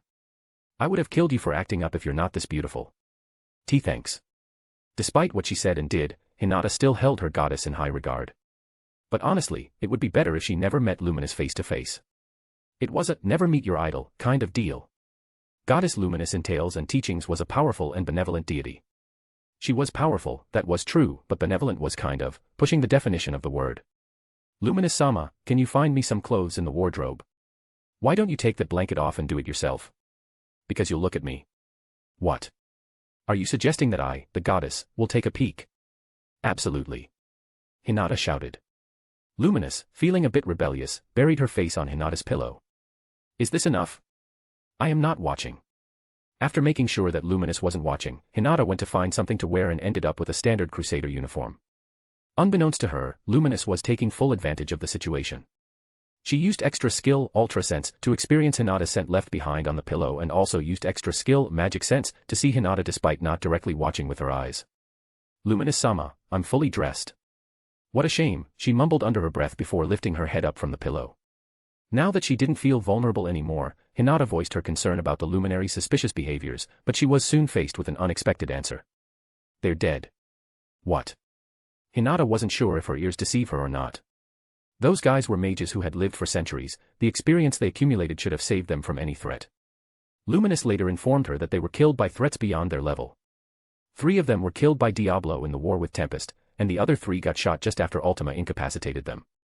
Demons. Worse, primordial demons. Those guys were excellent, but humans can't beat demons in their own game. The origin of magic had been archived in Sage Gadra's books, The Demonology and the Revolutionized Magic.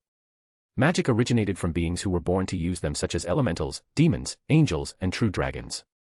It was only taught to mankind and magians alike after Gadra conquered the mountain haunted by God and was taught directly by the god who lived there. It was his teachings which sparked the interest in magic. Humans couldn't manipulate magicule since birth, they must be taught to do so. The magic they used was nothing more than an imitation. That's why Holy Field and anti-magic barrier must be used in every campaign the church does. I see. You're lucky that you survived. Hinata couldn't digest this information all at once. In a span of a week, the hero makers who had trained many heroes and champions were no more. Gran, the Sun Luminary, managed to run away, but it was still a lot to take in. What about my subordinates? Hinata asked hesitantly, preparing herself for the worst. The 10 great saints. They are being held hostage, but at least they're still alive. Hinata breathed a sigh of relief. Luminous also informed Hinata that she woke up just in time.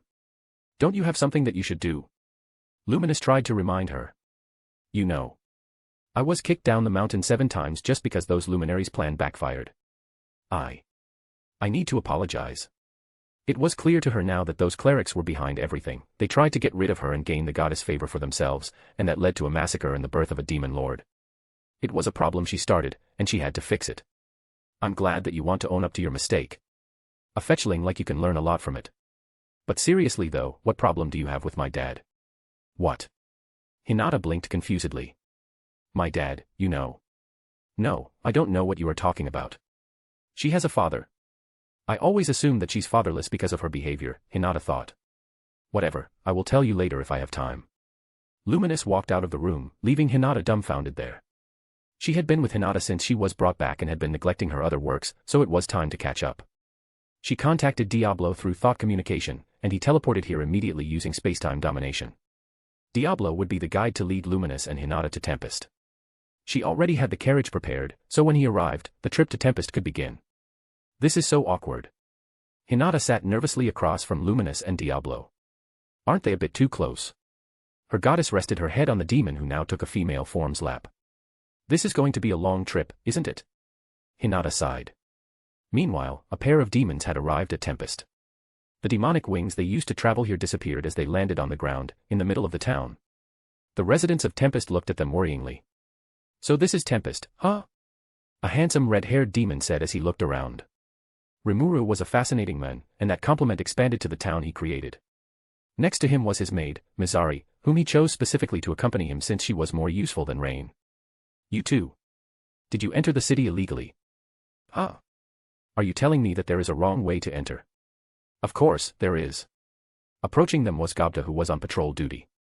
He rushed to the scene as soon as someone reported to him through thought communication that there were intruders.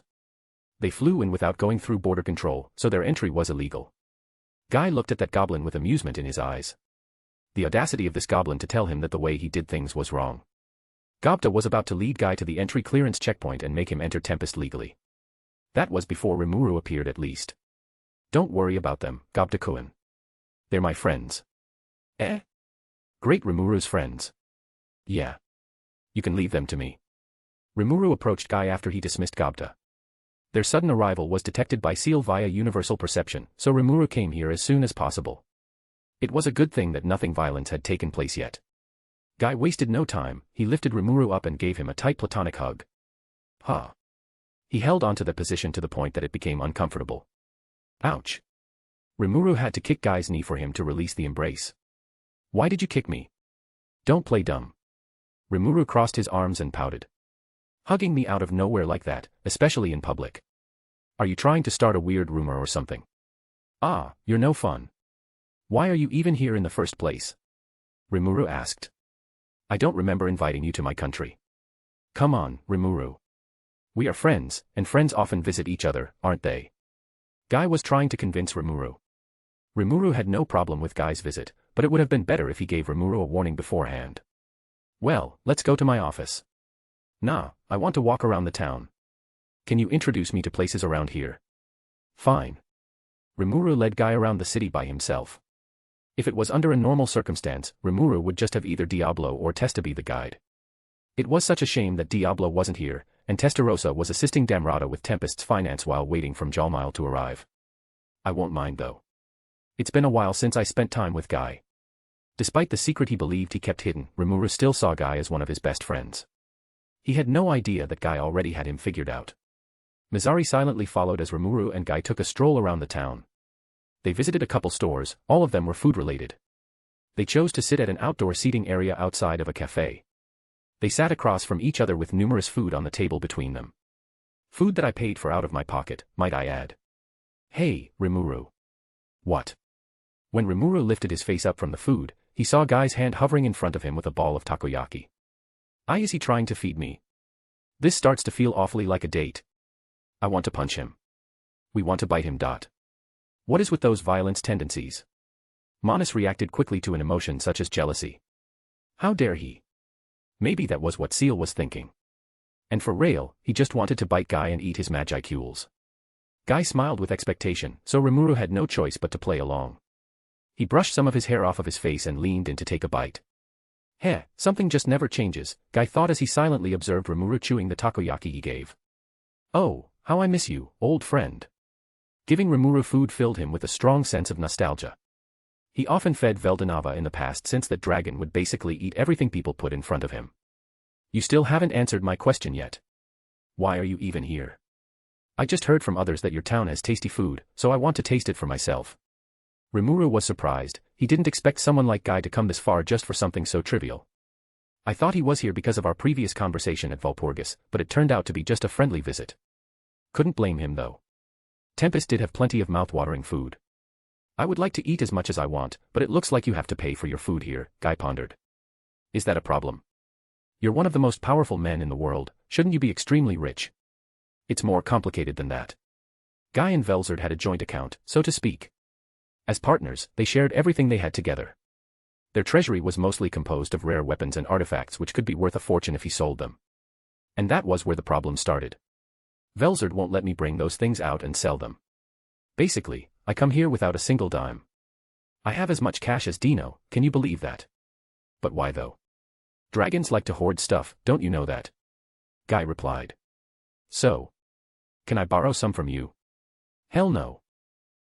Don't be so cruel. Get a job, damn it. Man, getting a job sucks. A whole week went by after that conversation he had with Rimuru. What he told Rimuru about Velzard preventing him from selling what was inside the treasury was true, but he didn't expect this kind of reaction from Rimuru. He expected Rimuru to maybe support him financially as he continued to observe from the inside, not pressuring him to get a job. It was an insult to his pride, but there was no alternative way to make money, so. Despite resembling Dino financially, Guy was still picky with the job he chose. He wouldn't do any job that required him to serve others, his pride wouldn't allow it. And he wouldn't do labor work since it didn't pay well enough. The salary was above average compared to most countries, and the benefits were enticing, but Guy wanted a job that was not boring and also paid well. Which was why Rimuru recommended him to work as an adventurer. Adventurers could get paid a fortune if their ranks were high enough, or if they got clients who were willing to spend money on them. Guy worked not that far from Tempest, he was tested and registered into the free guild system by the Blumen branch. I am a B-rank adventurer since that is the highest rank one could become from taking part in a trail. If I want to get paid more, I have to do more quests. Guy prioritized the quests that he got to fight something, bite bandits, or magic beasts. Today, he was waiting for his new teammates the guild set up for him. From what the receptionist told him, they were a party led by the rising star among adventurers. They set their eyes on the slave company Orthus, wanting to crush that organization. Guildmaster Few said that Guy's abilities might be useful for the party and recommended him. Excuse me, are you Rouge-san? Ah, right. That's me. Guy lifted his eyes from the book he bought from Tempest to kill time, and what he saw stunted him. You gotta be kidding me. Rudra. In front of him was a blonde boy who shared the face with that emperor. The resemblance was uncanny, but it couldn't be him, right? His universal perception didn't detect anything strange from him. Guy closed the book and sent it to his spatial storage.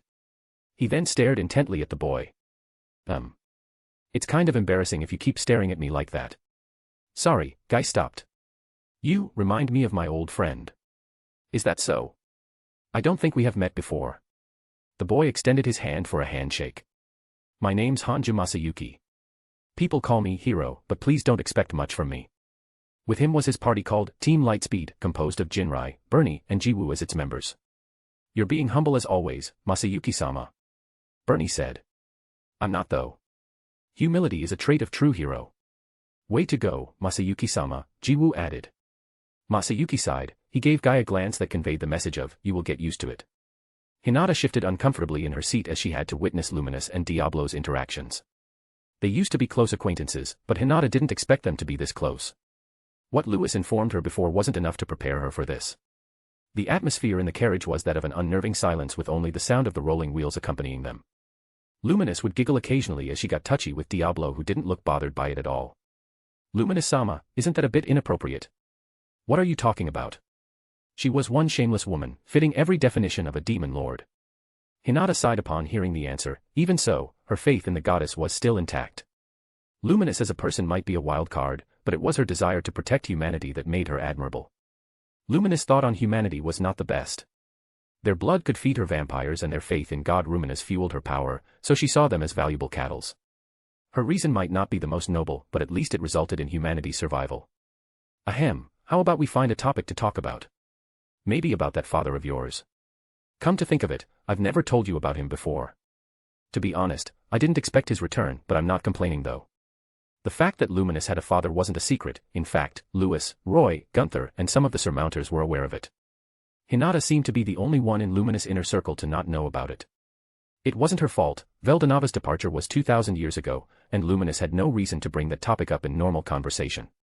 Imagine Hinata's surprise when she heard that Luminous, despite her fatherless behaviors, had a father. If I recall correctly, there's a mention of such a figure in the sacred texts, too. I always thought that was made-up information. Your audacity is endearing. The sacred texts referred to the books of faith, Luminism's holy scriptures, so to speak. Mentioning in the texts was the figure of many names. He was called in those writings, the Demiurge, the Omnipotence Will, the Founder God, and many more. All of them were pseudonyms alluding to just one person, and that was Luminous' father and creator. My father is one of the true dragons, Star King Dragon Veldanava. The Star King Dragon. I've never heard of that before. Isn't there supposed to be only 3 true dragons in existence? There might be a lot of information left unknown about true dragons, but one thing was for certain, the number of existing true dragons could never be increased or decreased.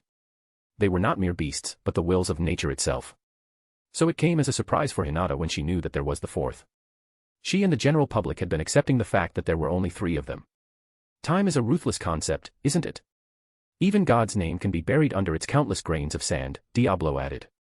I'm sure that people from ancient times still remember him dearly, but humans have been forgetting him altogether.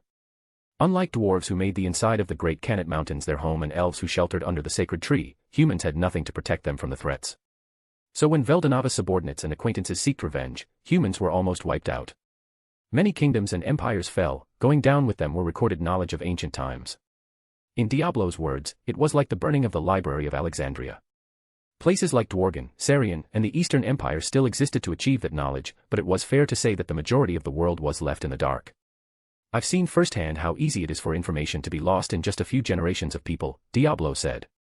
After Veldanava died, there was no evidence of his existence for common people to see, so they started running with the narrative that there were just 3.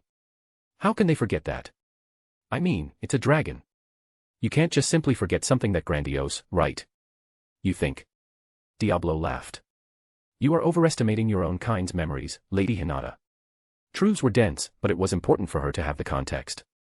Hinata felt like this was too much information to stomach in. As expected from Luminous-sama, she really is a goddess. Since true dragons were divine wills, having one of them as her father would make her an individual of divine nature as well. Wait, Luminous-sama. Does that mean you're part dragon? No. I mean, kinda. It's quite complicated. Just like everything else about you, huh? Hinata sighed. The more she learned about her goddess, the less Hinata knew about her. Please forgive my mortal mind for not being able to comprehend your godly origin. Quit praying. You're taunting me at this point. Luminous' origin was a strange one. Despite calling herself a daughter of Veldanava and using it to justify her role as the goddess, Luminous was only an adopted daughter.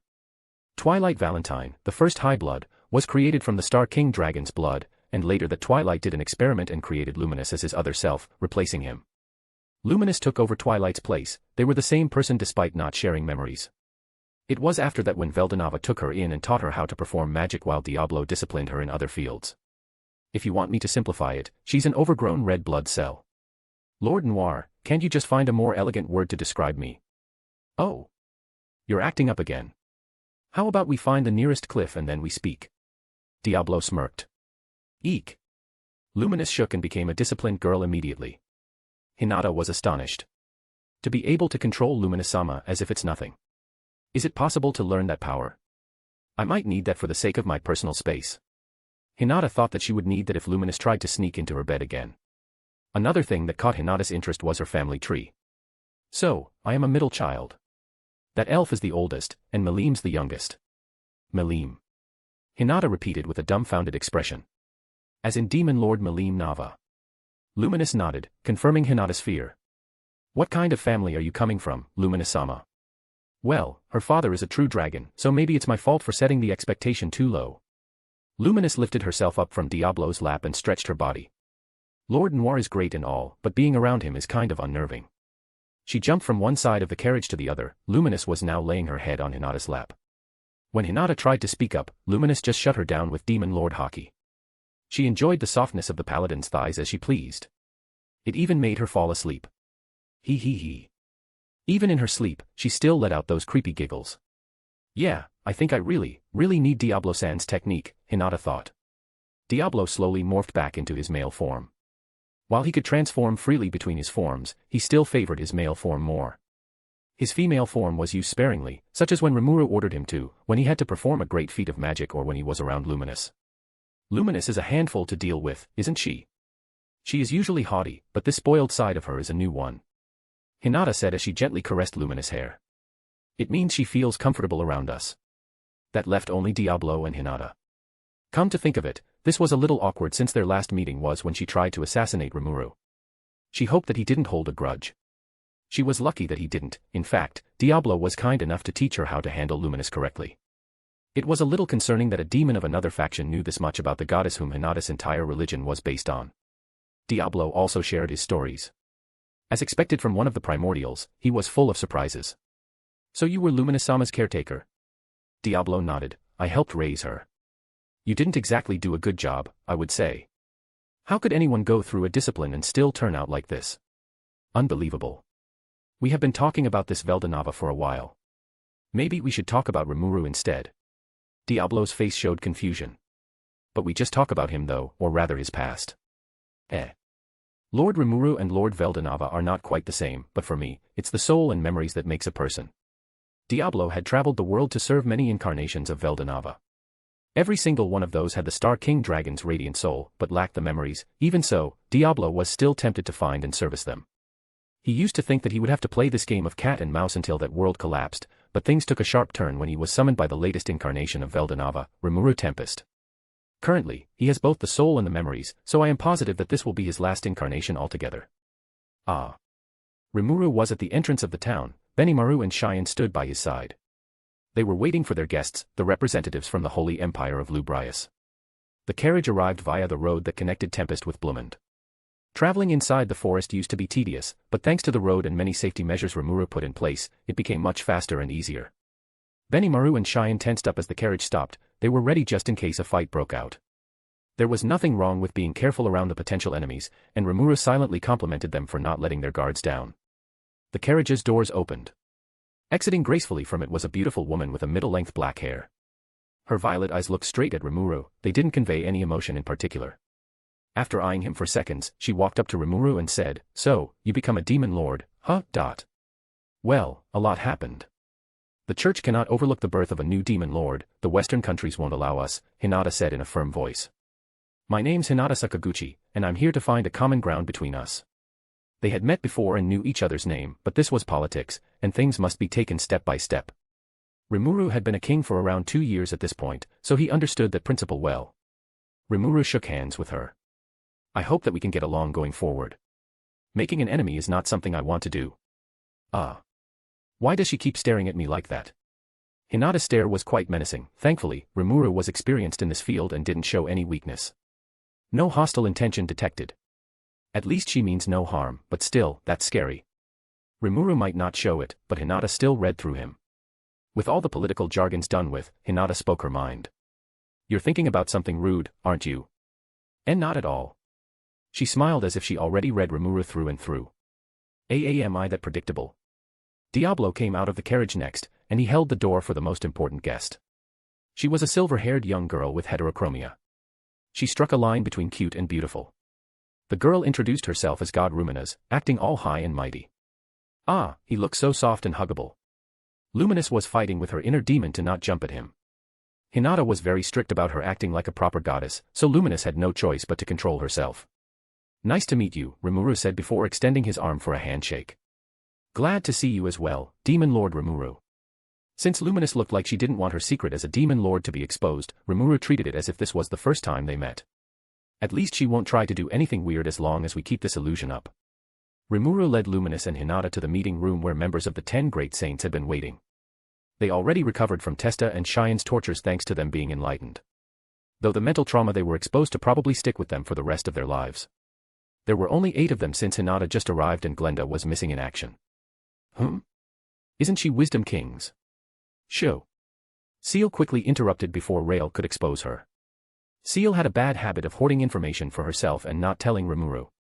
Glenda's situation was just that, another detail left untold by her. There were 2 things that she wouldn't allow Rimuru to see or hear about, anything embarrassing and anything that would paint her in a bad light. And the last time she checked, having a personal mercenary didn't translate well with one's image. You guys, are you all right? Hinata asked her subordinates. We are fine, Lady Hinata, Leonard was the one answering. They treat us well after they get the information they want. Lady Hinata, who's that girl? Fritz questioned. Hinata stepped aside, giving everyone the full view of Luminous. This is God Luminous. As in the goddess. After Hinata gave them a nod of confirmation, she could see their faces struck with awe. All of them left their seats and knelt down, showing their submission to the divine. Despite their high status within the church, this was the first time they got to see the goddess directly. They would usually be skeptical at first, but since Hinata confirmed it, then it must be true. Luminous walked past them to take a seat. Rimuru positioned himself at the head of the table, and Luminous chose the seat on the right side closest to him. At first, it seemed like this meeting would start and finish without a hitch, but then a troublemaker joined in. Rimuru.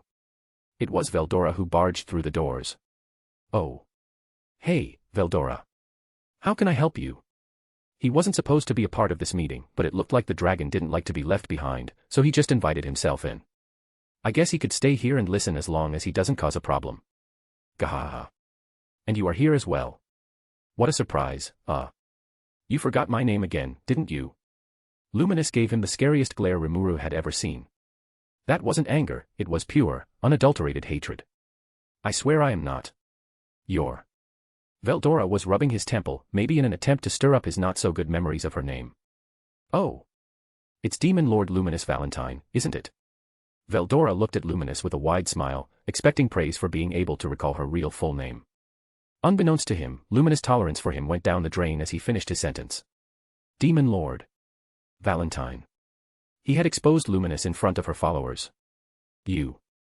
Oh, is that delight I see on your face? It's certainly not. Rimuru shouted in his mind as Veldora stepped closer to Luminous. It might not be his true intention, but it came off as an act of taunting in the already livid Luminous eyes. You accursed lizard. You always get in my way. Luminous summoned her weapon and pointed it at Veldora.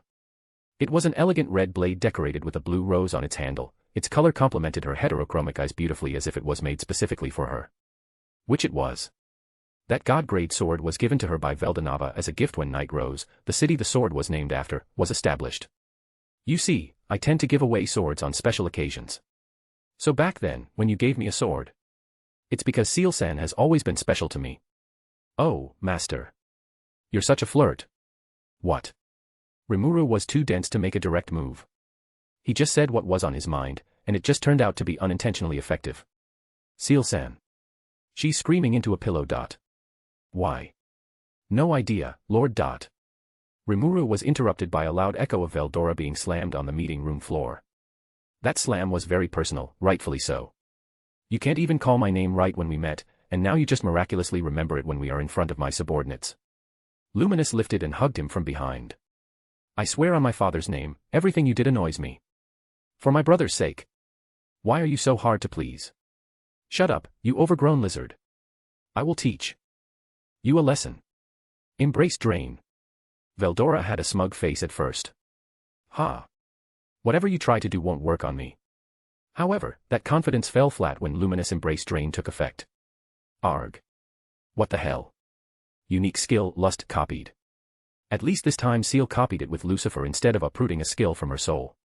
And it looked like this method of acquiring skill was unnoticeable, too. Maybe we should try this skill out, just you and me. Seal's voice was a low whisper as she said that. What did you say, Seal-san? And nothing. Luminous Embrace Drain made her capable of draining Veldora of his magicules, energy, and vitality while transferring pain and discomfort to him. Not even a spiritual creature like Veldora could resist that. Rimuru. Do something about your stubborn brat. Instead of keeping his mouth shut, Veldora just dropped another bombshell of a statement. The room fell silent, and the expression on Luminous' face had, the audacity of this lizard, written all over it. All hell broke loose from there. The confusion in the room was palpable. People from both sides began to gossip among themselves. Great. Now you just make things more awkward, Veldora-kun. What did I do? Oh, was that supposed to be a secret?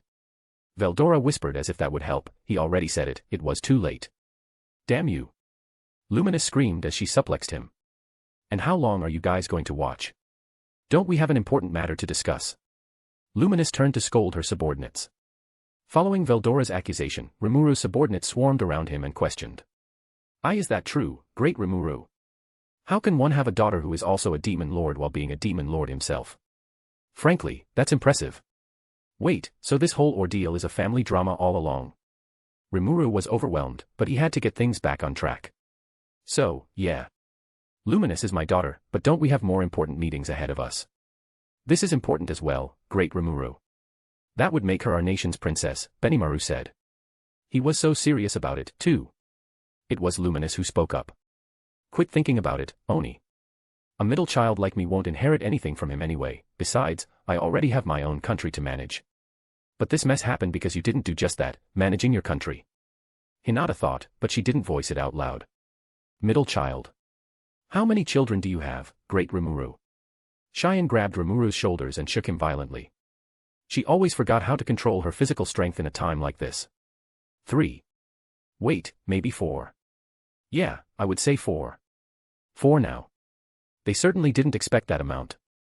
They knew that Rimuru was married, but his children were never mentioned until now. But the questions kept piling up to the point it started to annoy him. Damn it, this is getting out of hand. I still want to have a sense of privacy. Seal-san. How can I help you, master? Can you serve everyone a dose of hero hockey? That might calm them down a bit. As you wish.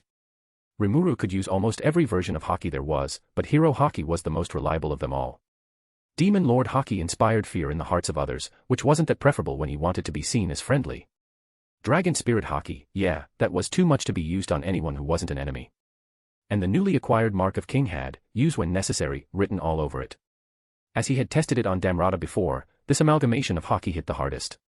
If there was a word suitable to describe this intrinsic skill, it would be Lovecraftian. A long exposure to it could melt even a complete saint's brain.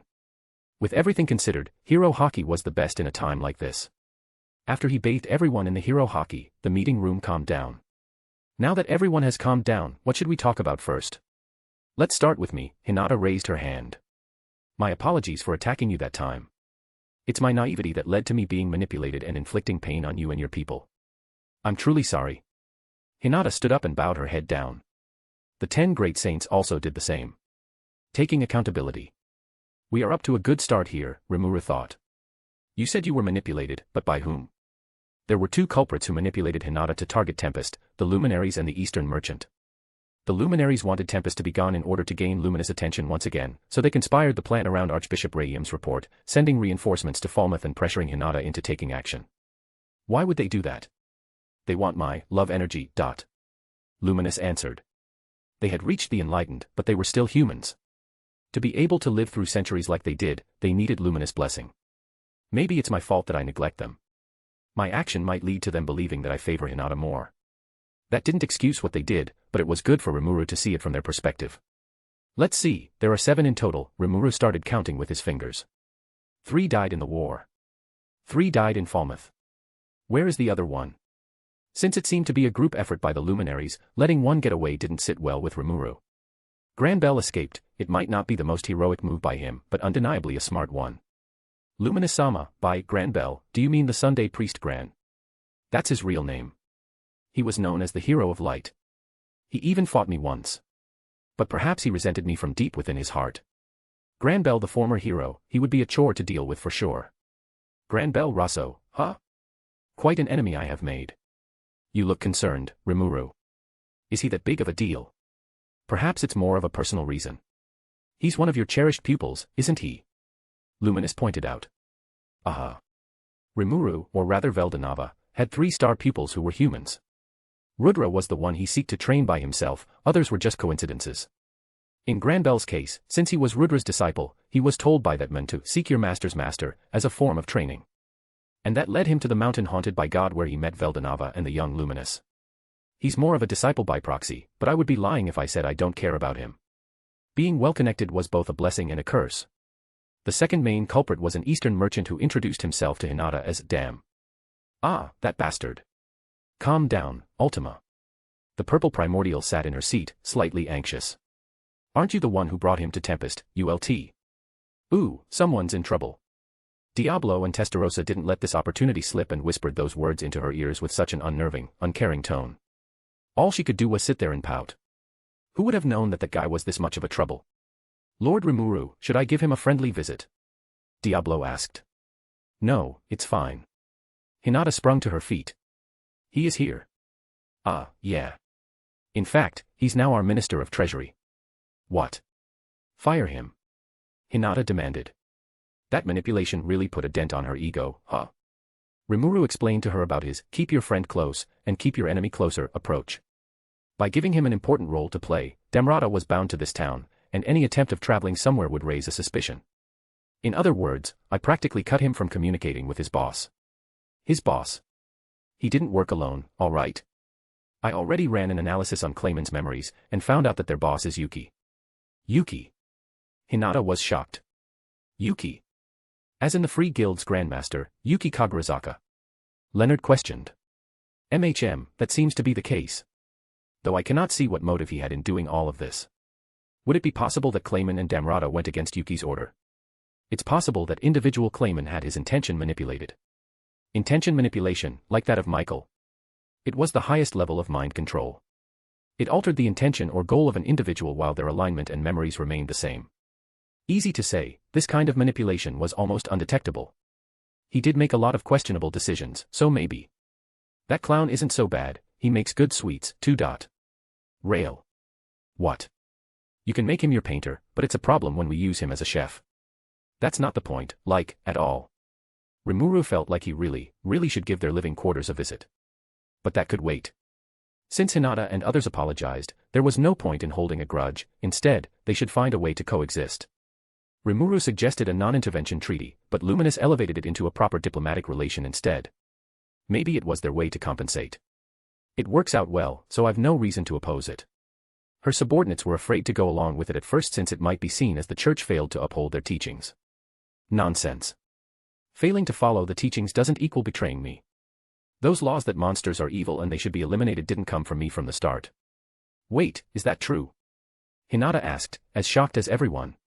Indeed, it is. The laws against monsters were set up by those in power a long time ago. Me, personally. I don't care about the teachings, only the faith of the people matters to me. The teachings could be changed to suit the situation.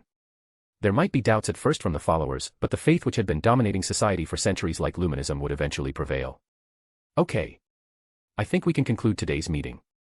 It was already evening when the meeting ended, so Rimuru invited Luminous and Hinata to stay here for the night. Fufu, I won't mind staying at your place for the night, father. Luminous hugged him from behind, not the same kind of hug she gave to Veldora though.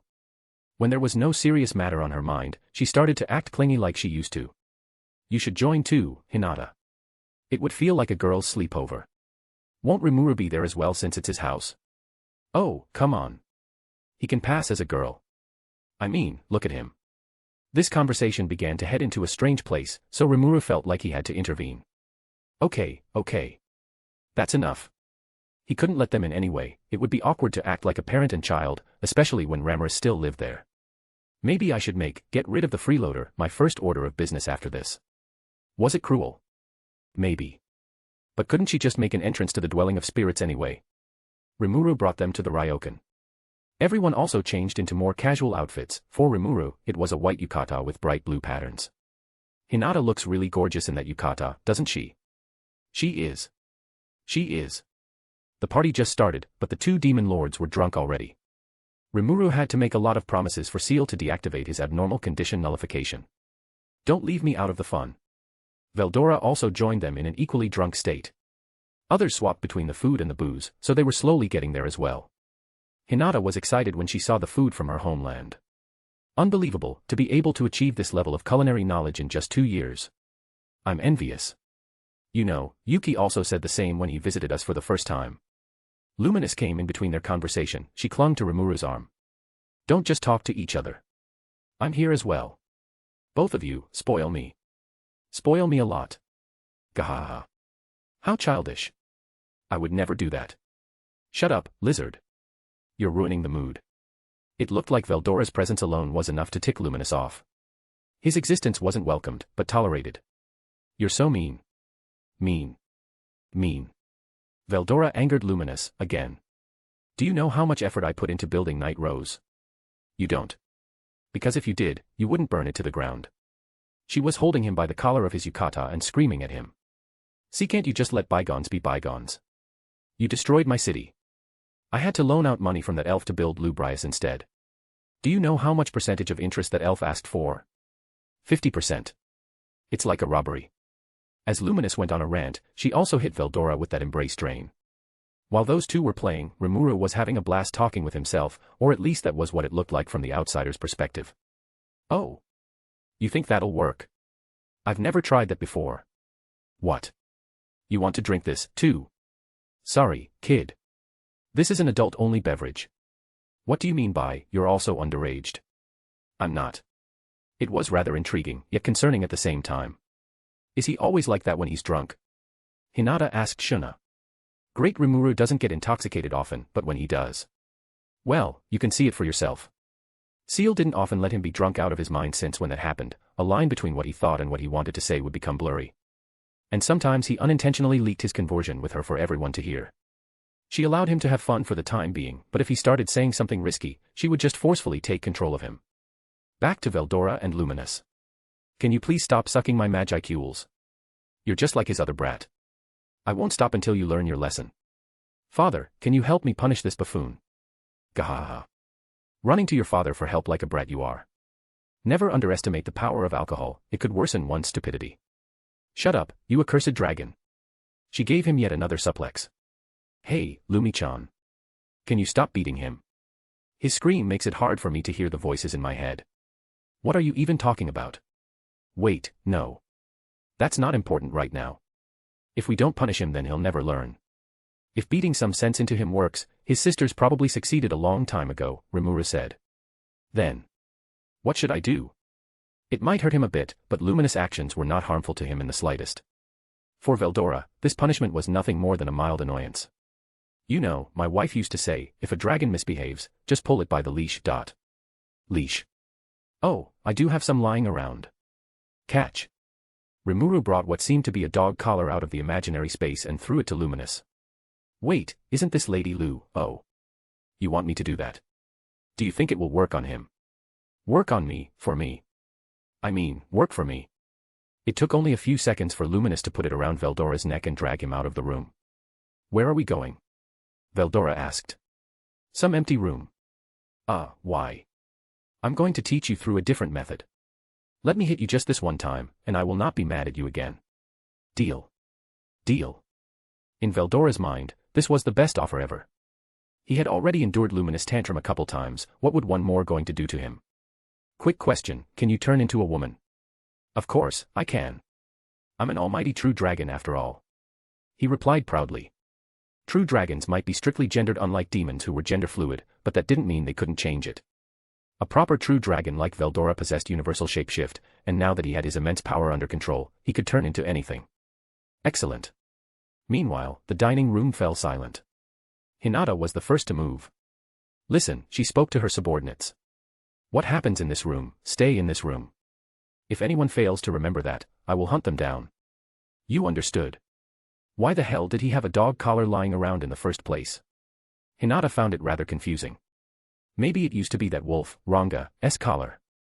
Yeah, that answer is the safest for my mental health. Hinata still wanted her unique skills back, but asking for it when Rimuru was drunk might not be the best decision. He looks cute when he's being mischievous, but I feel like I might get a few nasty surprises along with it if I ask for my skills now. 2-in-1 promotion doesn't sound appealing now, does it? After drinking a bit more, Rimuru passed out unconscious. But he quickly rose up, this time with a pair of crimson eyes. There was no hint of that mischievous gremlin left, only a cold and calculated machine. I will go back home. Individual Rigard, please take care of the guests. Individual Benimaru, make sure that everyone's safe. With pleasure. As you wish, great Rimuru. The next morning, Rimuru found himself in the bed of his hut. Last night was a blast, in fact, it was the drunkest he had ever been. Sure, it was fun, but the consequence of his action finally caught up to him. Ugh, this headache is unbearable. Seal-san, can you make it go away? I can't. Maybe you shouldn't drink that much in the first place. Are you mad at me? I would never. Rimuru grumbled as he lifted himself up from the bed. When he went to the kitchen, he found Veldora and Ramaris enjoying their breakfast. Though he called it breakfast, it was just a bag of chips. Good morning, Rimuru-chan. Humph. Ramaris was cheerful as always, but the dragon was sulking. Come on, Veldora. Why are you mad at me? Rimuru asked as if he was innocent. Lumi tortured me all night, and it was all your fault. Veldora said with a pout. She went on until she tried, and when she did, she just sapped my energy with embrace drain then continued. We did it the whole night, and it felt so. Wait, they really did it, huh? Rimuru was surprised. He might play a part in making it happen, but at least it wasn't problematic. Yes, they were related to Veldanava. But they didn't relate to each other and didn't get raised together. Luminous herself probably didn't see Veldora as anything more than a nuisance. It felt so good. Why hasn't anyone told me that a female form feels like that? But then I realized. I've lost my dignity as a man.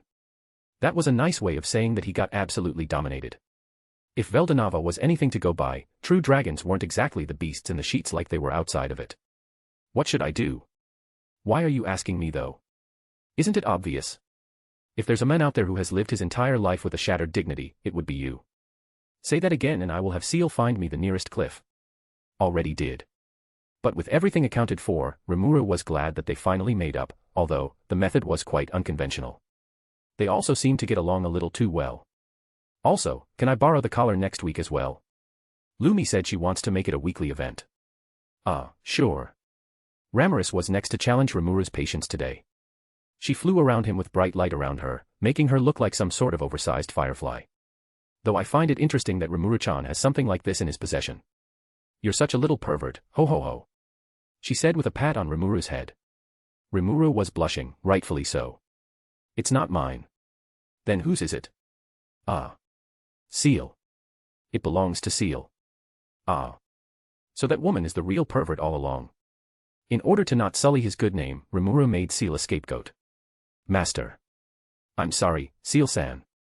I can't believe that you do this to me. What a betrayal. In reality, Seal wasn't mad. His accusation wasn't far from the truth anyway, but she might as well take advantage of the situation. Seal was a smart woman, and using everything that could be utilized was literally her job. I'll forgive you after you give me that. That. My neck feels a little naked. It would look great with that around it, don't you think? Oh, I see. I've been planning to buy it for you since we started dating. Really? Yeah. I think you will look good with a necklace on. Wait, what? Rimuru's information. Name, Rimuru Tempest. Titles, Newborn Star / Reincarnator / Ruler of Monsters / True Hero / True Demon Lord. Race, Dragonoid, Supreme Spirit of Chaos, Divine Reincarnation, Combined Aspect, Vicious Vessel of the Stars. Spiritual Perfection, 3/. Supreme Soul of the Star King, Supreme Might of the Star King, Supreme Flesh of the Star King. EP. Concealed form, 77,777. True form, immeasurable. Weapon, none. Stardust particles, regeneratable, body enhancement / skill enhancement / performing miracle / forcing evolution / Drago Buster / Drago Nova. Blessings, Elemental Queen's Guidance / Frost Dragon's Grace / Gift of Self-Realization / Scorch Dragon's Grace / Storm Dragon's Grace. Arts. Sorrowful World, Ukiyo-e, Void Creation, Void Manipulation, Laughing Demon, Black Veil, SXYT, Singularity.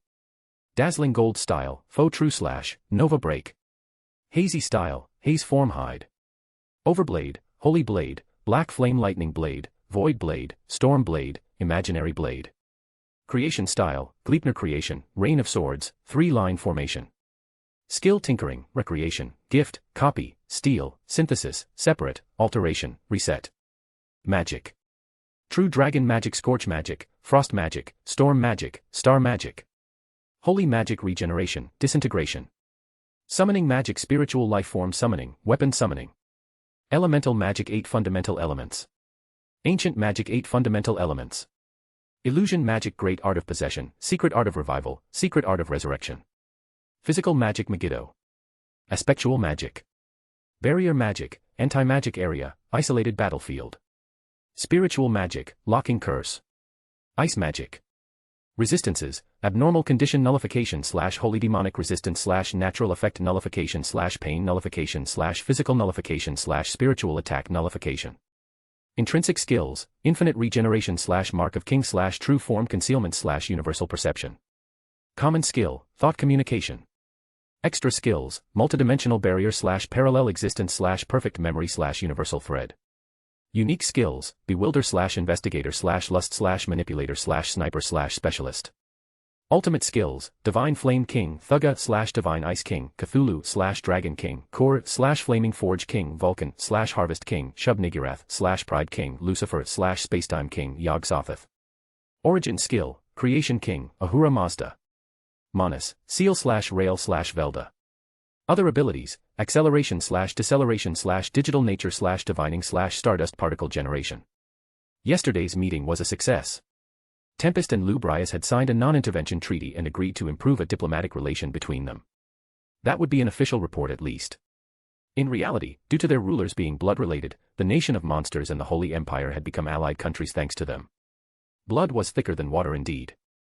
Rimuru was in the jewelry store, looking for a necklace that he thought Seal might want.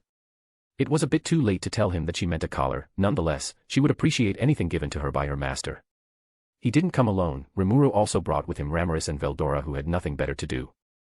Great Rimuru, are you looking for anything in particular? The goblin who was the store owner asked. It wasn't every day that you got to serve the king and demon lord himself. Any advice would be great. I don't know much about jewelry. Oh, I see. Can you tell me more about the details? Rimuru thought for a few seconds before saying, are there any necklaces that might look good on me? Anything would look good on you, great Rimuru. Oh, come on. The store could make a customized piece of jewelry as well, but Rimuru didn't go with it. It won't end well if you let my imagination run wild, so I will just choose one. Out of a dozen necklaces the store owner presented to him, there was one that caught Rimuru's eyes. It was a necklace made out of pure silver, attached to it was a dew ruby. A red gem like ruby always reminded Rimuru of Seal, especially her eyes. Realizing that, Rimuru bought it with a gold coin. A quality ruby necklace was usually worth around 50,000 to 400,000 yen, so paying it in gold coin, which was worth 1 million by itself, might be a little overkill. After getting the gift for Seal, Rimuru turned to those he brought with. You too, have you got what you want yet? Veldora and Ramiris ran to Rimuru. Their eyes were sparkling like that of a child who was about to get a new toy. Since they didn't have money of their own, the products had to be paid out of Rimuru's pocket as always. What do you have there, Ramiris? Ramiris, who was currently in her queen form, replied, these. They're gemstone bracelets. She told Rimuru that she planned to dismantle and test it. She read from a manga that gemstones were a good conductor of magic, so she wanted to try it for herself. It was this kind of curiosity that led to many great discoveries, although Rimuru would be happier if it was used on something more productive. Yeah, I will pay for you. Rimuru gave her a nod of approval. I found this in a pile, and it reminds me of Lumi. A pile. Veldora pointed to a pile of gems at the corner of the room. Oh, those are gems I bought from a passing merchant. He offered me a carriage full of it. I leave it there because I don't have time to sort it just yet, the store owner said. That pile wasn't for sale, but the owner was kind enough to make an exception for Veldora. He was basically Tempest's guardian deity, of course, he would get a special treatment. What Veldora found was indeed a strange piece of gem. A sapphire? No, its color is a little. It had both red and blue hues in itself. Gems can do that. Yes. It's called bicolored gemstone. This can occur when there is a presence of specific elemental impurities and the geological conditions during their formation. In conclusion, it was a rare rock. Rimuru looked straight at Veldora. Yeah, I can see the bi part. Still, he chose that because it reminded him of Luminous. Maybe they got along better than he expected. Oh, I just noticed. Lumi, eh. He has been calling her with that nickname since I woke up. Rimuru paid for them with a gold coin each. What do you plan to do with it, Veldora-kun? Me. I probably keep it in my pocket like a lucky charm. Good for you. Good for you. Rimuru started the day with a shopping trip only because he had a long day ahead of him. In fact, there was another meeting that would take place in a few hours. This meeting would discuss Tempest's direction going forward. Since it was mainly about Tempest, only Rimuru's inner circle and executives were allowed, which meant no representative from the Western Holy Church. This time I can join too, right? Of course, Rimuru replied to Ramiris. I also want to ask you something, but we can talk about it in the meeting. They already exited the jewelry store. An ideal leader would head directly to the meeting room, but Rimuru didn't. We still have hours. Finding something to eat won't hurt anyone, right? While Rimuru, Veldora, and Ramiris went on their way, the store they just exited had a new customer. She was a beautiful young girl with black hair and eyes. The round glasses she was wearing made her quite notable. Hello, young lady. How can I help you? The girl who looked weirdly similar to Shizue Izawa replied, I want to buy jewelry, mainly an engagement ring. I've heard that this store can make customized pieces as well, correct? You're at the right place. Let me hear the details, and your demand will be met, said the goblin owner. For someone who looked seemingly young and inexperienced, the girl's demands were well thought out and pricey. I plan to give this to my master whom I love dearly, so any flaw is unacceptable. Understood. The ring she commissioned must have its band made from platinum, and the gem she chose was a canary diamond. That rare yellow diamond is quite expensive. Are you sure you will be able to afford it, young lady? I would say that I'm quite wealthy, so don't worry about it, the girl said confidently. After filling in all the details, the girl took her leave and will come back to pick it up in a week or so. The meeting was composed mainly of Rimuru and his executives. He had postponed the topic of this meeting to be after they could find a common ground with the church, and that time had come. Let's start with your concern, Benikuin. It's about the extent of Tempest's territory. You told me that it is the entirety of the Great Jura Forest, correct? Yeah, is there a problem? And a problem, there was. The forest was divided in two. Before his ascension to Demon Lord rank, Rimuru only had control over one side of it, the side that was under the Dryads. To the denizens of the other side of the river, the appearance of a new Demon Lord would be quite a headache. In some sense, since the Demon Lords have formally agreed that this forest and its resources belong to you, there's nothing they can do, Kaijin said. The message was clear enough, and the denizens of the forest would see it as well. If they wanted to dwell within this forest, within Rimuru's domain, they had to ask for his permission. And anyone who failed to greet Rimuru could be legally branded a rebel or an immigrant. The Demon Lord is a proud symbol of power. I'm sure that no one would dare to ignore you, said Rigard. And Gabiru added, defying one is unthinkable, and ignoring one is the height of folly. Even my father, Abiru, has been planning to greet you officially. Ceremoniously greeting a Demon Lord could be a fearful hour for some, but a once-in-a-lifetime event for others. Even those who were Rimuru's subordinates also wanted to give him a proper greeting in front of the throne. Having those close to me do it first will be a good practice before doing it with other denizens of the forest, Rimuru thought. It would also be a great boost to everyone's morale. Yeah, we can definitely do that next week. Rimuru gave them a promise which made them beaming with joy. Let's make the list here. First was the goblins who were the original inhabitants of the very ground Tempest stood. Rigard and the goblin elders would be their representatives. Second was the Tempest wolves which Ranga would be the representative of. Third was the Dragonutes from the wetlands, Abiru was already making his way here, so he would be theirs. Fourth, the High Orcs, had Geld to fill that role. Fifth was the Ogre race. Their situation was quite unique. At first there were only a few left, but there was a resurgence of them after Rimuru's evolution. Almost 100 of the hobgoblins had evolved into ogres, some even went beyond that. The exceptionally powerful Gabiman and Gabwa who was Benimaru's vice-commander had become key genes. But to keep it simple, Benimaru and Shuna were chosen to be the representatives of the race due to their royalty statuses as the young lord and princess. And the sixth would be the Dryads and Trents. Great Rimuru, it might not be the best time to bring this up, but I have a favor to ask for. Trainee raised her hand. I, as well as my people, want to serve under Lady Ramaris if it isn't too much to ask for. She looked nervous, the most Rimuru had ever seen from her. She recognized that changing who they served was a decision that shouldn't be taken lightly, especially for Dryads who were seen as this forest's wardens. It could take days, maybe months for Rimuru to finalize his decision. Yeah, that's fine. You want to serve Ramaris, and I will allow it. Since Dryads were elementals that incarnated into plants, Rimuru could see why serving the elemental queen would be better for them. It wasn't a difficult decision at all. Rimuru and Ramaris were soul-bound, serving one meant serving the other as well, so there was no reason to object to it. Anything that was good for morale would increase productivity. That was Rimuru's main focus. That should be all the members of the Jura Tempest Federation accounted for. Come to think of it, we lycanthropes haven't sworn our oath of loyalty yet, Carrion spoke up. You can wait for later, for now, I want you to focus on Laura first. The capital city of the Beast Kingdom that got destroyed by Malim should be his focus. Since Eurazania became Rimuru's territory, it was his duty to support the rebuilding of its capital. Nah, Geld.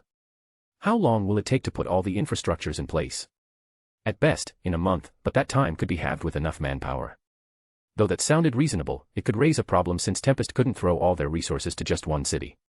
There were still a couple things that needed to be done as well, for example, the road to the sorceress dynasty of Sarian. Even with all the Magians we got as prisoners and the orc population, we still don't have enough laborers. Though laborers could be hired easily, it might be quite difficult to strike a deal with a country that wasn't already Tempest's allies. Demon lords aren't seen in a good light, so most nations might not be so thrilled to work with us. Ugh, if only there were workers who can work all day and all night without resting or complaining, life would be much easier, Rimuru mumbled. That was only his wishful thinking though. It was too good and too unethical to be true. Though there were some of his subordinates who got an idea. I think demons can do that, and you don't even have to pay them. That was Testarosa's suggestion. Free labor, eh? How intriguing. Because they were a spiritual life form, demons didn't require any food, water, or rest. They could work all day and night. I mean, that's interesting. But 2 or 3 demons won't do it. We need more than that. Fear not, Lord Rimuru, Testarossa let out a charming smile. I have 200 greater demons who can devote themselves to you. All I need is to go back to the underworld and convince them. Oh. I can play that game as well. Not wanting to be outdone, Ultima also raised her hand. I also have 200 greater demons ready to serve. Well, if they can be of any use, I can give you my 200 as well, said Carrera.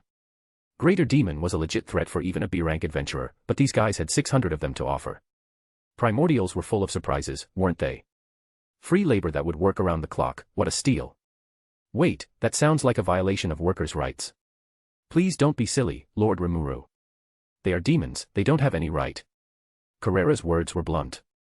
Really? What about you guys? Us. You own us, Lord Rimuru. We devote our entire existence to you, so if you want to do anything to us, please don't restrain yourself. Ultima answered. Maybe we should change the topic. As he expected, these demons were weirdos.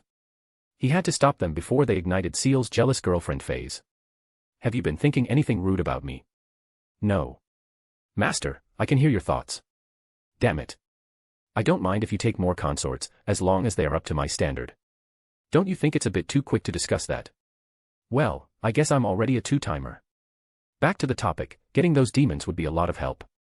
Now, about the road to Sarian. Despite the efforts Geld and others put in, it was still unfinished. The cause that halted the progress was the Kusha mountain. The peak of it was populated by the Tengu who saw the mountain as a sacred ground. They were a race of warriors, drilling through the mountain without their permission could only lead to conflict. Even Demon Lord Fry avoided direct conflict with them. But if they wanted to build a road to Sarian, they had to go through that mountain. I will go, Benimaru raised his hand. A demon lord going to them without a notice can make them wary. A subordinate like me would be better. I see. I'll leave it to you then, Rimuru nodded. Carrion suggested that Benimaru should bring Albiz with him. That won't be necessary. I'm strong enough to hold my own. Oh, Benimaru. You're a brilliant strategist, but a dumb man. For some reason, Seal sighed, but Rimuru didn't know why. Just bring her with you. Maybe get to know each other a bit better, too. Well, if Great Rimuru says so. Denizens across the forest would come to visit Tempest and greet Rimuru, which meant the town would be more lively than usual. Ah, I have an idea. Rimuru wanted to hold a big campaign to show visitors what Tempest had to offer. Rather than going one at a time, they could do it in one go. Tempest still had a lot of space left. By advertising the town through the event, Rimuru thought they could expand their population and workforce. We have been on pins and needles as of late. So I want to hold a festival. In fact, I want to hold the biggest festival to unveil our proud nation to the world. And with that decision of Rimuru, the Founders' Festival was guaranteed to happen. Several ideas popped up as he was wondering about the main event. The goal of this festival was to entice people to come live here, so quality of life and entertainment should be the main focus, right? But safety is also a factor, so we have to show our military strength as well. I will think about it later. Though there were already two ideas Rimuru had in his mind, a music performance and a labyrinth expedition. Rimuru called in Gobkyu, who was one of Tempest's finest architects, and asked him to build an opera house where the performance would take place. We will finish it as soon as possible, he said. And about the performance itself, Seal told Rimuru that she would supervise it, telling him that he should wait and see for himself. Why do I feel like you have an evil plan again? Every time you tell me to wait, the result will always be something devious. Just how devious can a music performance be anyway? Fine, I'm looking forward to whatever you have in mind. How about you, Ramaris? Can you help me with the labyrinth? Of course. She flew closer and sat on Rimuru's shoulder like she always did. Rimuru-chan's been kind to me. I will help as much as I can. That's great. We can get it started as soon as this meeting ends. The labyrinth's importance was more than just being a tourist attraction. Since the Founders' Festival would welcome a lot of guests, from regular humans to high-ranked magians, Rimuru must find a way to deal with the magicule density in the town. Being exposed to that magicules all at once would be harmful to some and might even begin a magianization process in some people. The demons concealed their leaking aura perfectly, but other monsters still leaked it out. Even though it was a small amount, it piled up over time. Veldora, who had a much bigger mana pool, was also itching to let his aura out. The labyrinth was their saving grace to keep the magicules in the town in a healthy amount. If I want to begin the festival in the next spring, we will have around 3 months for preparation. That's more than enough. They had arrived at the conclusion of this meeting. When it ended, everyone would go on their way to fulfill their duty. Ultima, you will use your Hell Gate to go back into the underworld, right? Yes, my lord. Rimuru made a letter and gave it to her. I have a few tasks for you as well. While you go there, stop at Ingracia to tell your subordinates to come to Tempest. Also, deliver this letter to Demon Lord Dragruel. Rimuru planned to invite the Demon Lords to the Founders' Festival as well. Since they were basically peers, it would be better to let them know what Rimuru could offer to the council. And Carrera, your Hell Gate is in El Dorado, my lord. Please give this one to Demon Lord Leon. He had to send it to Leon for formality's sake, but he hoped that guy didn't join the festival. Testa, let's say I really want Yoshida-san to be here during the time of the festival. I see. I will have Moss talk to him, Testarossa replied. And if he fails, I will kill him. Please don't kill your strongest subordinate for some trivial things. Lord Rimuru's demands are not trivial at all. How can I call myself a demon if I don't take it as gospel? The 3 demons were the first bunch to depart. They went on their way, not only to bring their underlings to Tempest, but to fulfill minor tasks given to them as well. Nah, Diablo. Where's Luminous right now? She and the 10 great saints already went back to Lubrius via the warp portal spell. Well, this invitation letter is for her. Deliver it. As you wish, my lord. Diablo took the letter from Rimuru, then used his spatial domination. Benimaru and Albiz were next to go out of town, heading to the Kusha mountain where the Tengu lived. Geld would bring some of his workforces to Eurazania to begin the rebuilding. Carrion and the lycanthropes would lend a hand as well. Meanwhile, Gobkyu and his men would stay here to build the opera house. Gabaru and Vesta planned to hold an exhibition about their research on the full potion. I want a final script of what you are going to talk about on my desk by the end of this month. Rimuru had to make sure that they didn't oversharing the details. Some trade secrets just weren't meant to be shared. It shall be done. Gabaru replied. Oh, I have to report to King Gazel about the festival as well. He would be thrilled to hear about it, said Vesta. Meanwhile, Kaijin and Kurobe would hold an exhibition about their arts of swordsmithing. Tempest had reached the point that they could consistently produce rare and unique weapons, so showing off that mastery over the forge might work well for business. Oh, right. Business. Holding a festival would cost them a lot. Because of that, Rimuru had to make sure that they made enough profit. This will be a 3-day-long event, so the guests will need a place to stay. A luxurious place like Ryokan's would be popular among merchants and nobles, so Rimuru thought that creating more of it was a good idea. Surely that will bring in a lot of cash. The commoners and adventurers could rest in inns that were affordable. I should take advantage of our food culture as well. Food stands, yes, that would work. It would be better if he brought this to the Minister of Treasury's attention first before committing to any of it. Ranga, Rimuru called, and the wolf jumped out from his shadow. I want you to deliver these letters for me, one's for Sarian and the other one is for Raja. Unlike Blumend and Dworgen, these two didn't have a direct road to it yet, but Ranga with his skywalk could reach them without a problem. The last one was an invitation letter for Malim. Sui, this is the most important one, at least for me, so I trust you with it. Weeks had passed since Walpurgis ended, and Malim still hadn't given him a visit yet.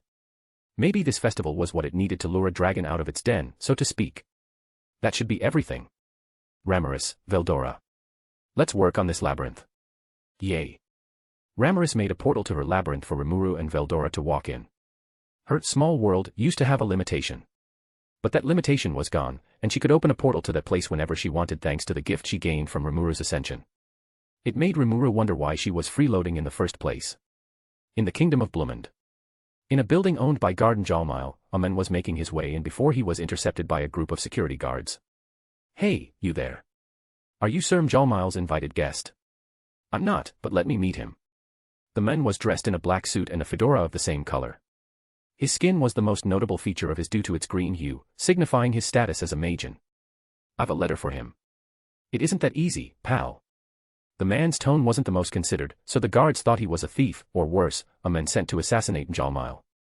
I see. Then I will have to knock you out. His hand moved to the Chikudo sword he had. But before a fight broke out, a blonde man named Bydd came between them. Wait. Wait. You can't start a fight here. Since this Bydd was Jalmile's bodyguard, the security guards listened. And who might you be? Bydd asked the man. My name is Gabiman, a proud subordinate of Demon Lord Rimuru. I'm here with an invitation letter for Sir Guard. Gabiman was one of two hobgoblins who became key genes. Due to that evolution, his height increased to that of a human. In a nice suit like the one he was wearing, he looked almost indistinguishable from human. He still had a green skin, a reminder of his goblin root, but that hue was pale. A subordinate of a demon lord. Demon lords were feared and intimidating, and associating with one could make you a high-leveled threat as well. Gabiman took out a letter from his pocket and gave it to Bydd.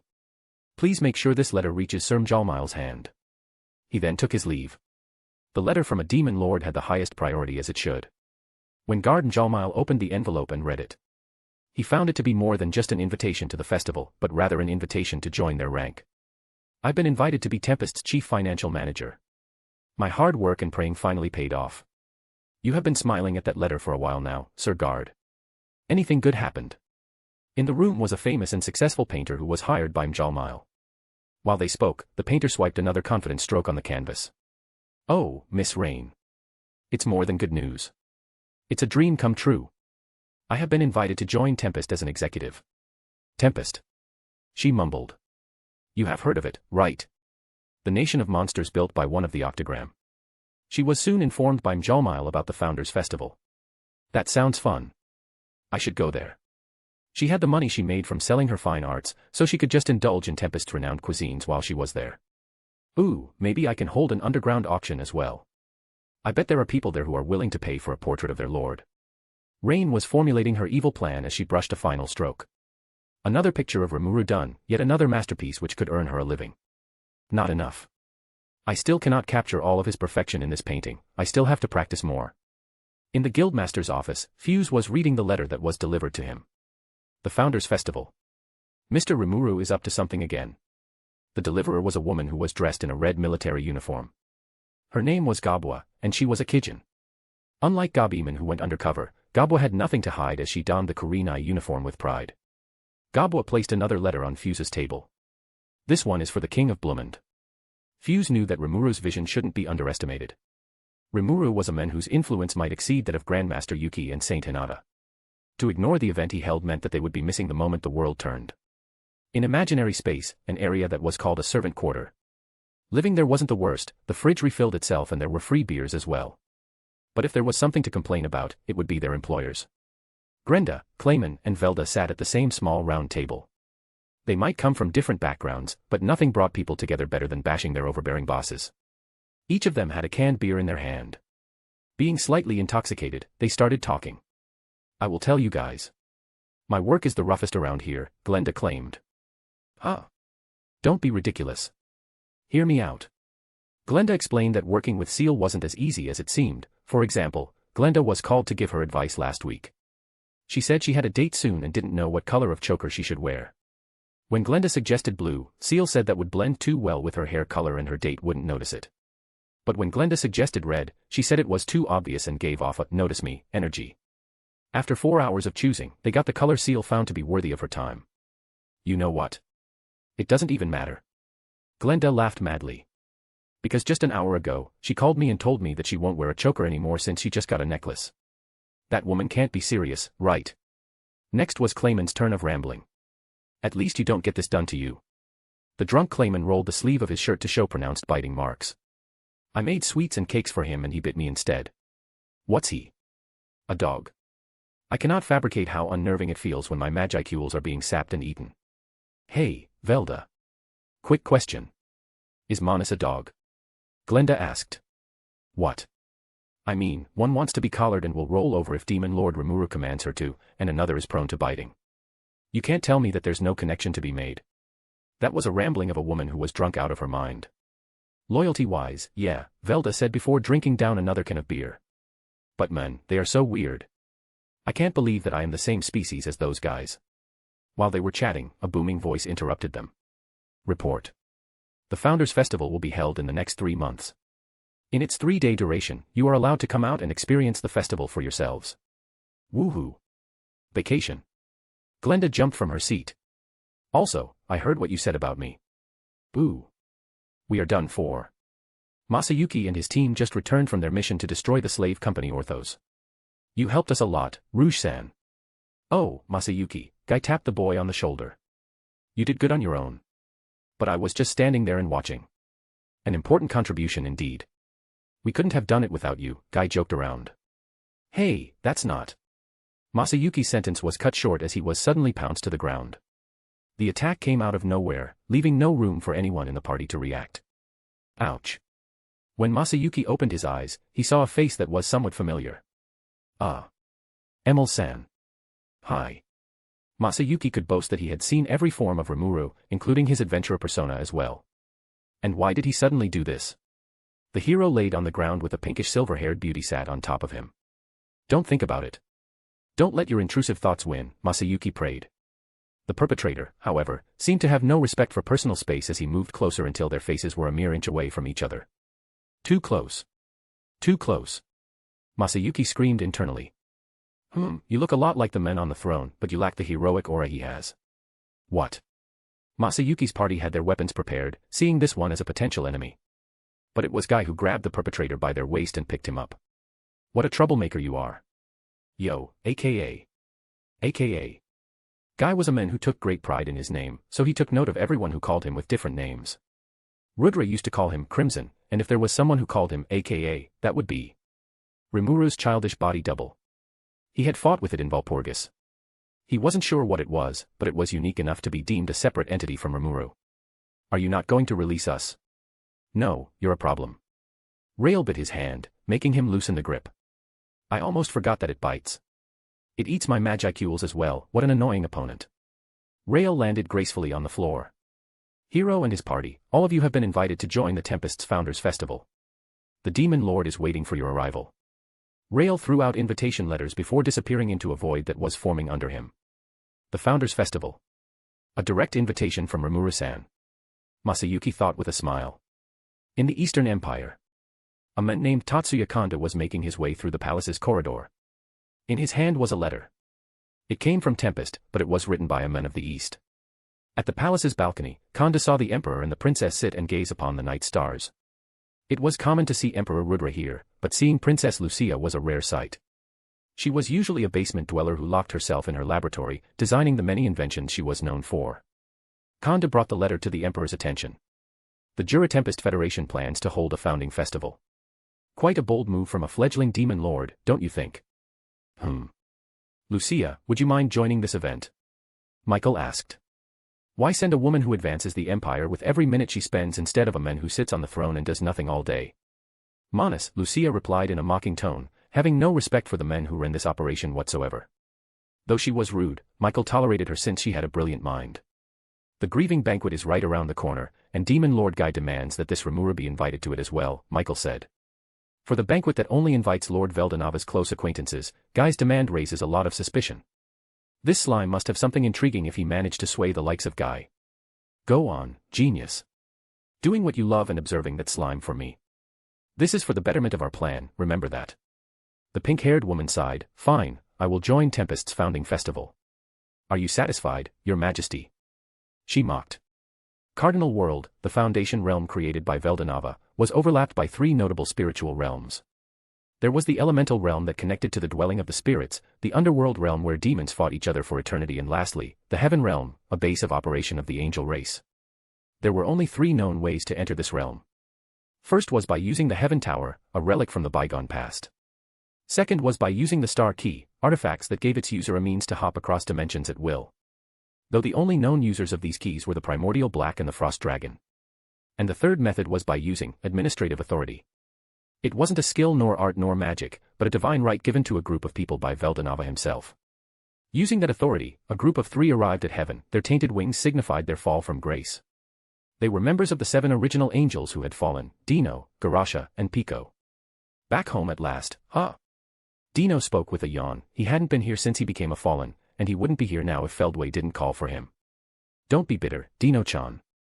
Just because Faye took your throne doesn't mean he isn't our friend, Pico teased. Dino sneered. I'm not bitter, in fact, I'm glad that he took it from me. After all, a king who has no god to serve is pointless, right? Angels didn't process any ego of their own. They were the definition of blind faith, following anyone who sat on the throne. In Veldanava's original plan, the throne and the right to command millions of angels should be Dino's. Caliban, the sword of selection, was the proof of his claim. He might not be the strongest, but Dino was the most trusted. Maybe it was that affection that Lord Veldanava showed him that annoyed Feldway. Maybe that was why when Dino fell, Feldway took the army of angels under his control via ultimate skill Michael's domination. Agreed, Garasha nodded in agreement to Dino.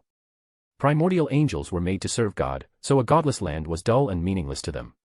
She continued, but Feldway wouldn't demand our presence if it's not of importance. At least let's listen to what he has to say first. Since Dino was slothful and Pico was irresponsible, Garasha had to be the voice of reasons as always. The 2 women spread their 6 black wings. Garasha carried Dino, who refused to show his true form and his wings. They then flew to the highest building in heaven where the Phantom King had been waiting for them. Dino, Pico, and Garasha. Sitting calmly at the balcony was a man with spiky blonde hair. He donned a red military uniform of the Empire. It's been a while.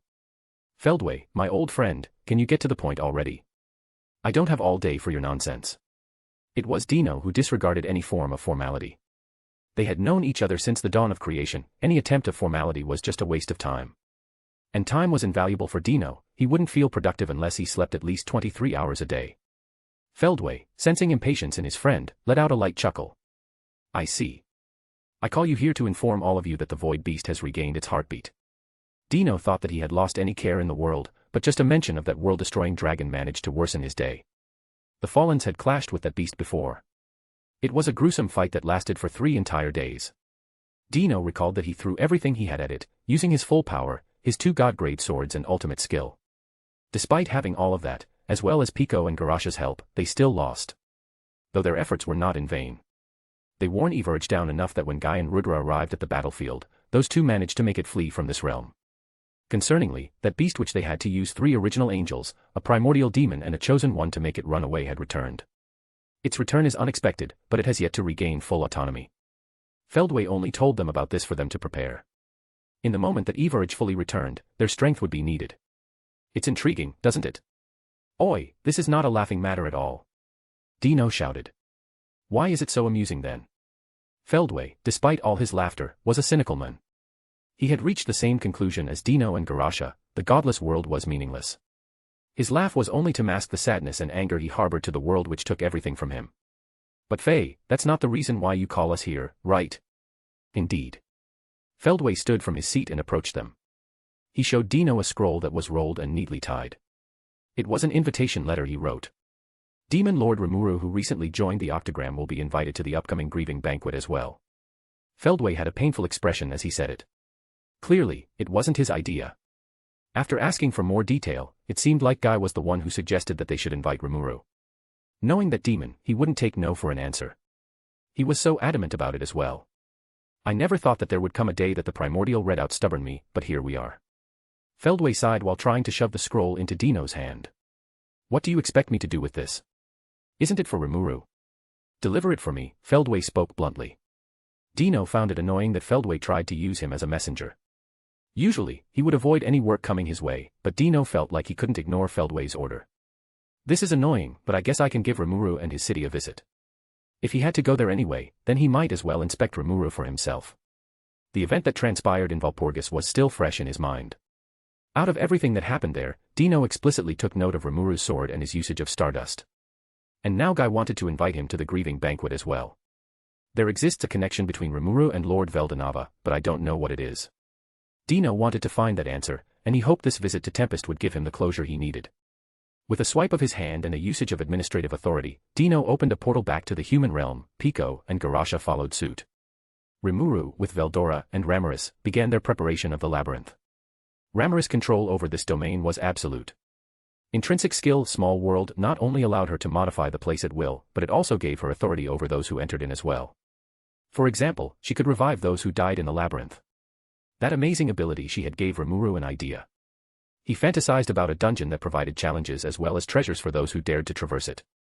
Ramaris, how many floors can you make? Rimuru asked. Ramaris became eccentric after that question. She let out a boastful fufufu before telling Rimuru that she could make as much as he wanted. Ramaris' limit used to be just 100, but thanks to the power she regained, there was no limit to it anymore. Even creating and maintaining 1,000 floors at once will be a piece of cake for me. It sounded like a bluff, but it wasn't. With her immense power and the mastery she had over Small World, that feat she claimed was possible. 1,000 is a bit too much. I don't think anyone will play with us. To make sure that there would be a challenger, the goal should be within sight, whether it was possible or not wasn't important. With just a flick of her fingers, Ramaris created 200 floors in an instant.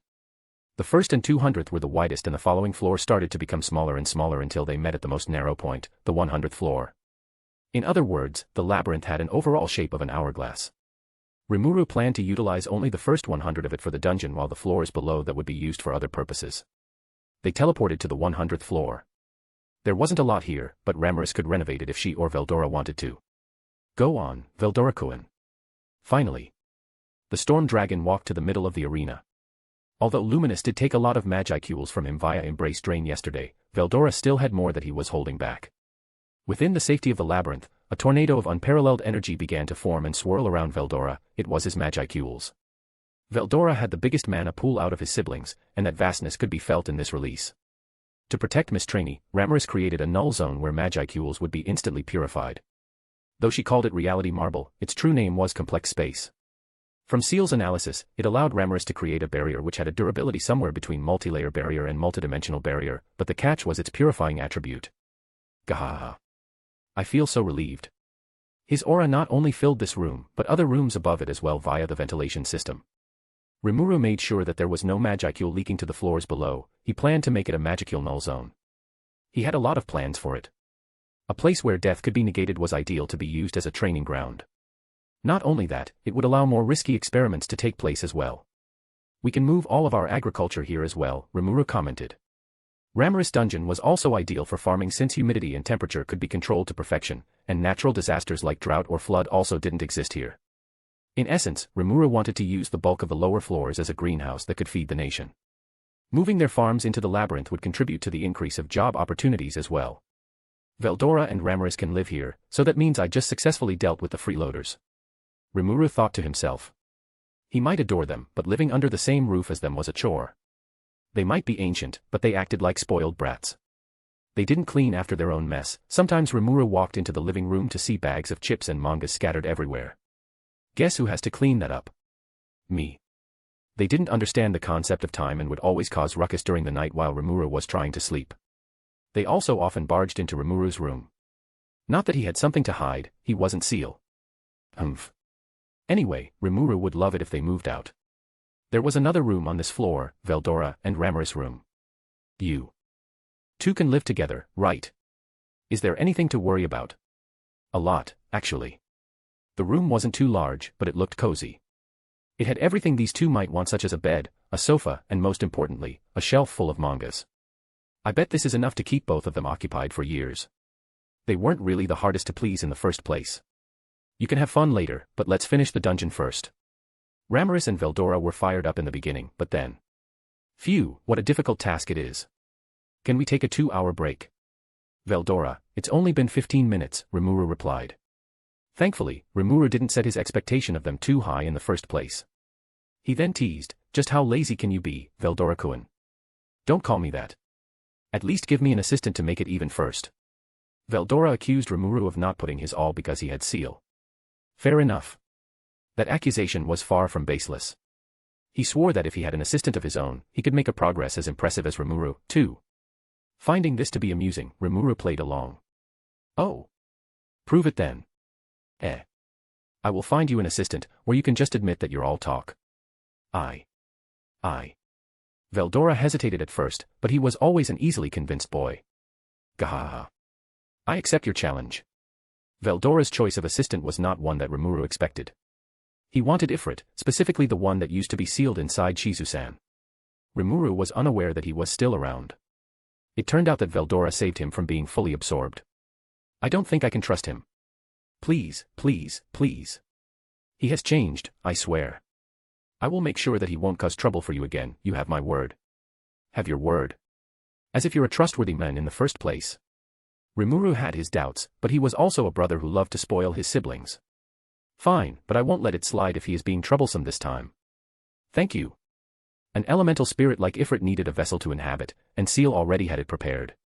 She invented this thing called Bone Golem, which could be used as an incarnation medium for spiritual life forms. Though it was meant for the 600 demons that would join Rimuru's side soon, an elemental could use it as well. I will leave the rest to you, huh? Maybe Veldora was right. I did rely on you a lot. It's okay, Master. I am more than happy to serve you. They are flirting again. This shameless pair. Gah, I am definitely not jealous. Veldora and Ramiris gossiped when they saw Rimuru smile all of a sudden. They came to the same conclusion that the culprit was Seal, whom they knew and respected out of fear. Easy to say, Seal did the rest, and Ifrit was reborn. His vessel was the Bone Golem while his new core was made out of Charybdis core. Ooh. Can I name him as well? Sure, Rimuru nodded. Ifrit was not a name, just a term that described every greater flame elemental. By giving him a proper name, Ifrit would gain individuality and hopefully become more civilized as well. The last time Rimuru saw this Ifrit, it grunted and growled like a flame beast, so hopefully a change happened. After being incarnated into a bone golem, he knelt down before Rimuru. Oh, you don't act feral anymore. Thanks to Lord Veldora, I've seen the errors of my way. That's weird. I don't think Veldora is qualified to teach anything to anyone. He wasn't a berserk spirit anymore, so maybe it would be fine. But Veldora said that you've changed, and I will take his word for it. You have nothing to worry about, said the dragon, who was more of a troublemaker than Ifrit ever was. He's my subordinate, and I will make sure he stays in line, Veldora promised. From now on, your name will be Cherries. Cherries received a name as well as a unique individuality. Being named by a true dragon was a boon in itself. He even evolved into a flame lord. After a radiant glow of evolution subsided, what emerged from the light was Cherries in a new form. A woman. Is that your choice? Cherries sighed. It seems like this is the form Lord Veldora prefers. What's with that reaction? Veldora said. His voice sounded disappointed. I expected to see you fluster at the very least. How boring. So he was trying to get a raise out of Cherries. That cheap trick could make anyone fluster. If Rimuru suddenly got turned into a woman, he probably became a blushing mess on the spot. Noted. Don't note that, you pervert. That trick didn't work on Cherries. He was a gender-fluid spiritual life form after all. Should I turn back into a male form? Cherries asked Veldora. No, I think this form is appealing to look at. Rimuru silently judged Veldora from afar. He's getting comfortable with a lot of women, isn't he? He got along well with Ramiris due to their shared interest in manga, and they would soon live together in this dungeon. There was Luminous, nothing to elaborate here. And now he got Cherries, too. I hope he doesn't become a three-timer. That's nasty. The lack of self-awareness here is endearing. Rimuru reminded Veldora that he had a task to complete. Veldora and Cherry soon focused on the most important aspect of the dungeon, the floor bosses. Ramiris, protesting for fairness, said that she wanted an assistant as well. No offense to Trainee-chan, but the more the merrier, she said. Well, Rimuru did promise her a demon servant when he was summoning Carrera. This was the time to fulfill the promise, it seemed. I will prepare a bone golem then. About that. I want it to be a golem, like, a real golem. She said that it would be a replacement for the elemental colossus that Shizu-san destroyed.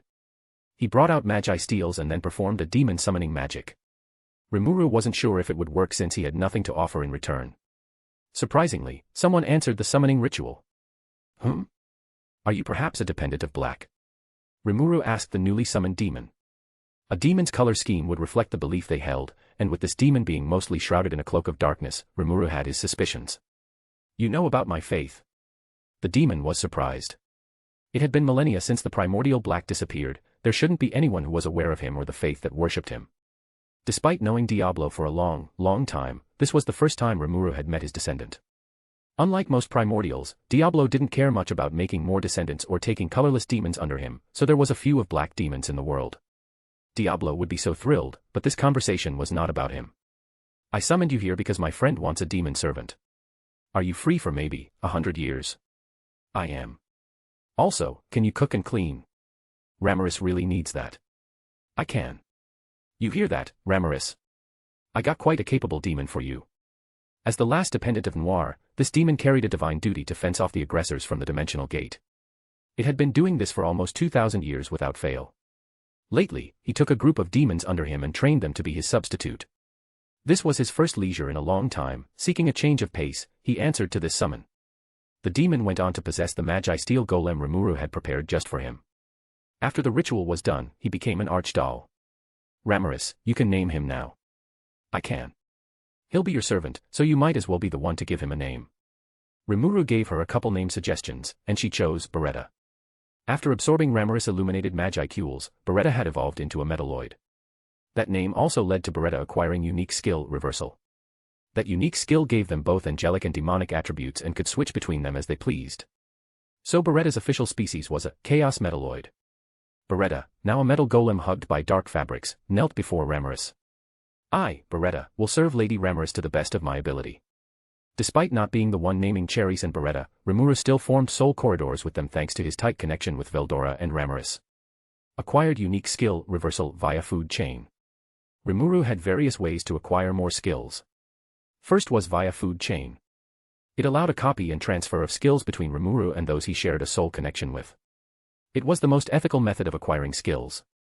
Second was via usurper. It allowed Rimuru to steal skills. This method was very rude since it would leave the target with nothing. Though Rimuru called it rude, stealing was still better than copying if the target was an enemy. Third was via Lucifer. It allowed Rimuru to make a copy of skills, though there were limitations.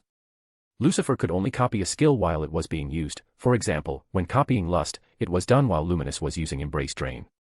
Another interesting interaction highlighted how perfect Lucifer's copies were.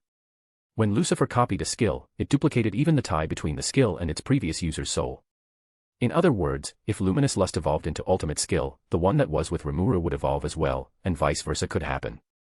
After everyone got their assistance, the dungeon preparation continued. He tasked Ramiris and her group with setting up traps while he himself went to help Veldora with choosing the floor bosses. Floor bosses would appear every 10 floors. A B-rank Black Spider was the boss of the 10th floor. A B+ Evil Centipede was the boss of the 20th floor. A B+ Ogre Lord and his 5 subordinates were the boss of the 30th floor. An A- Tempest Serpent was the boss of the 40th floor. The names above were formidable magic beasts born from magi-cules.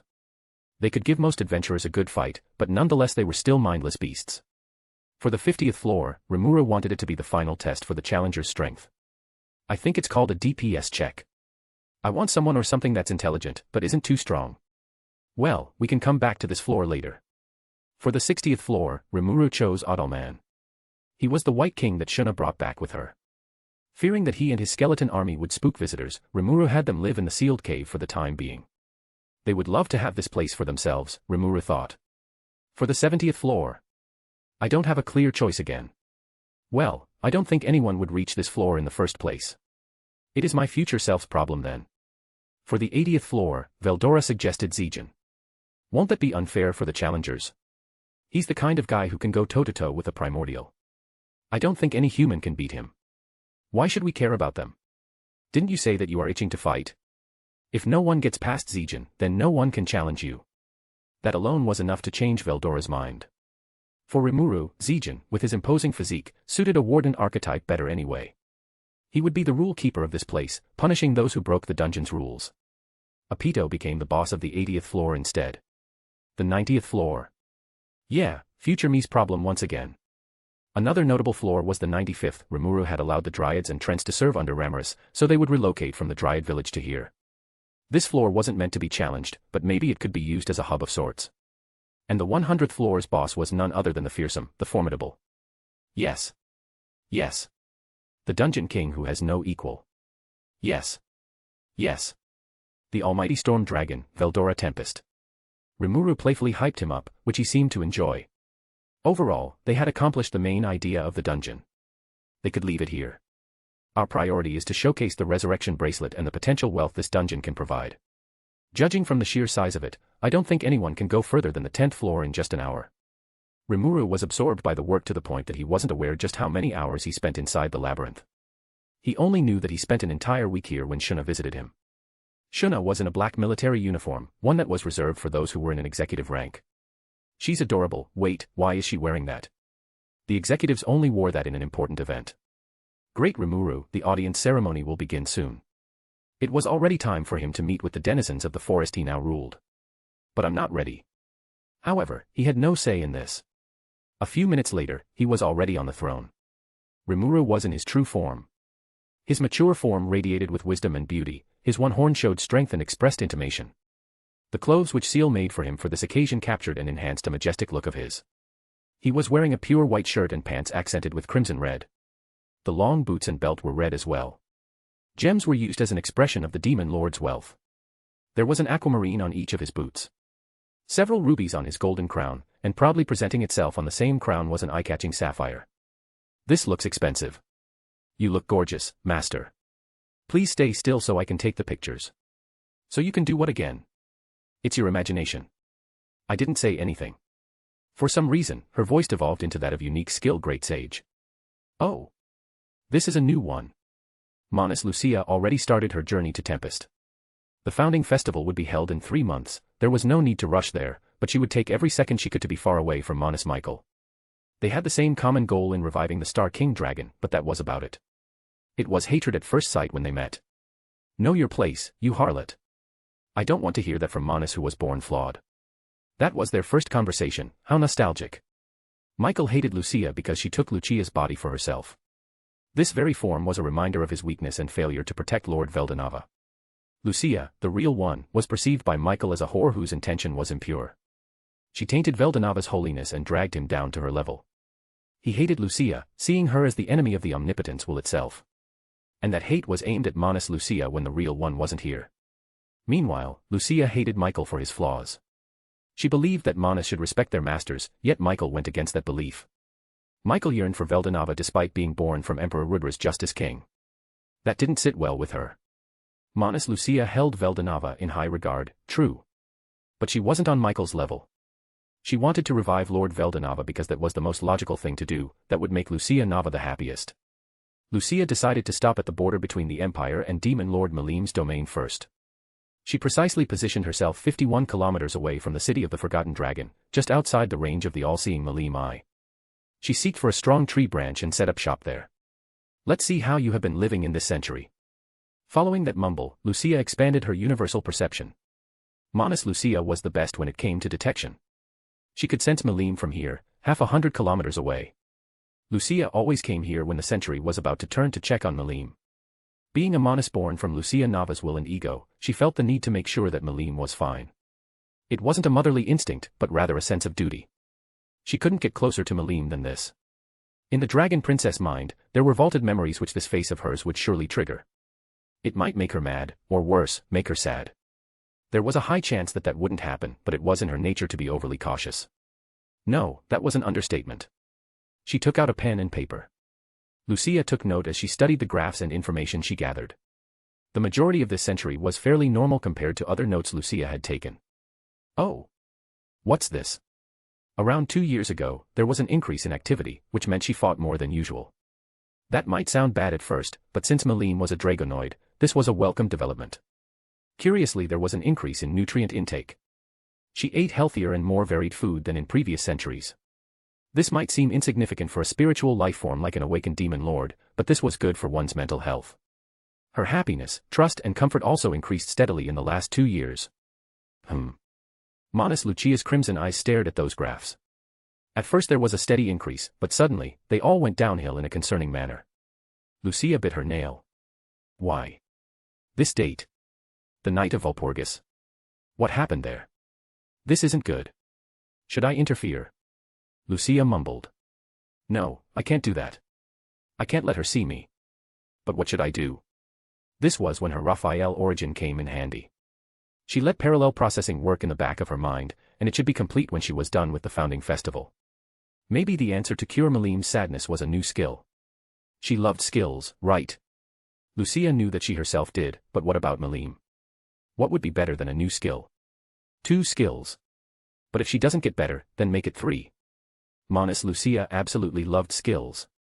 Complimenting her own genius, Lucia thought that it would be fine if she indulged in an act of self-satisfaction for a bit. She used a skill that she crafted for herself, a skill that would play an audio in her mind.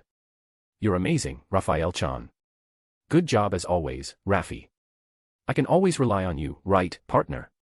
The voice of Lucia Nava played in her head as Manas Lucia listened carefully, taking in every word. These were words of her master that she recorded from the time when she was just a mere knowledge king Raphael. It brought her back to the simpler day, when there was just her master and her creator. Oh, how she missed those days. It's okay. I will bring it back. Wait for me, master. Lucia hugged the body she inhabited. Good girl. Ack. Manas Lucia felt like she took physical damage from those 2 words. Where did that come from? I don't remember having that saved in my database. Lucia brushed it off as nothing more than a misremembering. She replayed it a couple times to confirm it. This voice line sounds somewhat sensual, but I don't hate it. Master Lucia. Lord Veldanava. The Manas whispered to herself with a voice of yearning. Rimuru's information. Name, Rimuru Tempest. Titles, Newborn Star / Reincarnator / Ruler of Monsters / True Hero / True Demon Lord. Race, Dragonoid, Supreme Spirit of Chaos, Divine Reincarnation, Combined Aspect, Vicious Vessel of the Stars. Spiritual Perfection, 3/. Supreme Soul of the Star King, Supreme Might of the Star King, Supreme Flesh of the Star King. EP. Concealed Form, 77,777. True Form, Immeasurable. Weapon, None. Stardust Particles, Regeneratable, Body Enhancement / Skill Enhancement / Performing Miracle / Forcing Evolution / Drago Buster / Drago Nova. Blessings, Elemental Queen's Guidance / Frost Dragon's Grace / Gift of Self-Realization / Scorch Dragon's Grace / Storm Dragon's Grace. Arts. Sorrowful World Ukiyo-e, Void Creation, Void Manipulation, Laughing Demon, Black Veil, SXYT, Singularity. Dazzling Gold Style, Faux True / Nova Break. Hazy Style, Haze Form Hide. Overblade, Holy Blade, Black Flame Lightning Blade, Void Blade, Storm Blade, Imaginary Blade. Creation Style, Gleipnir Creation, Rain of Swords, 3-line formation. Skill Tinkering, Recreation, Gift, Copy, Steal, Synthesis, Separate, Alteration, Reset. Magic. True Dragon Magic, Scorch Magic, Frost Magic, Storm Magic, Star Magic. Holy Magic, Regeneration, Disintegration. Summoning Magic, Spiritual Life Form Summoning, Weapon Summoning. Elemental Magic, 8 Fundamental Elements. Ancient Magic, 8 Fundamental Elements. Illusion Magic, Great Art of Possession, Secret Art of Revival, Secret Art of Resurrection. Physical Magic, Megiddo. Aspectual Magic. Barrier Magic, Anti-Magic Area, Isolated Battlefield. Spiritual Magic, Locking Curse. Ice Magic. Resistances, Abnormal Condition Nullification / Holy Demonic Resistance / Natural Effect Nullification / Pain Nullification / Physical Nullification / Spiritual Attack Nullification. Intrinsic Skills, Infinite Regeneration / Mark of King / True Form Concealment / Universal Perception. Common Skill, Thought Communication. Extra Skills, Multidimensional Barrier / Parallel Existence / Perfect Memory / Universal Thread. Unique Skills, Bewilder / Investigator / Luminous Lust / Manipulator / Reversal / Sniper / Specialist. Ultimate skills: Divine Flame King, Thuga/Divine Ice King, Cthulhu/Dragon King, Kor/Flaming Forge King, Vulcan/Harvest King, Shub-Niggurath/Pride King, Lucifer/Spacetime King, Yog-Sothoth. Origin skill: Creation King, Ahura Mazda. Manus, Seal/Rail/Velda. Other abilities: Acceleration/Deceleration/Digital Nature/Divining/Stardust Particle Generation. At first there's going to be a segment called Feldway's Reflection, but I have to cut it. Man, I really want to write about my favorite Psycho Seraphim. I tried to not focus too much on the labyrinth, only focusing on crucial detail. We can come back to finish it later. Also, this is Manus charts of people who are important to them, sorting from the most to the least. Manus Michael, Veldanava Feldway. Everyone else Rudramalim equals Lucia, S. Manus Lucia, Lucia Nava Veldanava Malim. Everyone else Manus Michael. Manus Seal, Remura Lucia Nava equals Malim Rail Tempest Citizens. Everyone else. Manus Rail, Remura Seal Veldora, Quality Good, Clayman, Passable Food. Everyone else. Races and tribes from around the forest had gathered here, in the capital of monsters, to have an audience with the Demon Lord himself. The Demon Lord sat calmly on the throne, looking both awe-inspiring and fear-inducing. Next to his throne were his bodyguards. To the left were Tempest's Department of Defense, the Goblin Riders under Rigger's command.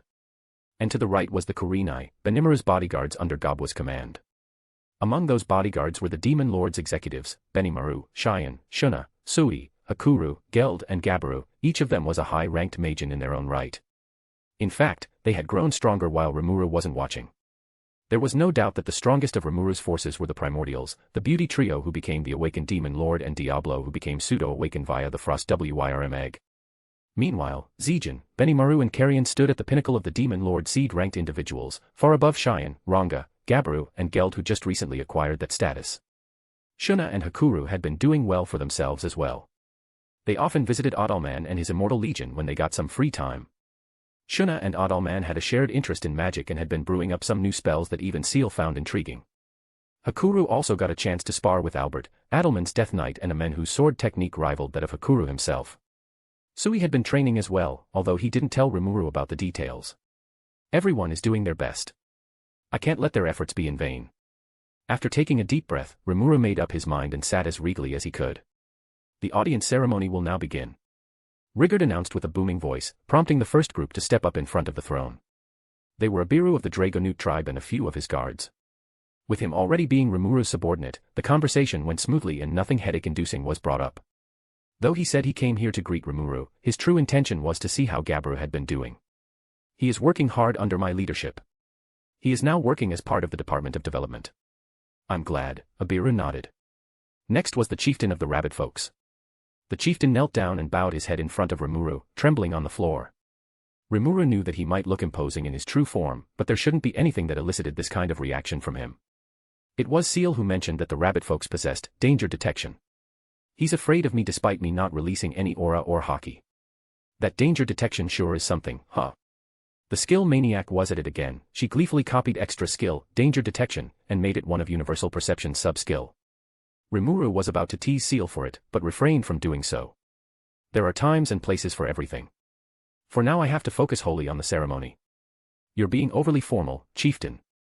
Please raise your head. And not at all. Lord Rimuru is one of the octogram. Kneeling down in your majesty's presence is the least I can do. The rabbit folk chieftain said as if it was common sense. Rimuru's own subordinates also nodded to aid his claim. No need to be frightened, great Rimuru is very forgiving. Rigard spoke up to make the chieftain more at ease. After all, the conversation wouldn't go anywhere if he was being overly cautious before speaking every word. Weaker races tended to get nervous and became extremely formal in front of Rimuru. The halfling and kobold races were also like this when they met Rimuru for the first time. It could be tiresome to deal with sometimes, but he understood why they were like this. The truth is, I wanted to bring my daughter as well since she will be the next leader. However, she got distracted by all the wonders of this town and disappeared among the crowd. His daughter, Framia, was named, so the chieftain thought that she would be of good use for the Demon Lord. But that girl had her own curiosity, and he couldn't keep up with it. Ha ha ha, curiosity is a good thing. Sounds like she will become a reliable successor. Why you think so, Lord Rimuru? Of course. I myself have curious and eccentric daughters as well, and they turn out just fine. Thank you for such gracious words. The chieftain looked like he was about to cry. Please allow me to introduce you to Framia at the next opportunity. The rabbit folk submitted to Rimuru's reign. Well, they are joining my side for protection, but it sounds more dramatic that way, doesn't it? This ceremony is going pretty well, maybe I judged it too soon. Rimuru's optimism went down the drain as soon as the next guests came before him. They were the leaders of the Gozu and Meza tribes, these were the Bovoid and Equinoid respectively. Yo, Demon Lord. If you need a hand in battle, I recommend teaming with us, the Gozu tribe. No, team up with us, the Meza tribe. I vow to slay all who oppose you, including those damn Gozes. Their malice was for each other, but arguing in front of the Demon Lord didn't come off as the most formal. They just try to use me as leverage to wipe out the other side, don't they? All right, I will just humble them with Demon Lord Haki. Rimuru's seven-colored aura expanded from him. The Gozu and Meza's tribe members noticed it and stepped back, but the tribe leaders were so blind by their rage, they somehow ignored the Haki completely. You too. How dare you show such rudeness in front of our lord? I, Rigard, will show you your place. What? A mere bureaucrat thinks he is some big shot, eh? You're nothing but Demon Lord's lackey, so shut the hell up. From Seal's analysis, those brutes were A rank in strength while Rigard was above that. Though I would prefer that we clear this up in a non-violent way. I already sent a message. What message are you talking? While the Gozu and Meza leaders attempted to intimidate Rigard, their voices were cut short when muscular hands grabbed their heads from behind. What? When they turned to see who it was, their faces became pale. Beastmaster Carrion. Seal sent a message to Carrion who was in the queue, too. She understood that while these magents were aware of Rimuru's position, they didn't respect his strength just yet. On the other hand, Carrion, who had been in the limelight as the 10 great demon lords for centuries, was seen as the pinnacle of power and pride among monsters. Even though he had stepped down, his reputation still preceded him. Yes, it's me.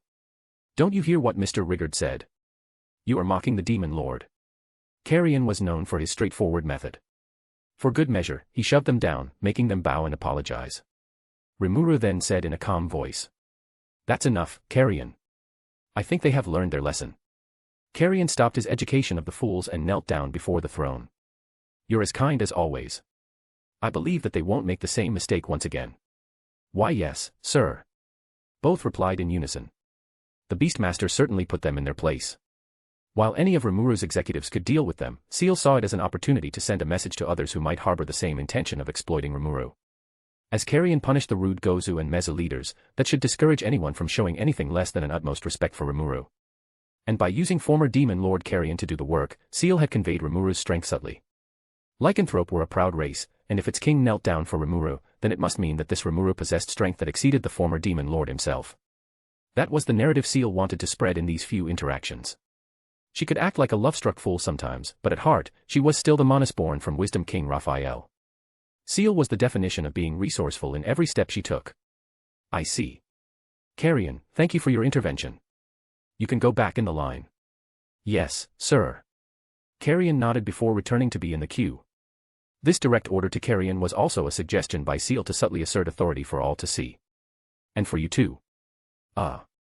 The leaders of the Gozu and Meza tribes were trembling, their previous bravado was nowhere to be seen.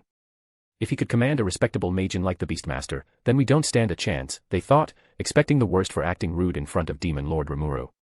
I hope that you two can reach a common understanding. I don't want a tribe war in my domain. We will, Demon Lord Rimuru. Why yes. After all, opposing the Demon Lord's demand in his domain is unexpectable. The animosity between them could either be resolved or remained, but at least there would be no outright conflict anymore. I see.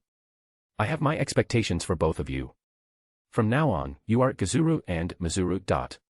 This too was also a public stunt suggested by Seal to paint Rimuru as a reasonable man who was capable of forgiveness. After the light of evolution subsided, they had successfully evolved into a Gyuki and Baki respectively. Gazuru and Mizuru, moved by Rimuru's generosity and power, knelt down and swore their absolute loyalty to him. After their evolution, they also acquired Unique Gift Limiter. Unique and Ultimate Gifts were the new skill distribution system that Seal came up with.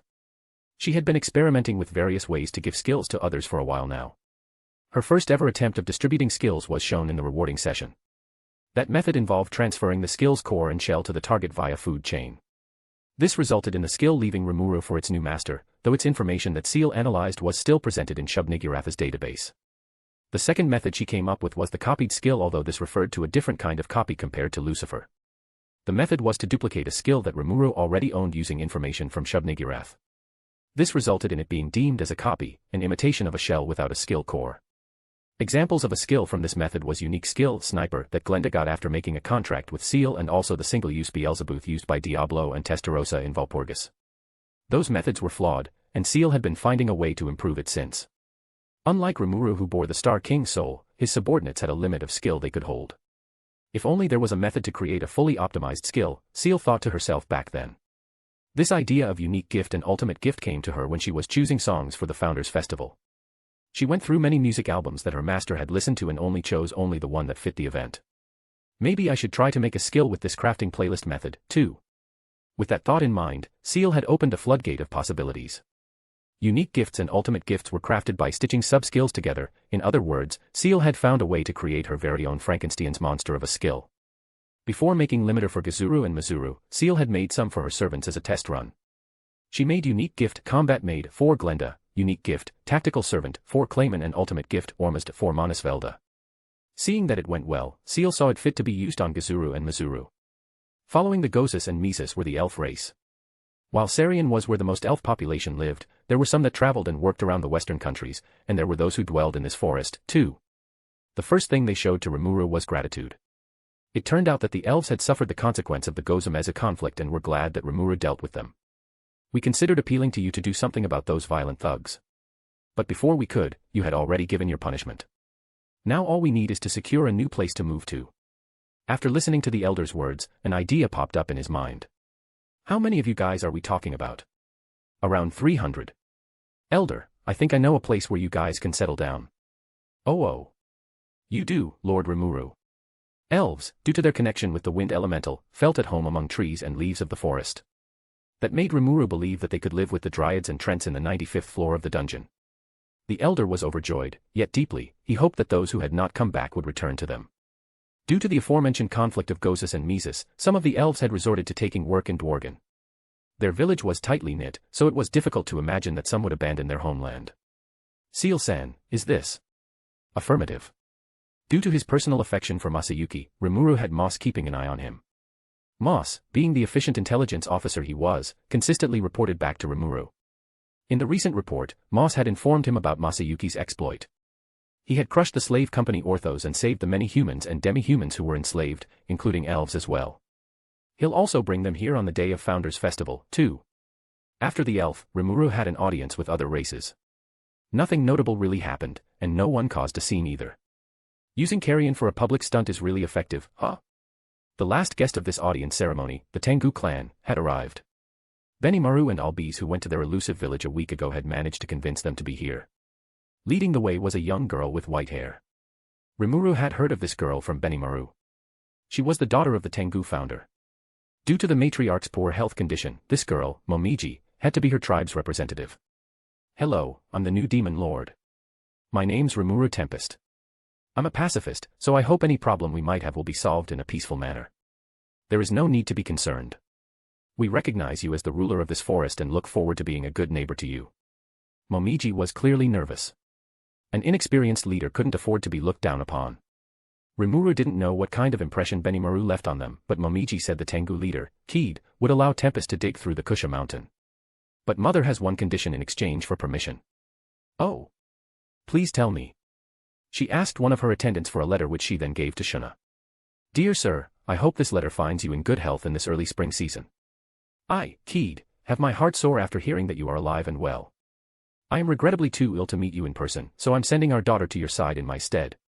The further Shuna read, the clearer it became for Rimuru. That doesn't sound like it was written for me. Great Rimuru, Cheyenne called him in a whispering voice. Is she another of your daughters? Huh. Don't be ridiculous. I don't think the Tengu existed when I was at the top of my game, Rimuru whispered back. After that meeting with Lublius, Rimuru's subordinates became more on edge after knowing that Rimuru had daughters. Rimuru wouldn't blame them though, he did make his own past quite secretive after all. She has a great deal of strength, but is lacking in technique. I hope that Savant Hakuru will be able to train her. Hakuru. Rimuru's executive said in unison. Benimaru knew directly from Keed and informed Rimuru beforehand. Most of the people gathered here, however, were unaware that this Momiji was Hakuru's daughter. Ho ho ho, the Oni laughed in a voice of joy as he stepped forward to meet Momiji. Hakuru was already informed. At first he was surprised, he didn't even know that he had a daughter. I might not expect this, but it's a delightful surprise nonetheless, was what he said. Are you, my father? Yes, indeed, I am Hakuru, your father. Despite their reunion, Shuna continued to read the letter. Also, she was boasting about how she'll make Sir Benimaru turn towards her. Wait. Momiji yelped. Speaking of which, one condition the elder Ki talked about was for Momiji and Benimaru to be wed. I see. It seems like we have to sacrifice Benikuin to the marriage life, a price I'm willing to pay, Rimuru said jokingly. Hey. Although Benimaru himself wasn't that happy.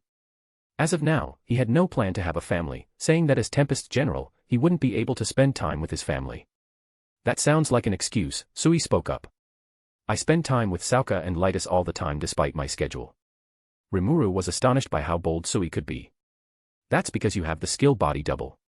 It's easy for you to be in two places at the same time, Benimaru replied with a compelling argument. Indeed, I'm lucky to have this skill.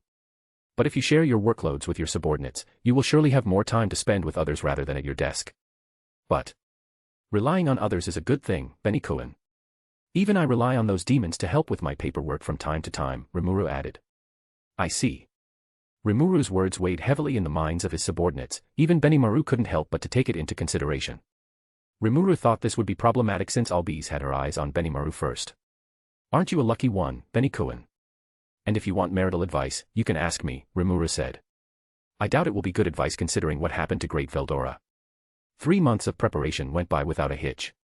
The Founders' Festival would start tomorrow, but today's schedule wasn't much better. Rimuru's schedule was fully packed with guests. First was King Doram Blumund and his queen. Thank you for helping us out in dealing with Falmouth. Please don't mind it, Sir Rimuru. I was simply living to our treaty. Blumund was the second nation after Dworgen to form an alliance with Tempest. They trusted Rimuru and the Federation even when the opponent was the influential Falmouth. To not cut ties with us when we are at war means they have entrusted their fate to us as well. Blumund was an invaluable ally, and Rimuru had a grand plan for them. Can you tell us about the details, Sir Rimuru? I haven't finalized the details of the project yet, but I will inform you as soon as possible. Now, Sir Rimuru. A little spoiler won't hurt, right? Rimuru caved in and told King Doram about the details. An invention called Magi Train was currently under development.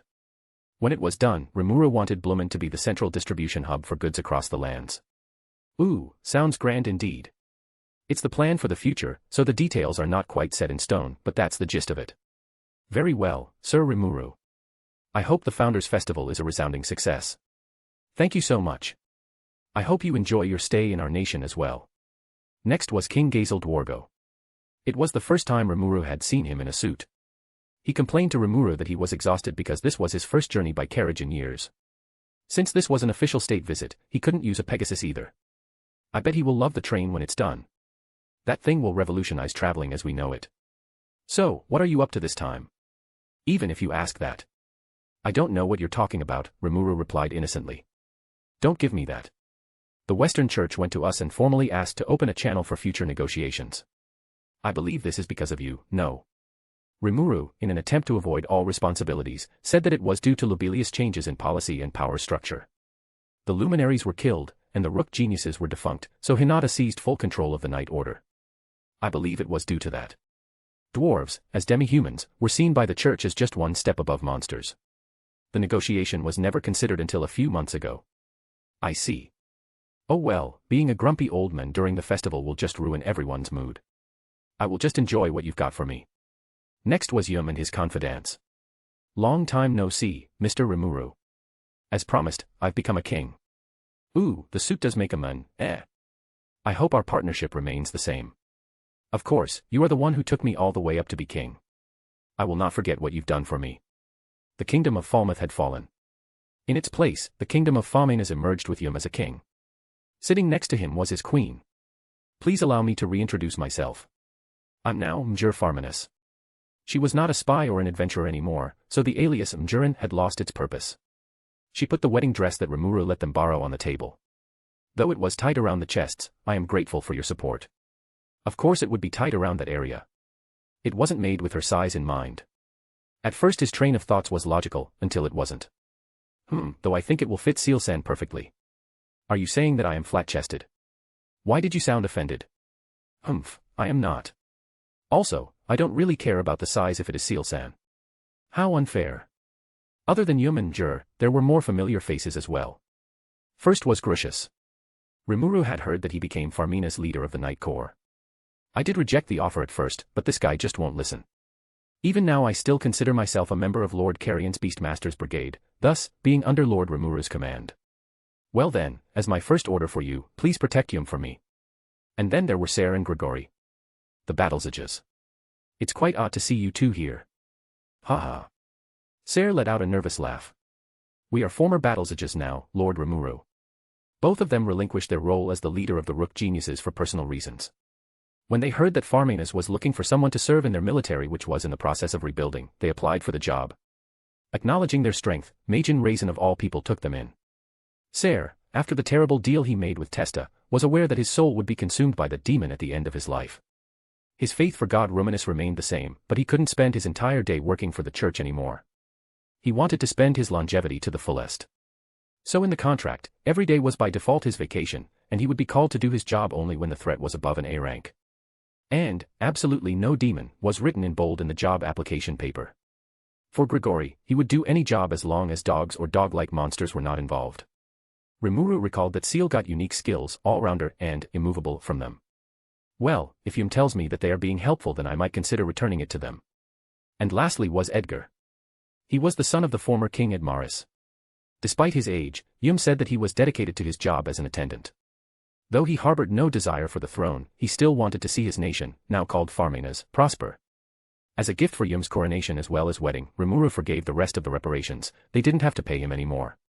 After dealing with all of that, Rimuru teleported to the kingdom of Ingracia using spacetime domination.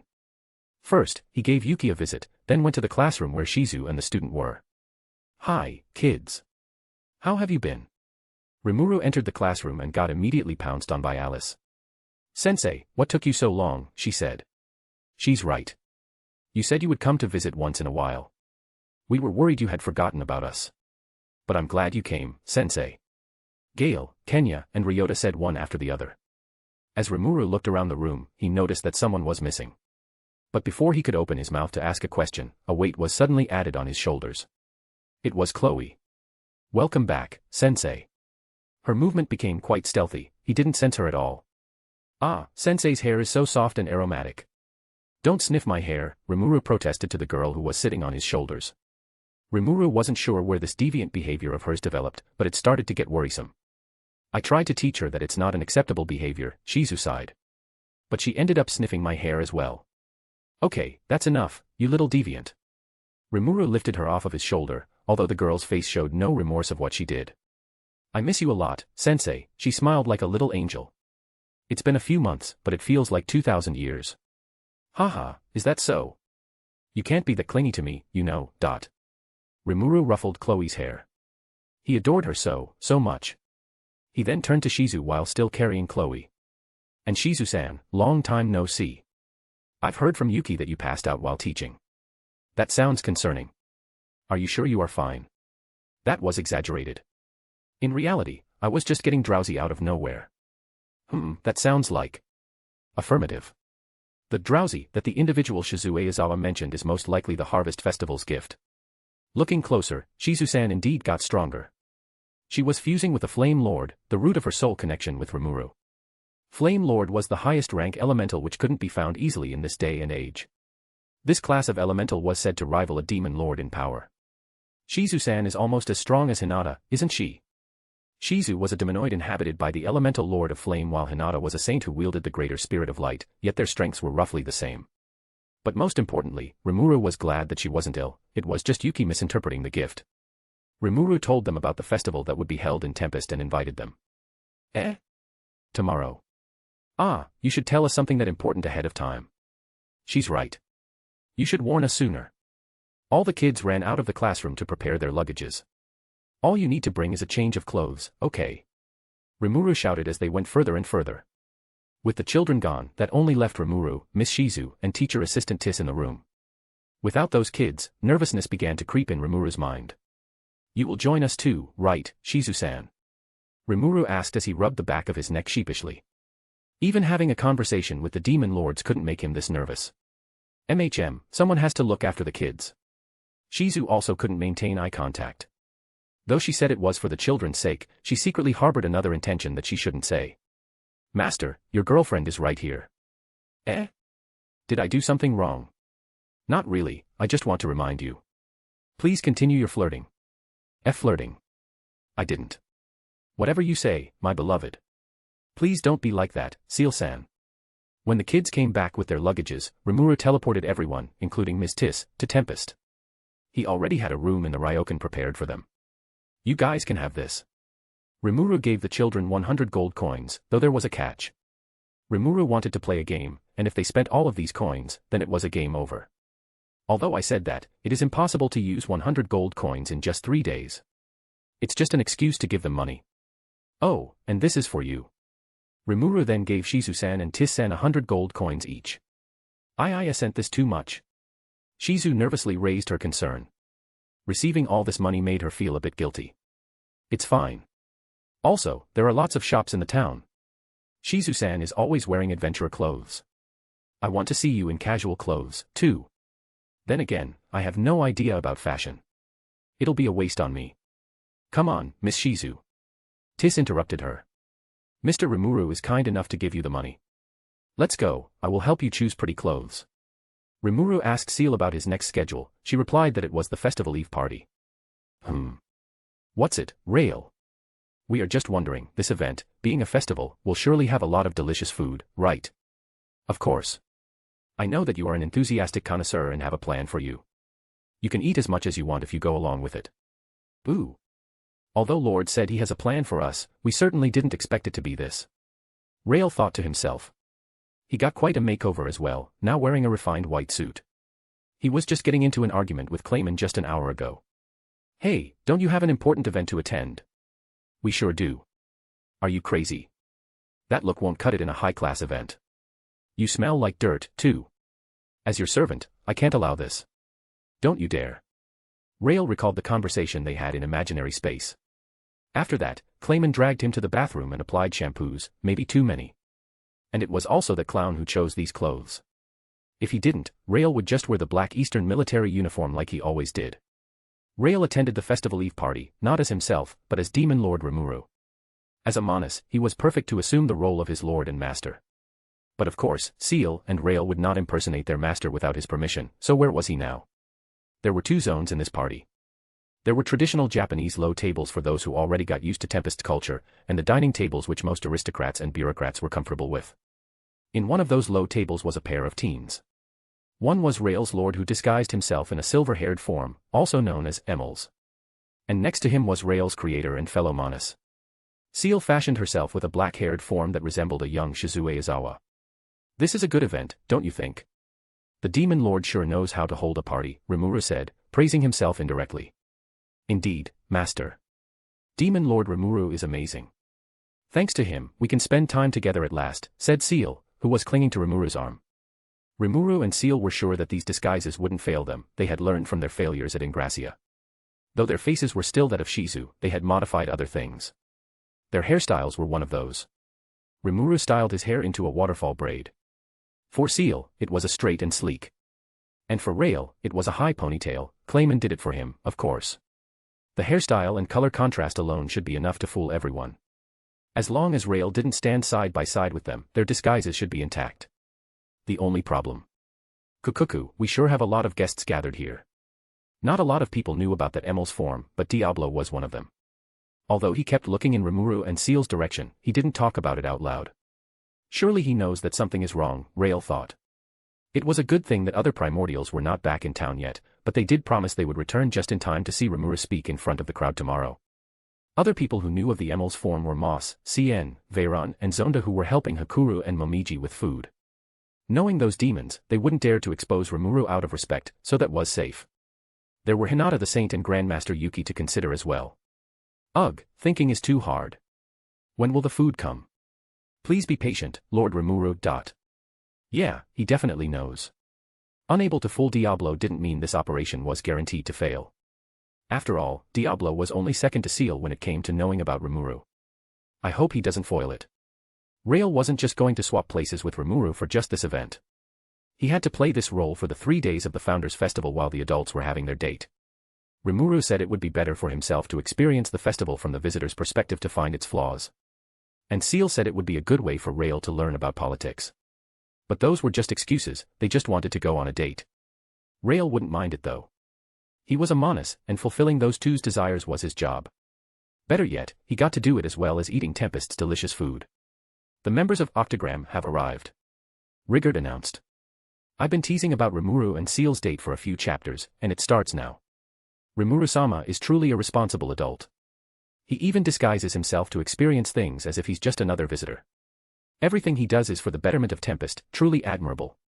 The demon lords, the dominators of this world, had arrived. When everyone finally digested that announcement, the air of uncertainty thickened in the ballroom. Humans, who were the invited aristocrats and bureaucrats from various Western nations, had anxiety written all over their faces. Rimuru underestimated just how fearsome the Demon Lord title held, and didn't inform the guests that other Demon Lords would be invited as well. The Octagram. He can't be serious, right? Did Demon Lord Rimuru try to doom us all? This is ridiculous. They shouldn't gather in one place unless it is the Demon Lord's banquet, Valpurgis. Right. Please tell me it's a joke. I just want this to be a poorly executed joke instead of the alternative. The Demon Lord Council was infamous among humans. This could be blamed on a certain red-haired demon who always sent his subordinates to invade the north side of the magic continent. Though the Guardian of the West, Razzle, always repelled those demons before they could cause a long-lasting problem, the implication was crystal clear: the Lord of Darkness wanted to slaughter mankind. The silence was loud in the ballroom as the doors swung open. The Demon Lord was led in by the Goblina who was trained by Shuna to handle this sort of situation. The first to arrive was a blue-haired man whose imposing and barbaric appearance belied his true calm and composed personality. Thank you for having us here, Rimuru. Good to have you here as well, we mean, Demon Lord de Gruul. Rael had a bad habit of calling people by their titles. On its own it did no harm, but in an event like this, a little miscalculation could invalid this disguise in an instant. Rael was fearless just like every Monas. He would fight true demon lords or even true dragons if that was a direct order from his master. Disappointing Rimuru was the only thing that installed fear within him, and Rael would not allow that to happen. He memorized the names of every guest for this event. He might have the Shell of Wisdom King Raphael as his component, but that didn't make the process easier at all. We hope you find enjoyment in this festival of ours. Rael shook hands with de Gruul. He didn't come up with that reply on his own, it came from the script Seal made for him.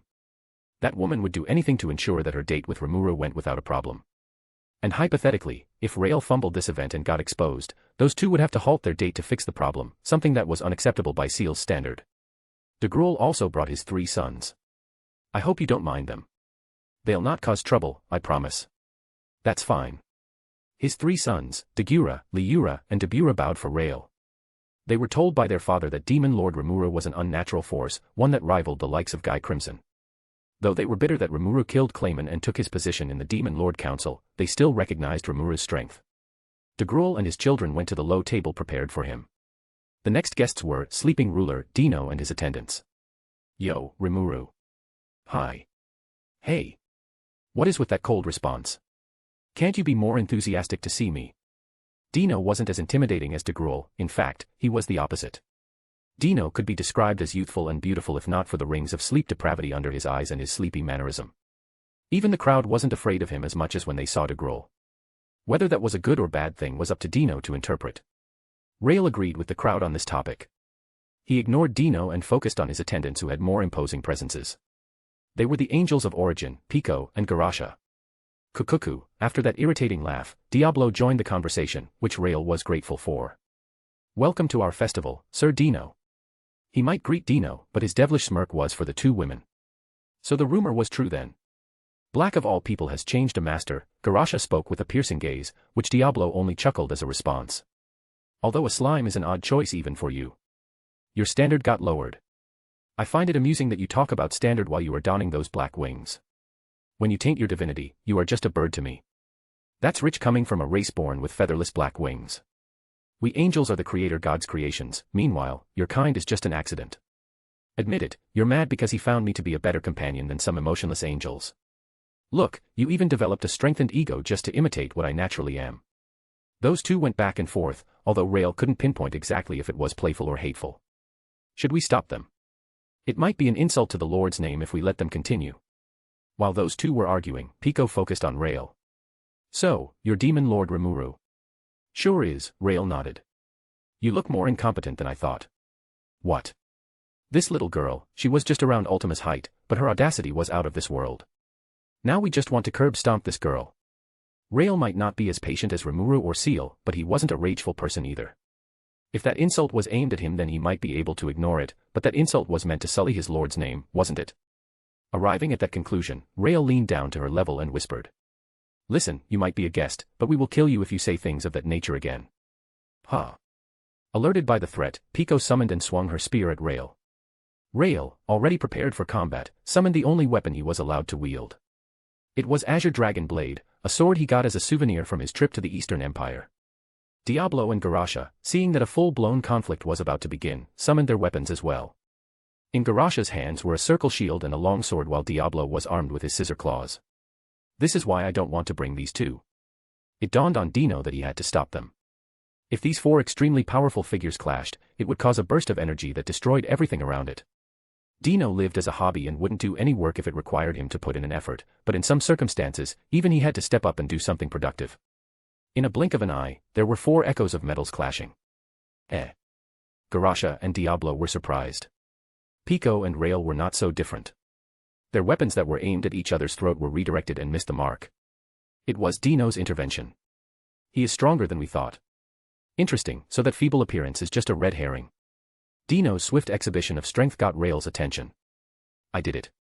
In a spur of the moment, Dino called upon his true power to stop them. He precisely redirected their attacks with Excalibur and Caliban. Dino had made an oath to himself to be a sword in a scabbard. He wouldn't use his true power for anyone. My power is for Lord Veldanava to command, and I shouldn't use it, not even for myself. Yet that oath felt invalid after his meeting with that special slime. Dino couldn't place it, but being around Rimuru made him feel a familiar warmth, and he was comfortable to use the sealed power once again. That Rimuru, it's his fault for making me feel a certain way, Dino thought to himself jokingly. Sorry about the trouble, Rimuru. Dino grabbed Pico by her head and made her bow. This pipsqueak isn't always like this. She usually speaks bad behind your back, not in front of you. Isn't that worse? Dino let out a weak chuckle. Let's forget about this little incident, shall we? Fine, fine. It was bad enough that Dino had to put in an effort, but he had to be the only responsible adult in this whole interaction as well. See? It costs you nothing to not act like a total brat, Dino said to Pico. Humph. As Dino and his attendants were on their way to the low table prepared for them, Diablo opened his mouth. Ah, I almost forgot. We serve poultry as well, so try not to cannibalize your own kind. What did you say? Diablo tried to get another raise out of the usually calm Garasha. Back in the day, his hobby was to annoy the angels as much as he could, with Feldway being his favorite victim. To this day, Diablo still found this activity to be quite enjoyable. Don't entertain him, I won't bail you out this time, Dino interrupted her before another fight could break loose. Demon Lord Leon Cromwell was next, accompanied by his magic knights. The two beside him were Silver Knight Allrose and Black Knight Claude. Isn't Lord like, hate this man or something? Why is he here? Rimuru, I'm glad that you invited me, maybe it's a sign that there's no bad blood between us, the blonde demon lord said. After what transpired in Valpurgis, Leon understood that he had to approach Rimuru without antagonizing him. Leon knew who he could take in a fight and who he couldn't. That was what made him remain a demon lord for this long. He wouldn't get into a fight with the likes of Guy or Velzard. And he certainly didn't want to fight Rimuru after witnessing what he was capable of in Valpurgis. Although I have a complaint. Oh, so that's why he's here. The letter you sent me, that's so childish of you. Demon Lord Leon had a charming smirk on his beautiful face. You got me this time, but I won't fall for the same trick again. Leon, Allrose, and Claude went to their low table, leaving Rael standing there, puzzled. What? Meanwhile at Rimuru and Seal's table, they were talking about Leon. Because the subject matter was sensitive, a noise-canceling barrier was put on. I still can't believe you did that, Master. Just like the individual Leon Cromwell said, it's quite childish. Because a direct attack between demon lords will lead to war, you told me that, so I have to get creative with it. The invitation letter for Leon had magic engraved on the envelope, and it would activate when Leon opened it. Upon activation, a gigantic ball of flame would manifest, lighting up the room in its golden glow. The potent flame probably made Leon think that the scorched dragon had descended in his domain. Though that was the funniest part in Rimuru's opinion. That flame, despite its fearsome appearance and the heat it emitted, was nothing more than smoke and mirrors. It was just an illusion meant to elicit a reaction from Leon. I even have Carrera record his reaction for me. And look, he took the joke pretty well, all things considered. Rimuru giggled devilishly. Cute. Seal silently expressed her gratitude to Leon for his sacrifice. She wouldn't have a chance to appreciate Rimuru's face when he came up with his evil plan if it wasn't for Leon. Still, I don't think we can trust him just yet. I mean, look at him. Rimuru took a glance at Demon Lord Leon, who sat gracefully with his knights. I don't know what he's thinking, but knowing his reputation, he's probably planning some evil scheme again. Meanwhile, in the mind of the majestic Demon Lord. This place is comfortable, although not as comfortable as the palace I made for my beloved sister to live in when we finally reunite. Next in line were Ramaris and her subordinates, Trainee and Beretta. Ramaris tried to present herself, but other guests mainly focused on Trainee. The Dryads, the protectors of this forest, gained a mythical status among mankind due to how rarely seen they were. It was said that they served divine judgment to those who broke the forest's laws. Ramaris' pixie form looked pale in comparison to Trainee. Her true form would garner everyone's attention for sure, but Ramaris had made a promise with Rimuru to not use it tonight. She would get a chance to show it to the world, but that would be on the second day of the Founders' Festival. Since you are here, where is that buffet? No, that dragon, Rael asked Ramaris. He had been waiting for that dragon, but Veldora had yet to arrive. You mean Master? He said he won't come, his intuition told him to stay in the labyrinth. Rael clicked his tongue in response. I can share some of my magicules if you want, Ramaris whispered. We doubt it would be as delicious as Lord's or that dragon's. Ramaris already knew about Rael, in fact, she was one of the few first to know about him. It was during the summon of Primordial Yellow that Rael made his presence known. Are you saying that I'm worse than them? I'm one of the most powerful people in the world, am I not enough for you? You're such a greedy kid. We didn't say that. But there's a certain taste difference between men and women. Men's magicules are more dense and intense in flavor, so they are more preferable, Rael explained. I don't understand what principle you operate on, but you do you. Ramaris, Trainee, and Beretta went to their low table. On their way, Diablo and Beretta exchanged glances. In their first meeting, Diablo was surprised that the demon he created all those years ago remained undefeated for millennia. Diablo harbored no hate for Beretta at all, instead he had praised the Metalloid for noticing Rimuru's brilliance and answering to his summon. Oh, it's about to start. A food trolley cart was brought into the room with its main ingredient covered under a blanket. The crowd gasped as the blanket was removed. What kind of fish is that? What a fearsome look. That's a magic beast, isn't it? The large fish with a spear-like horn on its head was a spear toro, a sea beast that was deemed A rank by the Free Guild. With a nod from Hakuru, the high orcs threw the fish monster in the air. While it was airborne, Hakuru and Ajra, both wielding their swords in a similar manner, cut the spear toro down to small pieces. It was a great showcase of one's speed and precision. The fillets they cut were meant to be eaten raw as sashimi. It looked tasty, Rael could tell, but nobody was taking it. Many factors played a role in this circumstance. This world had no custom of eating raw fish in the first place, and the fact that the fillets came from an A-rank monster didn't make it sound more appealing. On the contrary, it made the dish more menacing. These people are such fools. Well, if they won't eat it then we will have the whole fish for ourselves, Rael chuckled to himself. We will take one. By all means, great Rimuru. Momiji was the one who decorated and served sushi for Rael. He took a fillet fish on a ball of rice, dipping it in soy sauce before eating. This is the best. Rael looked overjoyed.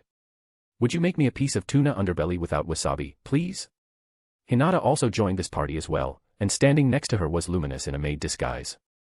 I'll have one, too. And because I'm not a kid, I will have mine with wasabi, Yuki smirked mockingly at Hinata.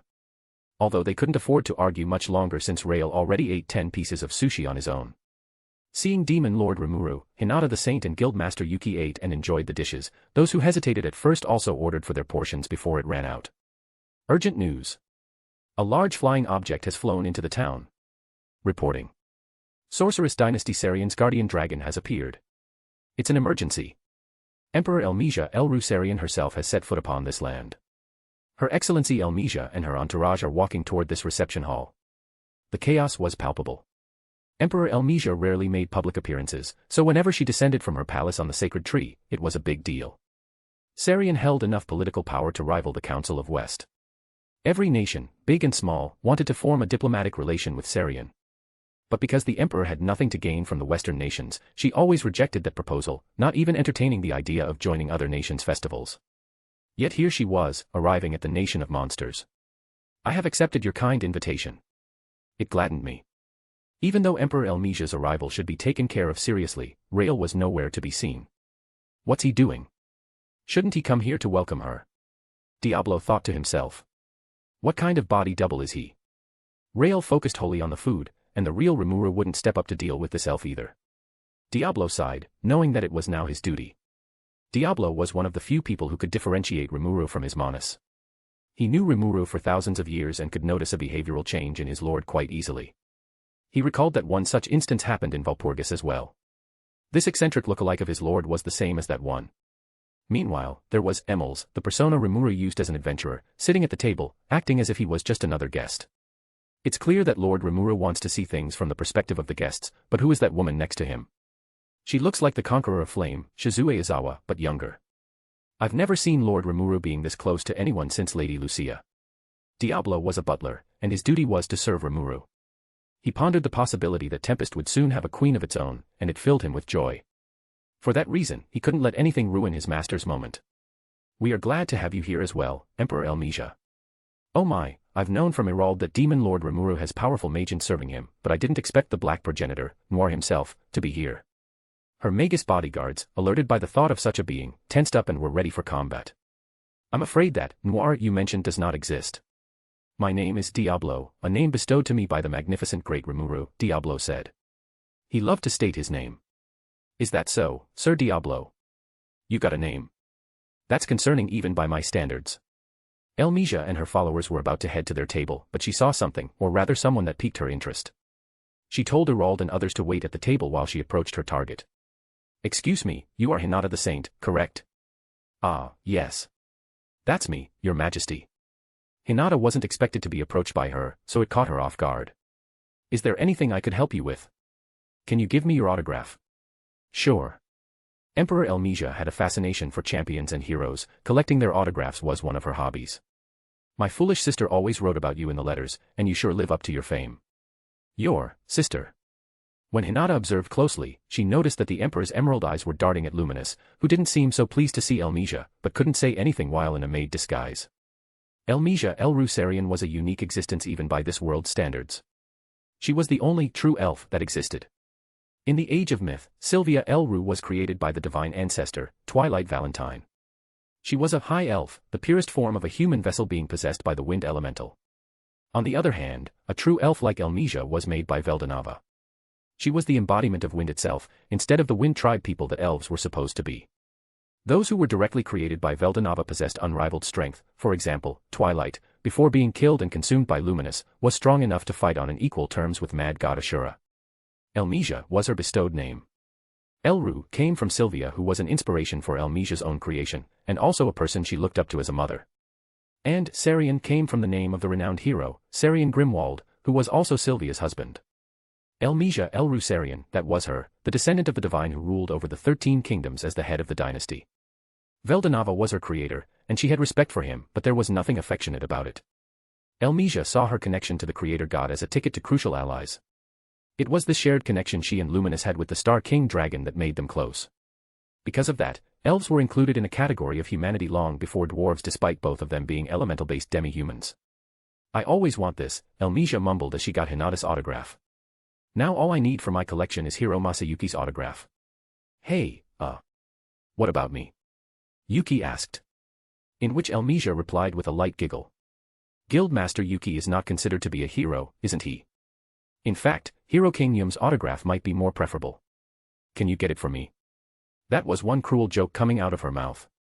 Hinata was certain that it would definitely bruise Yuki's ego. The most difficult guests to deal with, in Rael's opinion, had arrived. Melim and her subordinates walked through the doors. On her right side were Fry and the Twin Wings, and on her left were the dragon worshippers Midre and Hermes. Yo. Oh. You look good in that black uniform, Carrion, said Fry. Right. It's for executives only. Instead of doing it by himself, Diablo told Carrion to welcome them as they used to be friends in the 10 great demon lords. Despite this being a party full of food, Melim didn't look that excited. In fact, she looked anxious.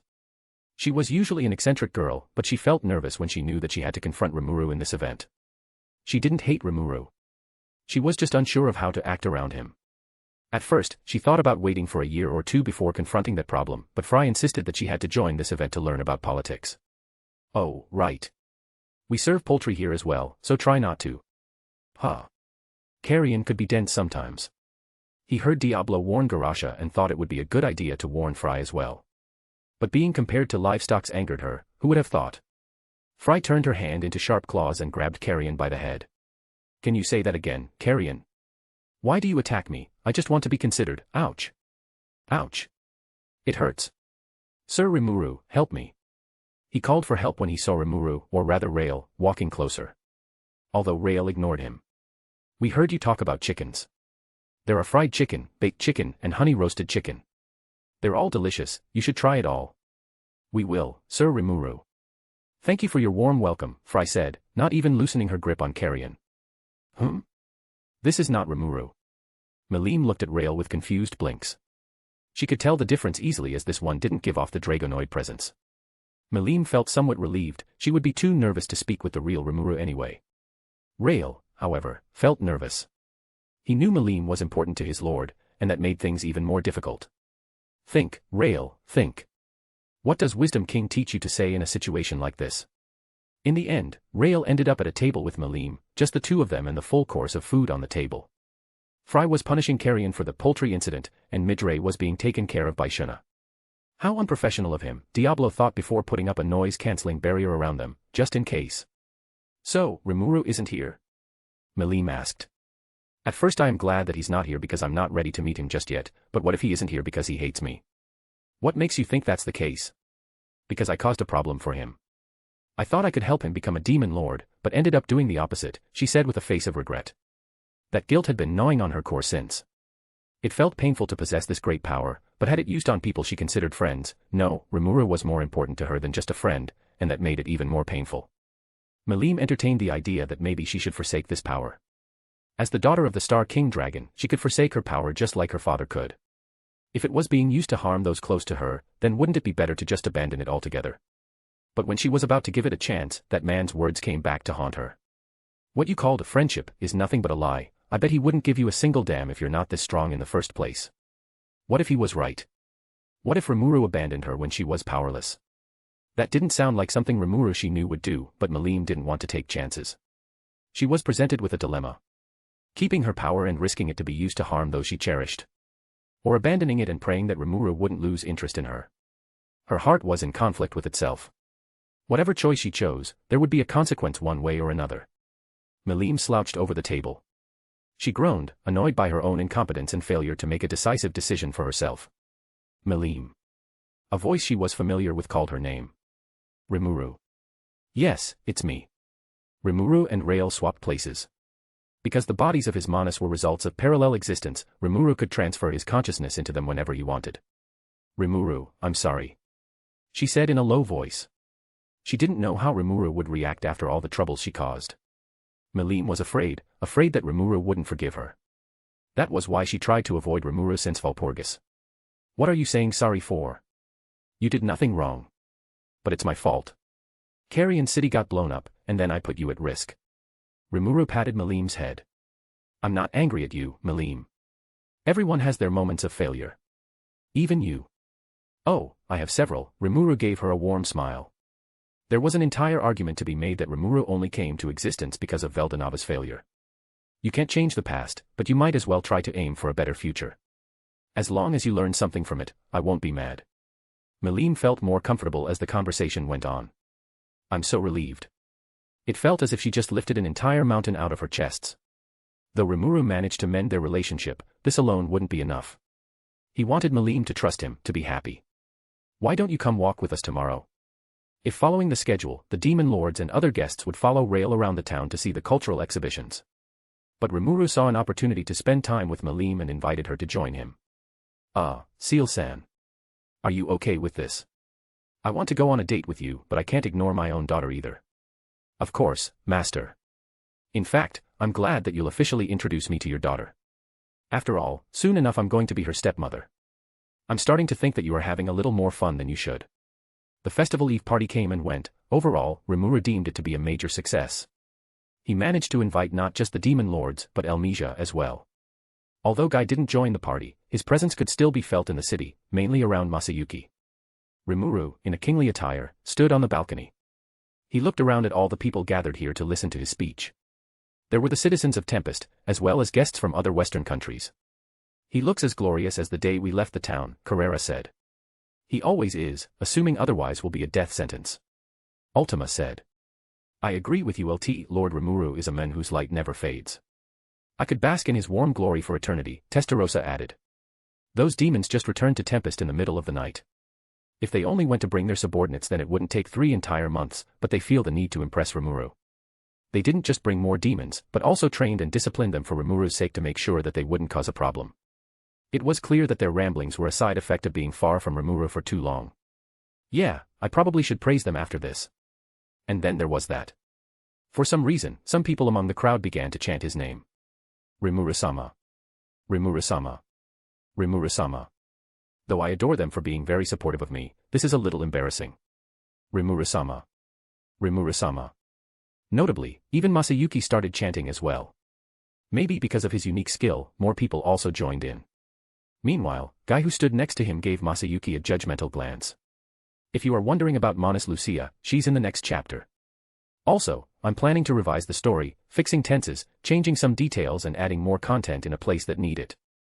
Of course, my focus will still be on uploading the newest chapter, with the revising being bi-monthly, maybe.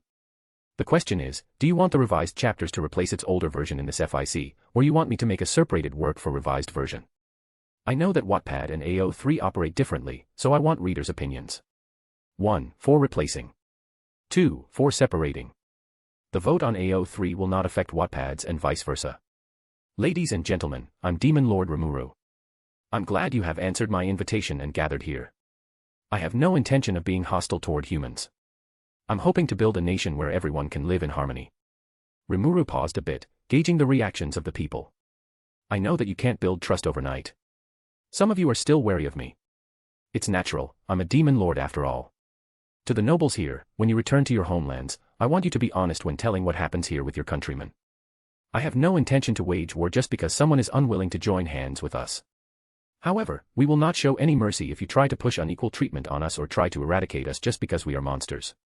It wasn't that much of a threat but rather a reminder of the line that must not be crossed. Sleeping dragons dwell in Tempest. It would be best for everyone to let them lie. The storm dragon was here. The kingdom of Falmouth had already set an example of what would happen if anyone tried to attack this town, and other countries would learn from their mistake to avoid such fate. Dragons. As in multiple of them. You heard it, too, right? It might be a mistake on his part, but this is too important of an event to make such a mistake. What if it's true? What if this nation really has more than one dragon? As if the evil dragon by itself isn't enough. How absurd. Agreed, Demon Lord Rimuru is an absurd man. Whisperings could be heard from the crowd, wondering about the other dragon Rimuru mentioned. Rimuru just wanted to give them another reason to not invade Tempest. In truth, that dragon was Rimuru himself. He had become a Dragonoid, some of his subordinates knew it, but the public only knew Rimuru as a slime who rose to the Demon Lord rank. To all the merchants, adventurers, and regular peasantry gathered here, I swear to not lay a hand on any of you. My nation is in need of workers. If you seek work, I would like you to consider moving here. Going forward, our nation is planning a multitude of events. The Founders' Festival starting today is only the beginning of that. I hope all of you will enjoy the festival. The crowd soared in excitement as Rimuru finished his speech. Rimuru-sama. Masayuki chanted along with the crowd as if he was a boy cheering for his favorite idol in the front row of the concert. Aren't you too enthusiastic about this? Where is your dignity as a hero, Masayuki? Guy teased him. I agree with Mr. Rouge, Jiwoo, Masayuki's party member, said. You never cheered for an enemy before, but I believe there is a reason, right? Masayuki sheepishly rubbed the back of his neck. Well, it's because. I think the answer is crystal clear, Jiwoo, said Bernie, another teammate of Masayuki. That Rimuru took glances in this direction as if trying to gauge our strength, so Sir Masayuki took advantage of the situation. You mean? Jiwoo's face shifted into one of surprise. That's right. Sir Masayuki only did what he did just to give Demon Lord Rimuru a false sense of security, so it would be easier to catch him off guard. As expect from Sir Masayuki. Meanwhile, Masayuki was amazed, not knowing how they got to that conclusion in the first place. Despite the expectations people had of him, Masayuki didn't want to challenge Rimuru. He would be an ungrateful brat if he did that. When he first arrived in this world, it was Rimuru who extended a hand and gave him food and shelter. Even though he is a demon lord, and I'm a hero, I still don't want to fight him. It won't work. He's the real deal while I'm just someone who got lucky. Rouge-san, is it impossible for a demon lord and hero to coexist? Masayuki turned to ask Guy, who just got officially recognized as part of his party. He was a wise man despite his youthful appearance. Also, he was one of a few people who didn't get affected by Masayuki's unique skill. Well, I won't say that's impossible. Anything is possible with magic. Of course a mage like you would say that. As the wisest and strongest person here, Guy was like the big brother of the team. At first, he was meant to just help them dismantle Orthos but stuck around due to a strange sense of nostalgia. This wasn't the effect of unique skill chosen one either, Guy was immune to that. He possessed Nodin, the strongest skill in the king class, so an effect of unique skill or lower wouldn't work on him. He joined them on his own terms because Masayuki looked a lot like Rudra. No, that was an understatement. Even though 2,000 years have passed, I still cannot move on. Have you ever heard about the first demon lord and the first hero? No, Masayuki replied. It's a story about demon lord Guy Crimson and hero Rudra. Hero Rudra. As in the Emperor of the East. Bernie and Jiwoo, for some unknown reason, seemed nervous. Who knows? It's just a story I heard of a long time ago. Those two's reactions piqued Guy's interest. Why did they react to Rudra's name like that? Were they hiding something? Guy knew that they hid their true strengths. Both Bernie and Jiwoo were complete saints but acting as if they were inferior to Masayuki. Are they really under the effect of Masayuki's charisma in the first place? Regardless, they can do whatever they want as long as they don't cross me. Guy told them the story with confidence as if recalling the past. There once was a demon lord and a hero. They knew about each other's existence thanks to a mutual friend.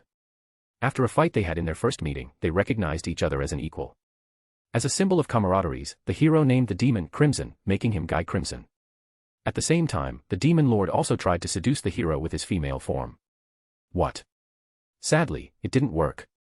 It turned out that the hero only had his eyes for a dragon, said Guy. A relationship between a hero and demon lord is a taboo, but a hero and a dragon is kind of strange. That's rich coming from a hero who has a man crush on a dragonoid. Guy silently judged Masayuki's taste. I see the appeal though.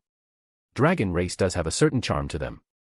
If Rimuru isn't the reincarnation of my friend then I might give him a chance as well. Rudra and Guy were best friends, but that relationship fell apart when that mutual friend of theirs died. Guy wanted Masayuki to listen and learn from his mistake.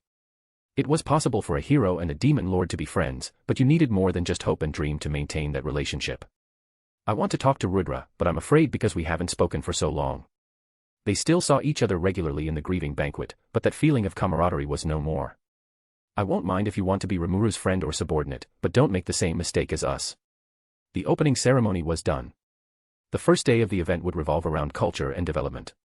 These exhibitions were made specifically for nobles and scientists, not adventurers, so Masayuki and his party should find something else to do today. I know a cafe around here.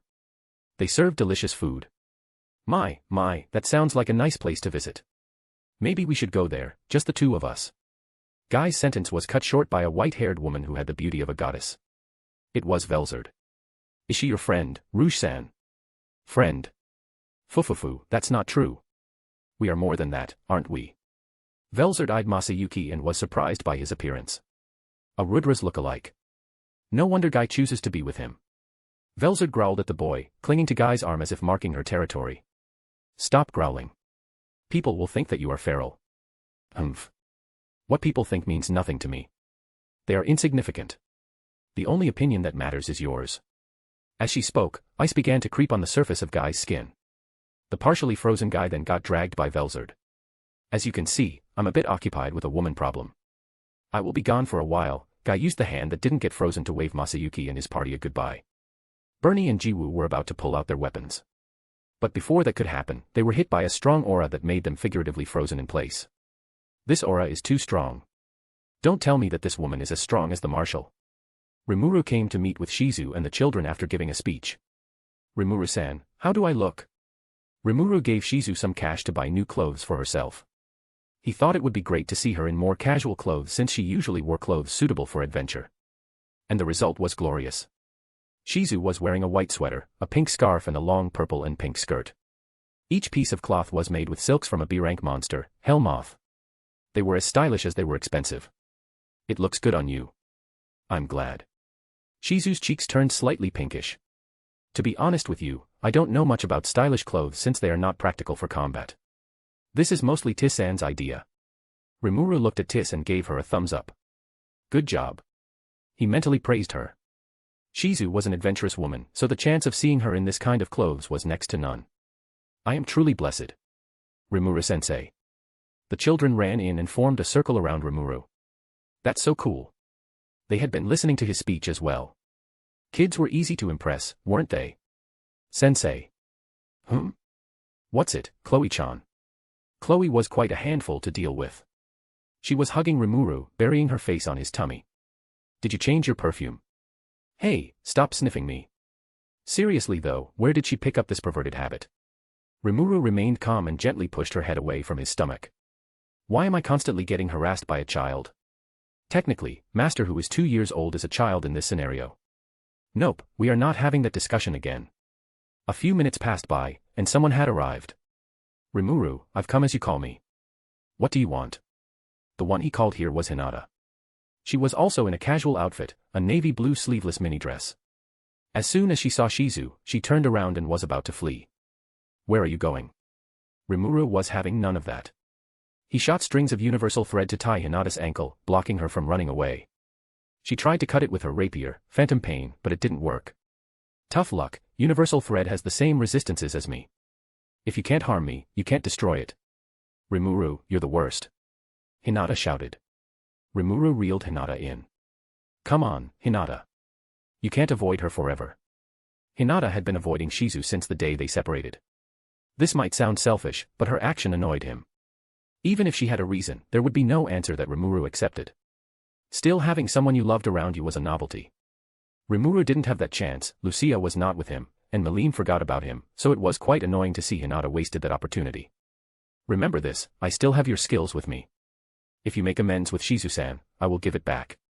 That's not what you said when you took it from me. I thought the Demon Lord would keep his words. What are you talking about? I'm a Demon Lord, and Demon Lords do evil things, right? Rimuru pulled Hinata to her feet, loosened the thread and gently pushed her to face Shizu. This was awkward. Hinata tried to save face by scolding Rimuru, but he was nowhere to be seen. Where is that guy? Rimuru-sensei just ran away. He's so fast. Alice replied. That slimy slime. Hinata grunted.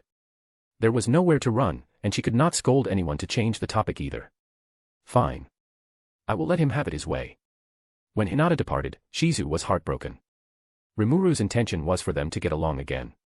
It wouldn't take a lot of effort, just one simple word. Shizu-san, I'm sorry.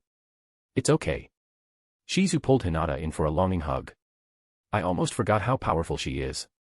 Even as an all-powerful saint, Hinata still felt like she could be easily crushed. She hugged back. Though that guy's method is questionable, I don't hate him. Aren't there supposed to be 5 of you? Hinata asked the kids. Oh. Chloe said she's just going to stalk Rimuru-sensei, so you don't have to worry about her. That's not normal. When Rimuru found a secured place where no one was watching, he made a body with parallel existence for Rail to control. That speech was one of the most important parts of the day. Now that it was done with, he could leave the rest to Rail. Rimuru and Seal went their own way and continued with the date. Sensei. Not long after Rimuru took his leave, Chloe found Rail. Oh, it's one of Lord's students. What is her name again? Rail tried to recall it, but he couldn't. Well, this was going to be an awkward situation to be in. Chloe was smiling at first, but that smile faded away when she got closer. This isn't Rimuru-sensei. Can you kneel down for me? Okay. Rail thought that complying with what she asked him to was much easier than trying to strike up a conversation. Who is a good boy? You are. You are. Chloe patted Rail's head. Now, can you tell me which direction Sensei went? He went that way. Thank you. Chloe then went in that exact direction. Why do we feel like we just made a wrong decision? That can't be. We have never made a bad decision before. Rail's train of thoughts was interrupted by Benimaru. Great Rimuru, I've been looking for you. The music performance is about to start.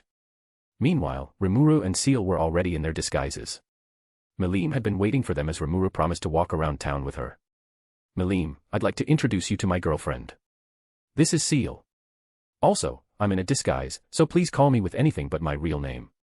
Seal, in her black-haired disguise, bowed slightly to Malim. She better not be your new best friend. I don't want to be replaced. You have nothing to worry about, Lady Malim. We occupy different places in Master's heart. Seal ensured Malim. She did her homework quite well before meeting with Malim. She could be easily provoked if she felt like her position was challenged, so it would be better to not compete with her. I see. So you admit that you'll never be as important as me. I'm not delusional enough to think that I am. I'm not here to compete. I just want to get along with you, Lady Malim. As expected from the Wisdom King, she understood Malim and knew how to handle her meticulously. It was pointless to compete in a losing battle. She would never be as important as Malim, and that was fine. Ooh, I like your mindset. The first impression that Malim had of Seal was mostly positive. So, I think we could attend the music performance first. Seal-san is the one who made the playlist, so I kind of have my expectations set. The music performance would take place in the Opera House. It was a large hall with a stage and a stadium seating formation. Malim sat in the middle of Rimuru and Seal. Come to think of it, this did feel like they were a real family. Rimuru smiled to himself, it gave him a warm sensation in the stomach when he thought of it that way. The music performance had attracted more audiences than Rimuru initially thought. The Opera House was filled to the brim with people. I hope this doesn't stress out the musicians. The lights in the room were turned off, leaving only the light that illuminated the stage. When the curtain was drawn, a band composed of various races was introduced to the audiences. A halfling named Tact was the band's conductor. Without a hint of hesitation, the music was played. Classical music from the brilliant minds of Mozart, Beethoven, and Bach aged like a fine wine. Classical genre in itself was ageless, so that was to be expected. No matter what kind of world it was, a classical tune would always touch people's hearts. Soon enough, the melody changed to the upbeat rhythm of a country music, and to Rimuru's surprise. Seal-san, you are joking, right? Rimuru whispered to her because he recognized this song. It was an anime opening. I don't know what you're talking about. If it sounds good, then why not? A word of wisdom indeed, Rimuru replied jokingly. Though Seal still had another surprise for him. Karamio Kodikasanti. Shirekbigata Omoy Twat. Lyrics. You got the lyrics, too. If Rimuru recalled correctly, that angelic voice must be Testarossa. She sang the lyrics just out of everyone's sight. While Rimuru was astonished, Seal had the most confident smug face known to men. Why are you looking at me like that? Everyone did great, and should be praised for it. And speaking of praise, Seal was waiting for her portion as well. With the final hand gesture from Tact, the performance came to an end, or so he thought. The stage light was turned off for a few seconds, and when it came up again, the band was already replaced by Cheyenne and Shuna. The Onis were dressing in luxurious gowns that complemented their already beautiful faces. Shuna was at the piano while Cheyenne held a violin in her hands. Wait, they will perform, too. Shuna aside, could Cheyenne really perform? Rimuru had a doubt at first, knowing that she didn't have the best track record when it came to artistry. When the performance began, it was good, really good. Unlike her cooking, the music she played was edible. This melodic rhythm was a blessing to the consumer's ears. And when it ended, Luminous was the first to rise up and clap for them. Rimuru and others followed soon after.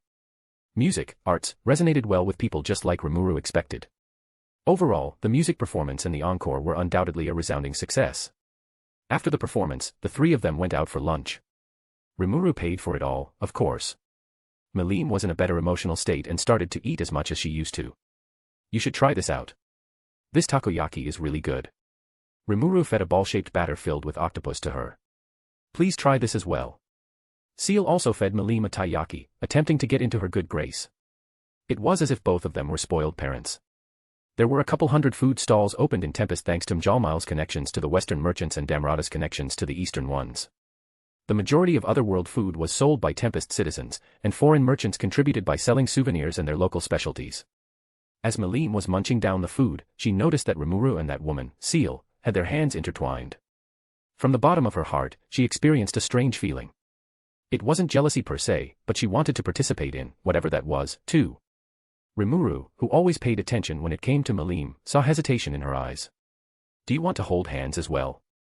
This wasn't new, Rimuru had held hands and walked Malim around the town before. Malim held Rimuru's right hand. At the same time, Seal released his left hand. Would you mind holding my hand? Seal asked Malim. Rimuru told me that holding hands is for best friends. I still don't know you well enough, but... Malim slowly reached her hand forward. Rimuru seems to trust you a lot, so I will give you a chance. It took a lot for one to be accepted by dragons, and Seal just got a chance to prove herself. I'm glad, Seal smiled. Last night, Seal had prepared for this date by researching the most trustworthy source in her master's memories, manga. What would be the most optimal way to date a widower with a child from a previous marriage? She set out to find the answer. And the answer was getting along with their child first. That was what she planned to do. In the afternoon, there was a science presentation held by Gabaru and Vesta. Because it was meant to enlighten people rather than entertain them, Rimuru didn't plan to participate in this event. Can we go there, Master? But Seal took interest in it. Well, for someone like Seal, the line between those two things must be so thin. This was supposed to be his date with Seal, so Rimuru felt a bit guilty for bringing his daughter along. He decided to join Vesta and Gabaru's presentation to make amends with her. This presentation was boring. It wasn't their fault though. Mostly it was because we had a breathtaking performance in the morning, so the scientific research felt pale in comparison. Well, at least one of us enjoys it. Rimuru took a glance at Seal, who was taking note of what those two said. She had already read that research paper before, so she did this just because it was fun. Also, Seal-san looks good with glasses on. Does she always wear that while doing her job? Rimuru wondered. Thankfully, Gabaru and Vesta managed to get everyone's attention by raising a question. That question was, does a sword have a soul? With common sense, the answer should be no, right? The sword had no will of its own, thus having no soul. Well, that explanation only worked on newly created and low-grade weapons. Equipment that had matured to some level would develop a will of its own. For example, the sword of tragedy Veldanava could speak to me in its true form, so it did have a will. To prove their point, Gabaru and Vesta healed a broken sword in front of everyone, proving that even a non-living thing could be healed by a potion if it exhibited enough will. All the experiments that they did made them question the nature of magicules itself. Can you tell the difference between these two plants? One was hypocute herbs, and the other was grass that could be found anywhere. At first glance, they seemed unrelated. But after doing a cross-section and comparing the two, they turned out to have the same structure. Strictly speaking, the hypocute herbs didn't exist. They were just grass that was mutated by magicules. I know that humans can go through a maginization process, but plants can, too. That's a surprise. The presentation came to an end, and it had successfully sparked conversations and discussions among the crowd. When Rimuru tried to find Seal, he saw her having a conversation with another woman. That woman looked more mature than Seal's disguise, maybe around the same age as Rimuru's true form. Her hair was jet black, and her eyes were crimson red. Damn, that woman can easily pass off as Seal's big sister or something like that. She was wearing a white lab coat, latex gloves, and a face mask that covered the lower half of her face. Is she one of Vesta's researchers? No, I've never seen her before. Maybe a scientist from a foreign nation. When Rimuru approached the women, he saw them exchanging their notes. Seal. Ah, master. I got carried away.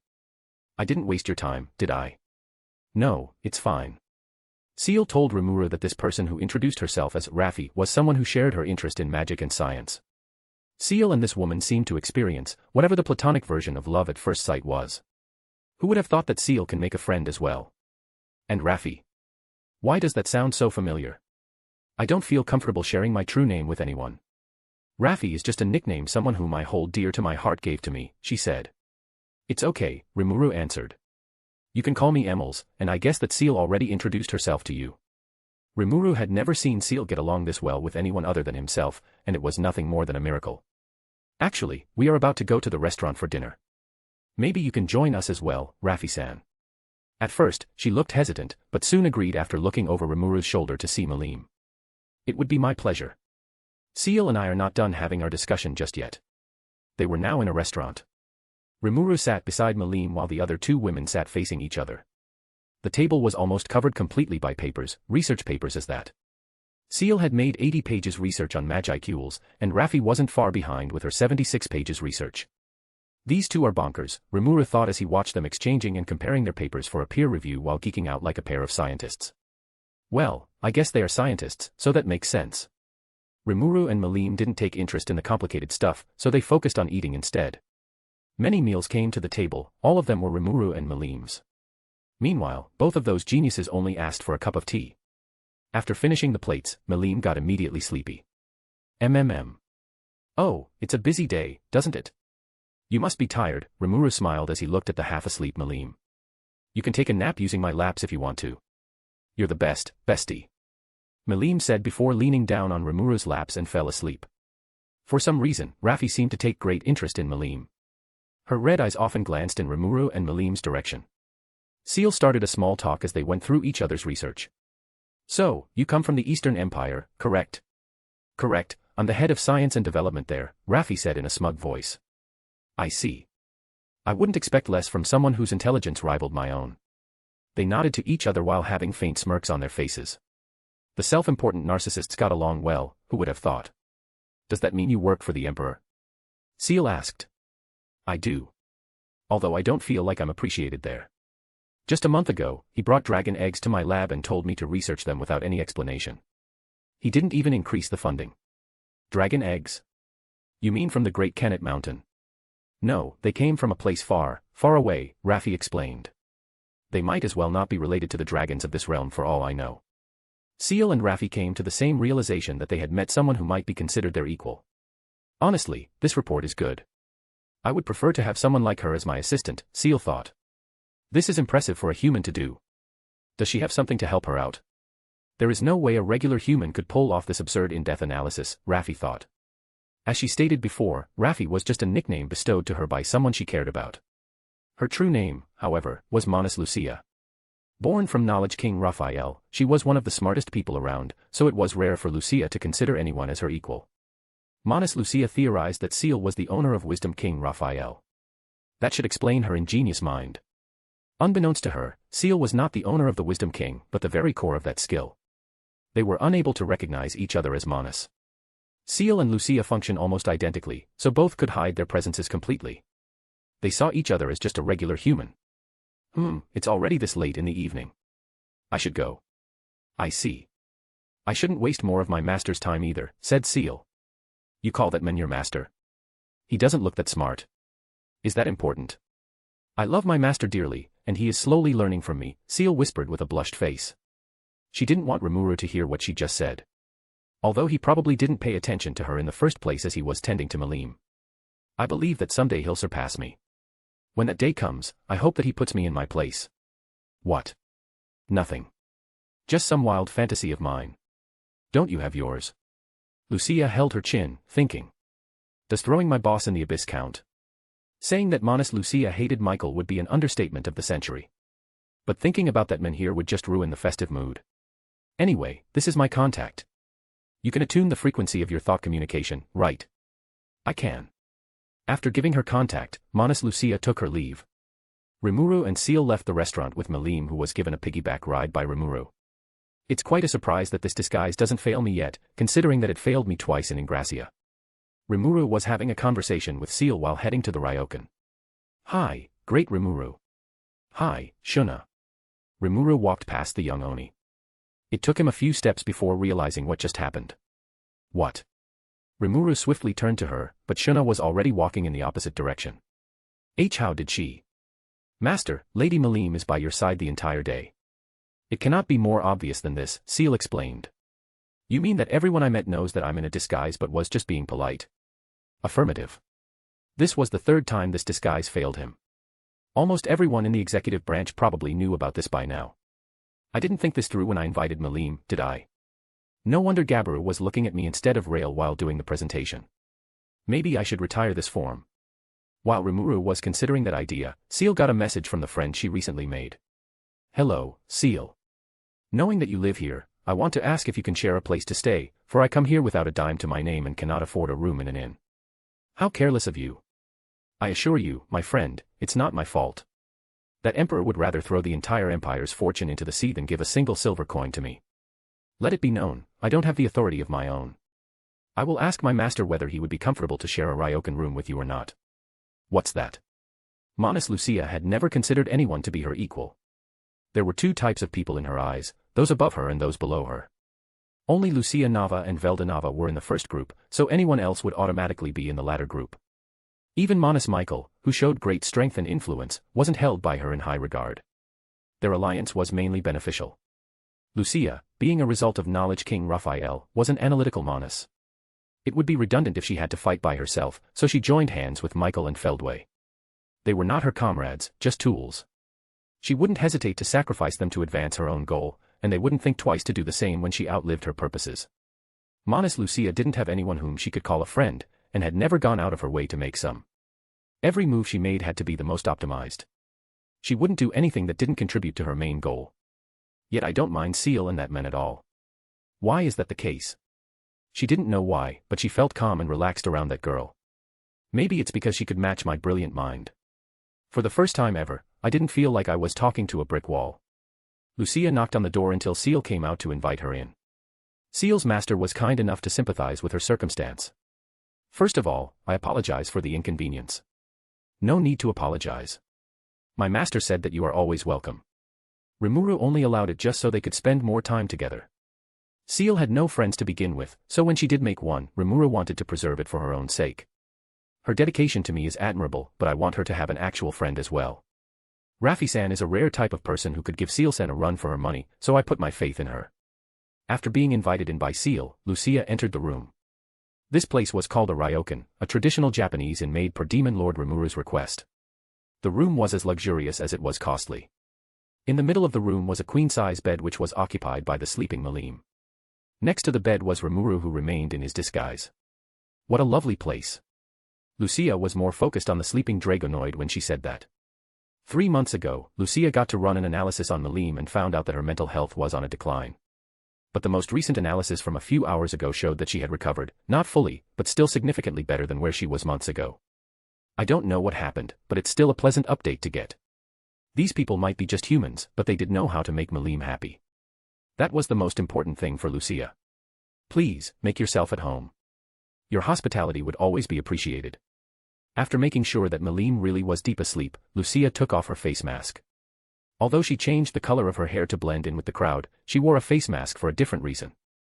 Lucia knew that Malim would be in this festival as well. Aware that her face might provoke the Dragonoid and make her vaulted memories resurface, Lucia had to hide it.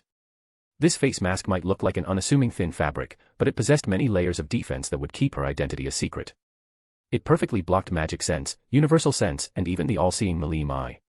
However, these attributes weren't innate to the mask itself. It was a result of Manas Lucia's absolute dominion over the flow of information. Why are you two looking at me like that? By taking her face mask off, Lucia had startled both Rimuru and Seal. Well, I just think that you look a lot like my late wife, said Rimuru. You remind me of a woman who stole my first kiss, Seal said. Her voice also conveyed bitterness. What a coincidence, she thought. Lucia wondered whom they referred to. It couldn't be her since she never made any public appearance even in the Eastern Empire. It couldn't be the real Lucia either, so it was probably just some random person who shared one or two features with Lucia.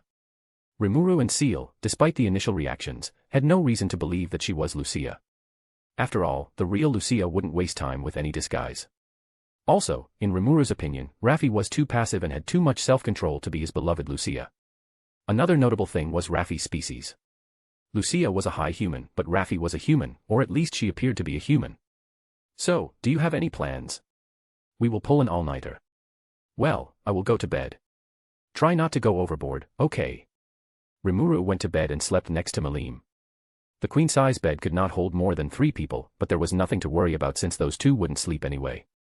When Rimuru was in the bed, Malim instinctively leaned in and nuzzled her head with his chests. My, isn't my daughter adorable? Malim often said that Rimuru had a soothing aura around him that made her dream of wonderful things. He was glad that he could be of any use. Manas Lucia prepared the small table and brought out some research papers while Seal went to brew drinks.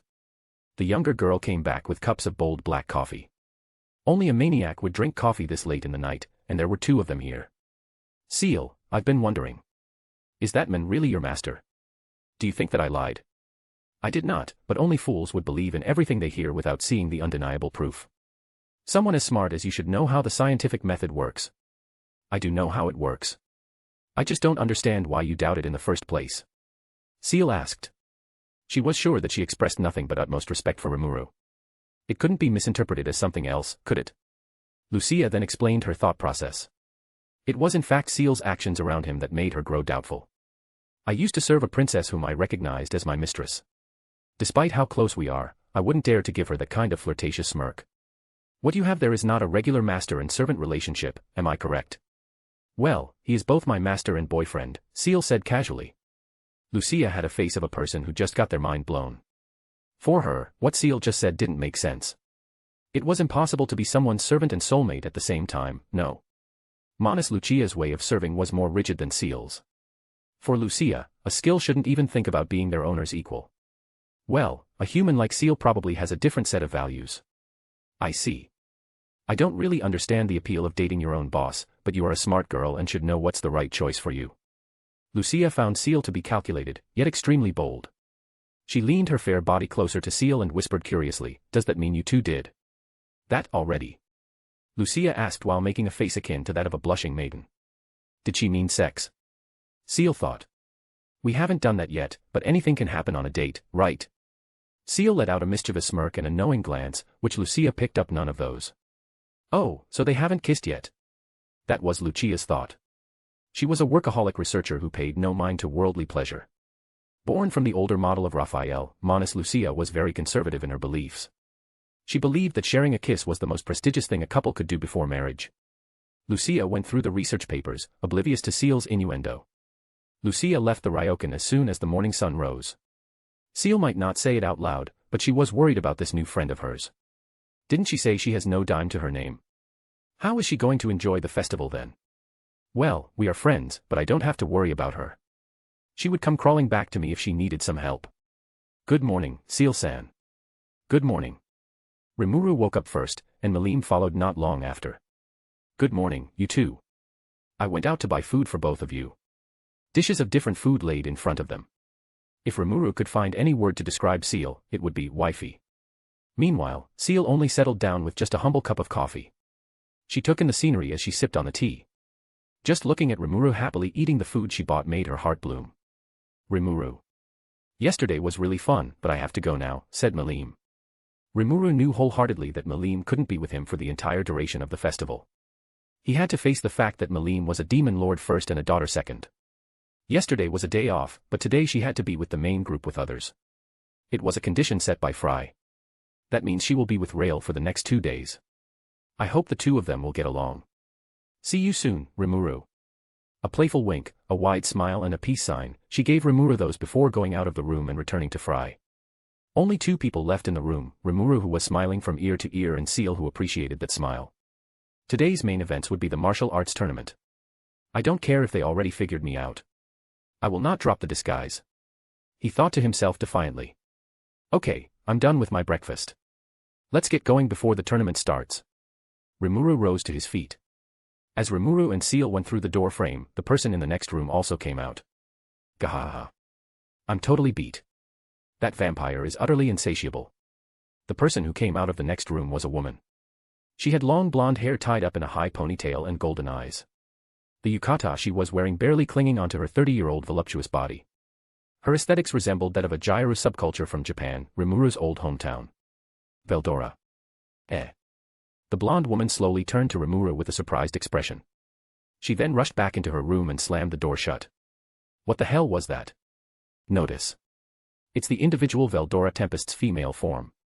On another note, the individual Luminous Valentine could be detected in the same room. Looks like we're not the only couple who went on a date yesterday. Rimuru said as if he was a proud big brother. Veldora's method of getting laid might be unorthodox, but one could not argue with the result. The event that would take place on the second day was the martial arts tournament. This tournament would be held in the Colosseum. Before the whole festival started, Rimuru had established his very own group of elite fighters. After all, it was a stable among the demon lords. He made it a group of 4 to make it unique from other demon lords' elite groups. Fry had the twin wings. Carrion had the 3 beast keeters and Clayman had the 5 fingers. 4 became his preferred choice for an obvious reason. He bestowed upon it the name 4 Heavenly Kings. Diablo, Benimaru, and Cheyenne were chosen and promoted to this new rank. Diablo, being a pseudo-awakened individual, was the strongest of the 3, but he wasn't the leader. He was a smart man, but his unpredictable and uncaring nature made him unfit to lead others. Cheyenne was. Cheyenne. You knew why she shouldn't be the leader. On the other hand, Benimaru was both powerful and strategic, so a born leader like him was the best choice. With that being said, the 4th seat was still empty. There were a couple candidates, but the 3 demonesses weren't one of them. It was undeniable that as the fully awakened demon lords, they were stronger than the likes of Benimaru and Cheyenne. But the problem was that there was just 1 seat left. A war would certainly break loose if Rimuru chose one of them and ignored the other 2, so Rimuru promised that he would give them other positions, although he didn't come up with it yet. Due to the final seat being empty, there was a rumor going around that the one who reigned supreme in the martial arts tournament would be appointed to that prestigious position. Rimuru, who found the rumor to be amusing, had officialized it. People's anticipation for the tournament itself could never be higher. How are you doing? Oh, Wisdom King. We think we play the part excellently. While they were waiting for the main event to start, Seal contacted Rail. Rail was in a VIP zone dedicated for the esteemed guests, far away from Seal who was with Rimuru in the crowd. Yeah, apparently they found us out. You can't be serious, right? It's serious. Although I don't care. I will have my date, and no one can take it away from me. Yup, that sounds like something you would say. So basically, the whole entire plan of Rail taking Rimuru's position was a failure from day one. Keep playing the role. At least you can still fool the crowd. Fine, fine. Oh. What's that thing? It's a trick I picked up from my new friend. You. A friend. That must be the most hilarious thing we have heard of today. Seal had a friend. Rail was amazed that something like that was possible in the first place. That's rude. Then the call disconnected. Hey. As soon as it ended, Rail tugged on Benimaru's shirt, making him bend down to Rail's level. You know that I'm a pretender, right? Well, it sounds incriminating when you say it out loud, Benimaru replied. Why do you guys play along? Benimaru then answered with a whispering tone. Because Great Rimuru wouldn't do something so drastic out of the blue, would he? We don't know what he plans to do, but as his subordinates, we must support him. Good answer, Rail hummed. We think we like you. Benimaru recoiled while looking so extremely on guard. Please don't. I have too much on my plate already, he said, while Rail just laughed it off. A lively, energetic young girl stood in the middle of the stadium with a mic in her hand. Greetings, everyone. I'm Sokka, your host for this tournament. Since Great Demon Lord Rimuru has confirmed that the winner could ask for any prize of their choosing. The winner could have become a member of Great Rimuru's 4 Heavenly Kings. However, there are some who want to challenge the Demon Lord himself as well. From the 8 participants, who will be the strongest? We will now begin the Tempest Battle Tournament. The audience erupted in cheer as Sokka finished her announcement. One by one, the participants entered the ring for the crowd to see. First, our most famous competitor, Hiro Masayuki. No one has ever seen his graceful sword skills. Why? They said that his swings are faster than light, the enemy would be dead before their brain registers the pain. Next is the battle-hardened warrior. Known as Mad Wolf Jinrai, he's Hiro Masayuki's right-hand man. Masayuki and Jinrai seem to be the crowd's favorites. They were called the Heroes Party after all. Interesting, Rimuru didn't think that Masayuki wanted to challenge him. After all, Rimuru had been his benefactor since the day he arrived in this world. That boy often gets dragged into doing weird stuff by his friends, so I assume this is also one of them. Masayuki himself was not that strong, but he easily won the preliminary round thanks to Jinrai. I hope he doesn't get hurt. Although his skill can be troublesome, he is still a good kid, Rimuru mumbled. Seal added, you should pray for him to not die, my lord. The competition is fierce. Oh, come on. Just how harsh can this tournament be? I already deal with the powerhouses by giving them ranks, remember? Rimuru replied. But his boastfulness wouldn't last long as Sokka started to introduce other participants. Here comes the third competitor. You might have heard of him. No, you must have heard of him. He's Sir Carrion. Are the Beastmaster's fangs still as sharp as they used to? I guess we will see. By introducing Carrion to the mix, Rimuru wasn't sure if Masayuki would get out of this alive. Masayuki and Jinrai were cheered by the crowd. They went equally crazy when it was Carrion's turn. They were in awe, excited by the prospect of seeing the renowned former Demon Lord fight. Carrion saw Benimaru as his rival, so when the latter got promoted into the 4 Heavenly Kings, Carrion wanted it as well. Well, Carrion is formidable, but at least he knows how to hold back. At least I hope that he does. Thankfully, the next competitor was a human, an A-ranked adventurer at that. At least there is still a variety here. He is the...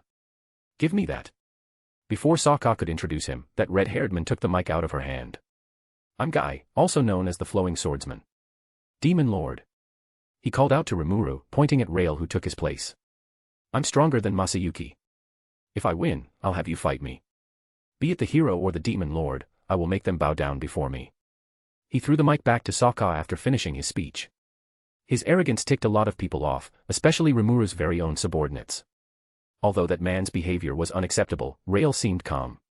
He sat in his seat, smiling like a saint. But that calmness was just a mask he put on. Permission to feed his soul to a hellhound. Permission granted. Are you two trying to create a PR disaster? Don't. Rimuru interrupted the Mona's conversation before things could get any worse. Next is our young warrior captain, Gobta. He's many things, a genius, an elite fighter and lastly, the closest to be part of the four heavenly kings. Gupta slowly made his way into the Colosseum. He wasn't sure why he was here in the first place. How did I end up here? Did someone sign me in? He didn't participate in the preliminary round, but he was here due to Hakuru's suggestion. Then there is one of our star performers. The savior of the High Orcs, Geld. Gupta and Geld. That doesn't sound so bad. They were strong, Geld himself was even among those of the Demon Lord seed level, but they should know how to hold back. That was 6 people out of 8. Next is the mysterious White King who commands the Damned Legion. Even Sir Diablo of the 4 heavenly kings called him, the men whose devotion rivals my own. He's Sir Adalman. And lastly, Sir Benimaru of the 4 heavenly king called him, the toughest opponent he has ever faced. Hailed from the unknown race of insects, he's here to prove that he deserves it all, Sir Zijin. Sokka introduced them with great enthusiasm. You see, these two are masters of the dungeon which is scheduled to open tomorrow, with Sir Adalman as a floor boss and Sir Zijin as its warden. Sokka decided to briefly interview both of them as a subtle way to advertise the dungeon. So, why are the strong individuals who dwell in the labyrinth decided to join this tournament? Their answers were interesting. First of all, they wanted to join the Big Four. They strongly desired to serve the Demon Lord whom they looked up to as one of his elite fighters. In the preliminary rounds, they effortlessly defeat Kazuru and Mizuru who joined the tournament with the same intention. Their second reason for joining the event, however. While we were in the dungeon, we heard a voice in our head. A voice. Sokka was curious. Not just any voice, but Great Rimuru's voice. It's like heaven itself was speaking to us, telling us to win and take the seat among his other elites. Zijin supported the White King's statement with a nod. Is that so? I am the one who spoke to them, huh, Seal? Rimuru turned to his date who was avoiding eye contact and whistling as if she had nothing to do with it. Rimuru wasn't mad, just didn't understand why Seal would do that. She probably wants to show off the same way she did with the music performance, but what's her plan here? The first round of the martial arts tournament was between Adalman and Zijin. What a turn of events. Both were told by Great Demon Lord Rimuru to seek the glory of the 4 heavenly kings, yet their first opponent is each other. Is this a coincidence or a test from the divine? To the adventurers gathered here, I want you to see for yourselves. These are guardians of the marvelous dungeon that will open tomorrow. Sokka sure was great at hyping up the crowd. Rimuru also appreciated that she kept advertising the dungeon. He, Veldora and Ramaris put in a lot of effort, so it would be a shame if there weren't enough challengers tomorrow. And about Zijin and Adalman, Rimuru remembered that he had heard about those two's exploits from Trainee and Shuna before. Under those armor-like exoskeleton and extravagant robe, they were a pair of extremists who wanted to impress Rimuru with their strengths and devotions. If Seal approached them on her own, then that devotion must be very, very potent.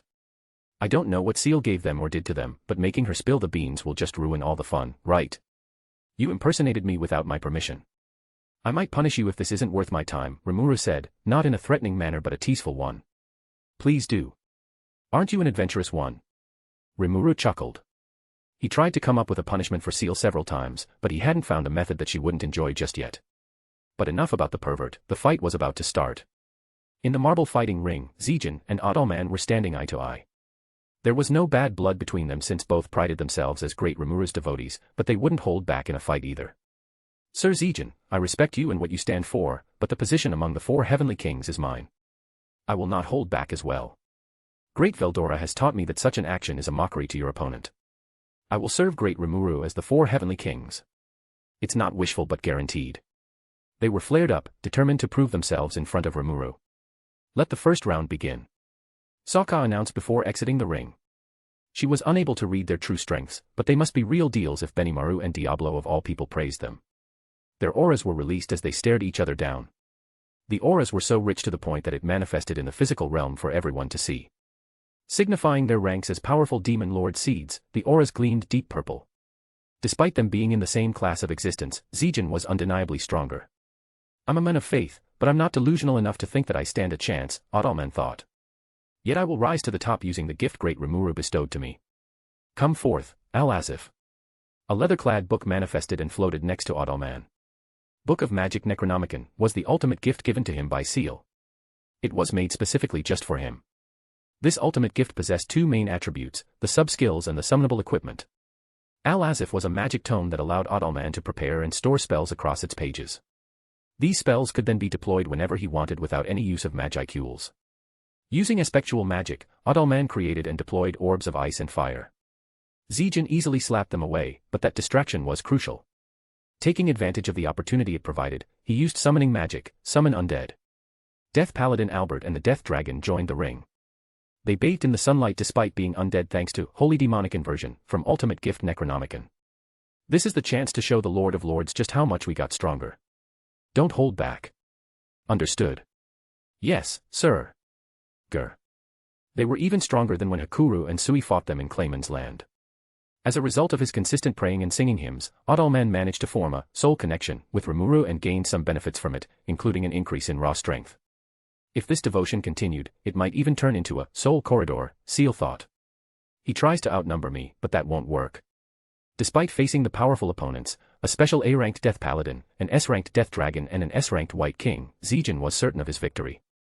He dodged as the Death Dragon tried to attack him with its claws and blocked swings from Albert's masterful swordsmanship with impressive speed. You're too slow, Zijan said, then Speed blitzed both of them with sharp and decisive kicks. Their bodies broke down upon the impacts but immediately restored to their prime forms. We are Sir Adelman's immortal legion for a reason, said Albert. Because both of their souls resided in the White King, they could regenerate from even the most fatal of attacks. The only way to defeat them was either destroying the material bodies until there was nothing left to restore or defeating Adalman himself. Zijan looked over the Death Paladin's shoulder and saw Adalman chanting. He's preparing another spell. If it took a mage of his caliber this long to cast, then it must be a powerful spell that he thought was enough to defeat Zijan. I must deal with him quickly, yet these two won't let me get to him. Fine, I will deal with them all at the same time. Zijan grabbed the Death Dragon and Albert by their necks. Overpowering them completely, Zijan threw them at Adalman who was concentrating with his magic. I will deal with all of you in one move, Frozen Hell, Cositus. Unique skill all-rounder that he got from Rimuru allowed him to copy any art and magic that he saw. There was a limit to it, of course, it was just a unique skill after all. He couldn't get a grasp on complex kinds of magecraft such as elemental magic and true dragon magic. They required too many conditions to be met, be it special energies or contracts with the elemental race. Thankfully, Aspectual magic didn't have such restrictions. As long as the user had enough knowledge on how to control magicules and bend the law of nature with it, anything was possible. Ice magic worked on the same principle by using magicules to sap away heat from the air. Zijan didn't just perform any ice magic, but the most powerful of them all. Cositus was the spell he copied from the primordial blue herself. This so-called city extermination spell could freeze even the greater fire spirit. And Adalman wasn't immune to it either as he and his servants got encased in a large chunk of ice. This should have been Zijan's victory, but Adalman hadn't given up yet. Driven purely by his devotion for Rimuru, he still wanted to fight.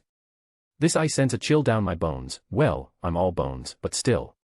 Nonetheless, I won't be like this for long since the magic is ready.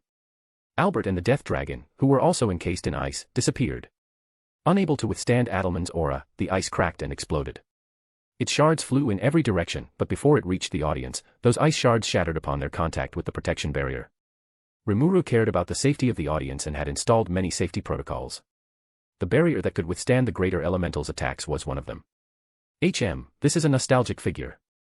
Standing there was a black-haired man in a jet-black priestly robe. It was the young Adalman of the glory days. Sir Adalman. Yeah, it's still me. I've merged with Albert and the Death Dragon to archive this form, he said. This was a secret technique of his known as assimilation. Adalman used his skeleton as a base and then fused with his servants, turning their very flesh into his own.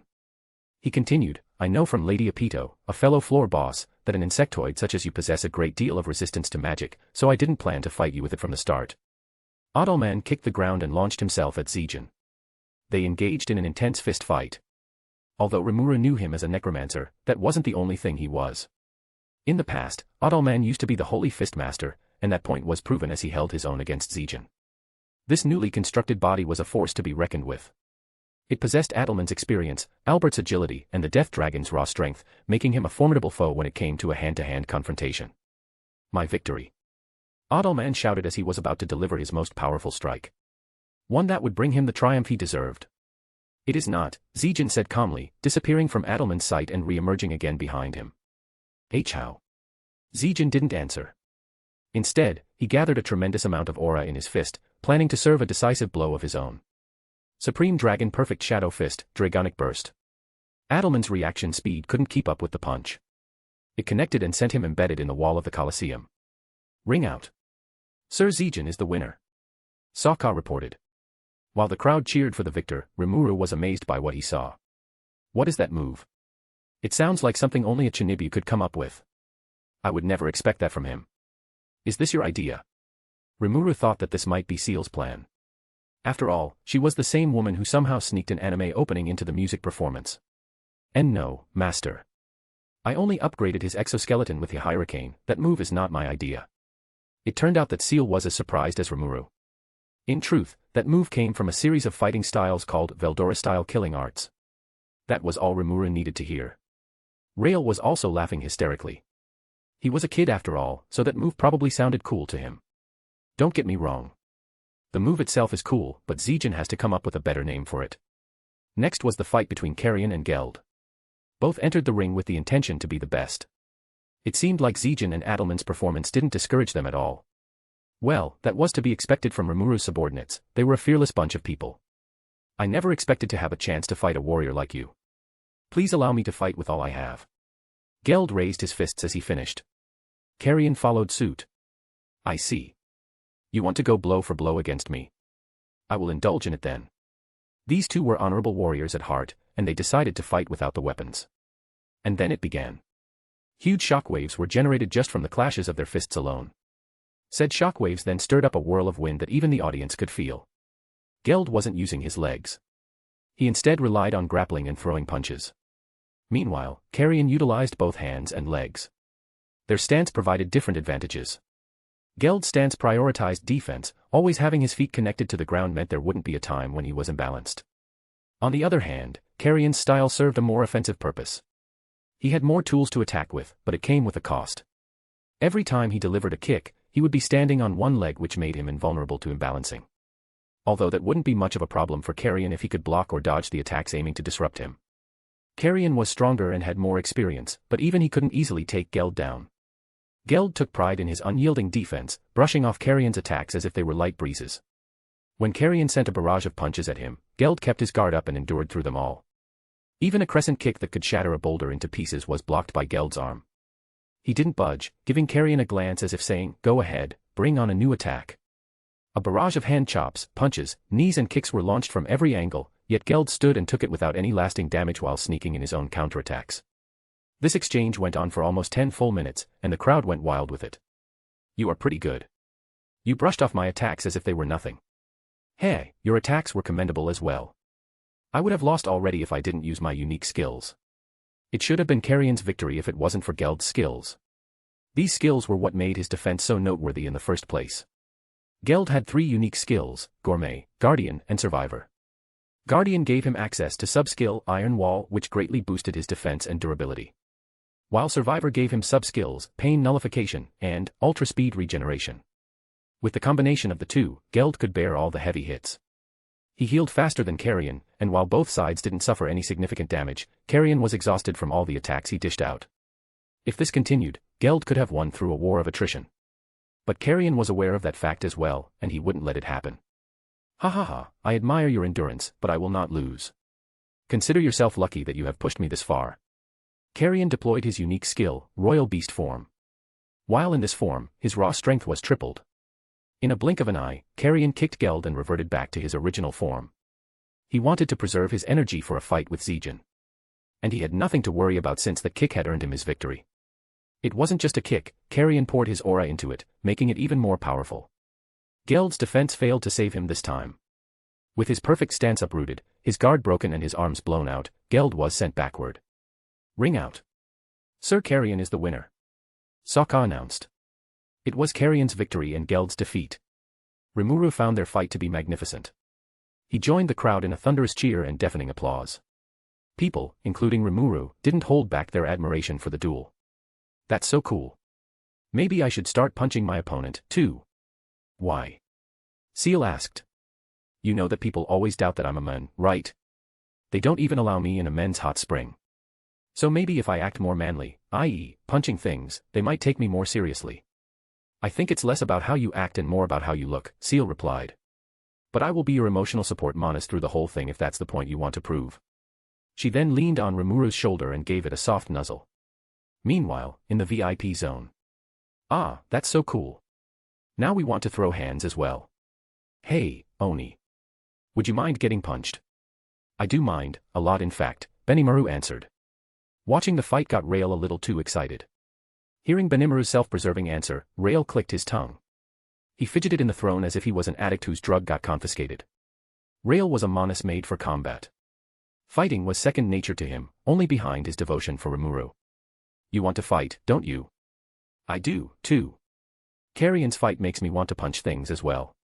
I want to get this out of my system. That was Malim. Rael turned to her, smirking from ear to ear like a brat who was about to get what he wanted. Maybe we could go out and find a place where we can punch each other in the face. Agreed. Let's go. Rimuru might not appreciate this conversation if he had heard of it. But he had to understand, this kind of situation was bound to happen when he put a couple of meatheads in the same room. The next fight was between Masayuki and Jinrai, which went as Rimuru had expected. Masayuki won without a fight. They shook hands in the middle of the ring, and the crowd went crazy for some reason. As expected from hero Masayuki. Some were even shouting excitedly. But seriously though. No matter how many times I've seen it, his skill has always amazed me. Jinrai then walked out of the ring, an intentional ring out that sent Masayuki to the next round without breaking a sweat. In the next and final round, the fight was between Gobta and a man named Guy. Guy swung his sword as soon as Sokka announced the beginning of the match. He was a skillful swordsman just like his title, Flowing Swordsman, indicated. He was for sure a top-tier adventurer, but his equipment could use an upgrade. All of his equipment were rare grade, which meant it couldn't cut through Gobta's special grade armor. The long sword was stopped. Ah. You're nothing but an underling. How dare you wear armor unfitting of your rank? That's way too fast. Gobta would have been gravely injured if it wasn't for the armor handcrafted by Garm. That bastard, he aimed to cut through Gobta's vital organ, didn't he? Rimuru gave him the benefit of the doubt at first, but that was soon casted to the side as the battle continued. Guy rained a barrage of sword slashes at Gobta. He tried to kill Gobta. There was no doubt of his actions. Trying to kill a citizen while the Demon Lord was presented was a bold move, but he did say that he was stronger than the hero and the Demon Lord, so. Gobta managed to dodge most of it and hadn't gained a fatal wound yet. But this wouldn't end well if he didn't come up with a plan quick enough. Unlike Gobta's formal sword style, Guy handled his longsword in a more unpredictable manner. In the right hand, he held a longsword fit for both single and double-handed combat. On the left, he wore brass knuckles that he used to beat up his opponent. It was a strange fighting style, and a prolonged fight wouldn't be in Gobta's favor. This is bad. I might have to use my ultimate technique. Ha ha ha. Why are you bluffing? A trash like you stands no chance. Why don't you just stay still and die? Guy mocked as he continued to swing his sword. Because Great Rimuru is watching. There is no better reason than that. And I also want to show this off. Demon Wolf Transformation. A purple aura swirled and then compressed around him. Gobta had transformed into something beyond himself. He had the appearance of Ranga but stood on two legs. Eh? Why is it Ranga this time? Gobta mumbled to himself. He meant to summon a Tempest Wolf he had been training with, but Ranga made his way into the summon instead. No, this is fine. I've trained with this power before. I will take this win for myself. Gobta kicked the floor, sending himself forward. But instead of clashing into Guy, he clashed into a wall instead. Ring out. Sir Guy is the winner. This transformation came from unique skill, Give Me Strength, which he got after the Falmouth's invasion. He had been training with it since. That was where the problem stemmed from. He trained with a Tempest Wolf, so he failed when he got to handle Ranga's power for the first time. And Gobta's failure made Guy full of himself, more than usual. Ha ha ha. A trash will always be just that, a trash. Shouldn't have crossed me in the first place. Guy advanced to the next round, to Rimuru's dismay. The preliminary rounds were finished. What came next were the semi-final rounds, Zijin vs Carrion and Masayuki vs Guy. Carrion and Zijin entered the ring.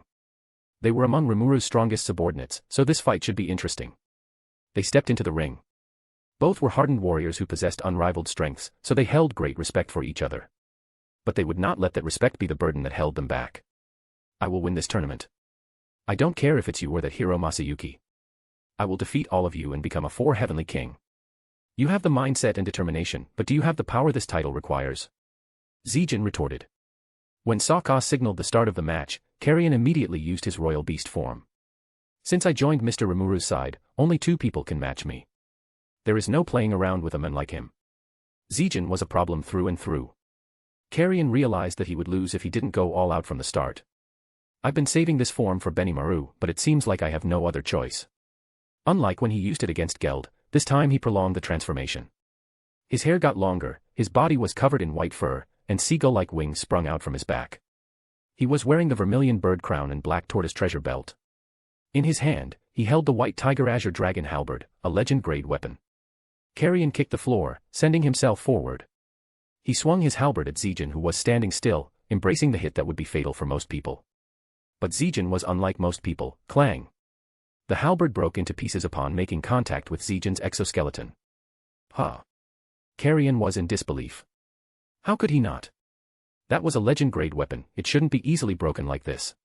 Rimuru was astonished as well. How is that possible? Rimuru mumbled beneath his breath. Wait, you said you upgraded his exoskeleton with the hurricane, right? I did, Seal nodded.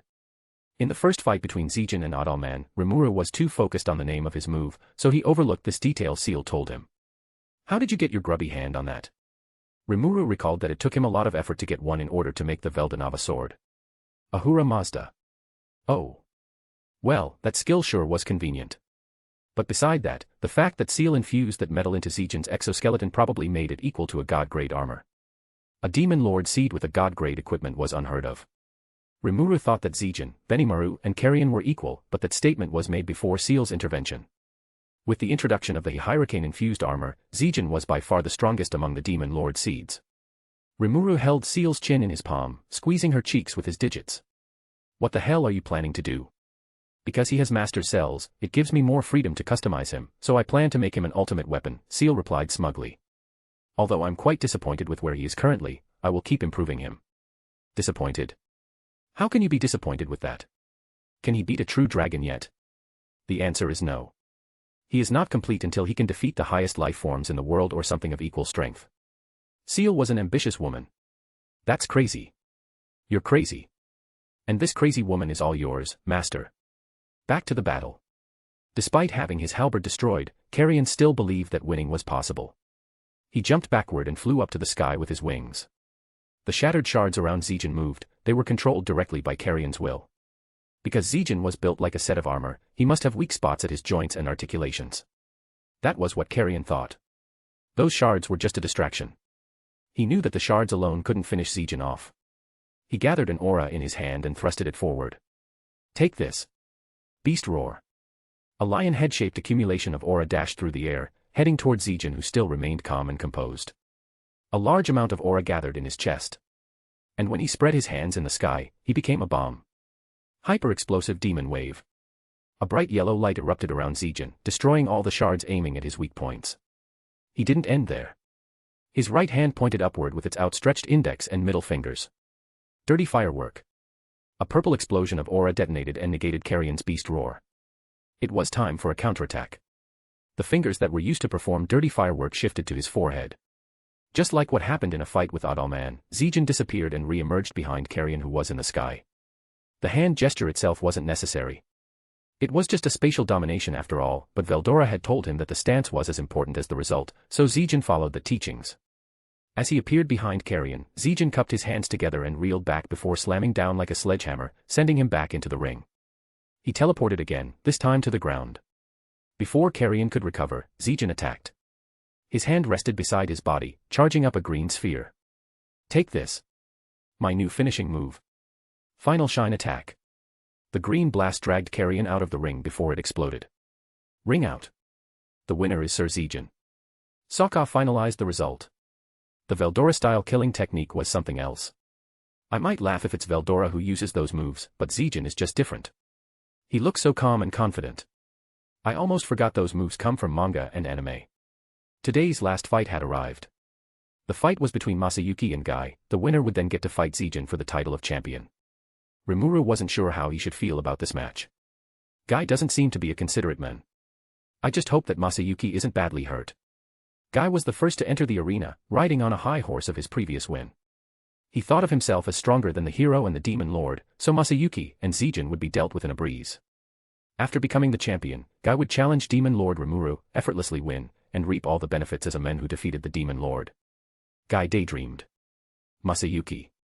Masayuki. The crowd soared as the hero made his way out of the gate. Although something seemed off. Masayuki looked calm, too calm. Rimuru thought the kid was trying to act tough in front of a tiger. Is he going to bluff his way out of this? I mean, it's better for him to do exactly just that. Guy didn't want to waste time with those he deemed as weaker than him. Make haste, he muttered before dashing toward Masayuki with his long sword at the forefront. Masayuki lifted his left arm, trying to block, but it was cut clean off. Ha ha ha. As I expected, this so-called chosen hero is nothing but a fraud. Guy thought arrogantly. As blood was gushing out of the wound, Masayuki seemed unfazed. Instead of groaning, Masayuki used the other arm he had left to grab Guy. Before anything else was said, he headbutted the swordsman. Arg. What are you doing? Masayuki recklessly headbutted Guy again, bruising his own forehead in the process, yet he didn't care. Damn you. Guy cursed as he laid on the ground, blood dripping out from his mouth due to the broken teeth. Masayuki calmly picked the arm that was cut off, positioned it next to the wound and healed it back to its original state. Shut up, it's annoying. Masayuki yelled at Guy before stomping on the man's chest. You said you are stronger than the hero, didn't you? Prove it then. Defeat me. Why you? How dare you, ugh. However, Masayuki wasn't playing around. He stomped Guy's face, rendering him unconscious. Oops, that is too rough, isn't it? Masayuki mumbled to himself. There was guilt in his eyes at first, but he later laughed it off as if it was no big deal. Because Guy was unable to continue fighting, the match ended. Knockout. Hiro Masayuki is the winner. And that's all for today's tournament. The final round between Sir Zijin and Sir Masayuki will be held tomorrow. I hope everyone enjoys today's performance. See you soon. And so the crowd cheered while chanting Masayuki's name, celebrating his victory. With Masayuki entering the final round, the anticipation for tomorrow's match was palpable. But what happened to Masayuki? Where did that confidence come from? It's so unlike him. Did Guy teach him something that I'm not aware of? Before the fight with Guy, Masayuki was in a room where the participants could rest and restore their stamina while waiting. Why am I doing this? I don't stand a chance against those guys. This is suicidal, Masayuki thought to himself. I should have just forfeit, but then again, I want to be seen as brave and dependable by Rimuru-san. He can see through me that I'm not that guy, but I'm too insecure to be seen as a coward, especially by the one I admire. Masayuki took a deep breath. Right, even if I lose, I want it to be an honorable one. My opponent is a man named Guy. He doesn't look like the most honorable opponent. Now, how to lose without looking pathetic? Masayuki sat silently in the room, pondering such a method. TCH. I cannot think of one. Why am I so weak, so pathetic? I'm not a hero, I'm just a boy who sometimes gets lucky. Notice. Completed the achievement, Refusal of the Call. The individual Hanju Masayuki has acquired sub-skill, Heroic Spirit Summoning. Masayuki was a special individual just like Rimuru. While Rimuru had a quest system that guided him up until Valpurgis, Masayuki was brought into this world with an achievement system. There were 12 achievements in total, and the more Masayuki completed, the more his unique skill chosen one would improve. In order to awaken it into an ultimate skill, he had to complete all of them. Masayuki had 3 completed achievements: the Ordinary World, the Call to Adventure and Refusal of the Call. These achievements allowed him to gain a new sub-skill. However, Masayuki still didn't understand what was happening. Hello. Can you hear me? Why is there a voice in my head? Am I getting crazy? Masayuki assumed the worst. You are not. I don't have a name, so call me whatever you want. I'm here to help you sort things out. Are you sure you are not a result of schizophrenia? I know your sister, so you can trust me. But I'm an only child. Well, it's complicated. But that is beside the point. Don't you want to impress Rimuru? I do. How did you know? When you spend too much time with a deviant, you can smell their kind from miles away. This androgynous voice appeared out of nowhere. Masayuki wasn't sure if he should trust it or not. It recommended Masayuki to use the new sub-skill, Heroic Spirit Summoning. Remember, when using this skill, you will become a medium for one of the most powerful men this world has to offer. But you can only use it 3 times and it will be gone forever. Use it sparingly. Masayuki took a deep breath as he used the newly acquired skill. His consciousness faded away. His whole body shook like a man possessed. Notice. The reconstructed individuality of the individual Rudra Nam Ul Nazca has been summoned. Ha. A light chuckle slipped out from his lips. Took you long enough to summon me. Masayuki fell unconscious due to Rudra's sudden intrusion, so the first hero would have this body to himself until the boy woke up. After a fight with Guy, Masayuki, no, Rudra was strolling in the town. People greeted and waved at him. This wonderful feeling of being accepted, it's been a while. No offense to those two, but the promised land is a boring place to call home. Beforehand, he told Masayuki's party to wait at the inn, so he was walking alone. Rudra made his way through the bustling city like a man on a mission. Where do you think you are going? The brave Rudra felt a chill run down his spine as he heard that. When he turned around, he saw Chloe, a little girl with a picture book in her hands. She looked adorable, but Rudra knew what was hiding beneath that youthful appearance. And nothing. I'm just walking around, looking for food, maybe. Yeah, right, Chloe closed the gap between them. You are searching for him, aren't you? What? I'm not. Why should I seek Guy Crimson in a time like this? Rudra replied. That sounds like a confession. Realizing that he was tricked, Rudra clicked his tongue. TCH. You sly successor of mine, can't you just let your mentor have some fun with an old friend of his? No, remember what your duty is. We have already come this far. If you ruin it, then we might have to reset the timeline again. Chloe was serious, and she wouldn't let Rudra do as he pleased. Oh, isn't that Rimuru? Where? Chloe turned around, distracted. Rudra used the opportunity to run as fast as he could. That kid was too easy to read, Rudra thought. But he wouldn't get far as the world around him stopped, everyone was frozen in place. Rudra-san thought he could outrun me, how cute. Chloe slowly walked to him in a calm manner. When talking about the concept of stopping time, the first that came to Rudra's mind was suspended world. The art that could be used via temporal manipulation, which allowed its user to stop the flow of time. In the stopped world, only those who possessed the same ability and digital life forms could move in it. But Chloe's time stop was different. In fact, it froze even the Manas and other digital life forms. Her time stop came from the great Holy Spirit of time, so the only thing unaffected would be those which the Holy Spirit had no authority over. Chloe only kept it up for 2 seconds, which was enough for her to catch up. While she could hold it longer, that would do more harm than good. Veldanava's reincarnations, in which there were 7, were unaffected by this. She didn't want Rimuru to notice her just yet, and if she held it too long, she would just freely give Everge the time it needed to recover. That would be catastrophic. Ouch. Chloe hit Rudra's head with a picture book. Please remember what your objective is.